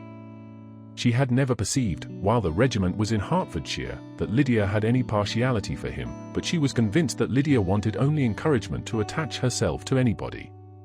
Sometimes one officer, sometimes another, had been her favourite, as their attentions raised them in her opinion. Her affections had continually been fluctuating, but never without an object. The mischief of neglect and mistaken indulgence towards such a girl, oh! How acutely did she now feel it! She was wild to be at home, to hear, to see, to be upon the spot, to share with Jane in the cares that must now fall wholly upon her, in a family so deranged, a father absent, a mother incapable of exertion, and requiring constant attendance, and though almost persuaded that nothing could be done for Lydia, her uncle's interference seemed of the utmost importance. Until he entered the room her impatience was severe. Mr. and Mrs. Gardiner had hurried back in alarm, supposing by the servant's account that their niece was taken suddenly ill, but satisfying them instantly on that head, she eagerly communicated the cause of their summons, reading the 2 letters aloud, and dwelling on the postscript of the last with trembling energy. Though Lydia had never been a favourite with them, Mr. and Mrs. Gardiner could not but be deeply afflicted. Not Lydia only, but all were concerned in it, and after the first exclamations of surprise and horror, Mr. Gardiner promised every assistance in his power. Elizabeth, though expecting no less, thanked him with tears of gratitude, and all 3 being actuated by one spirit, everything relating to their journey was speedily settled. They were to be off as soon as possible. "But what is to be done about Pemberley?" cried Mrs. Gardner. "John told us Mr. Darcy was here when you sent for us, was it so?" "Yes, and I told him we should not be able to keep our engagement." "That is all settled." "What is all settled?" repeated the other, as she ran into her room to prepare. "And are they upon such terms as for her to disclose the real truth?" "Oh, that I knew how it was." But wishes were vain, or at least could only serve to amuse her in the hurry and confusion of the following hour. Had Elizabeth been at leisure to be idle, she would have remained certain that all employment was impossible to one so wretched as herself, but she had her share of business as well as her aunt, and amongst the rest there were notes to be written to all their friends at Lambton, with false excuses for their sudden departure.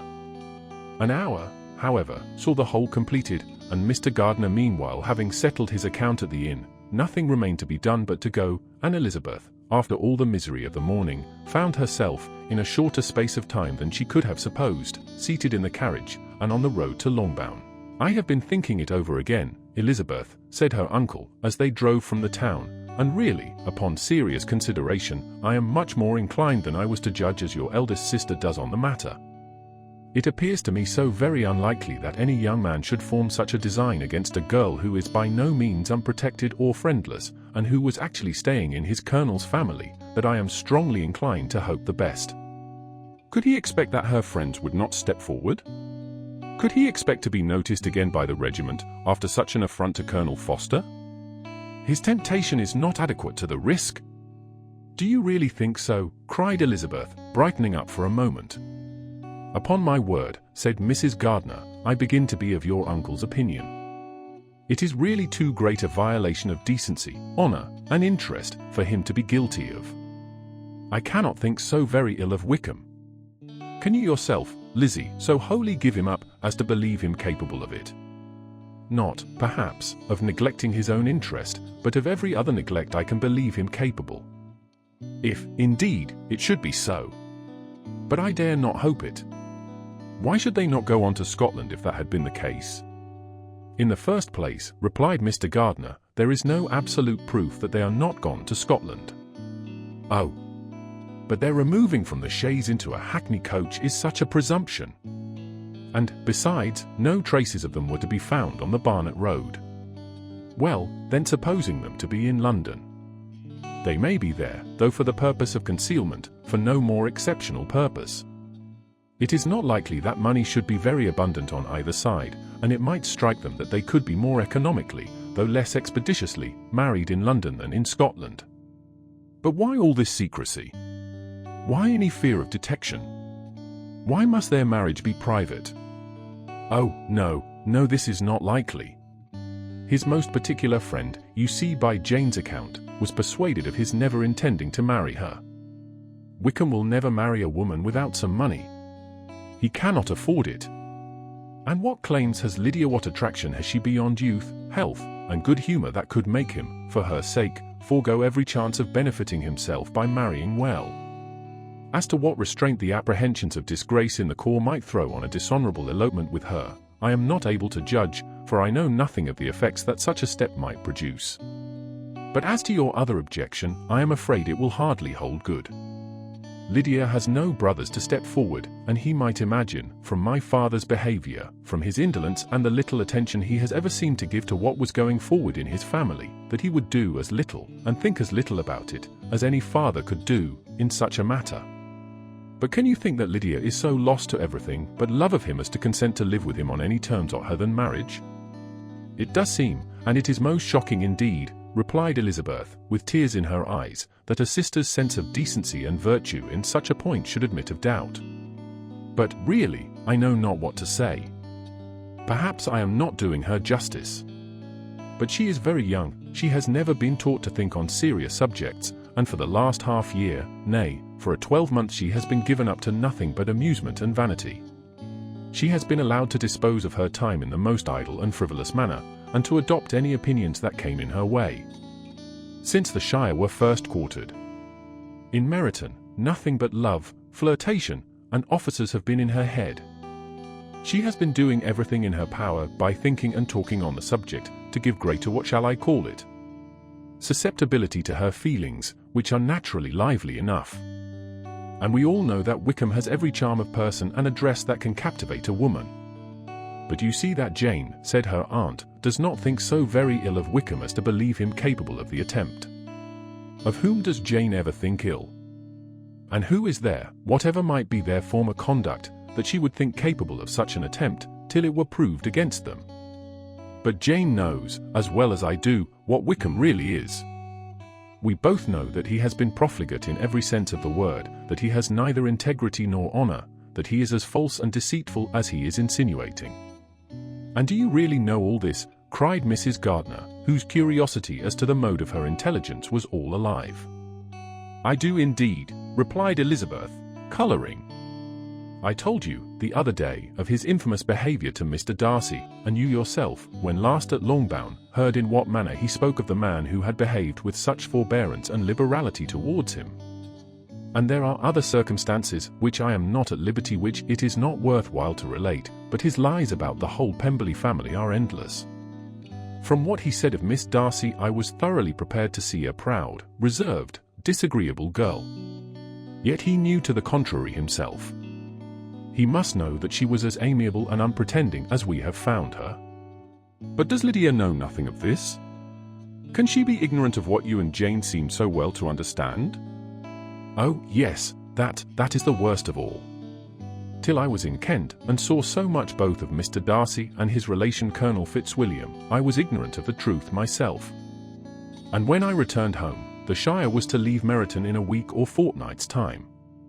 As that was the case, neither Jane, to whom I related the whole, nor I, thought it necessary to make our knowledge public, for of what use could it apparently be to any one, that the good opinion which all the neighbourhood had of him should then be overthrown?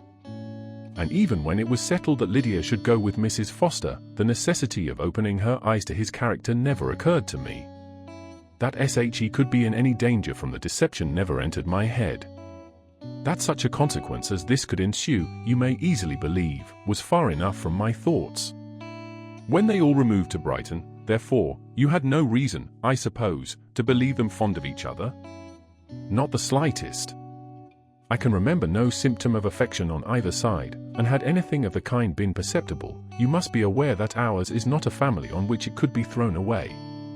When first he entered the corps, she was ready enough to admire him, but so we all were.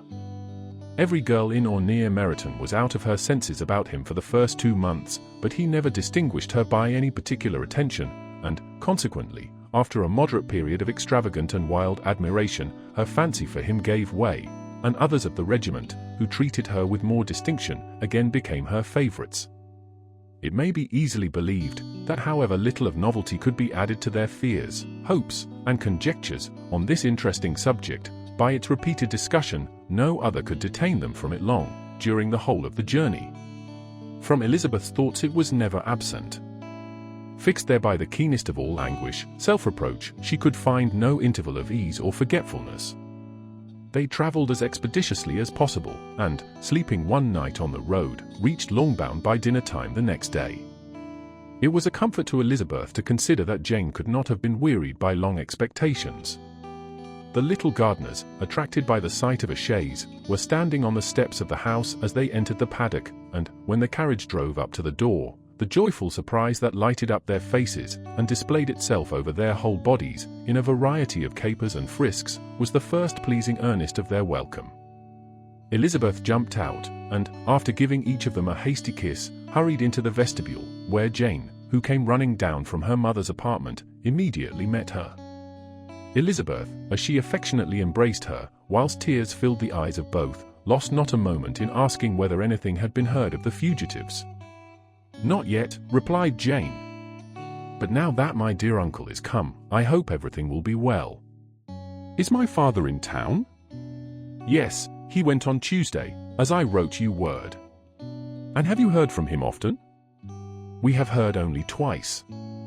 He wrote me a few lines on Wednesday to say that he had arrived in safety, and to give me his directions, which I particularly begged him to do.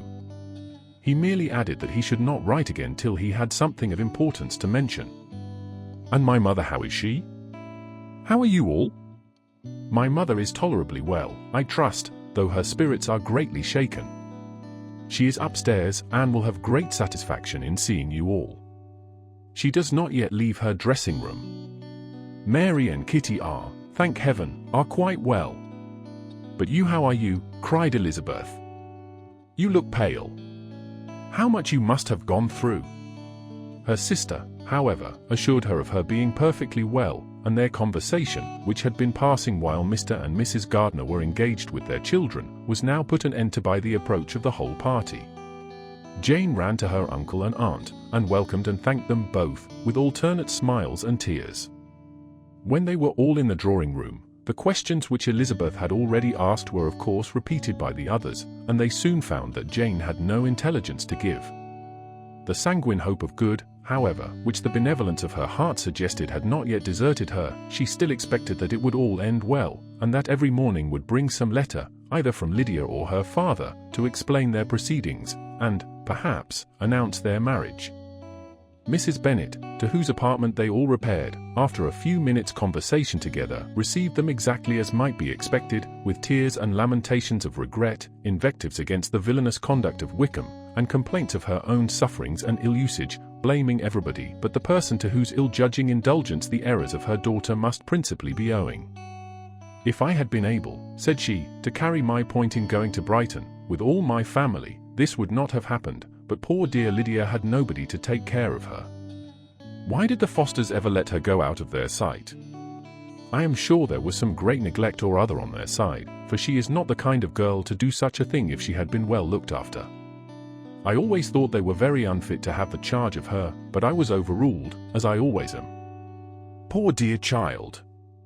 And now here's Mr. Bennet gone away, and I know he will fight Wickham, wherever he meets him, and then he will be killed, and what is to become of us all?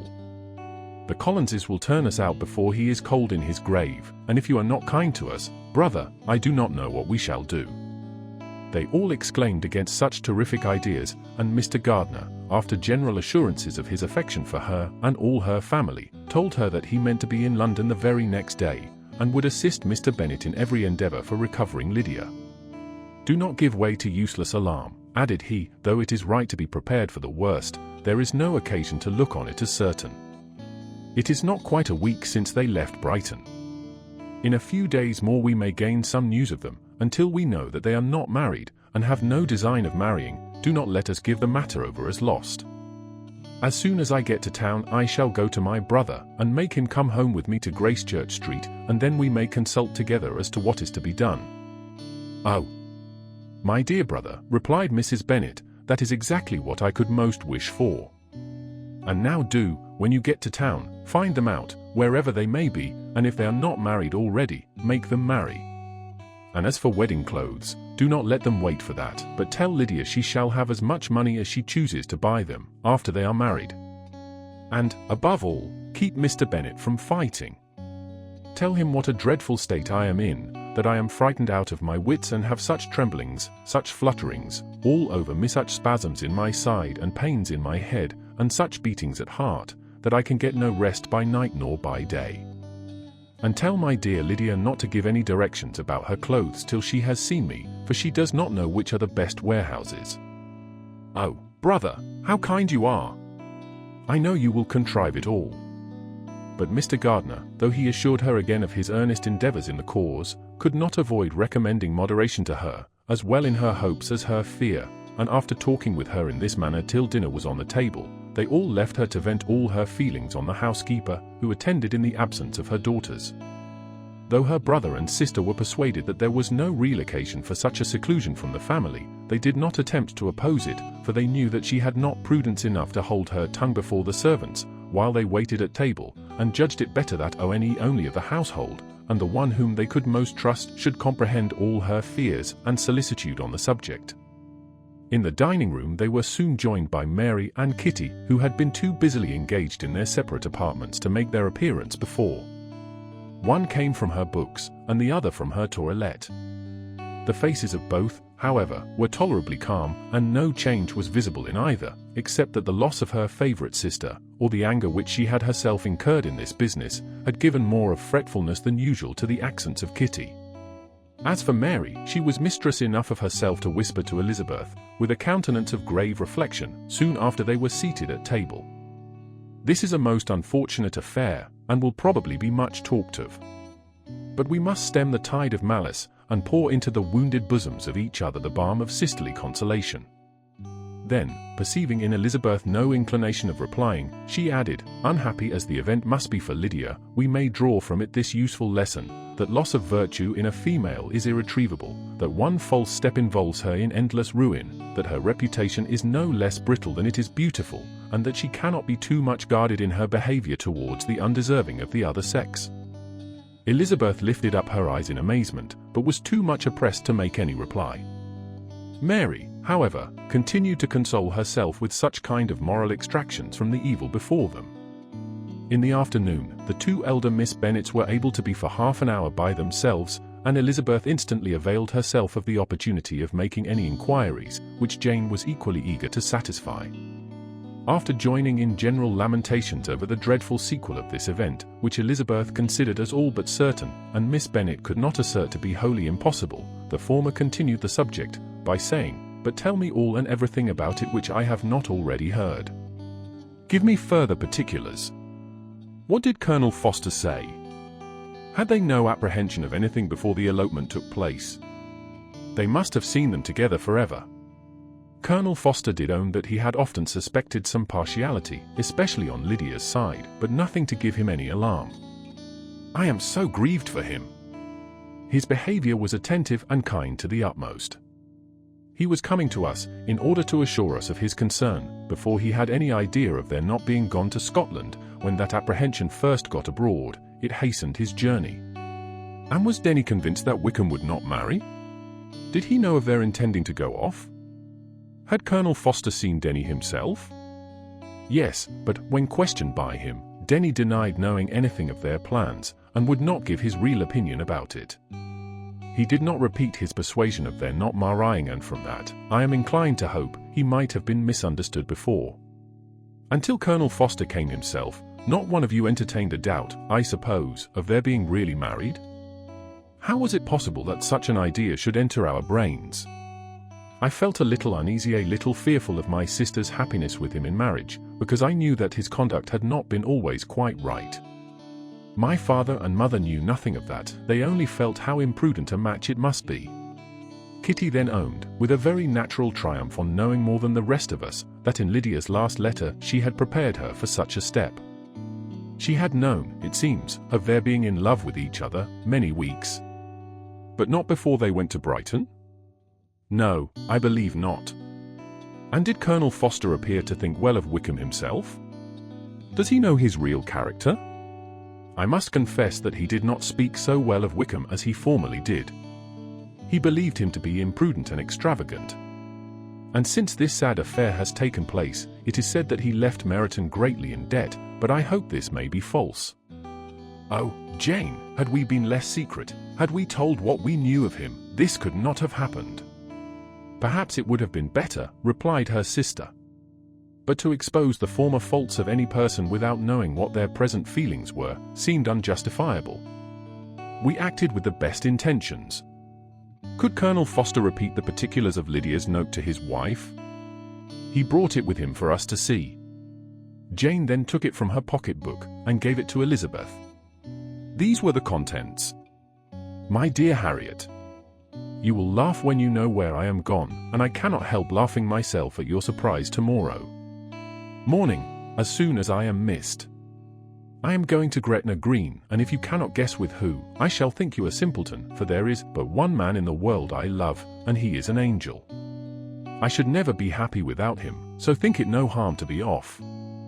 You need not send them word at Longbourn of my going, if you do not like it, for it will make the surprise the greater, when I write to them and sign my name Lydia Wickham. What a good joke it will be! I can hardly write for laughing. Pray make my excuses to Pratt for not keeping my engagement, and dancing with him tonight. Tell him I hope he will excuse me when he knows all, and tell him I will dance with him at the next ball we meet, with great pleasure. I shall send for my clothes when I get to Longbourn, but I wish you would tell Sally to mend a great slit in my work muslin gown before they are packed up. Goodbye. Give my love to Colonel Foster. I hope you will drink to our good journey. Your affectionate friend, Lydia Bennet. "Oh, thoughtless, thoughtless Lydia," cried Elizabeth when she had finished it. "What a letter is this, to be written at such a moment!" But at least it shows that She was serious on the subject of their journey. Whatever he might afterwards persuade her to, it was not on her side a scheme of infamy. My poor father! How he must have felt it!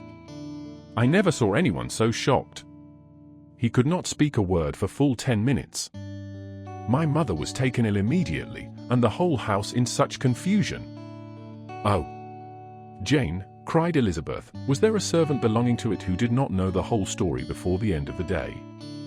I do not know. I hope there was. But to be guarded at such a time is very difficult. My mother was in hysterics, and though I endeavored to give her every assistance in my power, I am afraid I did not do so much as I might have done. But the horror of what might possibly happen almost took from me my faculties. Your attendance upon her has been too much for you. You do not look well. Oh, that I had been with you. You have had every care and anxiety upon yourself alone. Mary and Kitty have been very kind, and would have shared in every fatigue, I am sure, but I did not think it right for either of them. Kitty is slight and delicate, and Mary studies so much, that her hours of repose should not be broken in on. My Aunt Phillips came to Longbourn on Tuesday, after my father went away, and was so good as to stay till Thursday with me. She was of great use and comfort to us all. And Lady Lucas has been very kind. She walked here on Wednesday morning to condole with us, and offered her services, or any of her daughters, if they should be of use to us. She had better have stayed at home, cried Elizabeth. Perhaps she meant well, but, under such a misfortune as this, one cannot see too little of one's neighbours. Assistance is impossible, condolence insufferable. Let them triumph over us at a distance, and be satisfied. She then proceeded to inquire into the measures which her father had intended to pursue, while in town, for the recovery of his daughter. He meant, I believe, replied Jane, to go to Epsom, the place where they last changed horses, see the postilions, and try if anything could be made out from them. His principal object must be to discover the number of the hackney coach which took them from Clapham. It had come with a fare from London, and as he thought that the circumstance of a gentleman and ladies removing from one carriage into another might be remarked, he meant to make inquiries at Clapham. If he could anyhow discover at what house the coachman had before set down his fare, he determined to make inquiries there, and hoped it might not be impossible to find out the stand and number of the coach. I do not know of any other designs that he had formed, but he was in such a hurry to be gone, and his spirits so greatly discomposed, that I had difficulty in finding out even so much as this. The whole party were in hopes of a letter from Mr. Bennet the next morning, but the post came in without bringing a single line from him. His family knew him to be, on all common occasions, a most negligent and dilatory correspondent, but at such a time they had hoped for exertion. They were forced to conclude that he had no pleasing intelligence to send, but even of that they would have been glad to be certain. Mr. Gardiner had waited only for the letters before he set off. When he was gone, they were certain at least of receiving constant information of what was going on, and their uncle promised, at parting, to prevail on Mr. Bennet to return to Longbourn, as soon as he could, to the great consolation of his sister, who considered it as the only security for her husband's not being killed in a duel. Mrs. Gardiner and the children were to remain in Hertfordshire a few days longer, as the former thought her presence might be serviceable to her nieces. She shared in their attendance on Mrs. Bennet, and was a great comfort to them in their hours of freedom. Their other aunt also visited them frequently, and always, as she said, with the design of cheering and heartening them up, though, as she never came without reporting some fresh instance of Wickham's extravagance or irregularity, she seldom went away without leaving them more dispirited than she found them. All Meryton seemed striving to blacken the man who, but 3 months before, had been almost an angel of light. He was declared to be in debt to every tradesman in the place, and his intrigues, all honoured with the title of seduction, had been extended into every tradesman's family. Everybody declared that he was the wickedest young man in the world, and everybody began to find out that they had always distrusted the appearance of his goodness. Elizabeth, though she did not credit above half of what was said, believed enough to make her former assurance of her sister's ruin more certain, and even Jane, who believed still less of it, became almost hopeless, more especially as the time was now come when, if they had gone to Scotland, which she had never before entirely despaired of, they must in all probability have gained some news of them. Mr. Gardner left Longbourn on Sunday. On Tuesday his wife received a letter from him. It told them that, on his arrival, he had immediately found out his brother and persuaded him to come to Gracechurch Street, that Mr. Bennet had been to Epsom and Clapham before his arrival, but without gaining any satisfactory information, and that he was now determined to inquire at all the principal hotels in town. As Mr. Bennet thought it possible, they might have gone to one of them, on their first coming to London, before they procured lodgings. Mr. Gardner himself did not expect any success from this measure, but as his brother was eager in it, he meant to assist him in pursuing it. He added that Mr. Bennet seemed wholly disinclined at present to leave London and promised to write again very soon. There was also a postscript to this effect. I have written to Colonel Foster to desire him to find out, if possible, from some of the young man's intimates in the regiment, whether Wickham has any relations or connections who would be likely to know in what part of town he has now concealed himself. If there were anyone that one could apply to with a probability of gaining such a clue as that, it might be of essential consequence. At present we have nothing to guide us. Colonel Foster will, I dare say, do everything in his power to satisfy us on this head. But, on second thoughts, perhaps, Lizzie could tell us what relations he has now living, better than any other person. Elizabeth was at no loss to understand from whence this deference to her authority proceeded, but it was not in her power to give any information of so satisfactory a nature as the compliment deserved. She had never heard of his having had any relations, except a father and mother, both of whom had been dead many years. It was possible, however, that some of his companions in the Shire might be able to give more information, and though she was not very sanguine in expecting it, the application was a something to look forward to.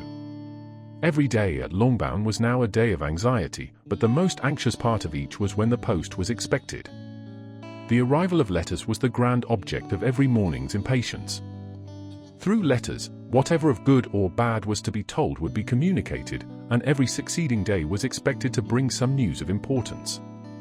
But before they heard again from Mr. Gardner, a letter arrived for their father, from a different quarter, from Mr. Collins, which, as Jane had received directions to open all that came for him in his absence, she accordingly read, and Elizabeth, who knew what curiosities his letters always were, looked over her, and read it likewise. It was as follows. My dear Sir, I feel myself called upon, by our relationship, and my situation in life, to condole with you on the grievous affliction you are now suffering under, of which we were yesterday informed by a letter from Hertfordshire. Be assured, my dear Sir, that Mrs. Collins and myself sincerely sympathize with you and all your respectable family, in your present distress, which must be of the bitterest kind, because proceeding from a cause which no time can remove. No argument shall be wanting on my part that can alleviate so severe a misfortune, or that may comfort you, under a circumstance that must be of all others the most afflicting to a parent's mind.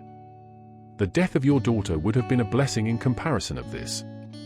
And it is the more to be lamented, because there is reason to suppose, as my dear Charlotte informs me, that this licentiousness of behaviour in your daughter has proceeded from a faulty degree of indulgence, though, at the same time, for the consolation of yourself and Mrs. Bennet, I am inclined to think that her own disposition must be naturally bad, or she could not be guilty of such an enormity, at so early an age.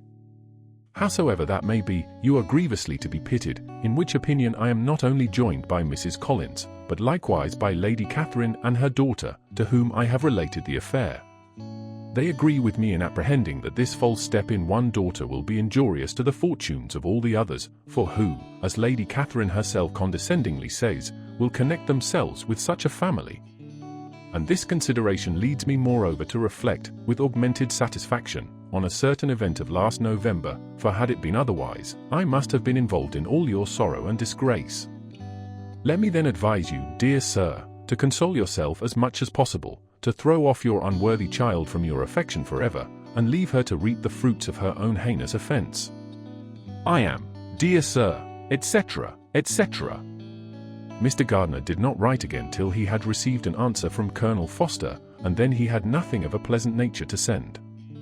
It was not known that Wickham had a single relationship with whom he kept up any connection, and it was certain that he had no near one living. His former acquaintances had been numerous, but since he had been in the militia, it did not appear that he was on terms of particular friendship with any of them. There was no one, therefore, who could be pointed out as likely to give any news of him. And in the wretched state of his own finances, there was a very powerful motive for secrecy, in addition to his fear of discovery by Lydia's relations, for it had just transpired that he had left gaming debts behind him to a very considerable amount. Colonel Foster believed that more than £1,000 would be necessary to clear his expenses at Brighton. He owed a good deal in town, but his debts of honour were still more formidable. Mr. Gardiner did not attempt to conceal these particulars from the Longbourn family. Jane heard them with horror. "A gamester," she cried. "This is wholly unexpected. I had not an idea of it." Mr. Gardiner added in his letter that they might expect to see their father at home on the following day, which was Saturday. Rendered spiritless by the ill success of all their endeavours, he had yielded to his brother-in-law's entreaty that he would return to his family, and leave it to him to do whatever occasion might suggest to be advisable for continuing their pursuit. When Mrs. Bennet was told of this, she did not express so much satisfaction as her children expected, considering what her anxiety for his life had been before. "What, is he coming home, and without poor Lydia?" she cried. "Sure he will not leave London before he has found them. Who is to fight Wickham, and make him marry her, if he comes away?" As Mrs. Gardiner began to wish to be at home, it was settled that she and the children should go to London, at the same time that Mr. Bennet came from it. The coach, therefore, took them the first stage of their journey, and brought its master back to Longbourn. Mrs. Gardiner went away in all the perplexity about Elizabeth and her Derbyshire friend that had attended her from that part of the world. His name had never been voluntarily mentioned before them by her niece, and the kind of half-expectation which Mrs. Gardiner had formed of their being followed by a letter from him had ended in nothing. Elizabeth had received none since her return that could come from Pemberley. The present unhappy state of the family rendered any other excuse for the lowness of her spirits unnecessary. Nothing, therefore, could be fairly conjectured from that, though Elizabeth, who was by this time tolerably well acquainted with her own feelings, was perfectly aware that, had she known nothing of Darcy, she could have borne the dread of Lydia's infamy somewhat better. It would have spared her, she thought, one sleepless night out of 2. When Mr. Bennet arrived, he had all the appearance of his usual philosophic composure. He said as little as he had ever been in the habit of saying, made no mention of the business that had taken him away, and it was some time before his daughters had courage to speak of it. It was not till the afternoon, when he had joined them at tea, that Elizabeth ventured to introduce the subject, and then, on her briefly expressing her sorrow for what he must have endured, he replied, "Say nothing of that. Who should suffer but myself? It has been my own doing, and I ought to feel it." "You must not be too severe upon yourself," replied Elizabeth. "You may well warn me against such an evil. Human nature is so prone to fall into it. No, Lizzie, let me once in my life feel how much I have been to blame. I am not afraid of being overpowered by the impression. It will pass away soon enough. Do you suppose them to be in London?"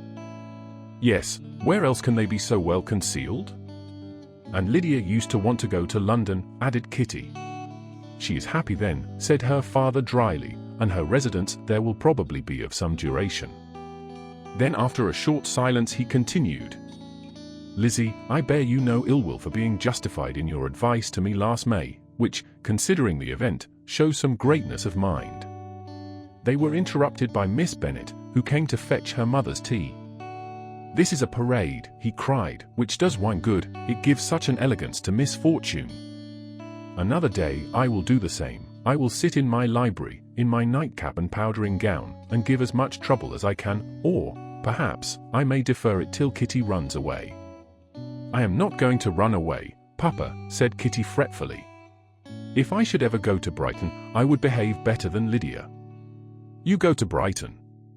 I would not trust you so near it as Eastbourne for £50. No, Kitty, I have at last learnt to be cautious, and you will feel the effects of it. No officer is ever to enter into my house again, nor even to pass through the village. Balls will be absolutely prohibited, unless you stand up with one of your sisters. And you are never to stir out of doors till you can prove that you have spent 10 minutes of every day in a rational manner." Kitty, who took all these threats in a serious light, began to cry. "Well, well," said he, "do not make yourself unhappy. If you are a good girl for the next 10 years, I will take you to a review at the end of them." 2 days after Mr. Bennet's return, as Jane and Elizabeth were walking together in the shrubbery behind the house, they saw the housekeeper coming towards them, and, concluding that she came to call them to their mother, went forward to meet her, but, instead of the expected summons, when they approached her, she said to Miss Bennet, "I beg your pardon, madam, for interrupting you, but I was in hopes you might have got some good news from town. So I took the liberty of coming to ask." "What do you mean, Hill?" "We have heard nothing from town." "Dear madam," cried Mrs. Hill, in great astonishment, "don't you know there is an express come for master from Mr. Gardner? He has been here this half hour, and master has had a letter." Away ran the girls, too eager to get in to have time for speech. They ran through the vestibule into the breakfast room, from thence to the library. Their father was in neither, and they were on the point of seeking him upstairs with their mother, when they were met by the butler, who said, "If you are looking for my master, he is walking towards the little copse." Upon this information, they instantly passed through the hall once more, and ran across the lawn after their father, who was deliberately pursuing his way towards a small wood on one side of the paddock. Jane, who was not so light nor so much in the habit of running as Elizabeth, soon lagged behind, while her sister, panting for breath, came up with him, and eagerly cried out, "Oh, Papa, what news, what news? Have you heard from my uncle?" "Yes, I have had a letter from him by express." "Well, and what news does it bring, good or bad?" "What is there of good to be expected?" said he, taking the letter from his pocket. "But perhaps you would like to read it." Elizabeth impatiently caught it from his hand. Jane now came up. "Read it aloud," said their father, "for I hardly know myself what it is about." Gracechurch Street, Monday, August 2nd. My dear brother, at last I am able to send you some tidings of my niece, and such as, upon the whole, I hope it will give you satisfaction. Soon after you left me on Saturday, I was fortunate enough to find out in what part of London they were. The particulars I reserve till we meet. It is enough to know they are discovered. I have seen them both. Then it is as I always hoped, cried Jane, they are married. Elizabeth read on. I have seen them both. They are not married, nor can I find there was any intention of being so, but if you are willing to perform the engagements which I have ventured to make on your side, I hope it will not be long before they are. All that is required of you is, to assure to your daughter, by settlement, her equal share of the £5,000 secured among your children after the decease of yourself and my sister, and, moreover, to enter into an engagement of allowing her, during your life, £100 per annum. These are conditions which, considering everything, I had no hesitation in complying with, as far as I thought myself privileged, for you. I shall send this by express, that no time may be lost in bringing me your answer. You will easily comprehend, from these particulars, that Mr. Wickham's circumstances are not so hopeless as they are generally believed to be. The world has been deceived in that respect, and I am happy to say there will be some little money, even when all his debts are discharged, to settle on my niece, in addition to her own fortune. If, as I conclude will be the case, you send me full powers to act in your name throughout the whole of this business, I will immediately give directions to Haggerston for preparing a proper settlement.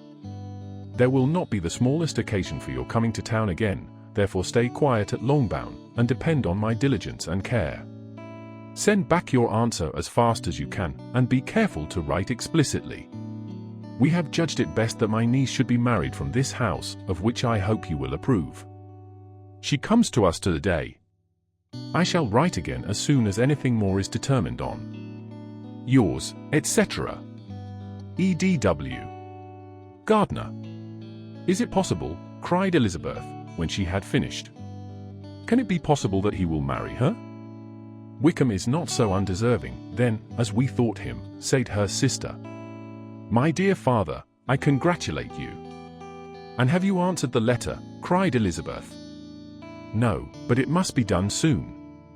Most earnestly did she then entreaty him to lose no more time before he wrote. Oh, my dear father, she cried, come back and write immediately. Consider how important every moment is in such a case. Let me write for you, said Jane, if you dislike the trouble yourself. I dislike it very much, he replied, but it must be done. And so saying, he turned back with them, and walked towards the house. And may I ask, said Elizabeth, but the terms, I suppose, must be complied with. Complied with? I am only ashamed of his asking so little. And they must marry. Yet he is such a man. Yes, yes, they must marry. There is nothing else to be done. But there are two things that I want very much to know. One is, how much money your uncle has laid down to bring it about, and the other, how am I ever to pay him? Money? My uncle, cried Jane. What do you mean, sir? I mean that no man in his senses would marry Lydia on so slight a temptation as 100 a year during my life, and 50 after I am gone. That is very true, said Elizabeth, though it had not occurred to me before. His debts to be discharged, and something still to remain. Oh, it must be my uncle's doings. Generous, good man, I am afraid he has distressed himself. A small sum could not do all this. No, said her father, Wickham's a fool if he takes her with a farthing less than £10,000. I should be sorry to think so ill of him in the very beginning of our relationship. £10,000. Heaven forbid! How is half such a sum to be repaid? Mr. Bennet made no answer, and each of them, deep in thought, continued silent till they reached the house. Their father then went on to the library to write, and the girls walked into the breakfast room. And they are really to be married, cried Elizabeth, as soon as they were by themselves. How strange this is! And for this we are to be thankful. That they should marry, small as is their chance of happiness, and wretched as is his character, we are forced to rejoice. Oh, Lydia! I comfort myself with thinking, replied Jane, that he certainly would not marry Lydia if he had not a real regard for her. Though our kind uncle has done something towards clearing him, I cannot believe that £10,000, or anything like it, has been advanced. He has children of his own, and may have more. How could he spare half £10,000? If he were ever able to learn what Wickham's debts have been, said Elizabeth, and how much is settled on his side on our sister, we shall exactly know what Mr. Gardiner has done for them, because Wickham has not sixpence of his own. The kindness of my uncle and aunt can never be requited. Their taking her home, and affording her their personal protection and countenance, is such a sacrifice to her advantage as years of gratitude cannot enough acknowledge. By this time she is actually with them. If such goodness does not make her miserable now, she will never deserve to be happy. What a meeting for her, when she first sees my aunt! We must endeavour to forget all that has passed on either side, said Jane. I hope and trust they will yet be happy. His consenting to marry her is a proof, I will believe, that he is come to a right way of thinking. Their mutual affection will steady them, and I flatter myself they will settle so quietly, and live in so rational a manner, as may in time make their past imprudence forgotten. Their conduct has been such, replied Elizabeth, as neither you, nor I, nor anybody can ever forget. It is useless to talk of it. It now occurred to the girls that their mother was in all likelihood perfectly ignorant of what had happened. They went to the library, therefore, and asked their father whether he would not wish them to make it known to her. He was writing and, without raising his head, coolly replied, "Just as you please. May we take my uncle's letter to read to her?" "Take whatever you like, and get away." Elizabeth took the letter from his writing table, and they went upstairs together.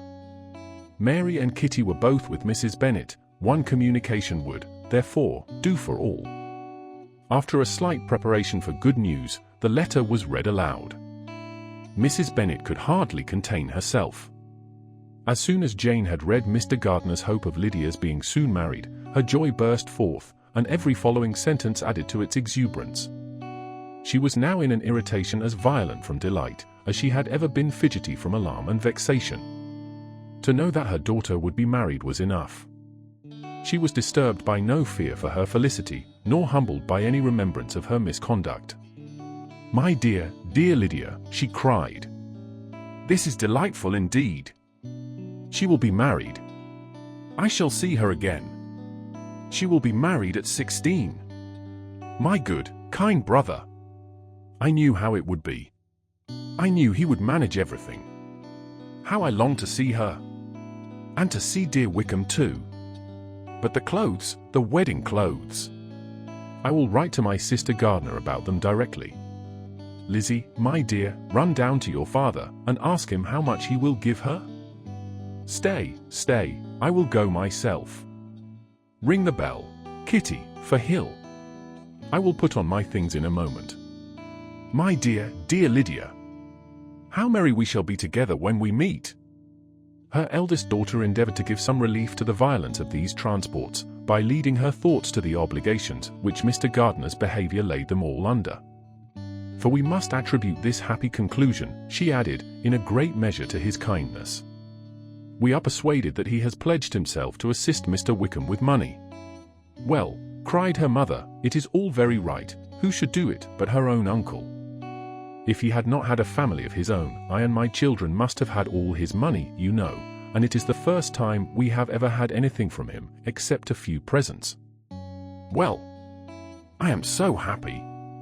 In a short time I shall have a daughter married. Mrs. Wickham. How well it sounds. And she was only 16 last June. My dear Jane, I am in such a flutter that I am sure I can't write, so I will dictate, and you write for me. We will settle with your father about the money afterwards, but the things should be ordered immediately. She was then proceeding to all the particulars of calico, muslin, and cambric, and would shortly have dictated some very plentiful orders, had not Jane, though with some difficulty, persuaded her to wait till her father was at leisure to be consulted.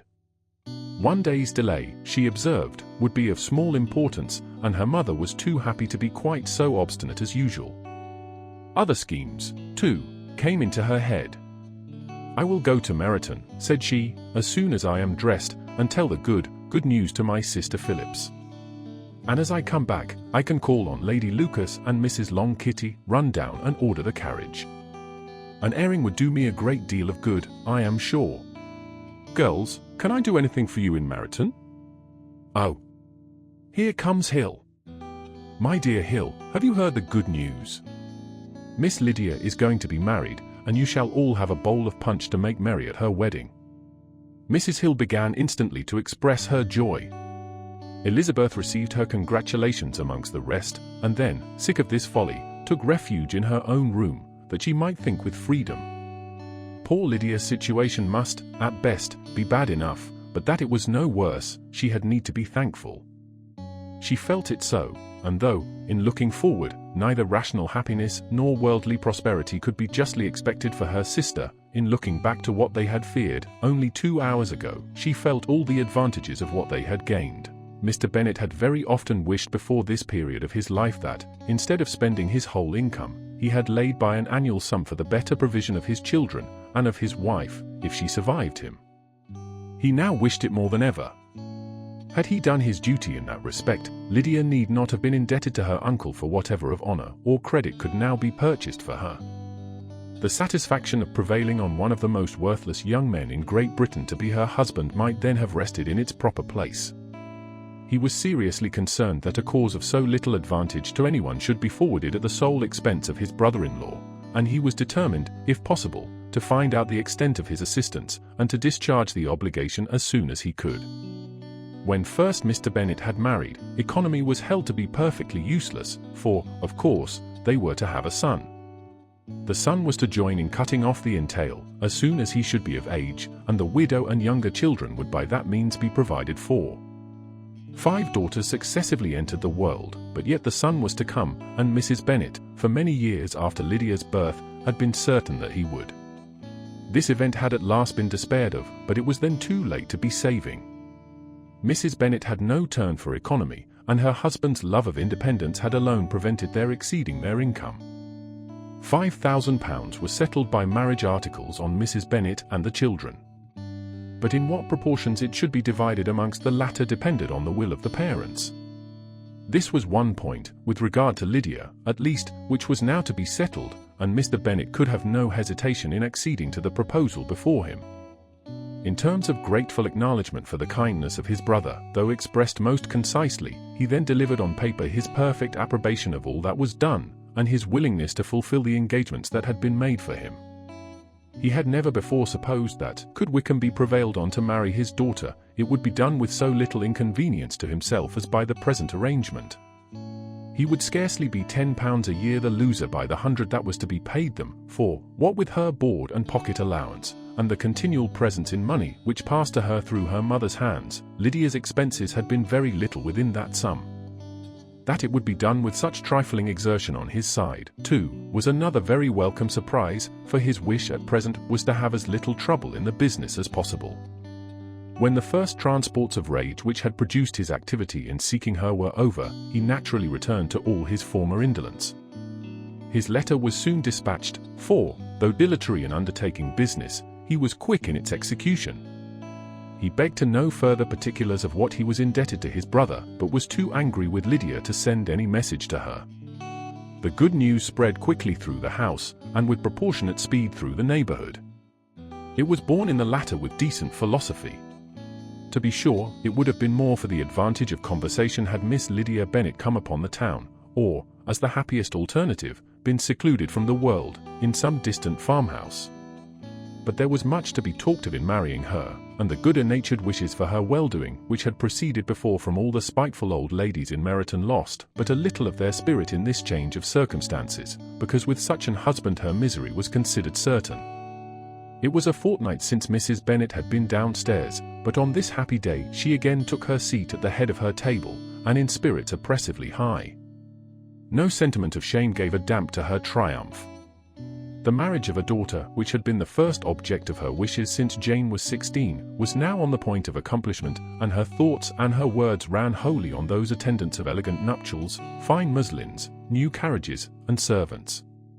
She was busily searching through the neighborhood for a proper situation for her daughter, and, without knowing or considering what their income might be, rejected many as deficient in size and importance. Hay Park might do, said she, if the Gouldings could quit it, or the great house at Stoke, if the drawing-room were larger, but Ashworth is too far off. I could not bear to have her 10 miles from me, and as for Pulvis Lodge, the attics are dreadful.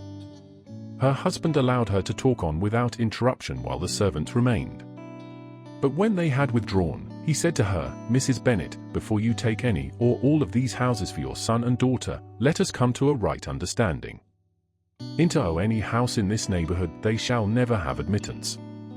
I will not encourage the impudence of either by receiving them at Longbourn. A long dispute followed this declaration, but Mr. Bennet was firm. It soon led to another, and Mrs. Bennet found, with amazement and horror, that her husband would not advance a guinea to buy clothes for his daughter. He protested that she should receive from him no mark of affection whatever on the occasion. Mrs. Bennet could hardly comprehend it. That his anger could be carried to such a point of inconceivable resentment as to refuse his daughter a privilege without which her marriage would scarcely seem valid, exceeded all she could believe possible. She was more alive to the disgrace which her want of new clothes must reflect on her daughter's nuptials than to any sense of shame at her eloping and living with Wickham a fortnight before they took place. Elizabeth was now most heartily sorry that she had, from the distress of the moment, been led to make Mr. Darcy acquainted with their fears for her sister, for since her marriage would so shortly give the proper termination to the elopement, they might hope to conceal its unfavourable beginning from all those who were not immediately on the spot. She had no fear of its spreading farther through his means. There were few people on whose secrecy she would have more confidently depended, but, at the same time, there was no one whose knowledge of a sister's frailty would have mortified her so much, not, however, from any fear of disadvantage from it individually to herself, for, at any rate, there seemed a gulf impassable between them. Had Lydia's marriage been concluded on the most honourable terms, it was not to be supposed that Mr. Darcy would connect himself with a family where, to every other objection, would now be added an alliance and relationship of the nearest kind with a man whom he so justly scorned. From such a connection she could not wonder that he would shrink. The wish of procuring her regard, which she had assured herself of his feeling in Derbyshire, could not in rational expectation survive such a blow as this. She was humbled, she was grieved, she repented, though she hardly knew of what. She became jealous of his esteem when she could no longer hope to be benefited by it. She wanted to hear of him when there seemed the least chance of gaining intelligence. She was convinced that she could have been happy with him when it was no longer likely they should meet. What a triumph for him, as she often thought, Could he know that the proposals, which she had proudly spurned only 4 months ago, would now have been most gladly and gratefully received? He was as generous, she doubted not, as the most generous of his sex, but while he was mortal, there must be a triumph. She began now to comprehend that he was exactly the man who, in disposition and talents, would most suit her. His understanding and temper, though unlike her own, would have answered all her wishes. It was an union that must have been to the advantage of both. By her ease and liveliness, his mind might have been softened, his manners improved, and from his judgment, information, and knowledge of the world, she must have received benefit of greater importance. But no such happy marriage could now teach the admiring multitude what connubial felicity really was. An union of a different tendency, and precluding the possibility of the other, was soon to be formed in their family. How Wickham and Lydia were to be supported in tolerable independence, she could not imagine. But how little of permanent happiness could belong to a couple who were only brought together because their passions were stronger than their virtue, she could easily conjecture. Mr. Gardiner soon wrote again to his brother. To Mr. Bennet's acknowledgments he briefly replied, with assurance of his eagerness to promote the welfare of any of his family, and concluded with entreaties that the subject might never be mentioned to him again. The principal purport of his letter was to inform them that Mr. Wickham had resolved on quitting the militia. It was greatly my wish that he should do so, he added, as soon as his marriage was fixed on. And I think you will agree with me, in considering the removal from that corps as highly advisable, both on his account and my niece's. It is Mr. Wickham's intention to go into the regulars, and among his former friends, there are still some who are able and willing to assist him in the army.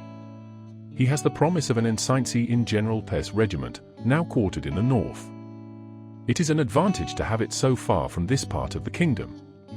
He promises fairly, and I hope among different people, where they may each have a character to preserve, they will both be more prudent. I have written to Colonel Foster, to inform him of our present arrangements, and to request that he will satisfy the various creditors of Mr. Wickham in and near Brighton, with assurances of speedy payment, for which I have pledged myself. And will you give yourself the trouble of carrying similar assurances to his creditors in Meryton, of whom I shall subjoin a list according to his information? He has given in all his debts, I hope at least he has not deceived us. Haggerston has our directions, and all will be completed in a week. They will then join his regiment, unless they are first invited to Longbourn, and I understand from Mrs. Gardiner, that my niece is very desirous of seeing you all before she leaves the south. She is well, and begs to be dutifully remembered to you and your mother yours, etc. E. Gardiner. Mr. Bennet and his daughters saw all the advantages of Wickham's removal from the Shire as clearly as Mr. Gardiner could do. But Mrs. Bennet was not so well pleased with it. Lydia's being settled in the north, just when she had expected most pleasure and pride in her company, for she had by no means given up her plan of their residing in Hertfordshire, was a severe disappointment, and, besides, it was such a pity that Lydia should be taken from a regiment where she was acquainted with everybody, and had so many favourites. She is so fond of Mrs. Foster, said she, it will be quite shocking to send her away. And there are several of the young men, too, that she likes very much. The officers may not be so pleasant in the general's regiment. His daughter's request, for such it might be considered, of being admitted into her family again before she set off for the north, received at first an absolute negative. But Jane and Elizabeth, who agreed in wishing, for the sake of their sister's feelings and consequence, that she should be noticed on her marriage by her parents, urged him so earnestly yet so rationally and so mildly, to receive her and her husband at Longbourn, as soon as they were married, that he was prevailed on to think as they thought, and act as they wished. And their mother had the satisfaction of knowing that she would be able to show her married daughter in the neighbourhood before she was banished to the north. When Mr. Bennet wrote again to his brother, therefore, he sent his permission for them to come, and it was settled, that as soon as the ceremony was over, they should proceed to Longbourn. Elizabeth was surprised, however, that Wickham should consent to such a scheme, and had she consulted only her own inclination, any meeting with him would have been the last object of her wishes. Their sister's wedding day arrived, and Jane and Elizabeth felt for her probably more than she felt for herself. The carriage was sent to meet them at, and they were to return in it by dinner time. Their arrival was dreaded by the elder Miss Bennets, and Jane more especially, who gave Lydia the feelings which would have attended herself, had she been the culprit, and was wretched in the thought of what her sister must endure. They came. The family were assembled in the breakfast room to receive them.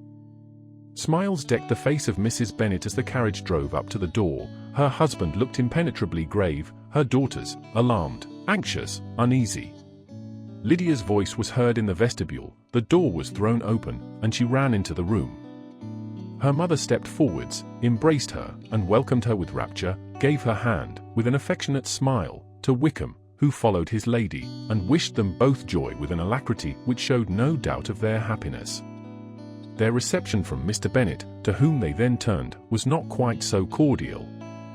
His countenance rather gained in austerity, and he scarcely opened his lips. The easy assurance of the young couple, indeed, was enough to provoke him. Elizabeth was disgusted, and even Miss Bennet was shocked. Lydia was Lydia still, untamed, unabashed, wild, noisy, and fearless. She turned from sister to sister, demanding their congratulations, and when at length they all sat down, looked eagerly round the room, took notice of some little alteration in it, and observed, with a laugh, that it was a great while since she had been there.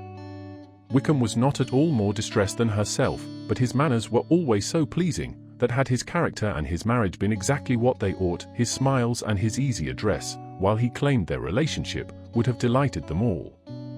Elizabeth had not before believed him quite equal to such assurance, but she sat down, resolving within herself to draw no limits in future to the impudence of an impudent man.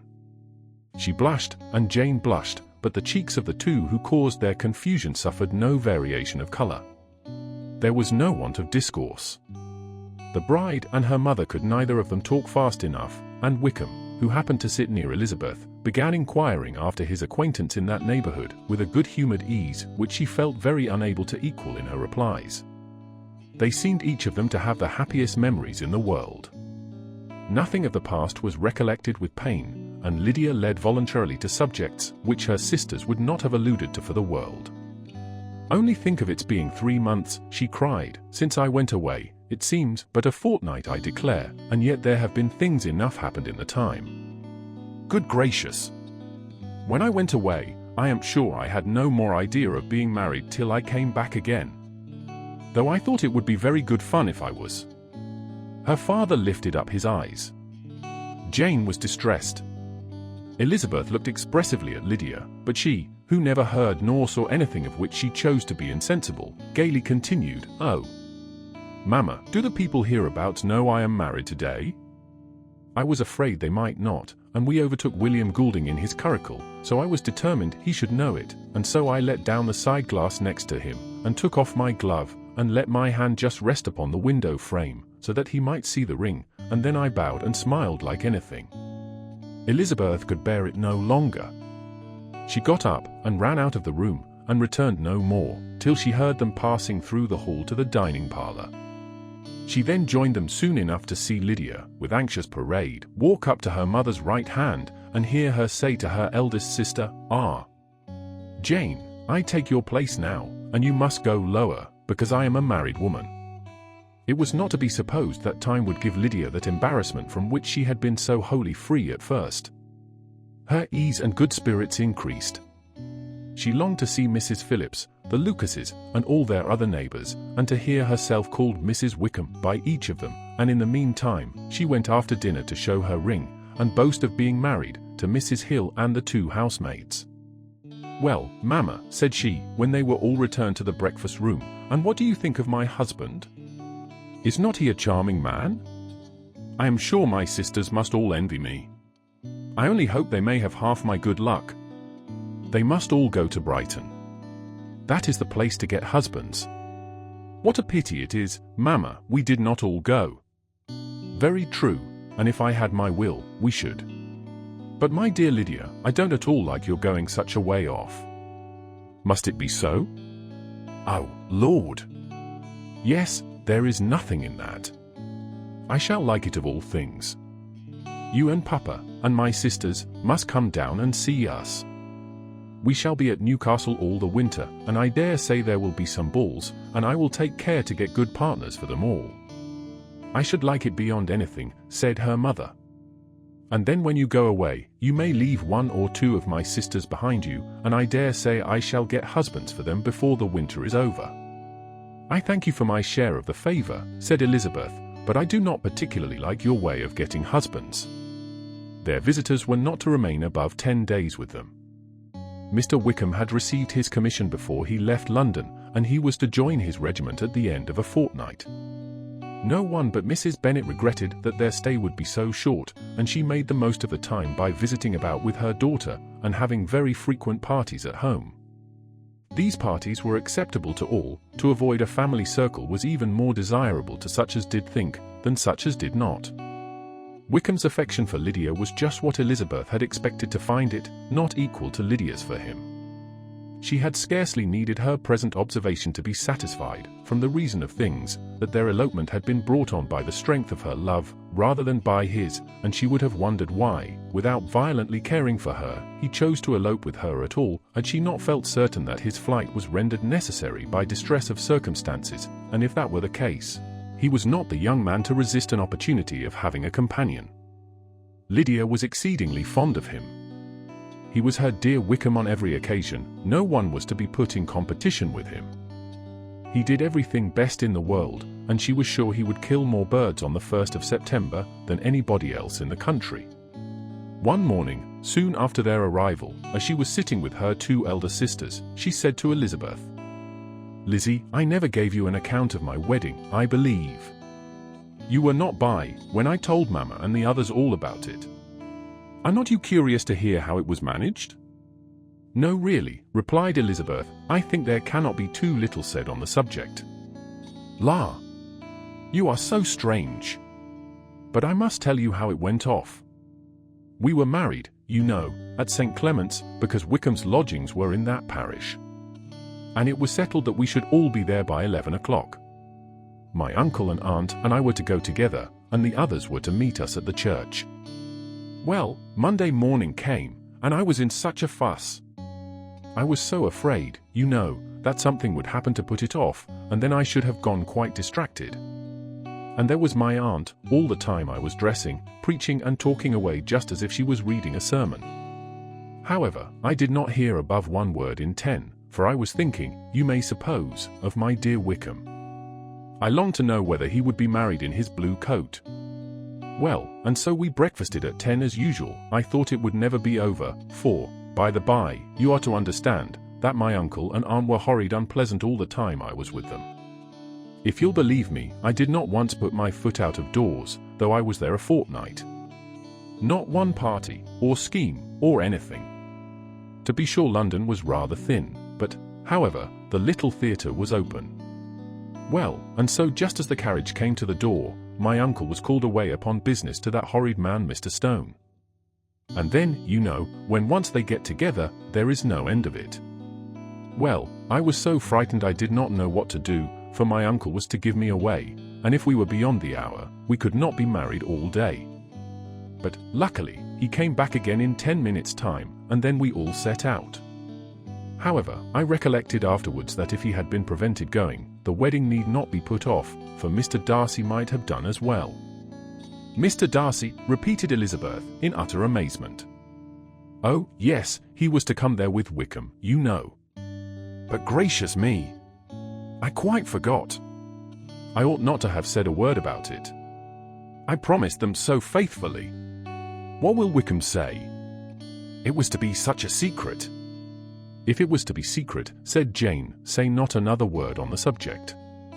You may depend upon my seeking no further." "Oh, certainly," said Elizabeth, though burning with curiosity. "We will ask you no questions." "Thank you," said Lydia, "for if you did, I should certainly tell you all, and then Wickham would be angry."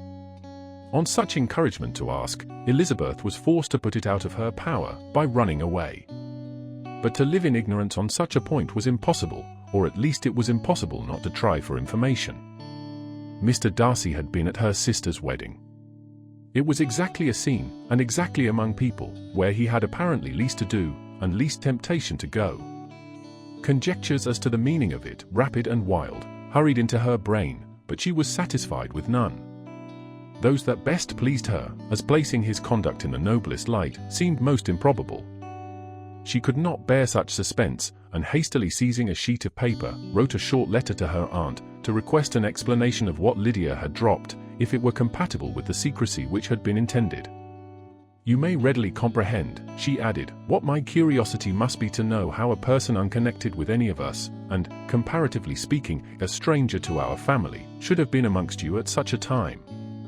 Pray write instantly, and let me understand it, unless it is, for very cogent reasons, to remain in the secrecy which Lydia seems to think necessary, and then I must endeavour to be satisfied with ignorance. Not that I shall, though," she added to herself, as she finished the letter, "and my dear aunt, if you do not tell me in an honourable manner, I shall certainly be reduced to tricks and stratagems to find it out." Jane's delicate sense of honour would not allow her to speak to Elizabeth privately of what Lydia had let fall. Elizabeth was glad of it, till it appeared whether her inquiries would receive any satisfaction. She had rather be without a confidant. Elizabeth had the satisfaction of receiving an answer to her letter as soon as she possibly could. She was no sooner in possession of it than, hurrying into the little copse, where she was least likely to be interrupted, she sat down on one of the benches and prepared to be happy, for the length of the letter convinced her that it did not contain a denial. Gracechurch Street, September 6th. My dear niece, I have just received your letter, and shall devote this whole morning to answering it, as I foresee that a little writing will not comprise what I have to tell you. I must confess myself surprised by your application. I did not expect it from you. Don't think me angry, however, for I only mean to let you know that I had not imagined such inquiries to be necessary on your side. If you do not choose to understand me, forgive my impertinence. Your uncle is as much surprised as I am, and nothing but the belief of your being a party concerned would have allowed him to act as he has done. But if you are really innocent and ignorant, I must be more explicit. On the very day of my coming home from Longbourn, your uncle had a most unexpected visitor. Mr. Darcy called, and was shut up with him several hours. It was all over before I arrived, so my curiosity was not so dreadfully racked as yours seems to have been. He came to tell Mr. Gardiner that he had found out where your sister and Mr. Wickham were, and that he had seen and talked with them both, Wickham repeatedly, Lydia once. From what I can collect, he left Derbyshire only one day after ourselves, and came to town with the resolution of hunting for them. The motive professed was his conviction of its being owing to himself that Wickham's worthlessness had not been so well known as to make it impossible for any young woman of character to love or confide in him. He generously imputed the whole to his mistaken pride, and confessed that he had before thought it beneath him to lay his private actions open to the world. His character was to speak for itself. He called it, therefore, his duty to step forward, and endeavour to remedy an evil which had been brought on by himself. If he had another motive, I am sure it would never disgrace him. He had been some days in town, before he was able to discover them, but he had something to direct his search, which was more than W.E. had, and the consciousness of this was another reason for his resolving to follow us. There is a lady, it seems, a Mrs. Yonge, who was some time ago governess to Miss Darcy, and was dismissed from her charge on some cause of disapprobation, though he did not say what. She then took a large house in Edward Street, and has since maintained herself by letting lodgings. This Mrs. Yonge was, he knew, intimately acquainted with Wickham, and he went to her for intelligence of him as soon as he got to town. But it was 2 or 3 days before he could get from her what he wanted. She would not betray her trust, I suppose, without bribery and corruption, for she really did know where her friend was to be found. Wickham indeed had gone to her on their first arrival in London, and had she been able to receive them into her house, they would have taken up their abode with her. At length, however, our kind friend procured the wished-for direction. They were in street. He saw Wickham, and afterwards insisted on seeing Lydia. His first object with her, he acknowledged, had been to persuade her to quit her present disgraceful situation, and return to her friends as soon as they could be prevailed on to receive her, offering his assistance, as far as it would go. But he found Lydia absolutely resolved on remaining where she was. She cared for none of her friends, she wanted no help of his, she would not hear of leaving Wickham. She was sure they should be married some time or other, and it did not much signify when. Since such were her feelings, it only remained, he thought, to secure and expedite a marriage, which, in his very first conversation with Wickham, he easily learnt had never been his design. he confessed himself obliged to leave the regiment on account of some debts of honor, which were very pressing, and scrupled not to lay all the ill consequences of Lydia's flight on her own folly alone. He meant to resign his commission immediately, and as to his future situation, he could conjecture very little about it. He must go somewhere, but he did not know where, and he knew he should have nothing to live on. Mr. Darcy asked him why he had not married your sister at once. Though Mr. Bennet was not imagined to be very rich, he would have been able to do something for him, and his situation must have been benefited by marriage.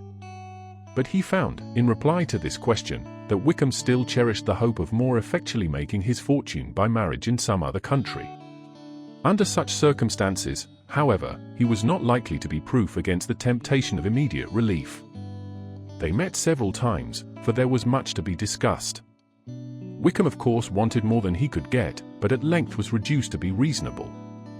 Everything being settled between them, Mr. Darcy's next step was to make your uncle acquainted with it, and he first called in Gracechurch Street the evening before I came home. But Mr. Gardiner could not be seen, and Mr. Darcy found, on further inquiry, that your father was still with him, but would quit town the next morning.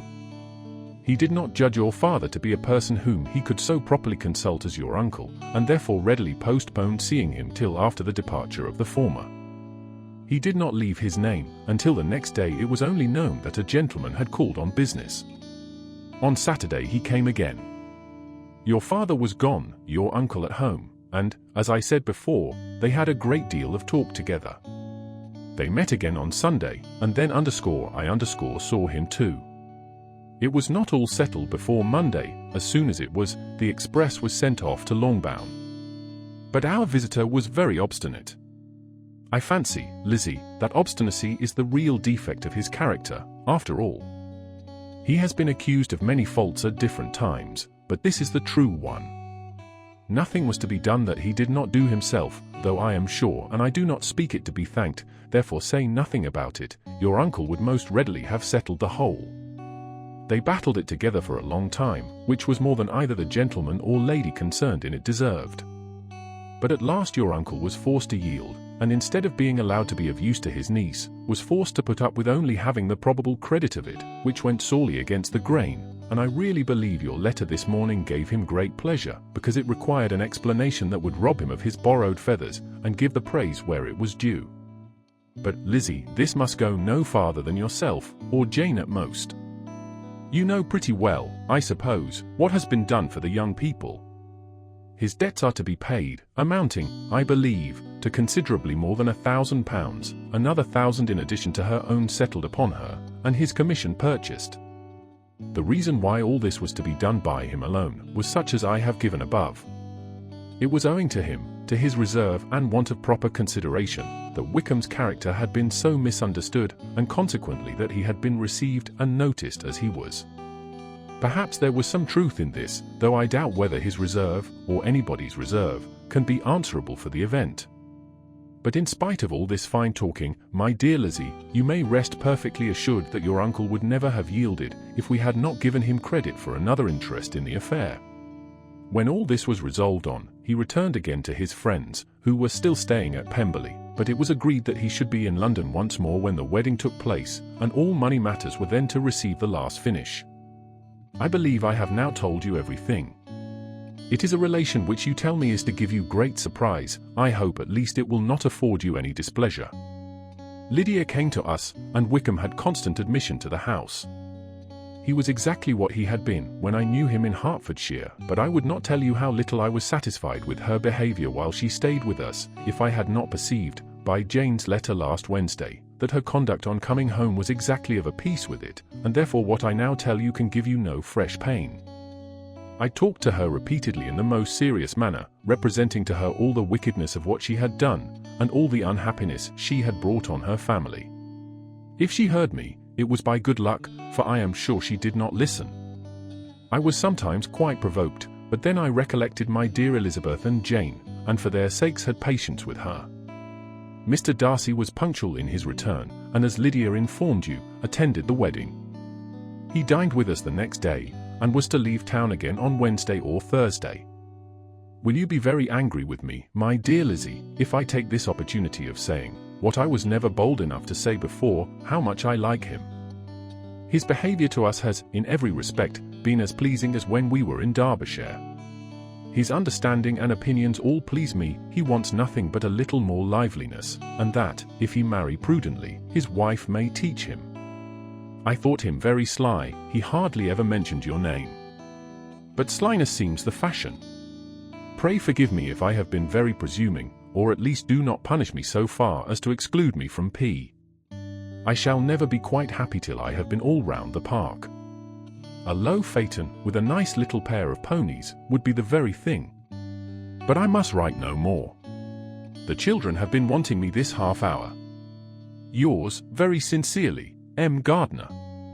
The contents of this letter threw Elizabeth into a flutter of spirits, in which it was difficult to determine whether pleasure or pain bore the greatest share.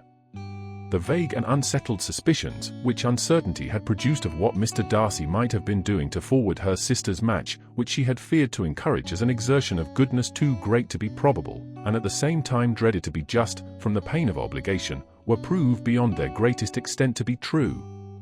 He had followed them purposely to town. He had taken on himself all the trouble and mortification attendant on such a research, in which supplication had been necessary to a woman whom he must abominate and despise, and where he was reduced to frequently meet, reason with, persuade, and finally bribe, the man whom he always most wished to avoid, and whose very name it was punishment to him to pronounce. He had done all this for a girl whom he could neither regard nor esteem. Her heart did whisper that he had done it for her.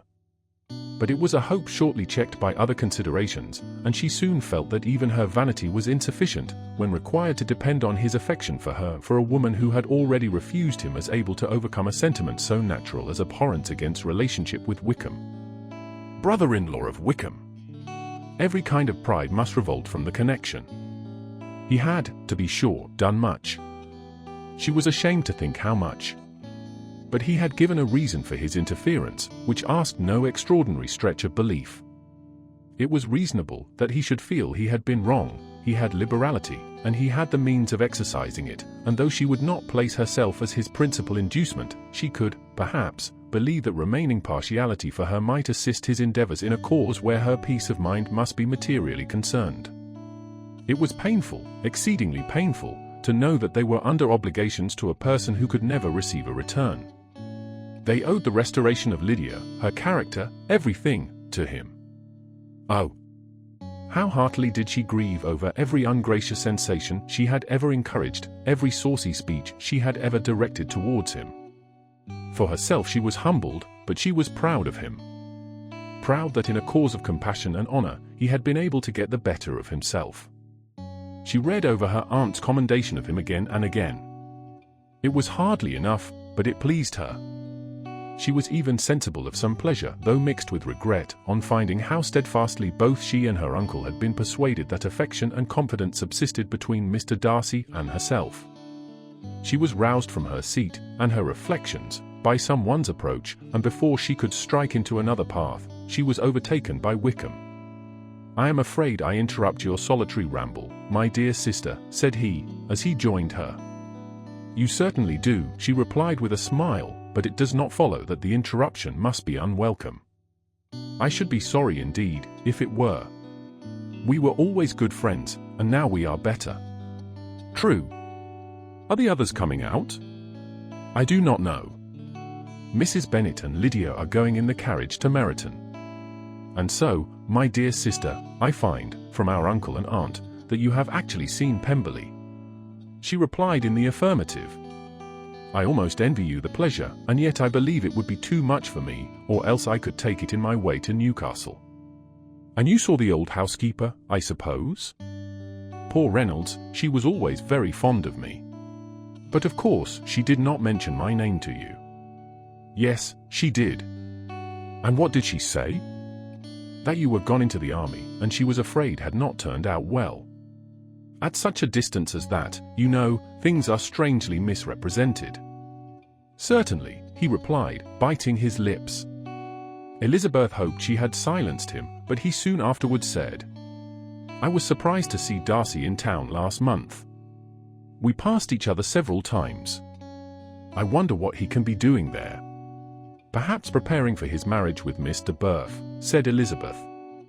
It must be something particular to take him there at this time of year. Undoubtedly. Did you see him while you were at Lambton? I thought I understood from the gardeners that you had. Yes, he introduced us to his sister. And do you like her? Very much. I have heard, indeed, that she is uncommonly improved within this year or two. When I last saw her, she was not very promising. I am very glad you liked her. I hope she will turn out well. I dare say she will. She has got over the most trying age. Did you go by the village of Kimpton? I do not recollect that we did.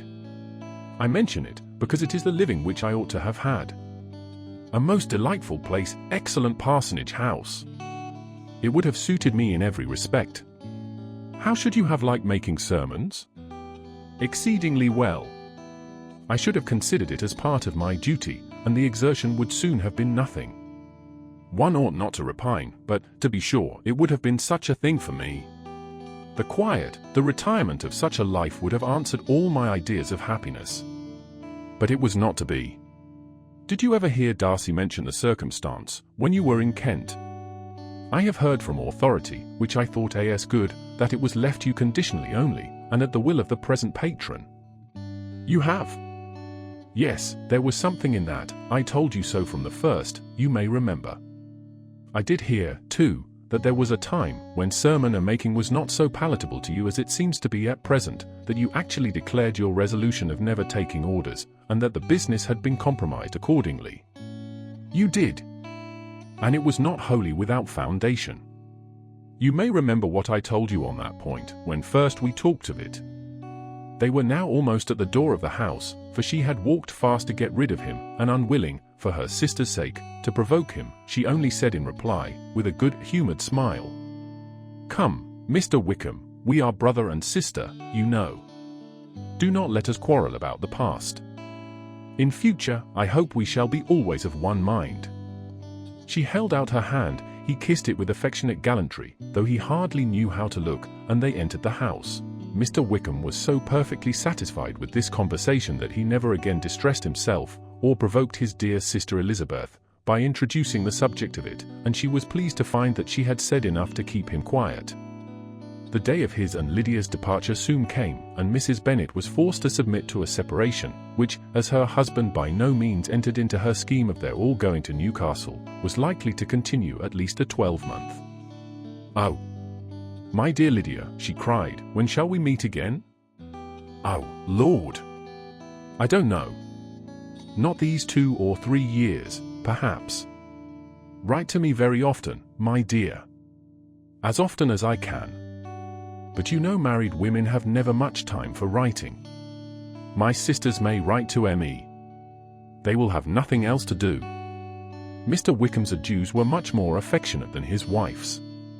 He smiled, looked handsome, and said many pretty things. "He is as fine a fellow," said Mr. Bennet, as soon as they were out of the house, "as ever I saw. He simpers, and smirks, and makes love to us all. I am prodigiously proud of him. I defy even Sir William Lucas himself to produce a more valuable son-in-law." The loss of her daughter made Mrs. Bennet very dull for several days. "I often think," said she, "that there is nothing so bad as parting with one's friends. One seems so forlorn without them." "This is the consequence, you see, madam, of marrying a daughter," said Elizabeth. "It must make you better satisfied that your other 4 are single. It is no such thing. Lydia does not leave me because she is married, but only because her husband's regiment happens to be so far off. If that had been nearer, she would not have gone so soon." But the spiritless condition which this event threw her into was shortly relieved, and her mind opened again to the agitation of hope, by an article of news which then began to be in circulation. The housekeeper at Netherfield had received orders to prepare for the arrival of her master, who was coming down in a day or 2, to shoot there for several weeks. Mrs. Bennet was quite in the fidgets. She looked at Jane, and smiled and shook her head by turns. "Well, well, and so Mr. Bingley is coming down, sister," for Mrs. Phillips first brought her the news. "Well, so much the better. Not that I care about it, though. He is nothing to us, you know, and I am sure I never want to see him again. But, however, he is very welcome to come to Netherfield, if he likes it. And who knows what may happen. But that is nothing to us. You know, sister, we agreed long ago never to mention a word about it. And so, is it quite certain he is coming? You may depend on it, replied the other, for Mrs. Nichols was in Meryton last night. I saw her passing by, and went out myself on purpose to know the truth of it, and she told me that it was certain true. He comes down on Thursday at the latest, very likely on Wednesday. She was going to the butcher's, she told me, on purpose to order in some meat on Wednesday, and she has got 3 couple of ducks just fit to be killed. Miss Bennet had not been able to hear of his coming without changing colour. It was many months since she had mentioned his name to Elizabeth, but now, as soon as they were alone together, she said, "I saw you look at me today, Lizzie, when my aunt told us of the present report, and I know I appeared distressed. But don't imagine it was from any silly cause. I was only confused for the moment, because I felt that I should be looked at. I do assure you that the news does not affect me either with pleasure or pain. I am glad of one thing, that he comes alone, because we shall see the less of him. Not that I am afraid of myself, but I dread other people's remarks." Elizabeth did not know what to make of it. Had she not seen him in Derbyshire, she might have supposed him capable of coming there with no other view than what was acknowledged, but she still thought him partial to Jane, and she wavered as to the greater probability of his coming there with his friend's permission, or being bold enough to come without it. Yet it is hard, she sometimes thought, that this poor man cannot come to a house which he has legally hired, without raising all this speculation. I will leave him to himself. In spite of what her sister declared, and really believed to be her feelings in the expectation of his arrival, Elizabeth could easily perceive that her spirits were affected by it. They were more disturbed, more unequal, than she had often seen them. The subject which had been so warmly canvassed between their parents, about a 12-month ago, was now brought forward again. "As soon as ever Mr. Bingley comes, my dear," said Mrs. Bennet, "you will wait on him, of course." "No, no. You forced me into visiting him last year, and promised, if I went to see him, he should marry one of my daughters. But it ended in nothing, and I will not be sent on a fool's errand again." His wife represented to him how absolutely necessary such an attention would be from all the neighbouring gentlemen, on his returning to Netherfield. "This an etiquette I despise," said he. "If he wants our society, let him seek it. He knows where we live. I will not spend my hours in running after my neighbours every time they go away and come back again. Well, all I know is, that it will be abominably rude if you do not wait on him. But, however, that shan't prevent my asking him to dine here. I am determined. We must have Mrs. Long and the Gouldings soon. That will make 13 with ourselves, so there will be just room at table for him."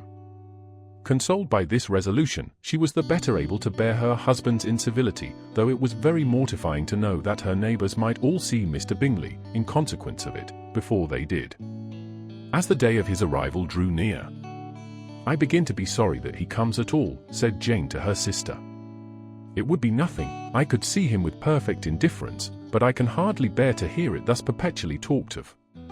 My mother means well, but she does not know, no one can know, how much I suffer from what she says. Happy shall I be, when his stay at Netherfield is over." "I wish I could say anything to comfort you," replied Elizabeth, "but it is wholly out of my power. You must feel it, and the usual satisfaction of preaching patience to a sufferer is denied me, because you have always so much." Mr. Bingley arrived.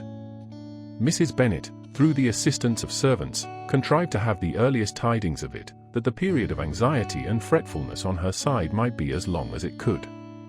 She counted the days that must intervene before their invitation could be sent, hopeless of seeing him before. But on the 3rd morning after his arrival in Hertfordshire, she saw him, from her dressing-room window, enter the paddock and ride towards the house. Her daughters were eagerly called to partake of her joy.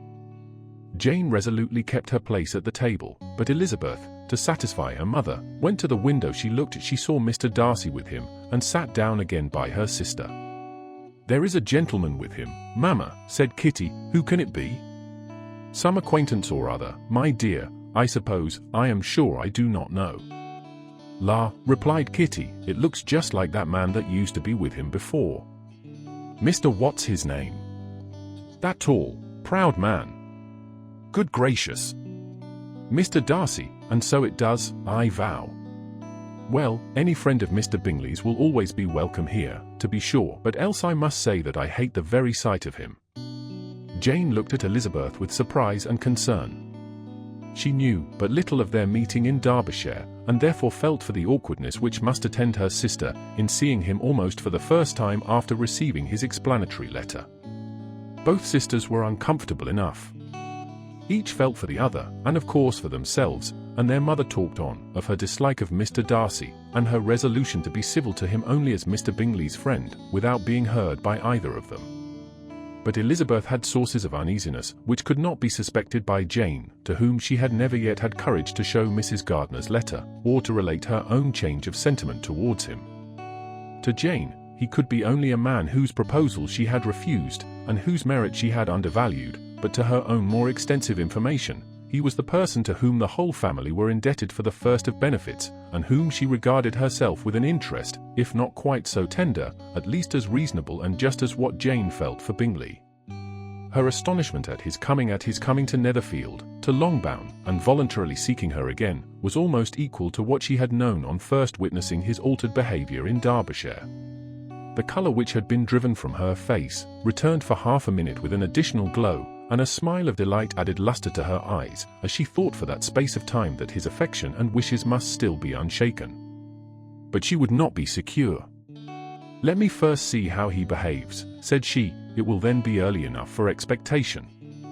She sat intently at work, striving to be composed, and without daring to lift up her eyes, till anxious curiosity carried them to the face of her sister as the servant was approaching the door.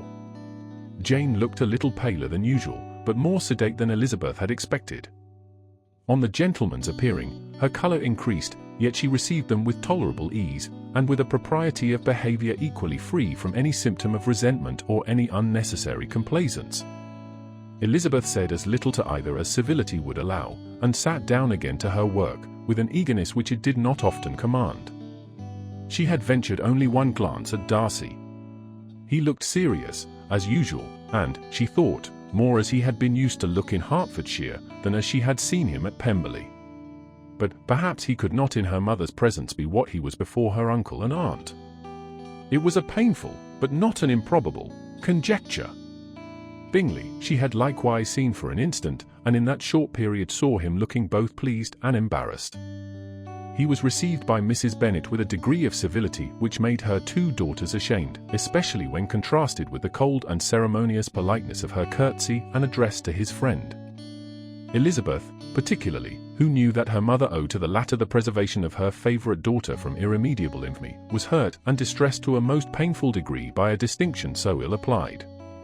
Darcy, after inquiring of her how Mr. and Mrs. Gardiner did, a question which she could not answer without confusion, said scarcely anything.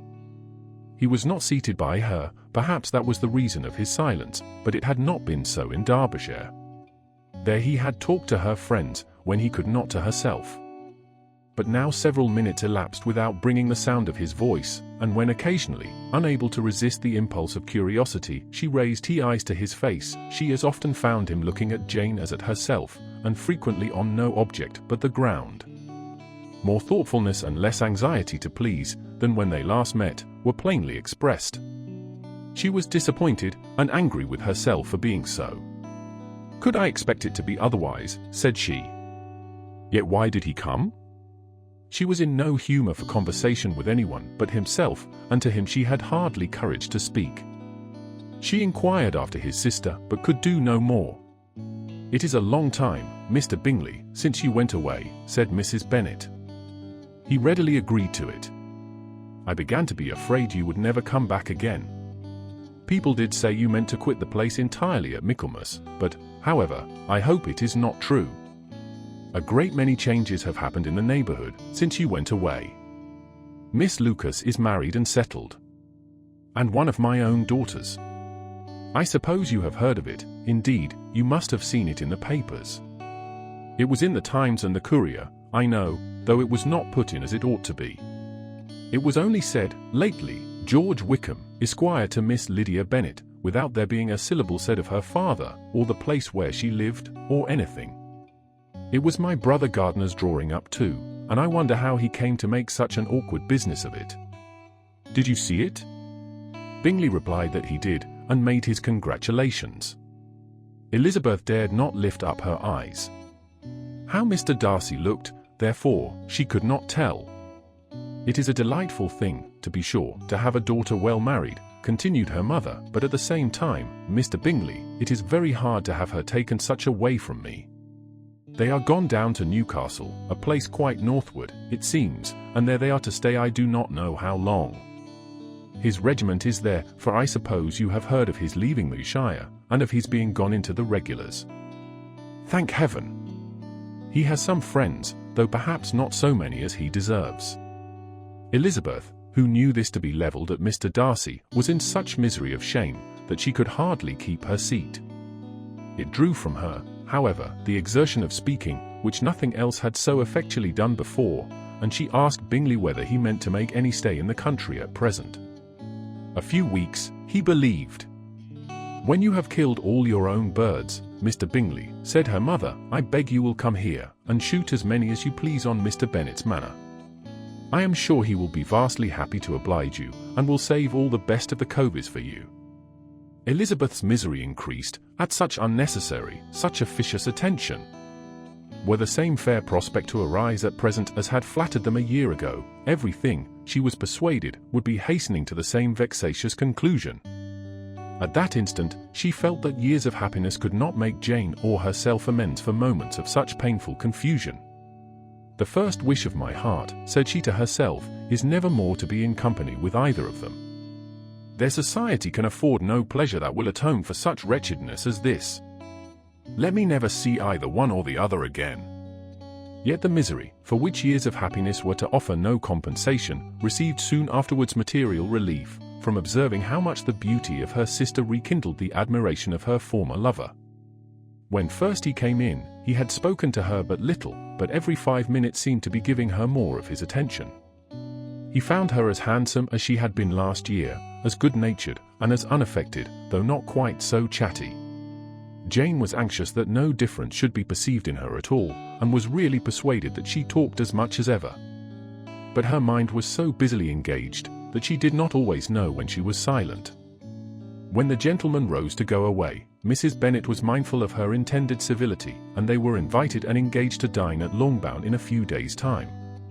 You are quite a visit in my debt, Mr. Bingley, she added, for when you went to town last winter, you promised to take a family dinner with us, as soon as you returned.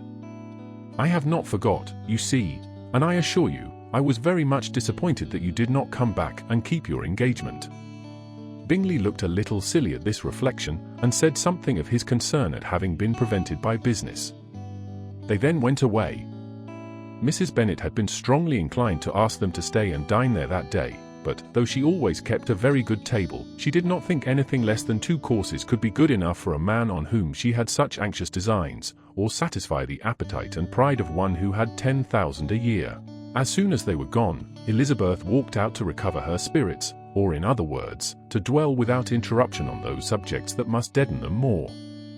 Mr. Darcy's behaviour astonished and vexed her. Why, if he came only to be silent, grave, and indifferent, said she, did he come at all? She could settle it in no way that gave her pleasure. He could be still amiable, still pleasing, to my uncle and aunt, when he was in town, and why not to me?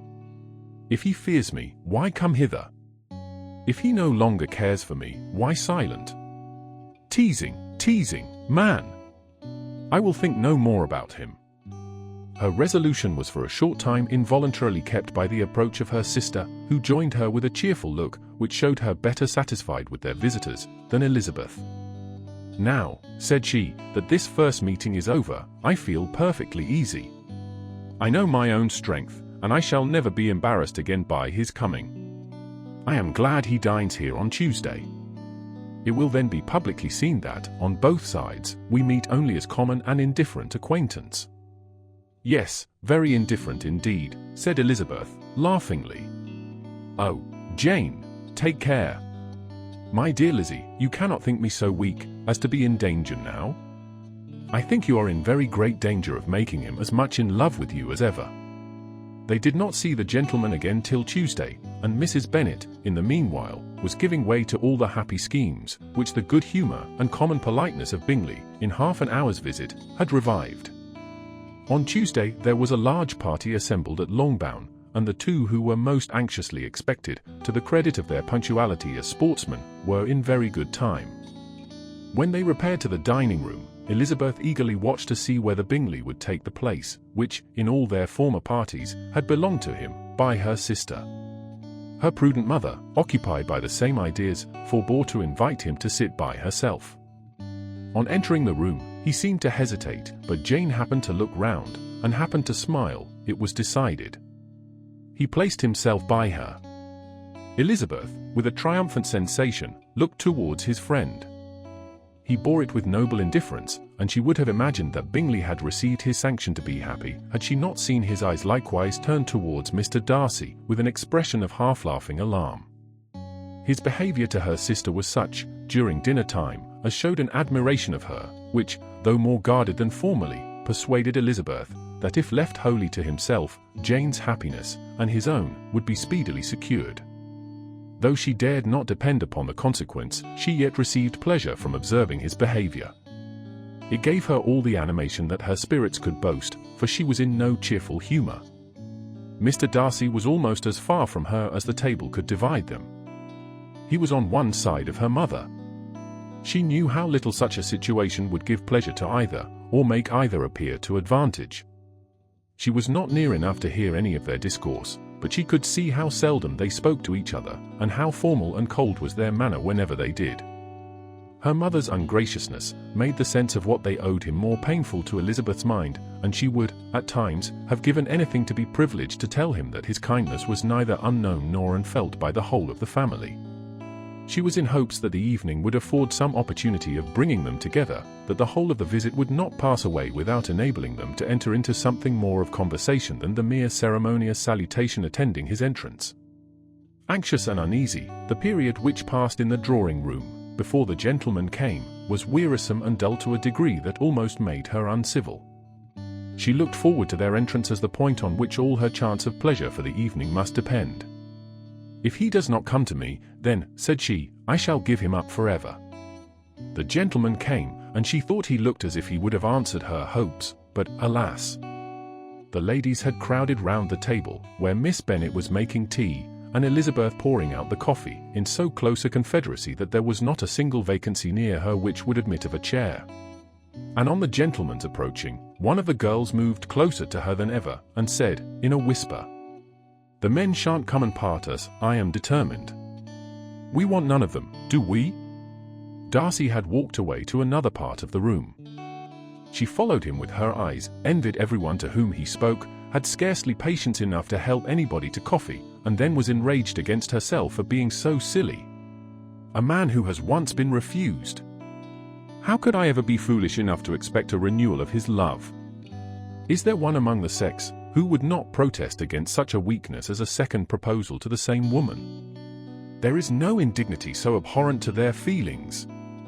She was a little revived, however, by his bringing back his coffee cup himself, and she seized the opportunity of saying, "Is your sister at Pemberley still?" "Yes, she will remain there till Christmas." "And quite alone? Have all her friends left her?" "Mrs. Annesley is with her. The others have been gone on to Scarborough these 3 weeks." She could think of nothing more to say, but if he wished to converse with her, he might have better success. He stood by her, however, for some minutes, in silence, and, at last, on the young ladies whispering to Elizabeth again, he walked away. When the tea things were removed, and the card tables placed, the ladies all rose, and Elizabeth was then hoping to be soon joined by him, when all her views were overthrown by seeing him fall a victim to her mother's rapacity for whist players, and in a few moments after seated with the rest of the party. She now lost every expectation of pleasure. They were confined for the evening at different tables, and she had nothing to hope but that his eyes were so often turned towards her side of the room, as to make him play as unsuccessfully as herself. Mrs. Bennet had designed to keep the two Netherfield gentlemen to supper, but their carriage was unluckily ordered before any of the others, and she had no opportunity of detaining them. "Well, girls," said she, as soon as they were left to themselves, "what say you to the day? I think everything has passed off uncommonly well, I assure you. The dinner was as well dressed as any I ever saw. The venison was roasted to a turn, and everybody said they never saw so fat a haunch. The soup was 50 times better than what we had at the Lucases last week, and even Mr. Darcy acknowledged that the partridges were remarkably well done, and I suppose he has 2 or 3 French cooks at least. And, my dear Jane, I never saw you look in greater beauty. Mrs. Long said so too, for I asked her whether you did not. And what do you think she said besides? Ah, Mrs. Bennet, we shall have her at Netherfield at last. She did indeed. I do think Mrs. Long is as good a creature as ever lived, and her nieces are very pretty behaved girls, and not at all handsome. I like them prodigiously."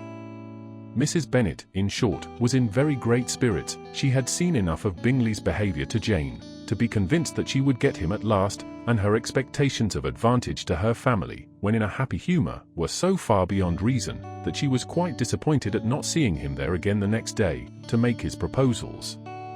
"It has been a very agreeable day," said Miss Bennet to Elizabeth. "The party seemed so well selected, so suitable one with the other. I hope we may often meet again." Elizabeth smiled. "Lizzie, you must not do so. You must not suspect me. It mortifies me. I assure you that I have now learnt to enjoy his conversation as an agreeable and sensible young man, without having a wish beyond it.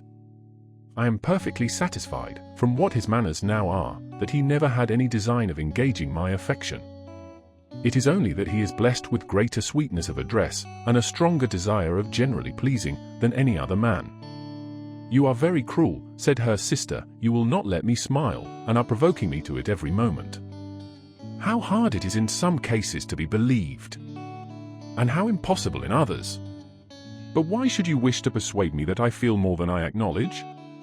That is a question which I hardly know how to answer. We all love to instruct, though we can teach only what is not worth knowing. Forgive me, and if you persist in indifference, do not make me your confidant." A few days after this visit, Mr. Bingley called again, and alone. His friend had left him that morning for London, but was to return home in 10 days' time. He sat with them above an hour, and was in remarkably good spirits. Mrs. Bennet invited him to dine with them, but, with many expressions of concern, he confessed himself engaged elsewhere. "Next time you call," said she, "I hope we shall be more lucky. He should be particularly happy at any time," etc., etc., and if she would give him leave, would take an early opportunity of waiting on them. "Can you come tomorrow?"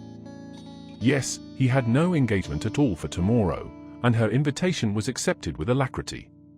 He came, and in such very good time that the ladies were none of them dressed. In ran Mrs. Bennet to her daughter's room, in her dressing gown, and with her hair half finished, crying out, "My dear Jane, make haste and hurry down.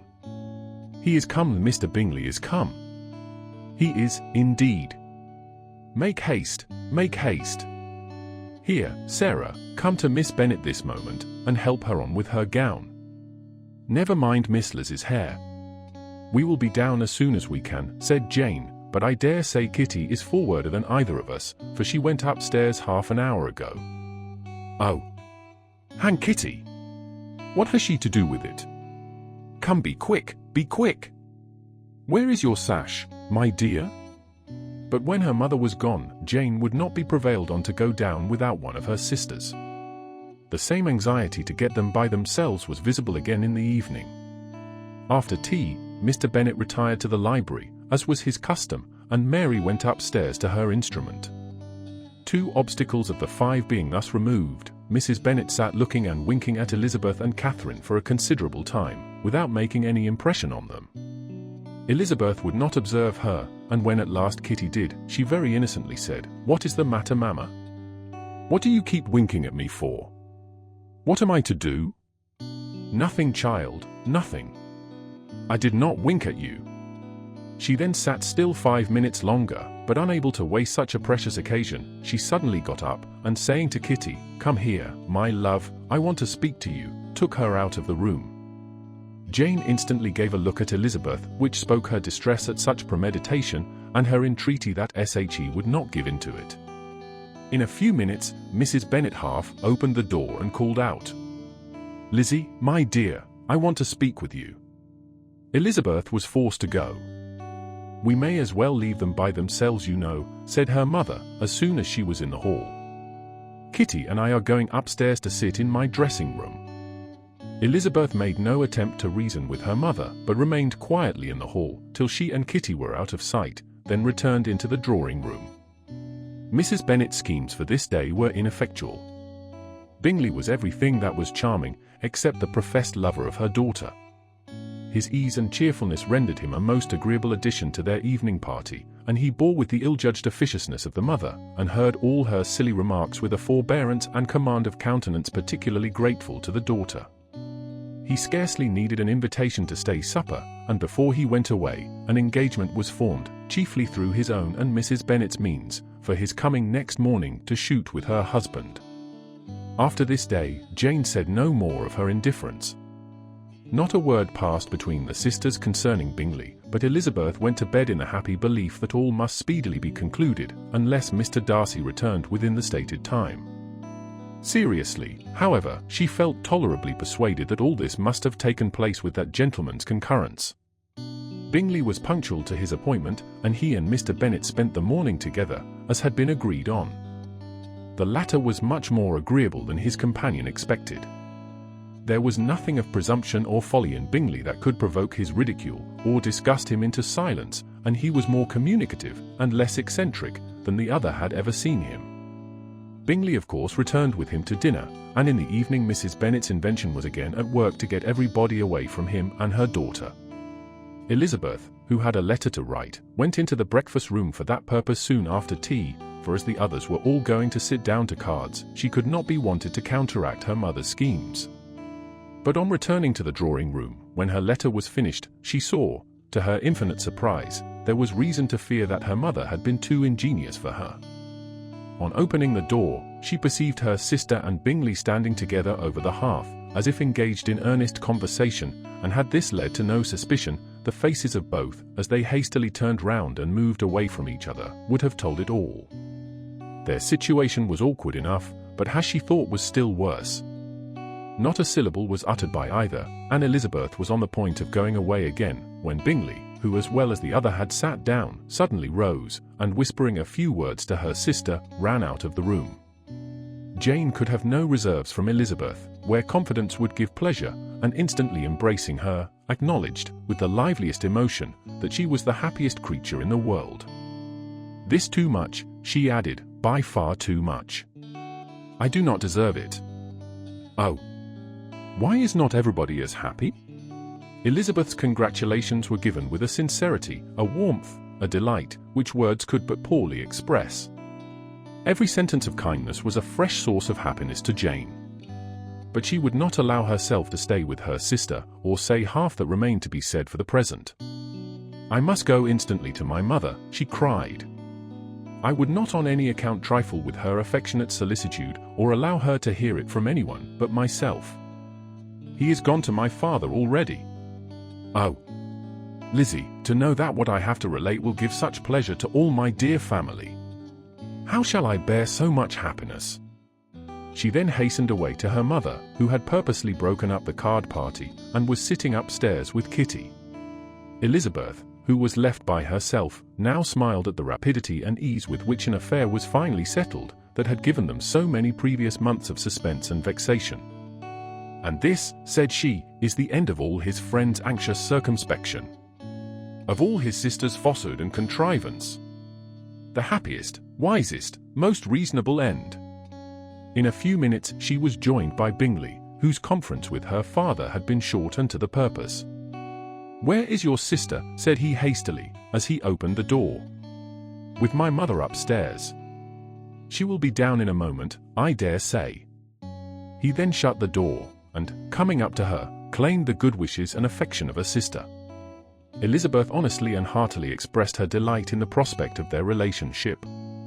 They shook hands with great cordiality, and then, till her sister came down, she had to listen to all he had to say of his own happiness, and of Jane's perfections, and in spite of his being a lover, Elizabeth really believed all his expectations of felicity to be rationally founded, because they had for basis the excellent understanding, and super-excellent disposition of Jane, and a general similarity of feeling and taste between her and himself.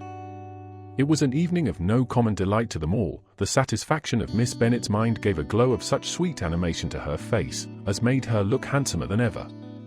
Kitty simpered and smiled, and hoped her turn was coming soon. Mrs. Bennet could not give her consent or speak her approbation in terms warm enough to satisfy her feelings, though she talked to Bingley of nothing else for half an hour, and when Mr. Bennet joined them at supper, his voice and manner plainly showed how really happy he was.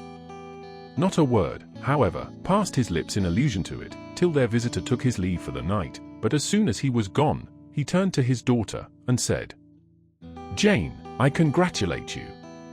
You will be a very happy woman." Jane went to him instantly, kissed him, and thanked him for his goodness. "You are a good girl," he replied, "and I have great pleasure in thinking you will be so happily settled. I have not a doubt of your doing very well together. Your tempers are by no means unlike. You are each of you so complying, that nothing will ever be resolved on, so easy, that every servant will cheat you, and so generous, that you will always exceed your income. I hope not so. Imprudence or thoughtlessness in money matters would be unpardonable in me. Exceed their income. My dear Mr. Bennet, cried his wife, what are you talking of? Why, he has 4,000 or 5,000 a year, and very likely more. Then addressing her daughter, oh, my dear, dear Jane, I am so happy. I am sure I shan't get a wink of sleep all night. I knew how it would be. I always said it must be so, at last. I was sure you could not be so beautiful for nothing. I remember, as soon as ever I saw him, when he first came into Hertfordshire last year, I thought how likely it was that you should come together. Oh, he is the handsomest young man that ever was seen. Wickham, Lydia, were all forgotten. Jane was beyond competition her favourite child. At that moment, she cared for no other. Her younger sisters soon began to make interest with her for objects of happiness, which she might in future be able to dispense. Mary petitioned for the use of the library at Netherfield, and Kitty begged very hard for a few balls there every winter. Bingley, from this time, was of course a daily visitor at Longbourn, coming frequently before breakfast, and always remaining till after supper, unless when some barbarous neighbour, who could not be enough detested, had given him an invitation to dinner which he thought himself obliged to accept. Elizabeth had now but little time for conversation with her sister, for while he was present, Jane had no attention to bestow on anyone else, but she found herself considerably useful to both of them in those hours of separation that must sometimes occur. In the absence of Jane, he always attached himself to Elizabeth, for the pleasure of talking of her, and when Bingley was gone, Jane constantly sought the same means of relief. "He has made me so happy," said she, one evening, "by telling me that he was totally ignorant of my being in town last spring. I had not believed it possible." "I suspected as much," replied Elizabeth. "But how did he account for it?" "It must have been his sister's doing. They were certainly no friends to his acquaintance with me, which I cannot wonder at, since he might have chosen so much more advantageously in many respects. But when they see, as I trust they will, that their brother is happy with me, they will learn to be contented, and we shall be on good terms again, though we can never be what we once were to each other." "That is the most unforgiving speech," said Elizabeth, "that I ever heard you utter. Good girl! It would vex me, indeed, to see you again the dupe of Miss Bingley's pretended regard. Would you believe it, Lizzie, that when he went to town last November, he really loved me, and nothing but a persuasion of my being indifferent would have prevented his coming down again? He made a little mistake to be sure, but it is to the credit of his modesty." This naturally introduced a panegyric from Jane on his diffidence, and the little value he put on his own good qualities. Elizabeth was pleased to find that he had not betrayed the interference of his friend, for, though Jane had the most generous and forgiving heart in the world, she knew it was a circumstance which must prejudice her against him. "I am certainly the most fortunate creature that ever existed," cried Jane. "Oh, Lizzie, why am I thus singled from my family, and blessed above them all? If I could but see you as happy! If there were but such another man for you! If you were to give me 40 such men, I never could be so happy as you. Till I have your disposition, your goodness, I never can have your happiness.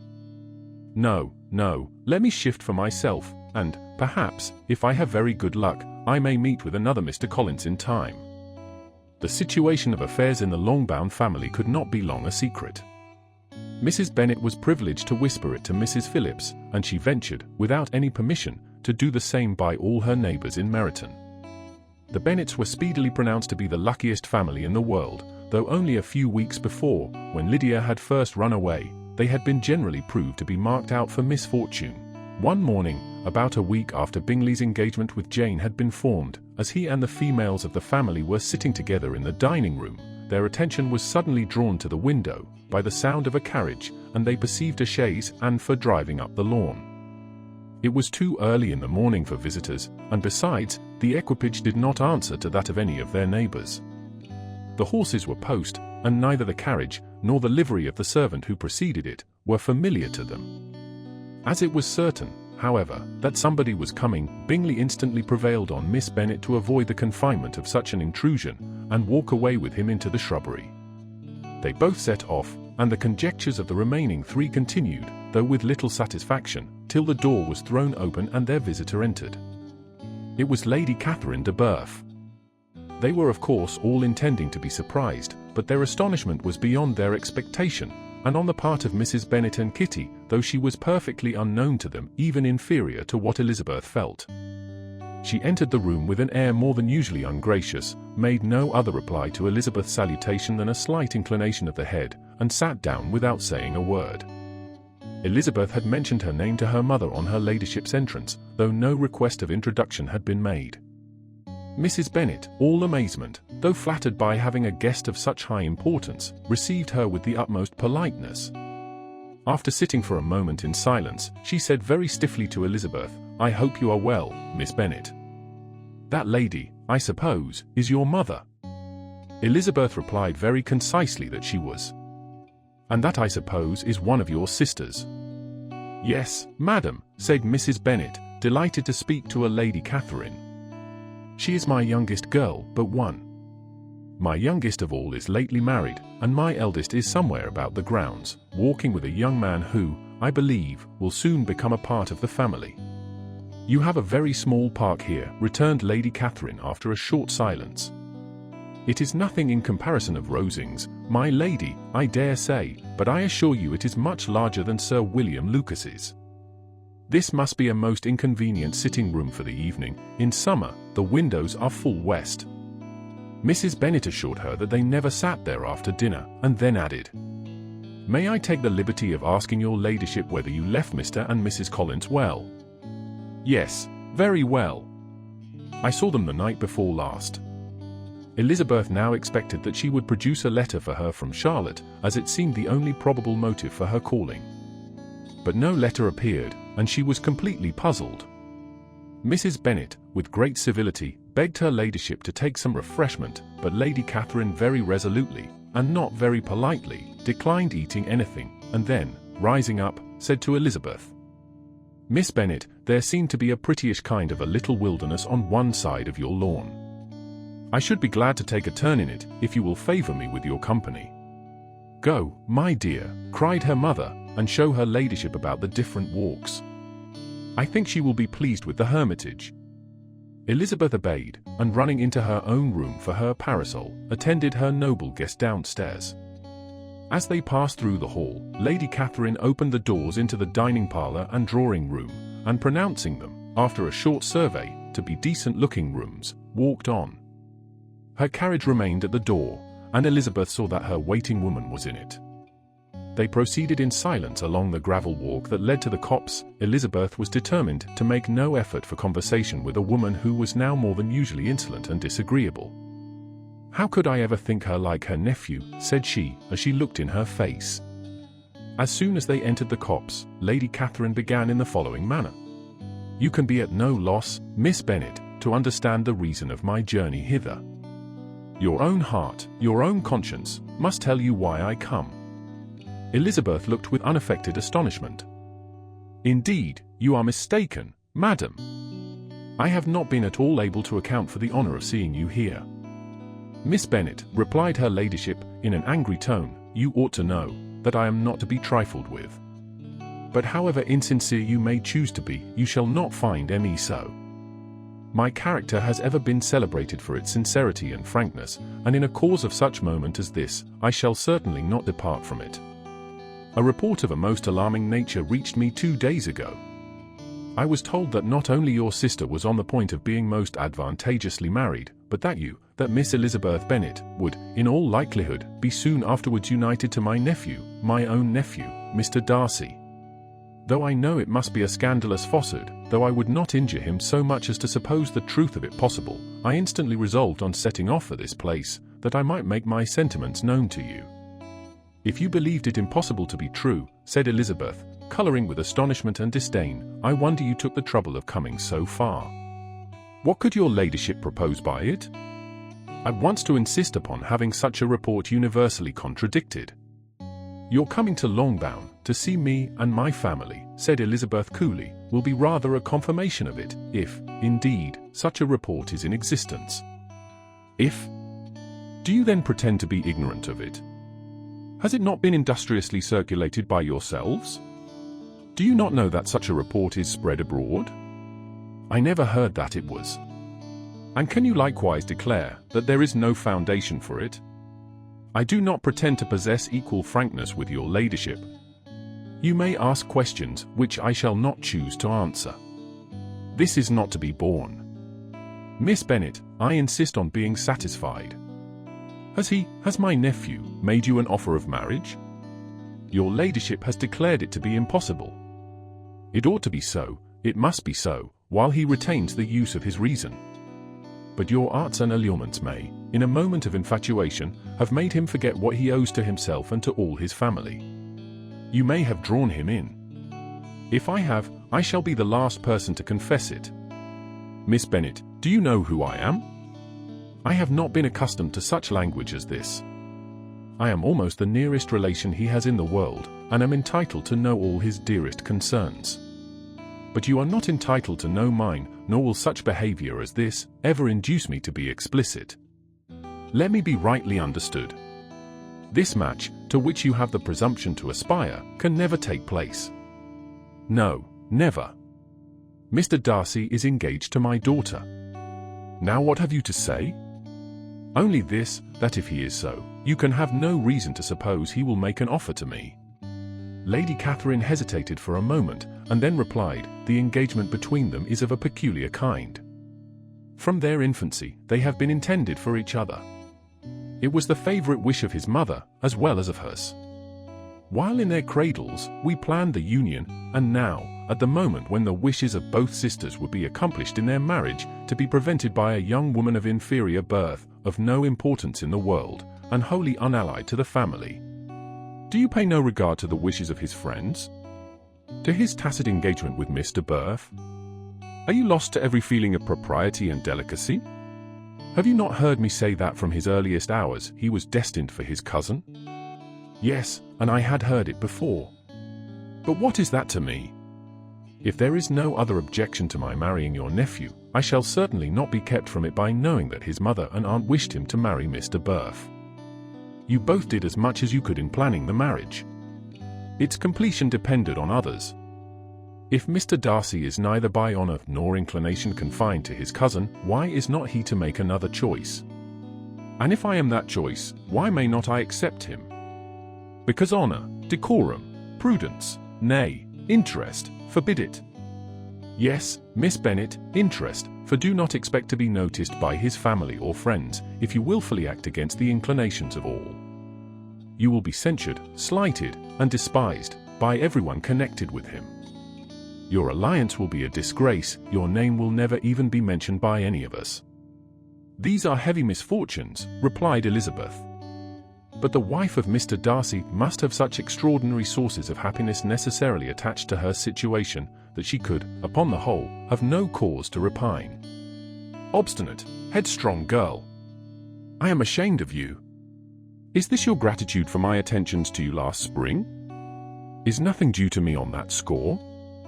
Let us sit down. You are to understand, Miss Bennet, that I came here with the determined resolution of carrying my purpose, nor will I be dissuaded from it.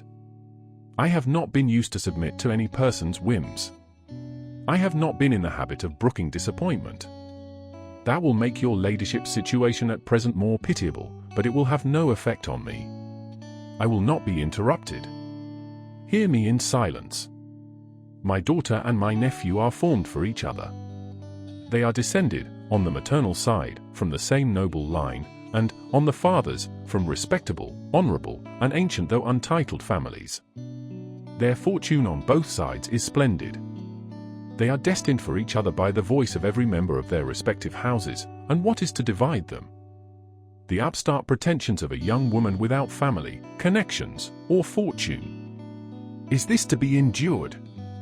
But it must not, shall not be.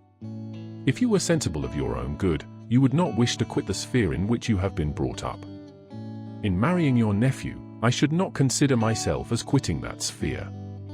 He is a gentleman, I am a gentleman's daughter, so far we are equal. True. You are a gentleman's daughter. But who was your mother? Who are your uncles and aunts? Do not imagine me ignorant of their condition. Whatever my connections may be, said Elizabeth, if your nephew does not object to them, they can be nothing to you. Tell me once for all, are you engaged to him? Though Elizabeth would not, for the mere purpose of obliging Lady Catherine, have answered this question, she could not but say, after a moment's deliberation, I am not. Lady Catherine seemed pleased. And will you promise me never to enter into such an engagement? I will make no promise of the kind. Miss Bennet, I am shocked and astonished. I expected to find a more reasonable young woman. But do not deceive yourself into a belief that I will ever recede. I shall not go away till you have given me the assurance I require. And I certainly never shall give it. I am not to be intimidated into anything so wholly unreasonable. Your ladyship wants Mr. Darcy to marry your daughter, but would my giving you the wished-for promise make their marriage at all more probable? Supposing him to be attached to me, would my refusing to accept his hand make him wish to bestow it on his cousin? Allow me to say, Lady Catherine, that the arguments with which you have supported this extraordinary application have been as frivolous as the application was ill-judged. You have widely mistaken my character, if you think I can be worked on by such persuasions as these. How far your nephew might approve of your interference in his affairs, I cannot tell, but you have certainly no right to concern yourself in mine. I must beg, therefore, to be importuned no farther on the subject. Not so hasty, if you please. I have by no means done. To all the objections I have already urged, I have still another to add. I am no stranger to the particulars of your youngest sister's infamous elopement. I know it all, that the young man's marrying her was a patched-up business at the expense of your father and uncles. And is such a girl to be my nephew's sister? Is her husband, is the son of his late father's steward, to be his brother? Heaven and earth, of what are you thinking? Are the shades of Pemberley to be thus polluted? You can now have nothing further to say, she resentfully answered. You have insulted me in every possible method. I must beg to return to the house. And she rose as she spoke. Lady Catherine rose also, and they turned back. Her ladyship was highly incensed. You have no regard, then, for the honour and credit of my nephew. Unfeeling, selfish girl. Do you not consider that a connection with you must disgrace him in the eyes of everybody? Lady Catherine, I have nothing further to say. You know my sentiments. You are then resolved to have him? I have said no such thing. I am only resolved to act in that manner, which will, in my own opinion, constitute my happiness, without reference to you, or to any person so wholly unconnected with me. It is well. You refuse, then, to oblige me. You refuse to obey the claims of duty, honor, and gratitude. You are determined to ruin him in the opinion of all his friends, and make him the contempt of the world. Neither duty, nor honor, nor gratitude, replied Elizabeth, have any possible claim on me, in the present instance. No principle of either would be violated by my marriage with Mr. Darcy. And with regard to the resentment of his family, or the indignation of the world, if the former were excited by his marrying me, it would not give me one moment's concern, and the world in general would have too much sense to join in the scorn. And this is your real opinion? This is your final resolve? Very well. I shall now know how to act. Do not imagine, Miss Bennet, that your ambition will ever be gratified. I came to try you. I hope to find you reasonable, but, depend upon it, I will carry my point. In this manner Lady Catherine talked on, till they were at the door of the carriage, when, turning hastily round, she added, I take no leave of you, Miss Bennet. I send no compliments to your mother. You deserve no such attention. I am most seriously displeased. Elizabeth made no answer, and without attempting to persuade her ladyship to return into the house, walked quietly into it herself. She heard the carriage drive away as she proceeded upstairs. Her mother impatiently met her at the door of the dressing-room, to ask why Lady Catherine would not come in again and rest herself. She did not choose it, said her daughter, she would go. She is a very fine-looking woman, and her calling here was prodigiously civil. For she only came, I suppose, to tell us the Collinses were well. She is on her road somewhere, I dare say, and so, passing through Meryton, thought she might as well call on you. I suppose she had nothing particular to say to you, Lizzie? Elizabeth was forced to give into a little faucet here, for to acknowledge the substance of their conversation was impossible. The discomposure of spirits which this extraordinary visit threw Elizabeth into could not be easily overcome, nor could she, for many hours, learn to think of it less than incessantly. Lady Catherine, it appeared, had actually taken the trouble of this journey from Rosings, for the sole purpose of breaking off her supposed engagement with Mr. Darcy. It was a rational scheme, to be sure. But from what the report of their engagement could originate, Elizabeth was at a loss to imagine, till she recollected that his being the intimate friend of Bingley, and her being the sister of Jane, was enough, at a time when the expectation of one wedding made everybody eager for another, to supply the idea. She had not herself forgotten to feel that the marriage of her sister must bring them more frequently together.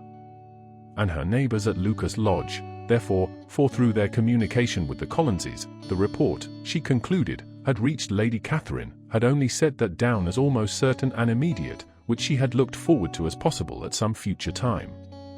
In revolving Lady Catherine's expressions, however, she could not help feeling some uneasiness as to the possible consequence of her persisting in this interference. From what she had said of her resolution to prevent their marriage, it occurred to Elizabeth that she must meditate an application to her nephew, and how he might take a similar representation of the evils attached to a connection with her, she dared not pronounce. She knew not the exact degree of his affection for his aunt, or his dependence on her judgment, but it was natural to suppose that he thought much higher of her ladyship than she could do, and it was certain that, in enumerating the miseries of a marriage with One, whose immediate connections were so unequal to his own, his aunt would address him on his weakest side. With his notions of dignity, he would probably feel that the arguments, which to Elizabeth had appeared weak and ridiculous, contained much good sense and solid reasoning.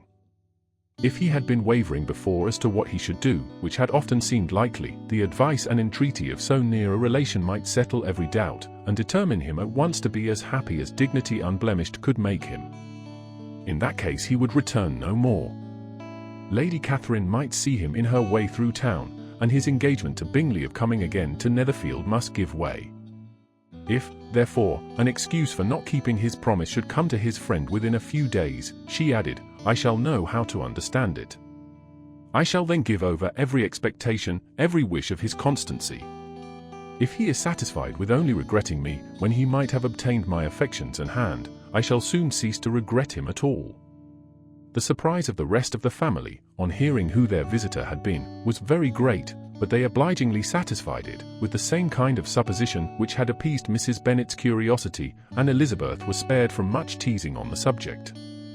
The next morning, as she was going downstairs, she was met by her father, who came out of his library with a letter in his hand. Lizzie, said he, I was going to look for you, come into my room." She followed him thither, and her curiosity to know what he had to tell her was heightened by the supposition of its being in some manner connected with the letter he held. It suddenly struck her that it might be from Lady Catherine, and she anticipated with dismay all the consequent explanations. She followed her father to the fireplace, and they both sat down. He then said, "I have received a letter this morning that has astonished me exceedingly. As it principally concerns yourself, you ought to know its contents. I did not know before that I had 2 daughters on the brink of matrimony. Let me congratulate you on a very important conquest."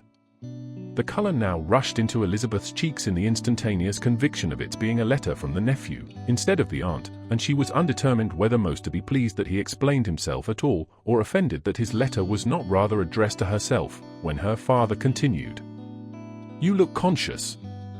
Young ladies have great penetration in such matters as these, but I think I may defy even your sagacity to discover the name of your admirer. This letter is from Mr. Collins." "From Mr. Collins? And what can he have to say?" "Something very much to the purpose, of course. He begins with congratulations on the approaching nuptials of my eldest daughter, of which, it seems, he has been told by some of the good-natured, gossiping Lucases. I shall not sport with your impatience by reading what he says on that point. What relates to yourself is as follows: having thus offered you the sincere congratulations of Mrs. Collins and myself on this happy event, let me now add a short hint on the subject of another, of which we have been advertised by the same authority. Your daughter Elizabeth, it is presumed, will not long bear the name of Bennet, after her elder sister has resigned it, and the chosen partner of her fate may be reasonably looked up to as one of the most illustrious personages in this land. Can you possibly guess, Lizzie, who is meant by this? This young gentleman is blessed, in a peculiar way, with everything the heart of mortal can most desire: splendid property, noble kindred, and extensive patronage. Yet in spite of all these temptations, let me warn my cousin Elizabeth and yourself of what evils you may incur by a precipitate closure with this gentleman's proposals, which, of course, you will be inclined to take immediate advantage of. Have you any idea, Lizzie, who this gentleman is? But now it comes out. My motive for cautioning you is as follows. We have reason to imagine that his aunt, Lady Catherine de Bourgh, does not look on the match with a friendly eye. Mr. Darcy, you see, is the man. Now, Lizzie, I think I have surprised you. Could he, or the Lucases, have pitched on any man within the circle of our acquaintance, whose name would have given the lie more effectually to what they related? Mr. Darcy, who never looks at any woman but to see a blemish, and who probably never looked at you in his life. It is admirable. Elizabeth tried to join in her father's pleasantry, but could only force one most reluctant smile. Never had his wit been directed in a manner so little agreeable to her? Are you not diverted? Oh. Yes. Pray read on. After mentioning the likelihood of this marriage to her ladyship last night, she immediately, with her usual condescension, expressed what she felt on the occasion, when it became apparent that on the score of some family objections on the part of my cousin, she would never give her consent to what she termed so disgraceful a match. I thought it my duty to give the speediest intelligence of this to my cousin, that she and her noble admirer may be aware of what they are about, and not run hastily into a marriage which has not been properly sanctioned. Mr. Collins moreover adds, I am truly rejoiced that my cousin Lydia's sad business has been so well hushed up, and am only concerned that their living together before the marriage took place should be so generally known. I must not, however, neglect the duties of my station, or refrain from declaring my amazement at hearing that you received the young couple into your house as soon as they were married. It was an encouragement of vice, and had I been the rector of Longbourn, I should very strenuously have opposed it. You ought certainly to forgive them, as a Christian, but never to admit them in your sight, or allow their names to be mentioned in your hearing. That is his notion of Christian forgiveness. The rest of his letter is only about his dear Charlotte's situation, and his expectation of a young olive branch. But, Lizzie, you look as if you did not enjoy it. You are not going to be missish, I hope, and pretend to be affronted at an idle report. For what do we live, but to make sport for our neighbours, and laugh at them in our turn? Oh, cried Elizabeth, I am excessively diverted. But it is so strange. Yes, that is what makes it amusing. Had they fixed on any other man it would have been nothing but his perfect indifference, and your pointed dislike make it so delightfully absurd. Much as I abominate writing, I would not give up Mr. Collins's correspondence for any consideration. Nay, when I read a letter of his, I cannot help giving him the preference even over Wickham, much as I value the impudence and hypocrisy of my son-in-law. And pray, Lizzie, what said Lady Catherine about this report? Did she call to refuse her consent? To this question his daughter replied only with a laugh, and as it had been asked without the least suspicion, she was not distressed by his repeating it. Elizabeth had never been more at a loss to make her feelings appear what they were not. It was necessary to laugh when she would rather have cried. Her father had most cruelly mortified her by what he said of Mr. Darcy's indifference, and she could do nothing but wonder at such a want of penetration, or fear that perhaps, instead of his seeing too little, she might have fancied too much. Instead of receiving any such letter of excuse from his friend, as Elizabeth half expected Mr. Bingley to do, he was able to bring Darcy with him to Longbourn before many days had passed after Lady Catherine's visit.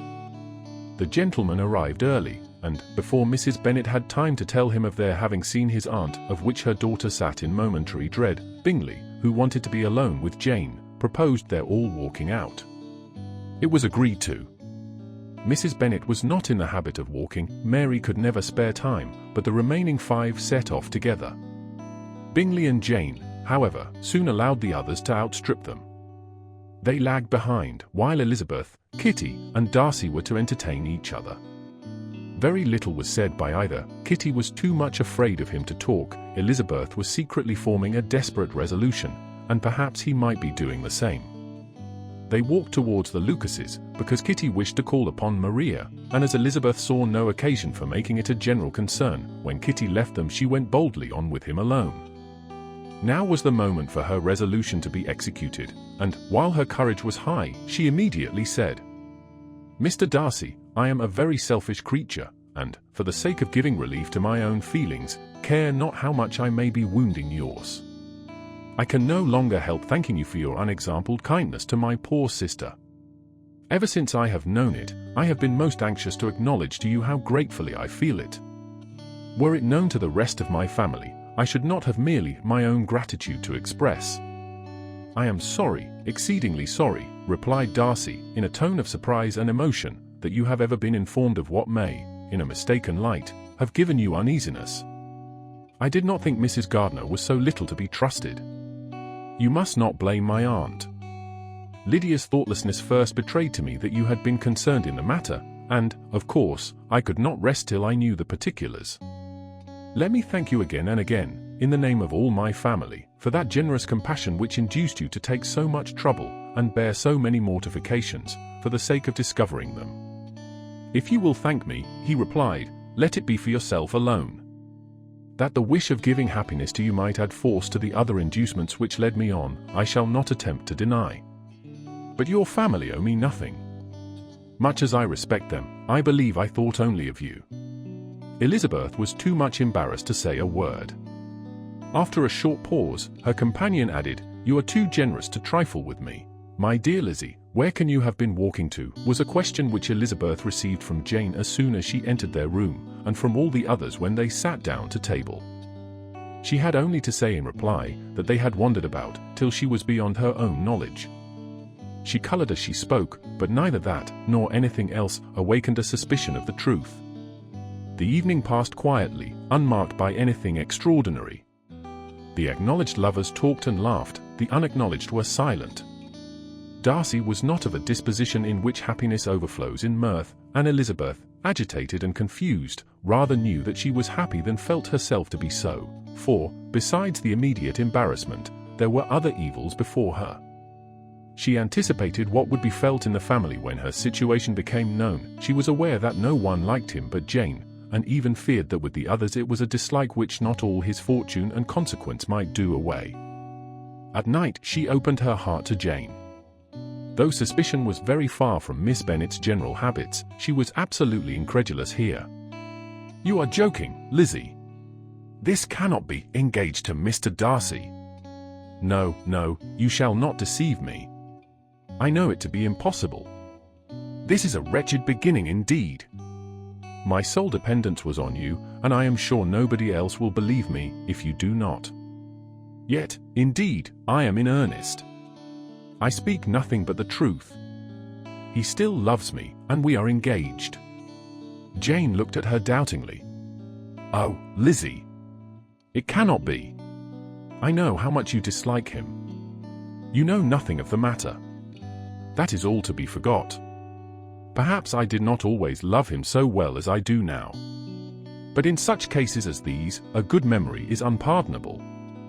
This is the last time I shall ever remember it myself."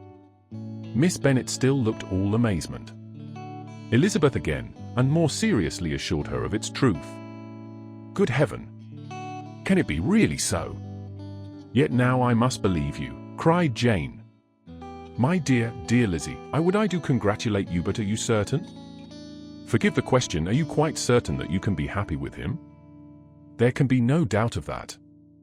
It is settled between us already that we are to be the happiest couple in the world. But are you pleased, Jane? Shall you like to have such a brother?" "Very, very much. Nothing could give either Bingley or myself more delight. But we considered it, we talked of it as impossible." "And do you really love him quite well enough?" "Oh, Lizzie! Do anything rather than marry without affection. Are you quite sure that you feel what you ought to do?" "Oh, yes. You will only think I feel more than I ought to do when I tell you all." "What do you mean?" "Why, I must confess that I love him better than I do Bingley. I am afraid you will be angry. My dearest sister, now be ye serious. I want to talk very seriously. Let me know everything that I am to know, without delay. Will you tell me how long you have loved him? It has been coming on so gradually that I hardly know when it began. But I believe I must date it from my first seeing his beautiful grounds at Pemberley." Another entreaty that she would be serious, however, produced the desired effect, and she soon satisfied Jane by her solemn assurances of attachment. When convinced on that article, Miss Bennet had nothing further to wish. "Now I am quite happy," said she, "for you will be as happy as myself. I always had a value for him. Were it for nothing but his love of you, I must always have esteemed him, but now, as Bingley's friend and your husband, there can be only Bingley and yourself more dear to me. But Lizzie, you have been very sly, very reserved with me.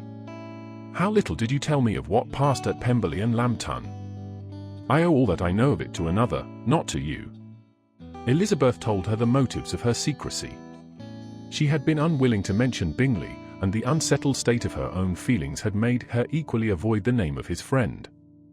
But now she would no longer conceal from her his share in Lydia's marriage. All was acknowledged, and half the night spent in conversation.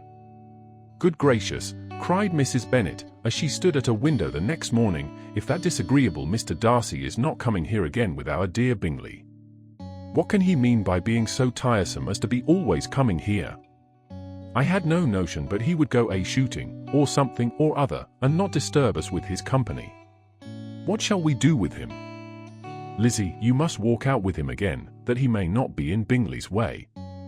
Elizabeth could hardly help laughing at so convenient a proposal, yet was really vexed that her mother should be always giving him such an epithet. As soon as they entered, Bingley looked at her so expressively, and shook hands with such warmth, as left no doubt of his good information, and he soon afterwards said aloud, "Mrs. Bennet, have you no more lanes hereabouts in which Lizzie may lose her way again today?" "I advise Mr. Darcy, and Lizzie, and Kitty," said Mrs. Bennet, "to walk to Oakham Mount this morning. It is a nice long walk, and Mr. Darcy has never seen the view." "It may do very well for the others," replied Mr. Bingley, "but I am sure it will be too much for Kitty." "Won't it, Kitty?" Kitty owned that she had rather stay at home. Darcy professed a great curiosity to see the view from the mount, and Elizabeth silently consented. As she went upstairs to get ready, Mrs. Bennet followed her, saying, "I am quite sorry, Lizzie, that you should be forced to have that disagreeable man all to yourself. But I hope you will not mind it. It is all for Jane's sake, you know, and there is no occasion for talking to him, except just now and then. So do not put yourself to inconvenience." During their walk, it was resolved that Mr. Bennet's consent should be asked in the course of the evening. Elizabeth reserved to herself the application for her mother's. She could not determine how her mother would take it, sometimes doubting whether all his wealth and grandeur would be enough to overcome her abhorrence of the man. But whether she were violently set against the match, or violently delighted with it, it was certain that her manner would be equally ill-adapted to do credit to her sense, and she could no more bear that Mr. Darcy should hear the first raptures of her joy, than the first vehement of her disapprobation. In the evening, soon after Mr. Bennet withdrew to the library, she saw Mr. Darcy rise also and follow him, and her agitation on seeing it was extreme. She did not fear her father's opposition, but he was going to be made unhappy, and that it should be through her means that she, his favourite child, should be distressing him by her choice, should be filling him with fears and regrets in disposing of her was a wretched reflection, and she sat in misery till Mr. Darcy appeared again, when, looking at him, she was a little relieved by his smile. In a few minutes he approached the table where she was sitting with Kitty, and, while pretending to admire her work, said in a whisper, "Go to your father, he wants you in the library." She was gone directly. Her father was walking about the room, looking grave and anxious. "Lizzie," said he, "what are you doing? Are you out of your senses, to be accepting this man? Have not you always hated him?" How earnestly did she then wish that her former opinions had been more reasonable, her expressions more moderate. It would have spared her from explanations and professions, which it was exceedingly awkward to give, but they were now necessary, and she assured him, with some confusion, of her attachment to Mr. Darcy. Or, in other words, you are determined to have him. He is rich, to be sure, and you may have more fine clothes and fine carriages than Jane. But will they make you happy? Have you any other objection, said Elizabeth, than your belief of my indifference? None at all. We all know him to be a proud, unpleasant sort of man, but this would be nothing if you really liked him. I do like him, she replied, with tears in her eyes. I love him. Indeed, he has no improper pride. He is perfectly amiable. You do not know what he really is, then pray do not pain me by speaking of him in such terms. Lizzie, said her father, I have given him my consent. He is the kind of man, indeed, to whom I should never dare refuse anything which he condescended to ask. I now give it to you, if you are resolved on having him. But let me advise you to think better of it. I know your disposition, Lizzie. I know that you could be neither happy nor respectable, unless you truly esteemed your husband, unless you looked up to him as a superior. Your lively talents would place you in the greatest danger in an unequal marriage. You could scarcely escape discredit and misery. My child, let me not have the grief of seeing you unable to respect your partner in life. You know not what you are about. Elizabeth, still more affected, was earnest and solemn in her reply, and at length, by repeated assurances that Mr. Darcy was really the object of her choice, by explaining the gradual change which her estimation of him had undergone, relating her absolute certainty that his affection was not the work of a day, but had stood the test of many months' suspense, and enumerating with energy all his good qualities, she did conquer her father's incredulity and reconcile him to the match. Well, my dear, said he, when she ceased speaking, I have no more to say. If this be the case, he deserves you. I could not have parted with you, my Lizzie, to anyone less worthy. To complete the favourable impression, she then told him what Mr. Darcy had voluntarily done for Lydia. He heard her with astonishment.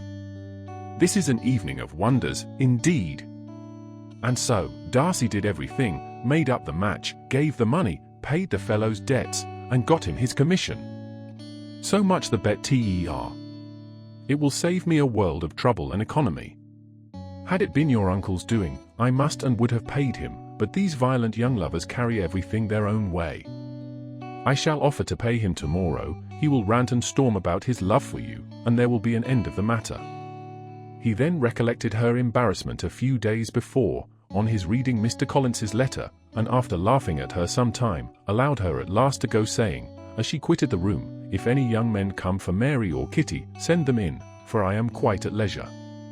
Elizabeth's mind was now relieved from a very heavy weight, and, after half an hour's quiet reflection in her own room, she was able to join the others with tolerable composure. Everything was too recent for gaiety, but the evening passed tranquilly away, there was no longer anything material to be dreaded, and the comfort of ease and familiarity would come in time. When her mother went up to her dressing room at night, she followed her, and made the important communication. Its effect was most extraordinary, for on first hearing it, Mrs. Bennet sat quite still, and unable to utter a syllable.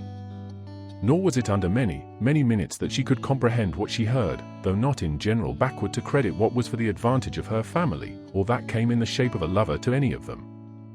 She began at length to recover, to fidget about in her chair, get up, sit down again, wonder, and bless herself. Good gracious! Lord bless me! Only think! Dear me! Mr. Darcy! Who would have thought it? And is it really true? Oh, my sweetest Lizzie! How rich and how great you will be! What pin money, what jewels, what carriages you will have! Jane's is nothing to it, nothing at all. I am so pleased, so happy. Such a charming man, so handsome. So tall, oh, my dear Lizzie. Pray apologize for my having disliked him so much before. I hope he will overlook it. Dear, dear Lizzie. A house in town. Everything that is charming. 3 daughters married. 10,000 a year. Oh, Lord! What will become of me? I shall go distracted. This was enough to prove that her approbation need not be doubted, and Elizabeth, rejoicing that such an effusion was heard only by herself, soon went away. But before she had been 3 minutes in her own room, her mother followed her.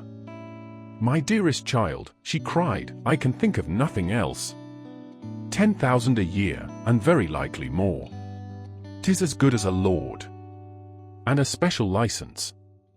You must and shall be married by a special license. But my dearest love, tell me what dish Mr. Darcy is particularly fond of, that I may have it tomorrow. This was a sad omen of what her mother's behaviour to the gentleman himself might be, and Elizabeth found that, though in the certain possession of his warmest affection, and secure of her relations' consent, there was still something to be wished for. But the morrow passed off much better than she expected, for Mrs. Bennet luckily stood in such awe of her intended son-in-law that she ventured not to speak to him, unless it was in her power to offer him any attention, or mark her deference for his opinion. Elizabeth had the satisfaction of seeing her father taking pains to get acquainted with him, and Mr. Bennet soon assured her that he was rising every hour in his esteem. I admire all my 3 sons-in-law highly, he said. Wickham, perhaps, is my favourite, but I think I shall like your husband quite as well as Jane's. Elizabeth's spirit soon rising to playfulness again, she wanted Mr. Darcy to account for his having ever fallen in love with her. How could you begin, said she. I can comprehend your going on charmingly, when you had once made a beginning, but what could set you off in the first place? I cannot fix on the hour, or the spot, or the look, or the words, which laid the foundation. It is too long ago. I was in the middle before I knew that I had begun. My beauty you had early withstood, and as for my manners, my behaviour to you was at least always bordering on the uncivil, and I never spoke to you without rather wishing to give you pain than not. Now be sincere, did you admire me for my impertinence? For the liveliness of your mind, I did. You may as well call it impertinence at once. It was very little less. The fact is, that you were sick of civility, of deference, of officious attention. You were disgusted with the women who were always speaking, and looking, and thinking for your approbation alone. I roused and interested you, because I was so unlike them. Had you not been really amiable, you would have hated me for it, but in spite of the pains you took to disguise yourself, your feelings were always noble and just, and in your heart, you thoroughly despised the persons who so assiduously courted you. There I have saved you the trouble of accounting for it, and really, all things considered, I begin to think it perfectly reasonable. To be sure, you knew no actual good of me, but nobody thinks of that when they fall in love. Was there no good in your affectionate behaviour to Jane while she was ill at Netherfield? Dearest Jane! Who could have done less for her? But make a virtue of it by all means. My good qualities are under your protection, and you are to exaggerate them as much as possible, and, in return, it belongs to me to find occasions for teasing and quarrelling with you as often as may be, and I shall begin directly by asking you what made you so unwilling to come to the point at last. What made you so shy of me when you first called and afterwards dined here? Why, especially when you called, did you look as if you did not care about me? Because you were grave and silent and gave me no encouragement. But I was embarrassed. And so was I. You might have talked to me more when you came to dinner. A man who had felt less might. How unlucky that you should have a reasonable answer to give, and that I should be so reasonable as to admit it. But I wonder how long you would have gone on if you had been left to yourself. I wonder when you would have spoken if I had not asked you. My resolution of thanking you for your kindness to Lydia had certainly great effect. Too much, I am afraid, for what becomes of the moral if our comfort springs from a breach of promise? For I ought not to have mentioned the subject. This will never do. You need not distress yourself. The moral will be perfectly fair. Lady Catherine's unjustifiable endeavours to separate us were the means of removing all my doubts. I am not indebted for my present happiness to your eager desire of expressing your gratitude. I was not in a humour to wait for any opening of yours. My aunt's intelligence had given me hope, and I was determined at once to know everything. Lady Catherine has been of infinite use, which ought to make her happy, for she loves to be of use. But tell me, what did you come down to Netherfield for? Was it merely to ride to Longbourn and be embarrassed? Or had you intended any more serious consequence? My real purpose was to see you, and to judge, if I could, whether I might ever hope to make you love me. My avowed one, or what I avowed to myself, was to see whether your sister were still partial to Bingley, and if she were, to make the confession to him which I have since made.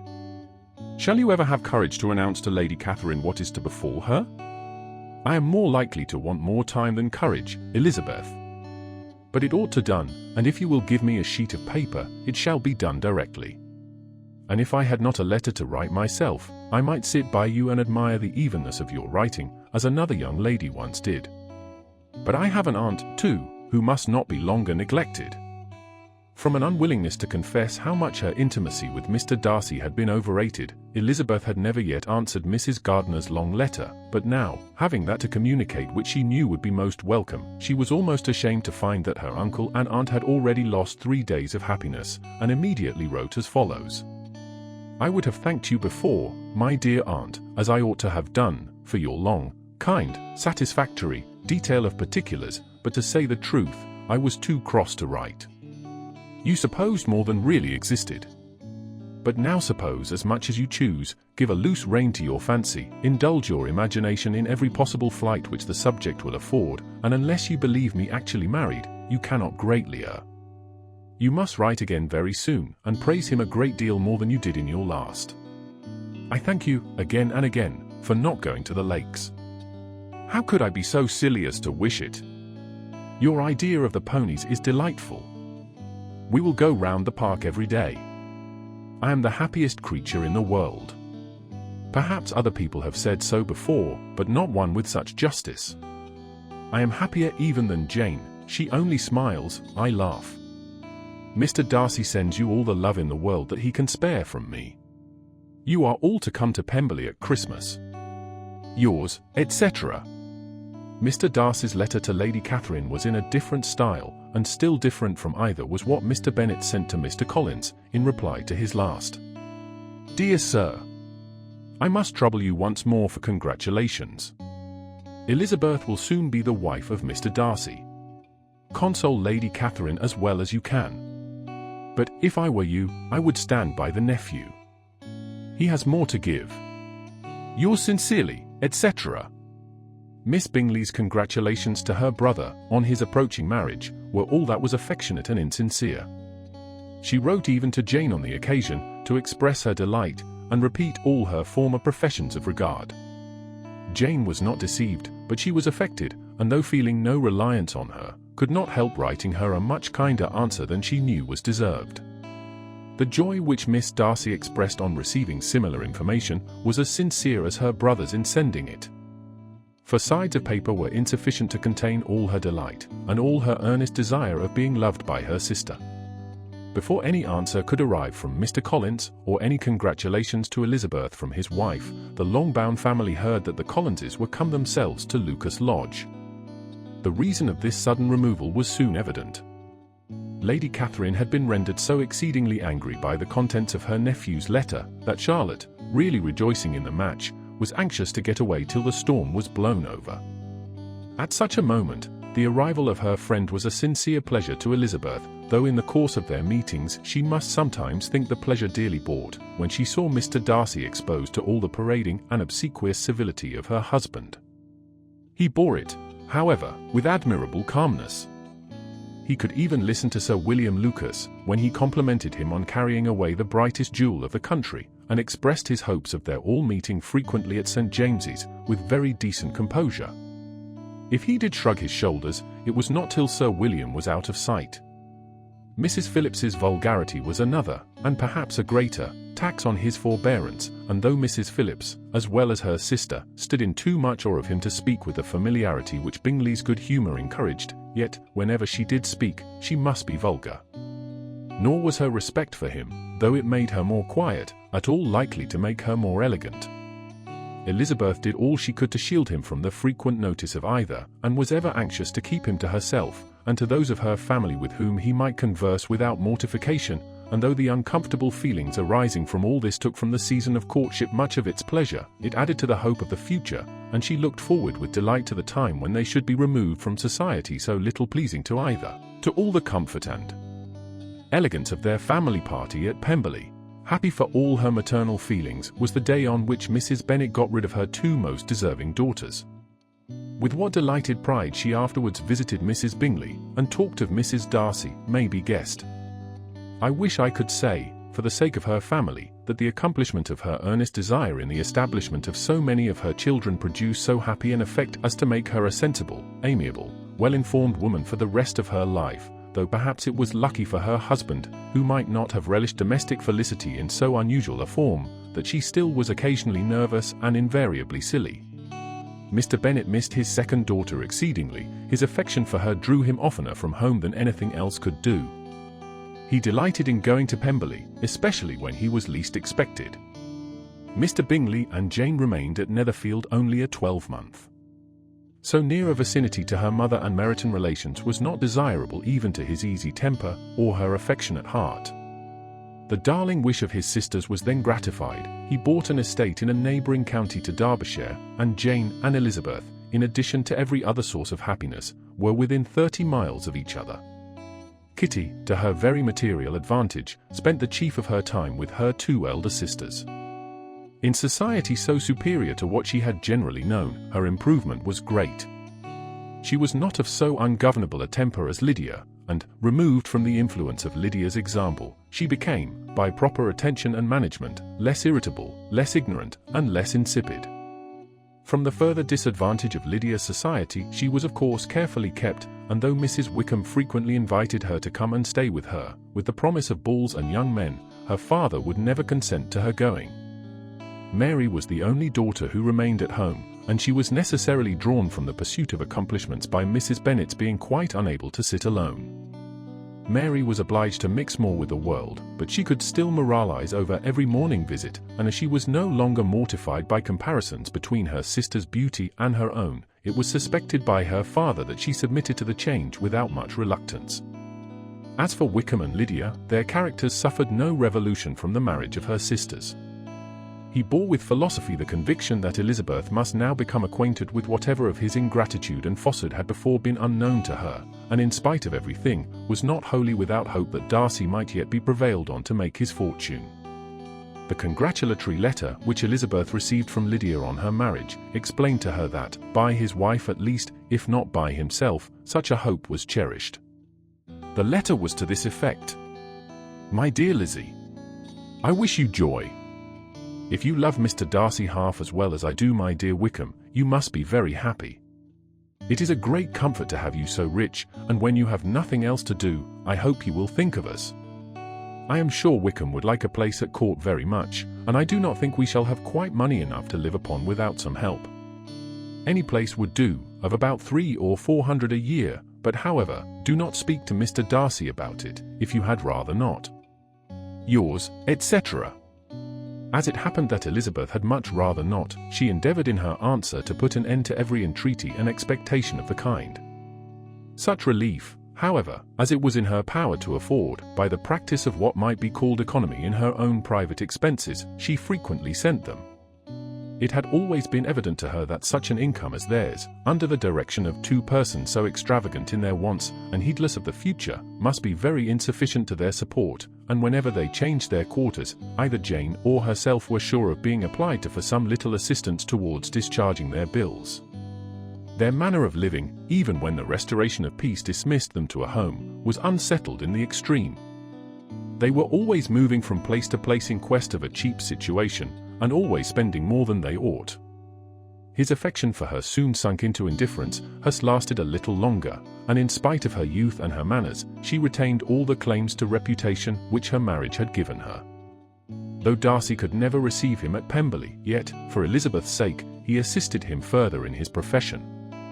Lydia was occasionally a visitor there, when her husband was gone to enjoy himself in London or Bath, and with the Bingleys they both of them frequently stayed so long, that even Bingley's good humour was overcome, and he proceeded so far as to talk of giving them a hint to be gone. Miss Bingley was very deeply mortified by Darcy's marriage, but as she thought it advisable to retain the right of visiting at Pemberley, she dropped all her resentment, was fonder than ever of Georgiana, almost as attentive to Darcy as heretofore, and paid off every arrear of civility to Elizabeth. Pemberley was now Georgiana's home, and the attachment of the sisters was exactly what Darcy had hoped to see. They were able to love each other even as well as they intended. Georgiana had the highest opinion in the world of Elizabeth, though at first she often listened with an astonishment bordering on alarm at her lively, sportive manner of talking to her brother. He, who had always inspired in herself a respect which almost overcame her affection, she now saw the object of open pleasantry. Her mind received knowledge which had never before fallen in her way.